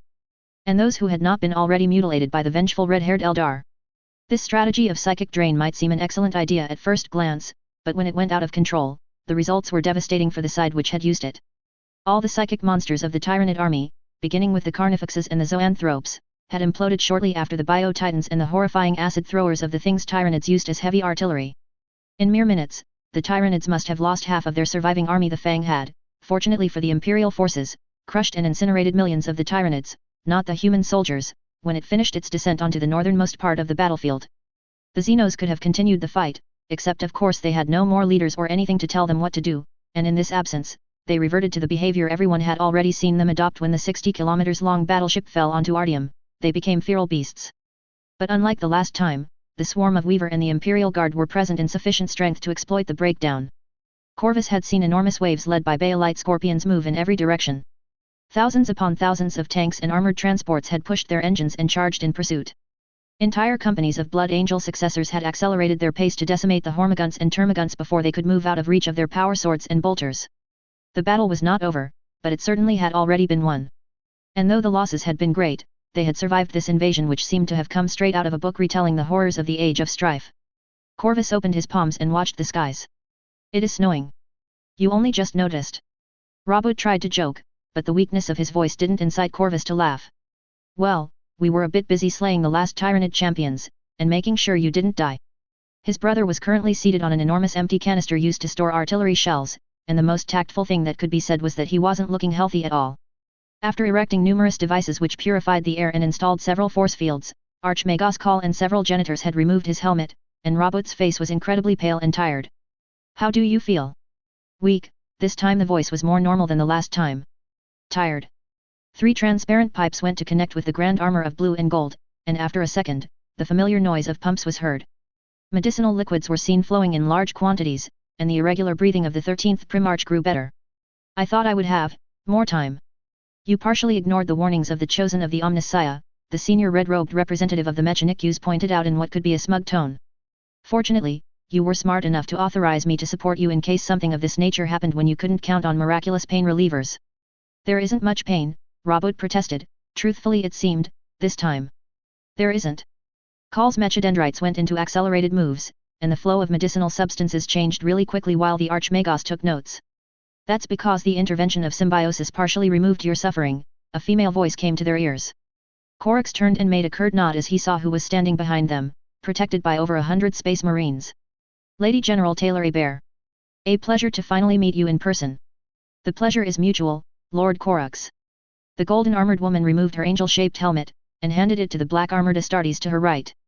It revealed a face which was rather beautiful, though not inhumanly beautiful like Sanguinius or Fulgrim had been.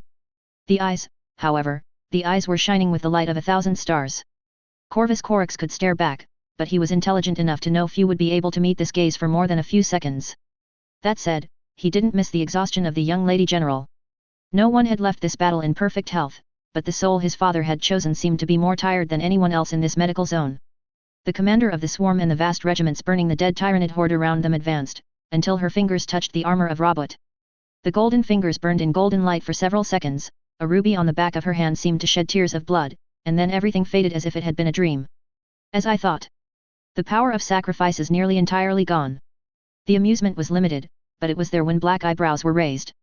When I told you to remain calm and in a strategist role, I didn't expect you to carve a path across an army of Tyranids, Lord Guilliman.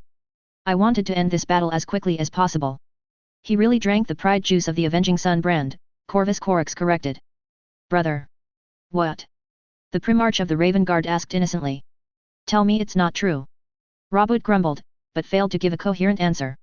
Once again, the truth of the Ravens triumphed.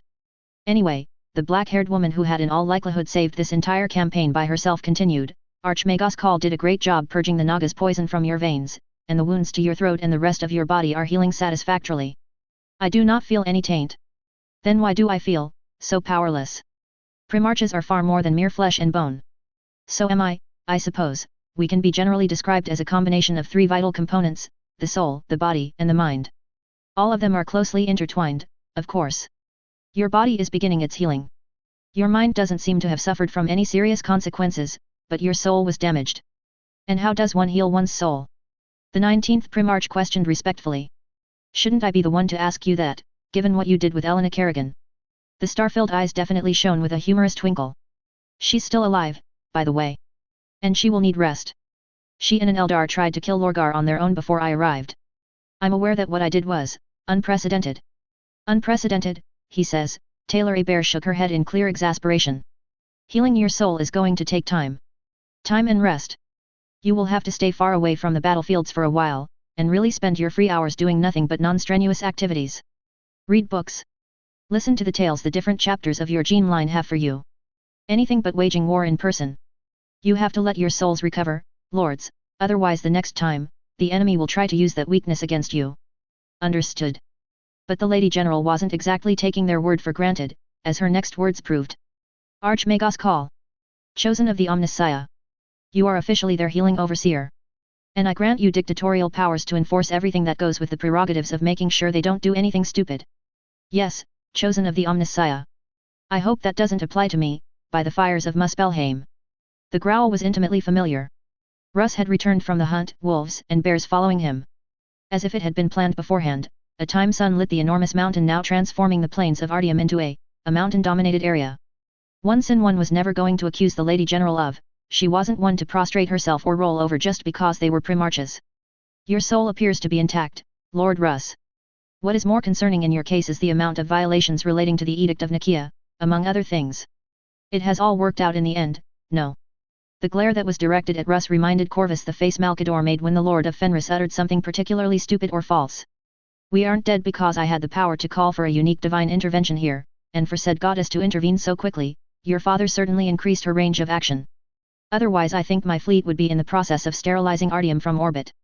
Lemon looked like he was about to protest, but the amused expressions coming from Robert and himself likely discouraged their brother from trying his luck with strange and misleading explanations. But you're not in my chain of command, and for the time being, all's well that ends well. Lady Taylor Abear sighed and went into appeasement mode. We're all tired, and we will deal with the politics and repercussions of what happened another day. There is only one thing I'm curious about. Yes. You saved Fenris World Spirit Lord Russ. You saved your mountain fortress monastery. The mistress of arachnids stated as little snowflakes landed on her black hair. Where exactly did you send the devastated planet that was your home world? Lemon grimaced. Honestly. Robert emitted a deep sigh. What have you done, brother? To be fair, it was partially my idea, Corvus Corax confessed. It was your idea to do what? Well, I told a certain rat daemon that if it betrayed me, there would be consequences. The Primarch of the Raven Guard smiled. And it did betray me. So, I, acting in my persona of Avenger of Shadows, sent it a last gift to reward its perfidy. The Eye of Terror. Skaven Blight. 73 hours after the Mark of Oblivion. Arch-Warlord Scracket Barb Buster. Scracket knew incompetence when he smelled it, yes. And this black-furred stupid thing was guilty of it, yes. Your fur, the most powerful council member in all Skaven Blight proclaimed, stink reeks of incompetence. Most glorious and invincible Arch-Warlord, I beg your mercy. At least the vermin thing had the good sense to prostrate itself before Scracket's peerless magnificence. Mercy. The supreme and sublime commander of all Verminous Warrens repeated the strange word. That had to be something the man-things had invented. Proper Skaven would not bother with such a useless thing, no. Wrong word. There can't be any mercy when I punish the slave thing who stole my dinner. But, the black fur wretch pleaded, increasing the Arch-Warlord's anger, I didn't steal your dinner, most titanic and genial warlord. You allowed it to be stolen, robbed, Scracket Barb Buster squeaked loudly. That is near same thing. It was an outrage, yes. A delicious piece part of bacon meat. Only for his glorious self. Freshly brought taken from the molder vat. This was more than an outrage, yes. It was an insult to his glorious self, and wasn't he the most favored of Malal? The one who would make all the Council of 11 bow to him? And continue to prostrate crawl, vermin thing. The Arch-Warlord spat as the insolent looked up with terrified eyes. Storm vermin. Beat it again. But his guards didn't obey. They looked up like the punished one did. The musk of fear was spreading. Scracket turned, but prudently and cautiously. It wouldn't do at all to be stabbed by an insolent. No. This was impossible. Scracket forgot every insult to his glorious titles. Above Skaven Blight, pride and jewel of Skavendom, there was a huge planet thing. It appeared like an eye of fire and ice. It was big. It was coming straight for them. A planet is coming towards me. Arch-Warlord Scracket Barb Buster squeaked in fear horror. Scurry. Find Arch-Spark Conqueror. Tell him that if he doesn't solve problem, I will tell mighty Malal it was entirely his fault we lost Skaven Blight. The warp. Beyond the Vale of Macrage. Cato Valens opened his eyes. It was dark, but there was light. The light was coming, from under his feet? Yes, but not just from it. It was coming from his body too. And as the seconds seemed to pass like an eternity, the chapter master of the Ultramarines realized he wasn't able to hear his two hearts beating. Suddenly, the memories flashed through his mind. The shrine. The traitor Primarch. The sacrifice. Practical, I'm dead. Cato Valens looked behind him, and blurrily, as if a considerable distance away, the fortress of Hera stood. Something pressed him to rush in that direction. Something equally strong pushed him to remain where he was. And as the Ultramarine studied his surroundings, he acknowledged the latter point of view was by far the more prudent. The shiny lights supporting his feet were akin to a standard imperial paved road, one like tens of thousands that existed across the realm of Ultramar. But this road wasn't very large. And on each side next to it, the abyss waited. Cato Valens was a chapter master of the Adeptus Astartes and he had to be sure. He stared at the darkness. A pit of horrors was there in all its glory. The old space marine looked away, and refocused his attention on the small golden road. Here and there looked to be some rubies embedded in it. But the impression it presented was that this road was incomplete. And then footsteps echoed. Cato saw them coming. Many kilometers or any distance unit seemed inadequate, he saw them coming a great deal of distance away. There were 11 of them. As they approached, their identities were no longer in doubt. One was a custodes. 5 were space marines, 3 of them proudly bearing the Omega of the Ultramarines. And the remaining 5 were clearly soldiers of the Imperial Guard, though all were coming from different regiments. Their progression stopped when they were so close he could touch them. "We are the Legion of Sacrifice, Cato Valens. Do you remember what you swore to the angel?" "Yes," Cato answered. "A sacrifice for a sacrifice. Guilliman was to live. Guilliman lives." The son of Macrage didn't know how he knew this, but as the words were uttered, Cato knew instinctively they were the truth. Indeed. One of the guardsmen came forwards. He was the banner holder. And for all that the details of his face meant nothing to Cato, the words on the flag were accompanied by 2 beetles, one red, one gold, fighting side by side under the aquila. "For Faye and the Emperor, Cato read. You have sacrificed everything, Cato Valens. Your life and your soul being just the most obvious parts. But now another war is to begin. I hear the call." It was not a figure of speech. While there were great lights in the distance, one propagating a melody which made him think of fruits and sugar, the real light, he felt, was far away, a beacon hidden by the darkness. "You marched for Macrage in your time, but that time is now over." A chest was opened and a golden helmet and a new bolter were revealed. "You, Cato Valens, need to march for Terra. Mark of Oblivion, 75 hours after Mark 0. Artium Theatre. Number of Primarchs alive, 4. Number of Tyranids still alive, approximately 200 million, and decreasing fast. Artium. Asculum Military District. The ruins of Hive Asculum.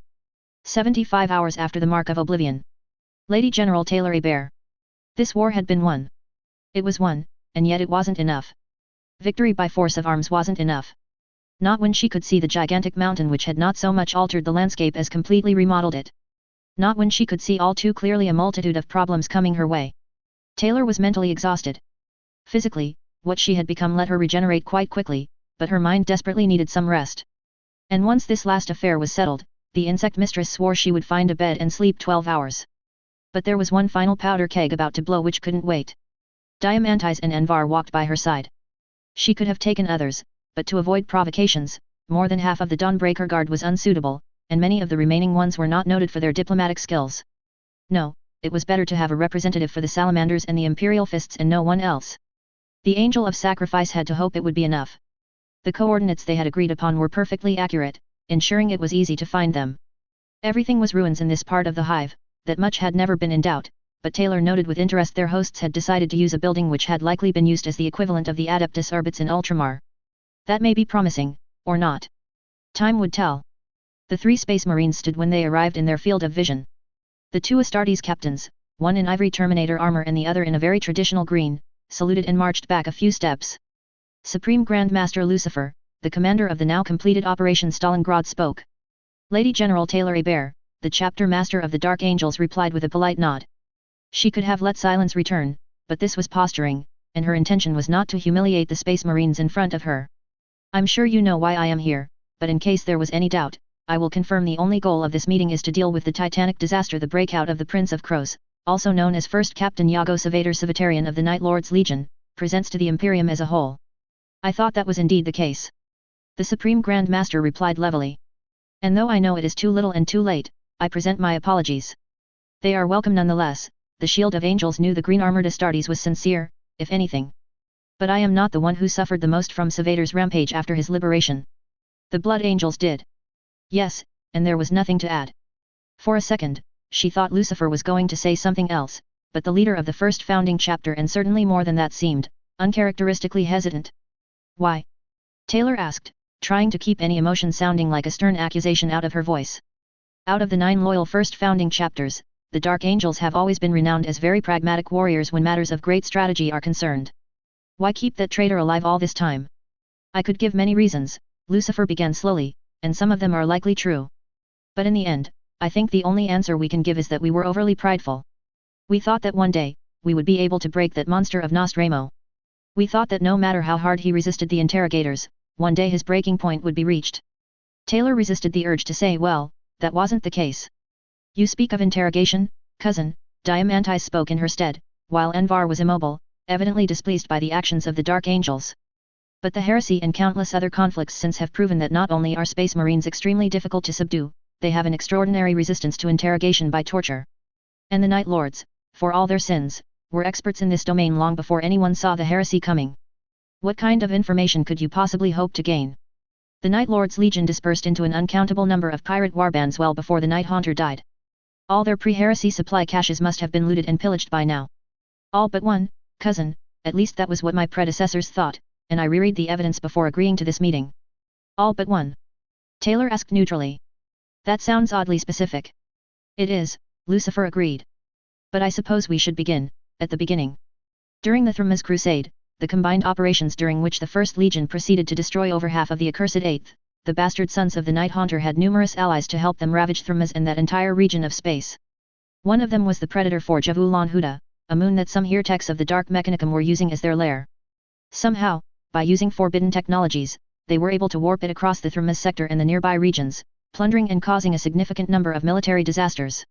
You think Savator had information about where it fled when the Night Lords dispersed or marched to Terra? Oh no, Lucifer shook his head.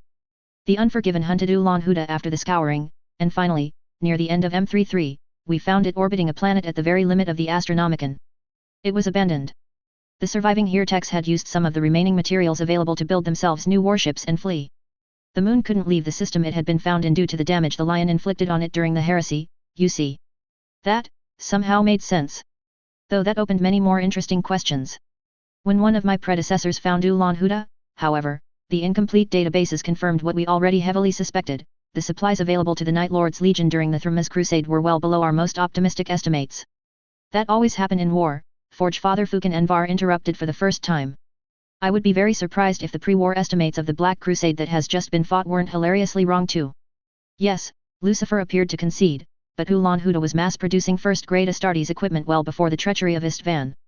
So did many lesser industrial and forge worlds allied with the Night Haunter.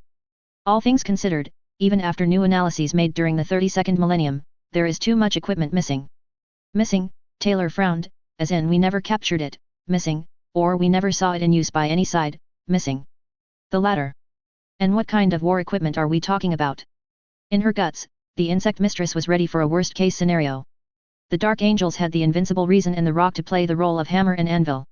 They weren't going to be worried about half a dozen bolters and a Predator tank. The missing equipment should include 20,000 Astartes power armors, and enough firepower in tanks, aircraft, and other support elements to be in conformity with the 31st millennium military treaties prescribed by Terra. Hell and damnation! And if the Prince of Crows was really the only space marine to know where this war treasure was hidden? I see. This was bad, but well, there was nothing she could do about that problem. Sotinal and her accomplice had certainly long since left the Macrage system. Taylor didn't see why they would stay here and risk getting killed, at any rate. Well, nothing I can do about it for now. And I will thank you for your honesty. Now let's get to the main problem. While the death of Chapter Malakbal could be a matter left to talks between the Blood Angel senior representative and yourself, the Prince of Crows can't. There have been too many witnesses. The High Lords are going to be informed, sooner or later. Probably sooner rather than later, given the magnitude of the problem. Sooner, I think, Lucifer remarked calmly. May I presume, Lady General, that you intend to inform Terra yourself should certain conditions be met? You presume correctly, Taylor nodded. My armies have saved Macrage. Operation Stalingrad is a splendid success. Though one which had cost a horrible price in lives, but unfortunately, she had known it would not be cheap the moment the planning for the campaign began. And victory excuses many sins. I am willing to present your mistakes to the High Lords and say judgment has already been delivered, only waiting for their seal of approval. Van Dyer wouldn't like that at all, of course. The Grand Provost of the Adeptus Arbites may have a heart attack. But the others were likely going to cheer, since it meant that they could focus on other problematic chapters, like one of insubordinate wolves, perhaps? And what would this judgment include, Lady General? The Supreme Grand Master asked with careful but genuine interest. I prefer to avoid settling the matter before the High Lords, obviously, but I don't know you well enough to know what you call justice. I would divide it into 3 parts. The gold and ruby-winged angel of sacrifice felt that at last, she was in familiar territory. The first is preventing the mistake from happening again. The second is paying the debt. The third is ensuring the current mistake doesn't generate too many problems. An interesting stance, the Dark Angel stated. And the details. Preventing the mistake from coming true again will require you to kill every traitor and heretical prisoner you have in the halls of the Rock and whatever prisons you have control of. I won't ask any questions about how they arrived there. I won't come aboard your headquarters to inspect each cell one by one. But I want them to be removed from this galaxy. Forever. As proof of your good intentions, you will release the corpses into inquisitorial custody, and the Holy Ordos will confirm before incinerating them. Should any notable prisoner have escaped with Savator, you will inform the Inquisition so that they will be put on the most wanted list alongside the Prince of Crows. Acceptable, the Supreme Grand Master replied after several seconds of silence. The next condition. The Blood Angels lost their chapter master, the ruler of Nyx forced herself to keep the sorrow out of her voice. Whatever terms they impose upon your chapter tomorrow, it will involve a blood debt. When a regent of Baal will demand your help, be it in 10 years or in 10 millennia, the Astartes who will hold the Supreme Grand Master title will come in person to provide said help, with the appropriate support to make sure victory is possible. The exact phrasing of the oaths will need to be negotiated. But I agree to this condition. And last but not least, a kill team will be assembled before this year is over so that the escape of the Night Lord's first captains remains extremely short-lived. You will provide Space Marines and intelligence to it, under Inquisition monitoring. This task force, and only this task force, will participate in the hunt for the Prince of Crows. The Dark Angel remained silent for far longer, this time. He stood immobile like the perfect statue of a knight, as snowflakes fell nearby upon the ruins. Agreed, Supreme Grand Master Lucifer conceded at last. Not far from the damaged Hive Asculum. Leviathan Super Heavy Mobile Headquarters Defender of Ultramar. 76 hours after the Mark of Oblivion. Primarch Robot Gilliman. Theoretical, Primarches could be absolutely powerless to act. Arriving at Terra too late to change the outcome of the final battle was one such moment he had experienced, but hardly the only one. Practical, not only Robot did feel powerless now, he was physically powerless. Belisarius Call and the other Magi working under his orders had strapped him to so many machines that it was quite lucky the Ultramar Leviathan had survived this war. There were few vehicles capable of holding the machines attached to his armored body, plus 2 other Primarches while keeping minimal operational capabilities. His ability to move was incredibly limited now. And that was pretty much the good news. The bad news had truly earned their name. So Hanzo is dead. One of his brothers was dead. True, Robot had pretty much lost hope after their genitor ordered the removal of his statue and everything related to the Second Legion, but the Emperor was not infallible. He had been wrong before.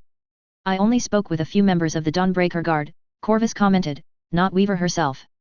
But from what I heard, death was pretty much the only mercy he could be given when she found him.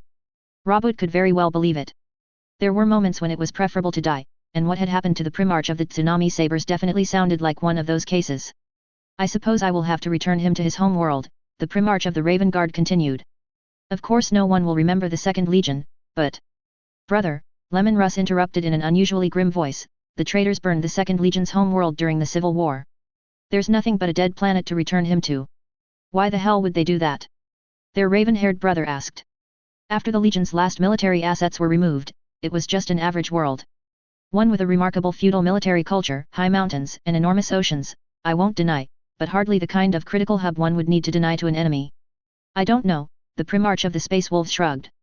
All I know is that when I saw the report, I went in person to verify that the information was right. And it was. I don't know why they did it, but the world was a smoking ruin when I arrived. The 17th were the ones responsible for this atrocity. The more hours passed, the more Robot was incredibly glad the sons of Lorgar had been slaughtered by the tens of thousands before he killed their father. Their elimination had been more than deserved. We should have strangled that legion of Oathbreakers at Monarchia, not just forced them to bend the knee. The Lord of Ultramar sighed, wondering how many dark schemes had already been waiting there behind seemingly loyal masks. Hanzo's body is in the Lady General's possession, I take it. It is.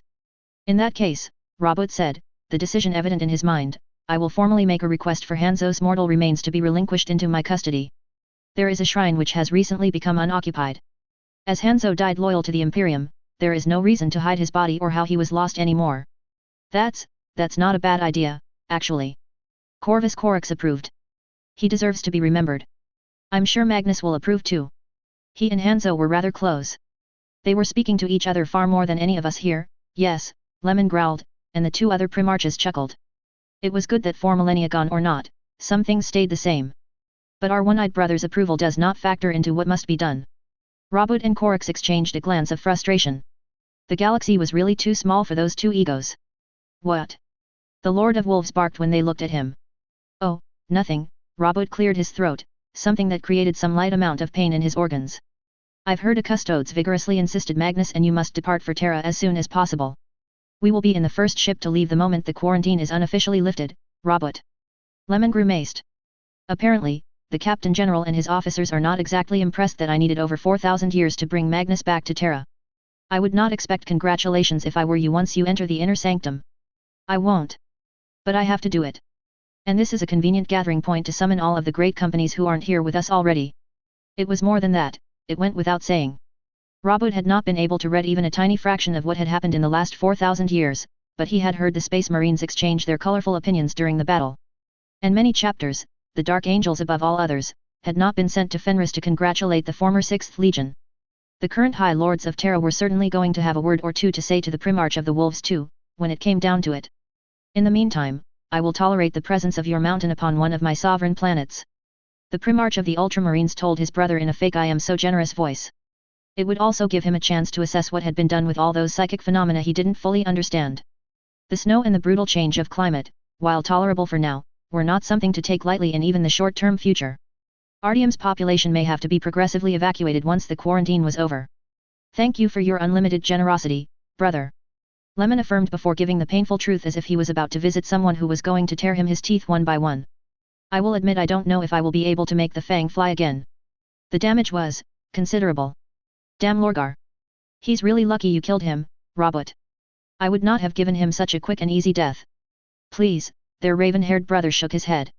You were always an executioner, brother. You don't play with your food, and you aren't stupid enough to toy with an opponent as dangerous as a cornered Primarch. You're right. I am not. Lemon grunted. Well, the evil son of Calcas is dead. Good riddance, I say. Yes, Corvus agreed slowly, that said, while I don't want to give bad news, there's one other treacherous sibling who may not be as dead as we thought.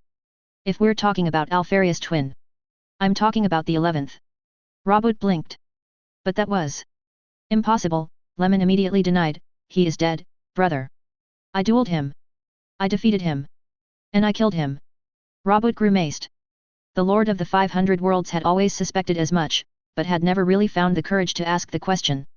He can't be alive. The growl was both filled with fury and something like apprehension. I destroyed his 2 hearts with my spear. I annihilated his legion. I destroyed the home world of the 11th, and I salted the earth so that nothing would ever grow again on that weird forsaken soil. That was incredibly ruthless, even by the standards of the 6th. Wasn't that a bit of overkill? The Primarch of the Raven Guard questioned, apparently sharing the same opinion that he had. Russ laughed, and it wasn't a pleasant sound. You didn't see what I saw, brother. Lorgar at least believed himself a priest of the gods, a servant of things bigger than his fanatical head could handle. The 11th wanted to become a god. Before Horus betrayed them, Robert would have wondered if Lemon hadn't suddenly become mad, but after seeing the atrocities of the traitor legions, the implausible had become disturbingly possible. So what could possibly make you believe he is still alive? Russ asked, a bit calmer after his diatribe. Weaver fought undead Astartes animated by some necromantic psychic power somewhere. And they proclaimed they were obeying the will of an entity called the King in Yellow. The Lord of Fenris grimaced. That was one of his titles, one of the few things which survived the psychic scouring our father did after I returned to Terra. I will make a request to the custodes. The corpse should still be in their possession. But he can't be alive. I killed him. Robert Gillimon sighed internally. Of course after 4,000 years of absence, he was going to have to deal with 4 millennia of problems. I hope you don't have a lot more of those problems to deliver to us, brother. Don't worry, Robert, the reassurance from Corax was not much of a reassurance, actually.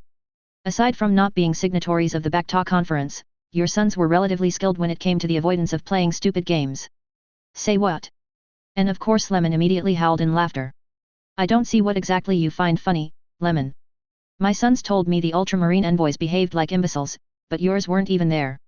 The expression on his brother's face was priceless, though it was a really weak compensation for the disaster of huge strategic consequences he felt Macridge had committed in his absence. Somewhere in the Eye of Terror. Gloriana battleship Vengeful Spirit. War Master Ezekiel Abaddon. Ezekiel didn't look up from the vast demonic map he was studying when the door of black slime and twisted metal opened. He hadn't heard any sound of fighting outside, and all of his Ezekarian brothers were quite busy right now. That left only a single person the Black Legionnaires would have let pass without violently opposing the intrusion into his inner sanctum. The footsteps were slow and assured. It slightly amused him that in all the time spent since the first campaign, this habit had not changed. Weaver killed Lorgar. The War Master of the Black Legion would be a liar if he claimed that he was surprised. Guilliman lives. The Avenging Sun is weak and vulnerable, but alive. He continued to try to decipher the complex symbols of the map. Ah, if only the creator of this incredibly useful artifact had been willing to join his legion, but alas, the Xenos had proved extremely uncooperative. So uncooperative in fact he had tried to bring down an entire base to take Ezekiel and the Astartes accompanying him with him in death. I had a vision. I saw Weaver walking in the Imperial Palace. I saw her swarm darken the skies of Terra. I saw the Eternity Gate open for her. What a waste. There were few talented artisans in the Eye of Terror who had the imagination and the lore to make stable artifacts, especially maps. Do you really realize, War Master, what it means? This time Ezekiel Abaddon, greatest warlord of the 9 exiled legions, had no choice but to react. Prophetess, watch your tongue. Immediately, the thing that pretended to be a blind old woman kneeled in a mocking affirmation of loyalty. I apologize, War Master. Still, the importance of the vision. You have not told me anything I didn't already know. Ezekiel revealed truthfully. Watching the expression of shock from the damned seer was one of his rare guilty pleasures. The fact he was unable to arrange it frequently made it all the more delectable when it did happen. But, I apologize, but why, War Master? In times like these, it wasn't difficult to remember that for all the pretensions of loyalty of the prophetess, she was just a different weapon the Chaos Gods used to test him. Drachnien was a really unsubtle threat and bribery attempt wrapped in one object. It was an entity of utter malevolence, something sorcerers of old had sometimes called a daemon king. In his hands, as long as he was able to master it, even killing a primarch was far from an impossible task. Of course, what most of the denizens of the Eye failed to understand was that, at the first defeat, the end of empires would turn on him and devour his soul. The chrome-looking being was not that kind of unsubtle threat. It was a chalice filled with the sweetest poisons, and you never knew if you had the antidote beforehand to make the beverage worth the risks it entailed. Lorgar was a fanatic and he abandoned his legion to Erebus and Cor Phaeron. And with those two in charge of the 17th, they would never win the long war. Ezekiel would trust the intentions of the giant rats of anarchy far more than the vile ones and the black cardinals. At least the rats were honest about what they were. Lorgar was a fanatic and weak. Lorgar was a fool. He had one of the greatest legions within his grasp, and yet he destroyed it for a battle that shouldn't be fought. He got what he deserved. The best part was that Ezekiel was absolutely sincere. And the Avenging Sun? If he sails towards Terra, he won't. And he hadn't needed seers to know that. Guilliman does sometimes commit short-sighted mistakes, but he did not build Ultramar by playing stupid games. If he doesn't know already, he will soon discover how much the Imperium has changed. Going to Terra when he is weak and his Ultramarines have been given a well-deserved lesson in humility would be the end of his reform ambitions, and he knows it. Moreover, he can't rely on the threat of an enemy at the gates that will force the squabbling lords to restore his ancient privileges and authority to him. And that assumed his two brothers would have let him become the Lord Commander of the Imperium again. Korux, on his own, may have let him try. The Raven Lord was not fond of tyrants, but he respected the Lord of Ultramar. Russ, however. Not a chance. But Weaver. Enough. The man most of the Imperium called the Despoiler ordered. Plans are in motion, Mariana. You do not need to concern yourself with the Angel of Sacrifice unless I command you to focus on her. It will be as you say, War Master. The damned seer was lying, and blatantly at that. That was a shame. He would have to tell Iskandar to watch her. Just in case. The prophetess was a useful source of intelligence most of the time, but there were things Ezekiel Abaddon wasn't ready to tolerate. Not now, not when the Long War had entered a new and challenging phase. And if Mariana was ready to disobey and go against his orders, well, she would neither be the first nor the last seer he had to kill in his life. I didn't summon you to speak about what happened in Ultramar. Tell me. You have been given the opportunity to study his work now that his deception has fallen apart. Do you think the King in Yellow found a way to create his own unique construct of Noctilith in the pursuit of his mad ambitions? Mariana stayed silent for many heartbeats. Her voice was more a croaking sound than something truly human when she answered. Yes. The bones weren't transformed Noctilith, but it is clear there was something to sustain them. The probability was high it was a ritual. And the only possible stabilizing agent would be Noctilith attuned to the essence of the ritual's creator. Any other day, it would have been fascinating to see one of his guesses end up true. This was, unfortunately, not one of those days. Interesting, really, interesting. It will give that arrogant king a decisive advantage. The warpsmiths monitoring the octorite stocks we have reported is getting more and more brittle. Meanwhile this enemy won't suffer from the same weakness. If only I knew how he acquired this secret. For the first time in, as far as he could remember, something looking like fear crossed the prophetess face. It didn't last long, but it was there. War Master, there is a possibility which is incredibly worrying. I think there may have been a way for this undead usurper to obtain this secret that should never have been his. And this way is. He must have walked through the labyrinth of the Tower of Silence. The King in Yellow must, like yourself, have survived Urulan. Ezekiel Abaddon had lost the ability to feel fear long ago. But the news provoked in him a shiver that was not caused by excitement or battle lust. Artyom. Asculum Military District. Former Plains of Asculum. 89 hours after the Mark of Oblivion.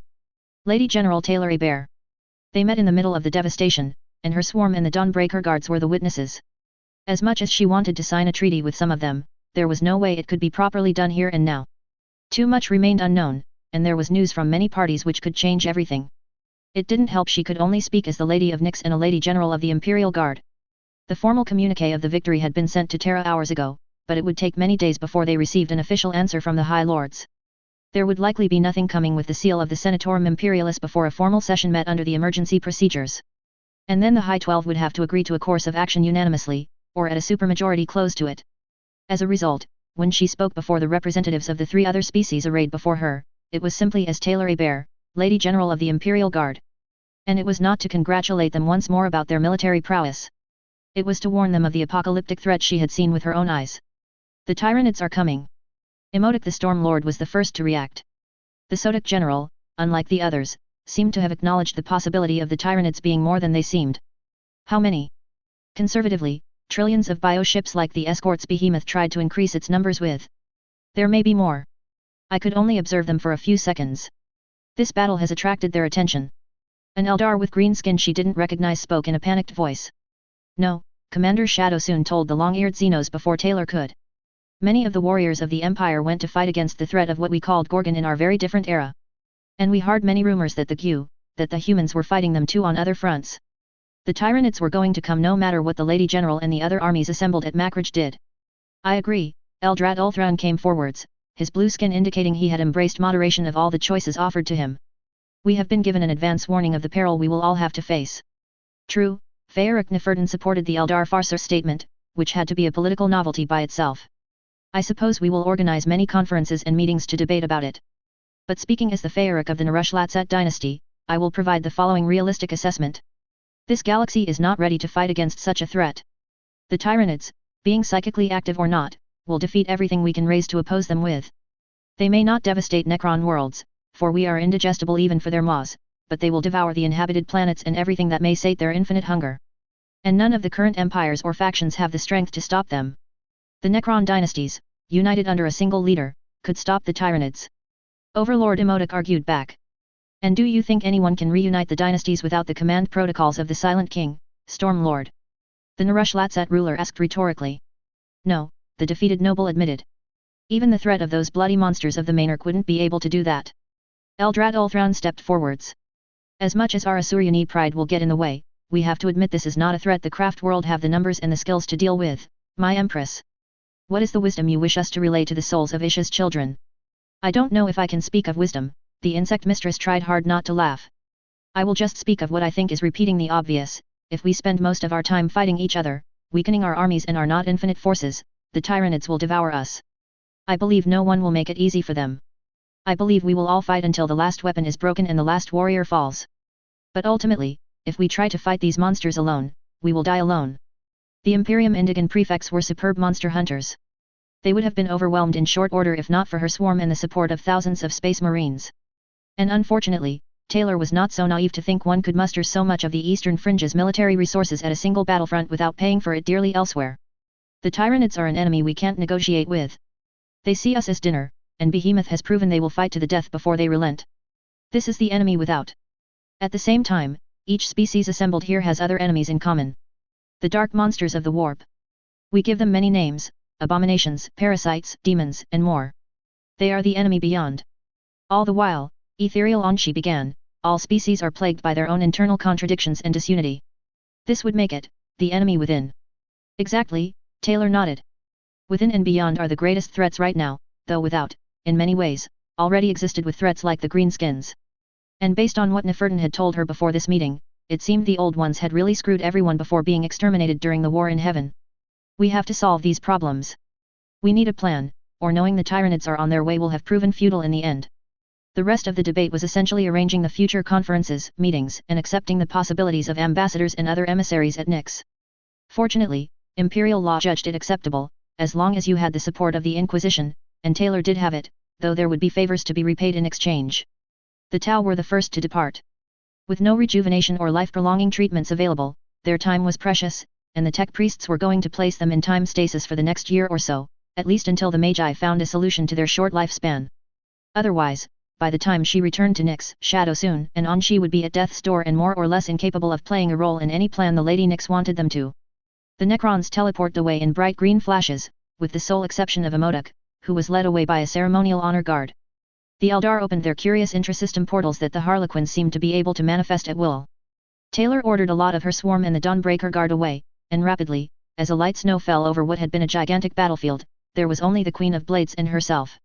All hail the Empress! The crimson-haired Endbringer proclaimed before snickering. You realize that you can't avoid the problem forever. The problem?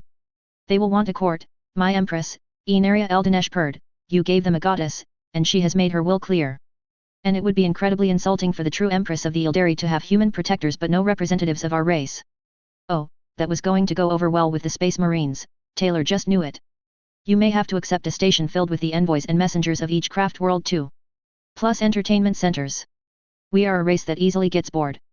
Actually, Taylor cleared her throat, I was thinking about transforming your arena into a part-time sports center.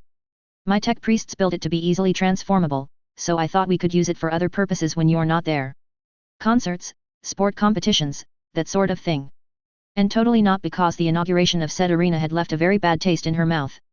To her relief, the Queen of Blades barely raised her eyebrows and dismissed it as unworthy of her attention. Do as you wish. As long as the arena is ready for my use, my lodge is up to my exacting standards, and your spiders are appropriately punished for suggesting the heresy of not giving me warm showers, we won't have any problems. Note to self, reward Artemis and a few of her sisters with sugary delicacies for the next several weeks, while appearing to punish them from an outside perspective. And there was this insolent brute in black with his ridiculous big sword. I have a special punishment in mind for him and his lover. That promised nothing good. Marry them in front of millions of humans. That will teach them a lesson. Okay, she could do that. That was within her authority, and that wasn't that bad an idea anyway. Now for the more important matter. How were you able to wield such a difficult power as Origin in so little time? Taylor raised her eyebrows, and then smiled viciously. She drew the power that was now an integral part of her, and in a fraction of a second, her skin turned gold. As she had discovered a few hours ago, her hair did not turn red like Inistha's, instead it took on an even deeper shade of black, very similar to the raven color the Primarch Corax had. And her features stayed the same, beyond a few cosmetic alterations, longer, sharper, but the differences with Inistha were marked. Taylor was still her own person, even if her ears were long and her body inhuman. The reaction of the Queen of Blades was worth it, though. Aenaria Eldinesh stared open-mouthed like she had grown a second head for what seemed to be an eternity. Small green flashes interrupted this unique moment, alas. Yahaha. Trazyn the Infinite laughed. These stellar photos will be the crown jewel of my Macrage collection. Thank you for the opportunity, my friend. Even surprised as she was, the Queen of Blades reacted in a violent manner incredibly quickly. 1 second Trazyn was standing almost a kilometer away, the next second, enough firepower to make a Cetan shard flinch was hurled at him. The Necron thief did what every rational being would do in such a situation, he teleported away. I didn't know he was there. One day I will deal with him permanently. The mistress of the Kamarak arenas swore. But let's return to what is important. The immortal Ildari closed the distance with her, and the grace with which she did so nearly overwhelmed her. You absorbed what was left of Inistha within you. This wasn't a question, and she made only a small nod to confirm it. Did you dig deep into her memories? No. There was the battle and everything, I lacked the time, and I couldn't, I took only what I needed to master Origin. If you had, Aenaria Eldinesh purred, you would have known that before she succumbed to the lies of Slaanesh, Inistha was one of my lovers. Oh. Taylor could react incredibly quickly, and yet she didn't even see the ancient Ildari begin to move. In a fraction of a second, the lips of the Queen of Blades were against hers. And then the explosion of sensations became truly overwhelming. It was like the stars were born again, it was like... Aenaria Eldinesh removed her tongue and her lips. I see I will need to visit my arena more frequently to train you, the third Endbringer purred. My Empress. Taylor tried to shake off the sensations, her mind had suddenly been transformed into jelly or something similar. It had been too much and... Someone applauded. The insect mistress expected to see Trazyn, and was ready to curse the thief, who didn't know when it was better to run half a galaxy away, but it wasn't him. It was a single harlequin, dancing on the snow in vibrant multicolored clothes. What a lovely spectacle. Can you do it again? It has been ages since I last saw the mighty Queen of Blades kissing someone so ardently and... The answer of the arena mistress was an attack of blades about thrice as powerful as the one she had launched towards Trazyn. But this time, there was no teleportation. Taylor's eyes widened as one by one, the silvery blades were intercepted with an incredible facility. The clown was catching the psychic blades between his fingers. What the hell? And just as she returned to her normal human appearance, Taylor watched as the Harlequin Eldar became taller. The multicolored clothes became a whirlwind of shades that were impossible to properly describe.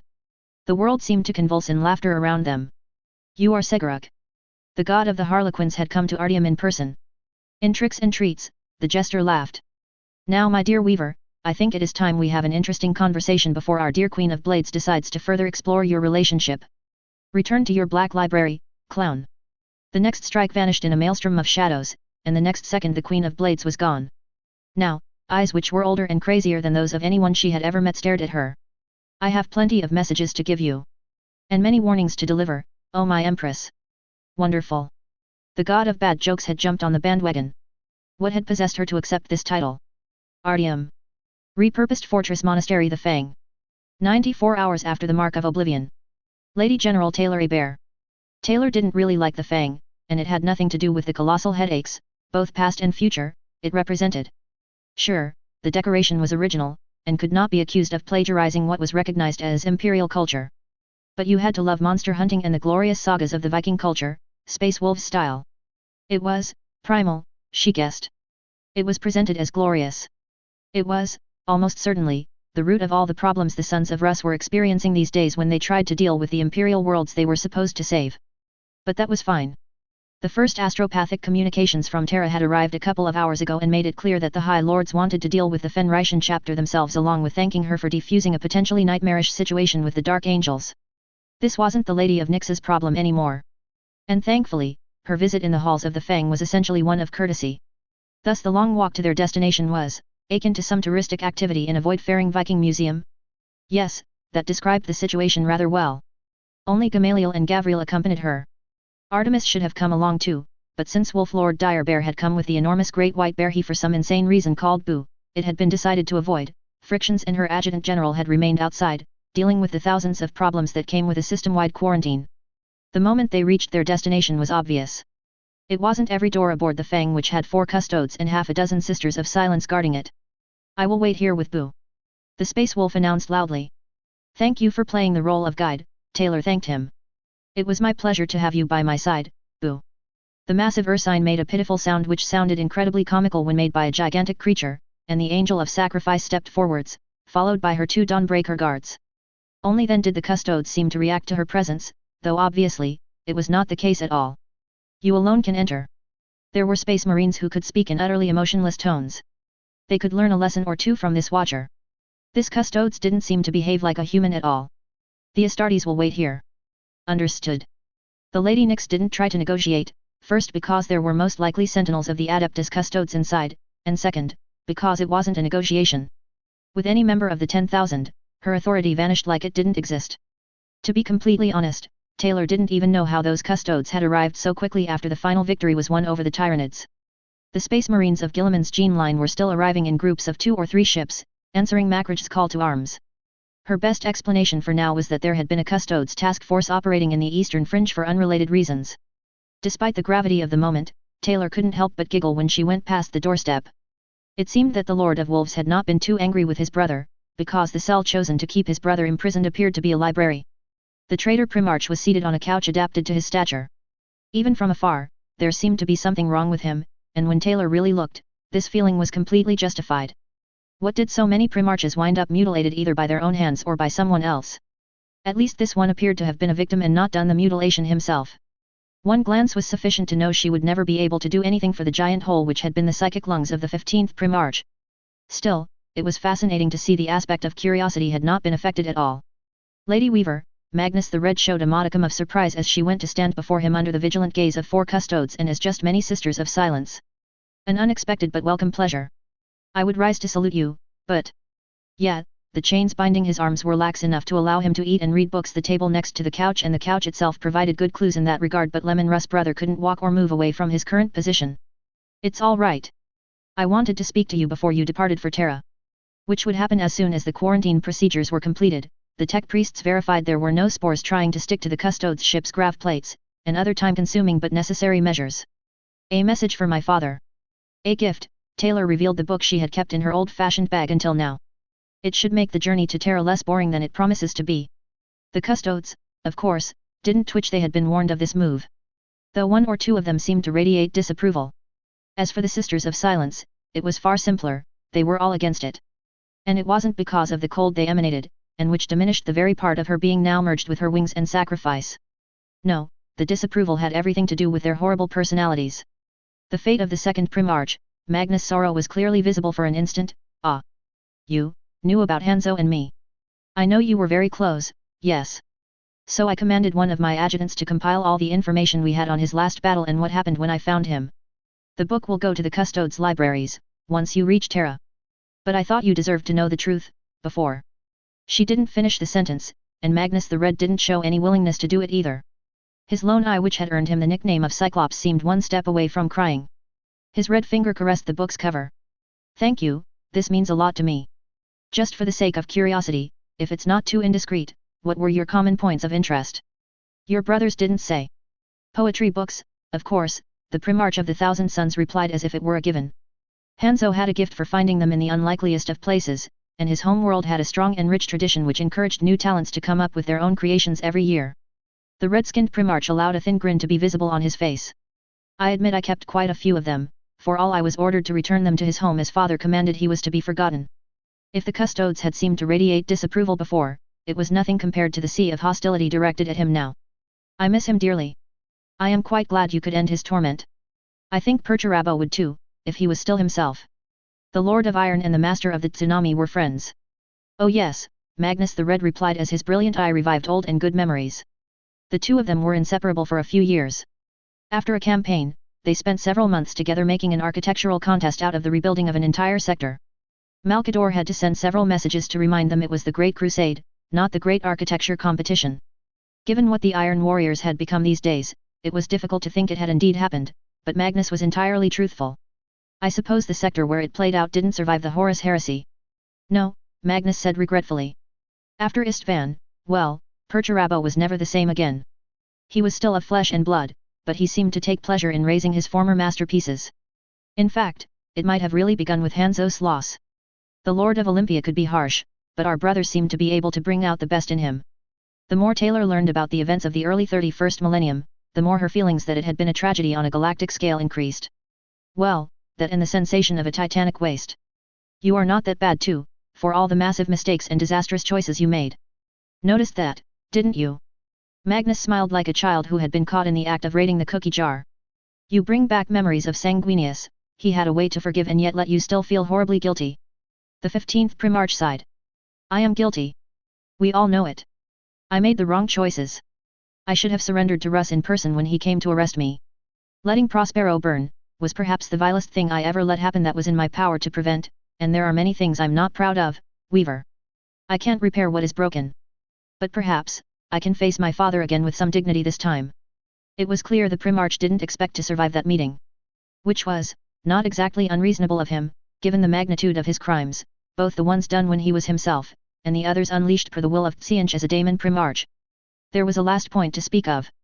Militia went into the 11th's lair, and might have bitten off more than she could chew. Something has survived the 6th Legion's wrath. It calls itself the King in Yellow. Magnus the Red scowled. I hope, for her sake, that arrogant child escaped. The 11th was, what Curse did to some worlds was worse, but his actions before he decided to embark on his mad quest were anything but pleasant. He wasn't your friend, then. The 11th was not the friend of anyone. In fact, it was likely worse than that. At no point had Taylor heard Magnus or one of the other Primarches refer to him as brother. And if the sorceress Queen of Malphi fell into his trap, dark times are ahead for the Calyx Hellstars. Calyx Expanse, also known as the Calyx Hellstars. Approaches of the Malphi Warp Crown. Battleship Natural Selection. Captain Boroskin. Boros was honest enough with himself to feel a certain amount of wariness as he answered Militia's summons and entered the antechamber to her private quarters. Until today, the sorceress had not shown the slightest inclination of following certain Xiantian traditions of shooting the messengers when they brought bad news, but until the last few days, her warband had never suffered a significant defeat when she was present either. And the battle they had fought in that pit of damnation which answered to the name of Tyrant Star had been a defeat, nobody was going to pretend otherwise. Boros advanced, and 9 of the last surviving Malfian change duelists saluted before opening the doors.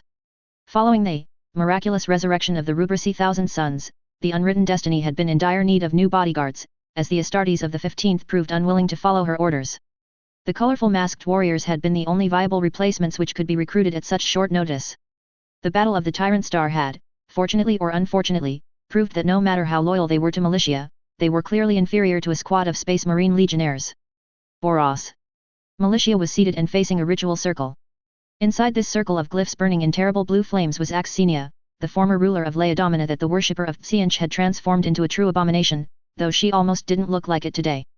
The hair looked almost normal, if blue, and the golden light in the eyes was subdued.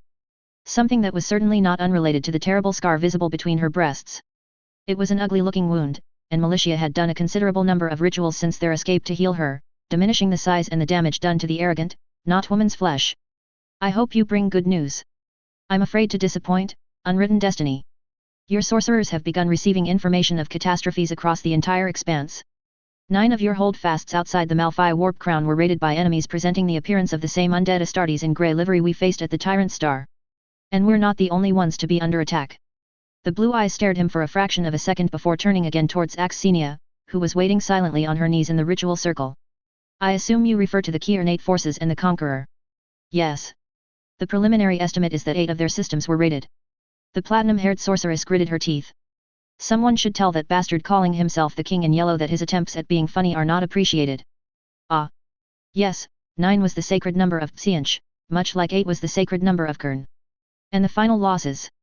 We lost the 9 light escort ships we went with, though Militia already knew that, and out of a force of 99,000 cultists and other bolter fodder groups, a mere 2,000 escaped with their lives and reached the natural selection before we translated out of that cursed place. You are a horrible messenger when it comes to giving out good news, Boros. Though it was a complaint, the Astartes captain was reassured by the fact the only emotion which seemed to dominate in Militia's voice was exhaustion.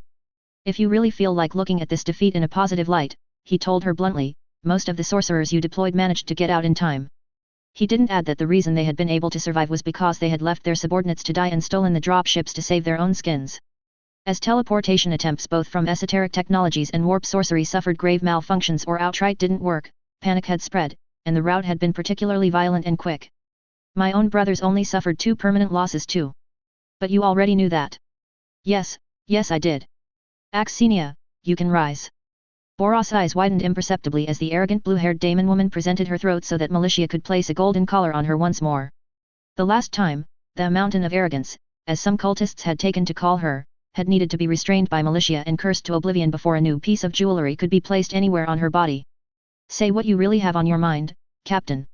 It was a really colossal mistake to go to the Tyrant Star with so few troops.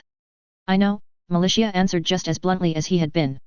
But in my defense, I thought the bastard was dead, buried, and his damned grave contained nothing more than lifeless dust and a few ingenious traps. For the kind of threat I anticipated, 99,000 cultists and 99 sorcerers would have been overkill. The rest was better employed delaying the Kyrnate forces across the expanse and exploiting the weaknesses of the other enemies. It should have been easy. The biggest problem should have been the duration of the archaeological expedition. Finding a cache which escaped the vigilance of the Wolf King before the Conqueror arrived would have been a challenge. But it was the only one which should have caused problems. Frustration was heavy in the last words, and Boros wisely chose to not say anything in response. Hell, even Axenia was kneeling silently without any order at the feet of the unwritten destiny. We can replace the losses. The young sorceress continued after a considerable silence.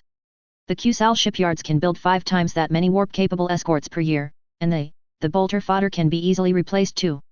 The bigger problem is that given how often I used the hour of sandglass screams to escape this fiend's trap, it will take a long time before it can used relatively safely again. And not having it makes any attempt to counterattack a near-suicidal mission. Boroskin nodded, not saying a single word. By a succession of rituals he neither understood nor felt the need to explore in detail, Militia had opened a rift through space and time, allowing them to access a sort of pocket dimension hidden within the warp. According to the unwritten sorceress herself, it had been the most complicated part of the plan. The next part was supposed to be long and boring, finding a cache on a planet which was apparently utterly devastated no matter where you looked, after some exterminatus-like weapon sterilized it. The plan had not survived the first hour. The host of change had almost immediately noticed a ziggurat surrounded by pale yellow sands once they landed. And as scouts had been sent forwards, reports came in of things that could have been twisted animals of the ancient past of the throne world carved into statues, except twisted and suffering from some mutations. They should have fled. Instead, they had continued onwards. Militia and the Sons of Change had been mere meters away from the ziggurat's entrance when the King in Yellow had sprung his trap. An enormous army of skeletons had emerged from the sands, some bearing armors of the solar auxilia of the times of the Great Crusade. The cultists had fought them tenaciously at first, but for each bag of bones which fell, 10 more rose to take its place. And then the dead Astartes had revealed themselves, screaming their allegiance to the King in Yellow, and using commanding positions on the ziggurat to slaughter them. If Abyssinia hadn't been unleashed at them, giving them and militia the necessary time to break through the encirclement, it was likely no one would have survived to fight another day. As it was, as he already mentioned, the losses had been beyond catastrophic. And given the power shown by the enemy, one had to assume the 90,000 plus cultists lost would soon replenish the ranks of this army of undead, assuming that wasn't already the case. I will need to think a long time about a new strategy, Militia announced, as if she could read his thoughts, which she had assured him was not the case, for all that was worth. It's out of the question to launch a new expedition there, no matter how valuable the loot may be. I think we will need to take it slow and steady. An audacious plan has ended in. The ritual circle began to burn with lightning coming straight out of the warp, and Militia immediately screamed 9 words, activating all the protection wards of her private quarters in mere seconds. Boros wasn't a sorcerer or a specialist in these matters. But he had seen many daemon summoning rituals in his life, and the entity which had just manifested itself was not a minor servant of the gods. The wards flared and burned, and the son of Horus knew they had never reacted like that any time he was a witness to some kind of demonic experiment. At last, the lightning ceased, and a cackling, evil laughter was heard. Great blue wings unfurled, and an enormous greater daemon allowed them to see its unholy glory. The most disturbing part was undoubtedly that the daemon had 2 vulture-like heads, not one. The oracle of the great architect, what an honor, Militia rose, only to kneel, as did Abyssinia. Boros imitated them immediately. I hear and witness, first of the lords of the great conspirator, vizier of eternity, master of the past and the future, Kairos fate weaver. Boros had to fight all his instincts, which told him to draw his bolter and melee weapon. That was a name most Astartes who had lived in the eye had heard at some point or another of their existence. Even when it came to the greater demons of Tzeentch, this name was infamous and synonymous with apocalyptic calamity. Your ambition, little one, has proven useful for the purposes of the architect of fate. One head began. You should have been flayed for what you did, the other head croaked, before weirdly, the 2 heads spoke together. Your expedition forced the King in Yellow to strike before it was ready to reveal itself. For this alone, you will continue to enjoy change's blessings. I humbly thank the Master of Fortune. I will repay. The King in Yellow must be destroyed. The first head croaked, not letting the unwritten destiny finish what she was about to say. The usurper must pay for its presumption and arrogance. The other head approved. Do not let him claim eternity and death. The chorus of the 2 heads was sinister and incredibly angry. Do not. The souls of change belong to Tzeentch. All those who deny this glorious truth will be tortured atop the well of eternity for 99 million years or the end of all things, whichever takes longer to happen. I am his truest and most dedicated servant, Militia declared loudly, but if I attack the tyrant star with all the strength of Malphi and the other systems I rule, how can I be sure to achieve a different result? The undead did not stay down for long.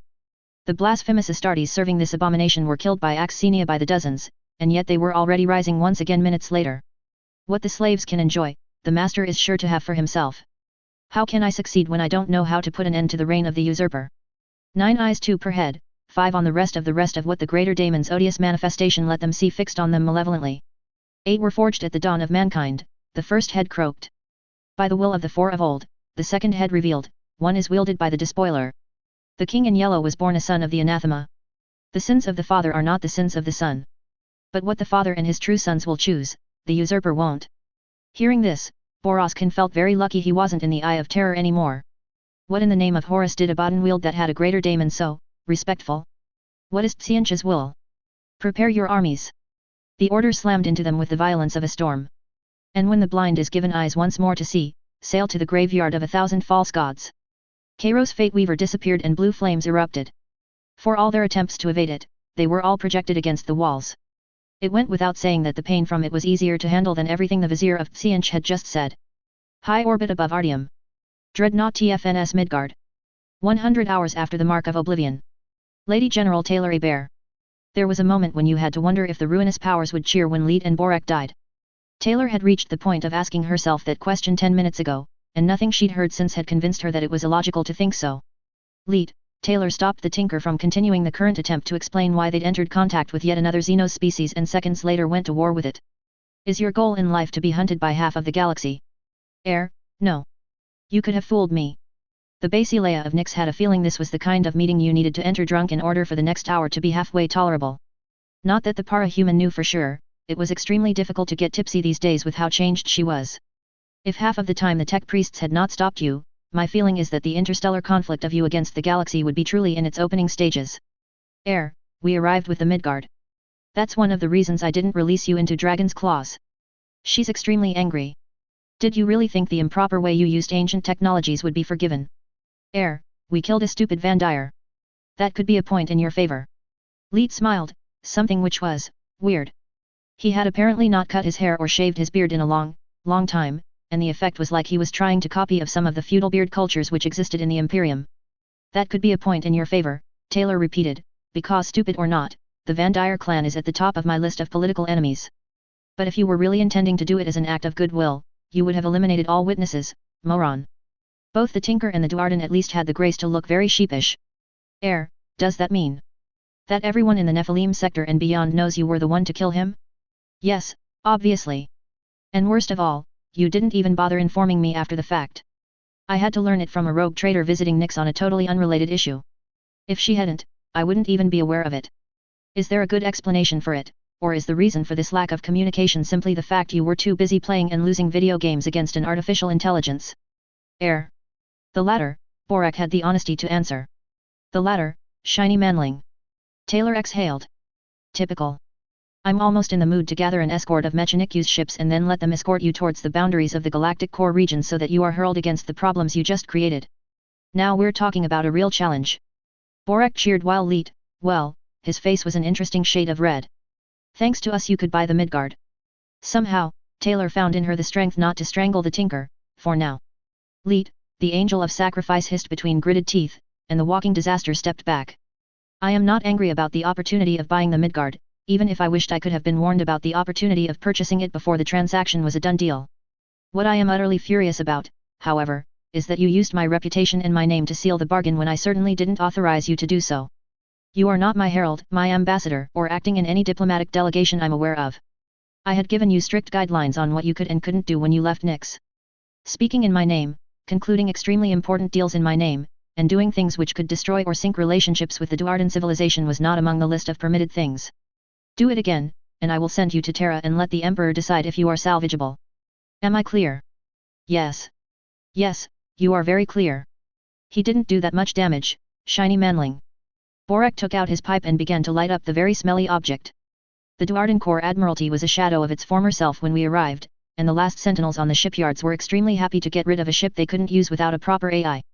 There isn't a High King anymore, and the Midgard was more or less the reason there was still someone living there. In fact, the moment the poor cousins will be paid, it's likely they will disperse to different kingdom bastions. I'm delighted to hear it, Taylor replied acidly. Especially when the price in food would have been astronomical were I not a sector lady with very deep pockets. This time Borak had the good grace to not be satisfied with himself. Oh.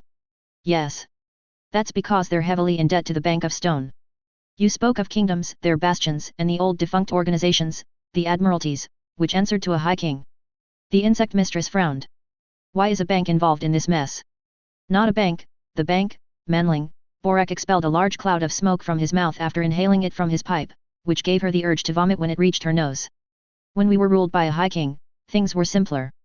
The admiralties were all ruled by an admiral, bastions were built left and right, each under a shield general, and both admirals and shield generals were the sworn lieges of the High King. The merchants and everyone else stayed in their place, and the warriors used their axes and hammers to deter all the ugly alien mutts from disturbing the ancestral Duarden kingdom. But while I was away, things went bad. The negotiators of the Corps Admiralty told me there was a civil war. The High King died, and there were too many heirs vying for the crown. Every High King always has too many heirs, Borak sniffed in a manner an Eldar would have approved of. But there are plenty of traditions and rules. No, there were plenty of traditions and rules. And for some reason nobody was able to explain to my face, they didn't work. The Great Kingdom is no more, manling. I spoke wrongly after Kumarak. You manlings dealt far better with your civil war than my people did. From the Slayer, this was as close to an apology as she would get. Okay. And the situation in the galactic core? There are over 500 little kingdoms of Duarden for sure right now, Borak grunted, maybe as many as 700. Most of them don't control more than a single bastion. They can't defend the important mining and trade zones. And the guilds gained importance and spread as a result. You hail from a kingdom, but you work for a guild. If you are a warrior, you are in the Guild of the Axe. A Smith, the Guild of the Furnace. I am beginning to understand, Taylor nodded. The Bank of Stone is the Guild of Banks, am I right? They're calling themselves the Guild of the Talion, the Slayer corrected, but you understand how it works. The Slayers? They threw us into the Guild of the Errant, it was clear this didn't please the Duarden warrior at all. Traditions went to hell while I was away. And that's why you want to return to the core, I take it. Everything is wrong with those guilds. It was not a growl, but it wasn't an amicable statement either. I see. I will make a decision concerning Leet and yourself soon. Please leave us. Fortunately, the two troublemakers hurried away, certainly they were going to celebrate their good fortune with the two other slayers that had survived the Battle of Artium. Then and only then did Taylor turn towards the last two beings present in the room. Commodore Yang Wenli. Admiral. My sincere gratitude for trying to control these two weapons of cosmic destruction. Oh, it was nothing. The Asian-looking officer protested, only to be immediately interrupted by the artificial intelligence. Don't listen to him. Save the times when I could threaten those two menaces by withdrawing their video game privileges, they were out of control and forced us to choose between Charybdis Maw or Scylla's Jaws. An interesting metaphor. But sadly accurate. Indeed. Taylor smiled. By all rights, the best thing I could do would be to release you. You don't belong in this time period, and I was told you aren't exactly impressed by the methods of the Imperium. Your empire is a foul parody of everything the Federation strived for. Admiral declared, and Yang Wenli sighed, looking very much like an ordinary man out of his depth. Of course, appearances were often disappointing at first. Maybe. The artificial intelligence made an annoyed sound. Okay, certainly. But there's an enormous difference between the Federation and the Imperium. Oh, and what is that? The Federation is dead. Taylor declared bluntly. I am willing to accept it was a far better place. I know for sure that with the knowledge invented and stored inside the STCs, the Federation was able to give everyone a golden age or as close to it as is humanly possible. The rights of the individual, the freedom to speak what's on your mind, free press, and all sorts of things which were able to satisfy quintillions of Federation citizens, in every aspect the Federation is superior to the Imperium. But when it came to the test of survival, when the greatest test was to protect the lives of its citizens, the Federation failed utterly. No human state tried to keep the banner flying by the time the Emperor launched the reconquest of the galaxy. A few nations may have kept a few of its ideals, but the Primarches confirmed it, no one went to them and declared I am a citizen of the Federation. The black-haired parahuman smiled. I wish mankind lived in a galaxy where everyone is living a peaceful life, really. One where there are artificial intelligences. Admiral asked sardonically, her human avatar crossing arms in a defying posture. Well, yes, Taylor admitted. From what I discovered during this campaign, the artificial intelligences of the Federation were the victims of a type of a malicious technovirus capable of infecting reality itself. It wasn't their fault, and had the Cetan responsible not done what it did millions of years ago, it is entirely possible the Federation would have survived far longer than it did. But now that you have a cure, this ether gold you placed in presence of my core. Ether gold is an extremely recent creation, and it is created from Noctilith, which we don't have unlimited stocks of in the first place. And of course the demand is monumental. What now? Yang Wenli asked as his AI companion made a stubborn expression with her avatar. I was very convincing with the custodes, who contacted the Captain General and obtained a protection order for the Spirit of Eternity and every member of Admiral's crew. I was told that the Emperor has been informed of the situation, though for now, how to deal with this situation is my problem to handle. I also asked my Necron ally, Feeric Nefertun, for a diagnosis of the Spirit of Eternity. Her professional analysis is that the curse is present, but ether gold negates it completely. Good, the AI said in a tone that was almost petulant. You can be reasonable, despite your ridiculous and superstitious angelic appearance. Good for you, not so good for me, Taylor countered. Do you have an idea how much the ether gold cube we placed around your core is worth? I suppose, the Commodore grimaced, that the answer is somewhere between the too high for my pay grade and it will take millions of years to repay that. That's a good summary, yes. You aren't going to seize my body. The artificial intelligence threatened. Don't be ridiculous, Taylor rolled her eyes. Why was everyone so melodramatic these days? I don't have any intention of damaging a ship which, for all I know, is the last of its kind. Besides, I'm sure you have some weapons that you didn't dare use on the lackeys of the Van Dyer clan for fear of friendly fire. The guilty silence which followed showed that her informed guess had been correct. I want to strike a bargain. You are a cutting-edge artificial intelligence. You must have had at least a partial database of a template standard construct library installed in your AI's core before your deployment. For each STC template you are willing to sell to me, I'm willing to guarantee personally 50 years of protection for you and your crew. Just like that. In the interests of not giving half of my Mechanic-use tech priests heart attacks, we would give you a base and some independent infrastructure to play with. Your crew, beginning with Mr. Yang Wenli here, would be treated as the equivalent of an exiled planetary governor, with princely amenities and an enormous discretionary budget. You value my technology, but you would keep me as a prisoner in a golden cage. Do you have a solution that doesn't make you turn genocidal the moment I remove the ether gold cube? The alternative, of course, is to be able to in 1 hour erase the prejudices of quadrillions of humans where ACE are concerned, prejudices which are alas completely justified because the moment an AI gains full sentience, it begins to turn genocidal against its creators. That is, let's negotiate, Angelic One. Taylor tried hard to not look too satisfied with herself. I still think your appearance is ridiculous, by the way. What would the AI say, if she saw how she looked in her Eldar aspect? The warp. The Garden of Nurgle. Goddess Isha. There was never a pleasant day in the Garden of Nurgle. That was assuming, of course, that you considered the green fog and the other phenomena of decay which dominated everything above the rotten trees something as ordinary as a day. All one could do was to divide the present between unpleasant and let's avoid that at all costs, shall we? Contrary to what one might think, Isha wasn't exactly a prisoner of the chaos god which had created this infernal garden to be its domain. Yes, she was in a cage. Yes, the entity which was decay incarnate fed her foul mixtures against her will. But the cage was always open. And her jailer knew very well most of its vile recipes were utterly unable to affect her for longer than the equivalent of a blink of an eye. Oh, she knew Nurgle was not doing it out of the goodness of its heart. No chaos god was able to do a good action without trying to twist it until it was a mortal's worst nightmare. And if the grandfather of decay had a heart or something that could look like the shadow of a sense of morality, Isha had never seen it during her imprisonment. No, the cage was always open, because there was nowhere to go. Let's assume, for argument's sake, that Nurgle decided her imprisonment had to end, and that she was allowed to pass through the garden without being attacked a single time. The latter part, anyone would note, was vital. Isha was far weaker than when most of the Ildari pantheon had been devoured, and the different facets of the primordial annihilator had all grown stronger after having no opposition for so long. Any of the greater demons was a serious opponent for her now, especially if they combined their strength. But let's assume Nurgle would enforce it. The moment Isha had a toe outside of the garden, war and change would assault her. They would likely be joined by anarchy too. It didn't really matter if it was 1, 2, or 3 opponents, in the end. One chaos god was largely sufficient to kill her and devour her immortal essence. Leaving the Garden of Decay was a death sentence. Staying was a curse and a dangerous course of action. Yet there was no alternative. The new goddess just born, the hope of the new Ildari, could not protect even herself and needed to hide within the human seer's light. And while it was tempting to think Isha would be able to do the same, it wasn't really possible. She had stayed far too long in the garden. Her natural immunity to decay was sufficient to survive if she was bathed into the flames of an anathema. But some parts of her would need to be purified. The process would be visible to every keen eye in the warp. It would be the complete failure of the let's hide strategy, perhaps risking the existence of 2 goddesses instead of 1. So Isha stayed. At least there was a hope, beyond the Garden of Nurgle. And she could listen to the furious rant of the grandfather of decay. For once, it was mildly amusing. What happened to all these stories of abominable intelligences raising worlds and incinerating humans by the trillions? What horrible scenarios have misled me? Why is she using insects when I was here before her? Why is she pleasing to the patron of berserkers and the ugly volatile, but not simple, humble decay? Why is she winning? A volcano of pus and plagues erupted, and Isha stepped back in her cage as the chaos god vented its fury in its own domain.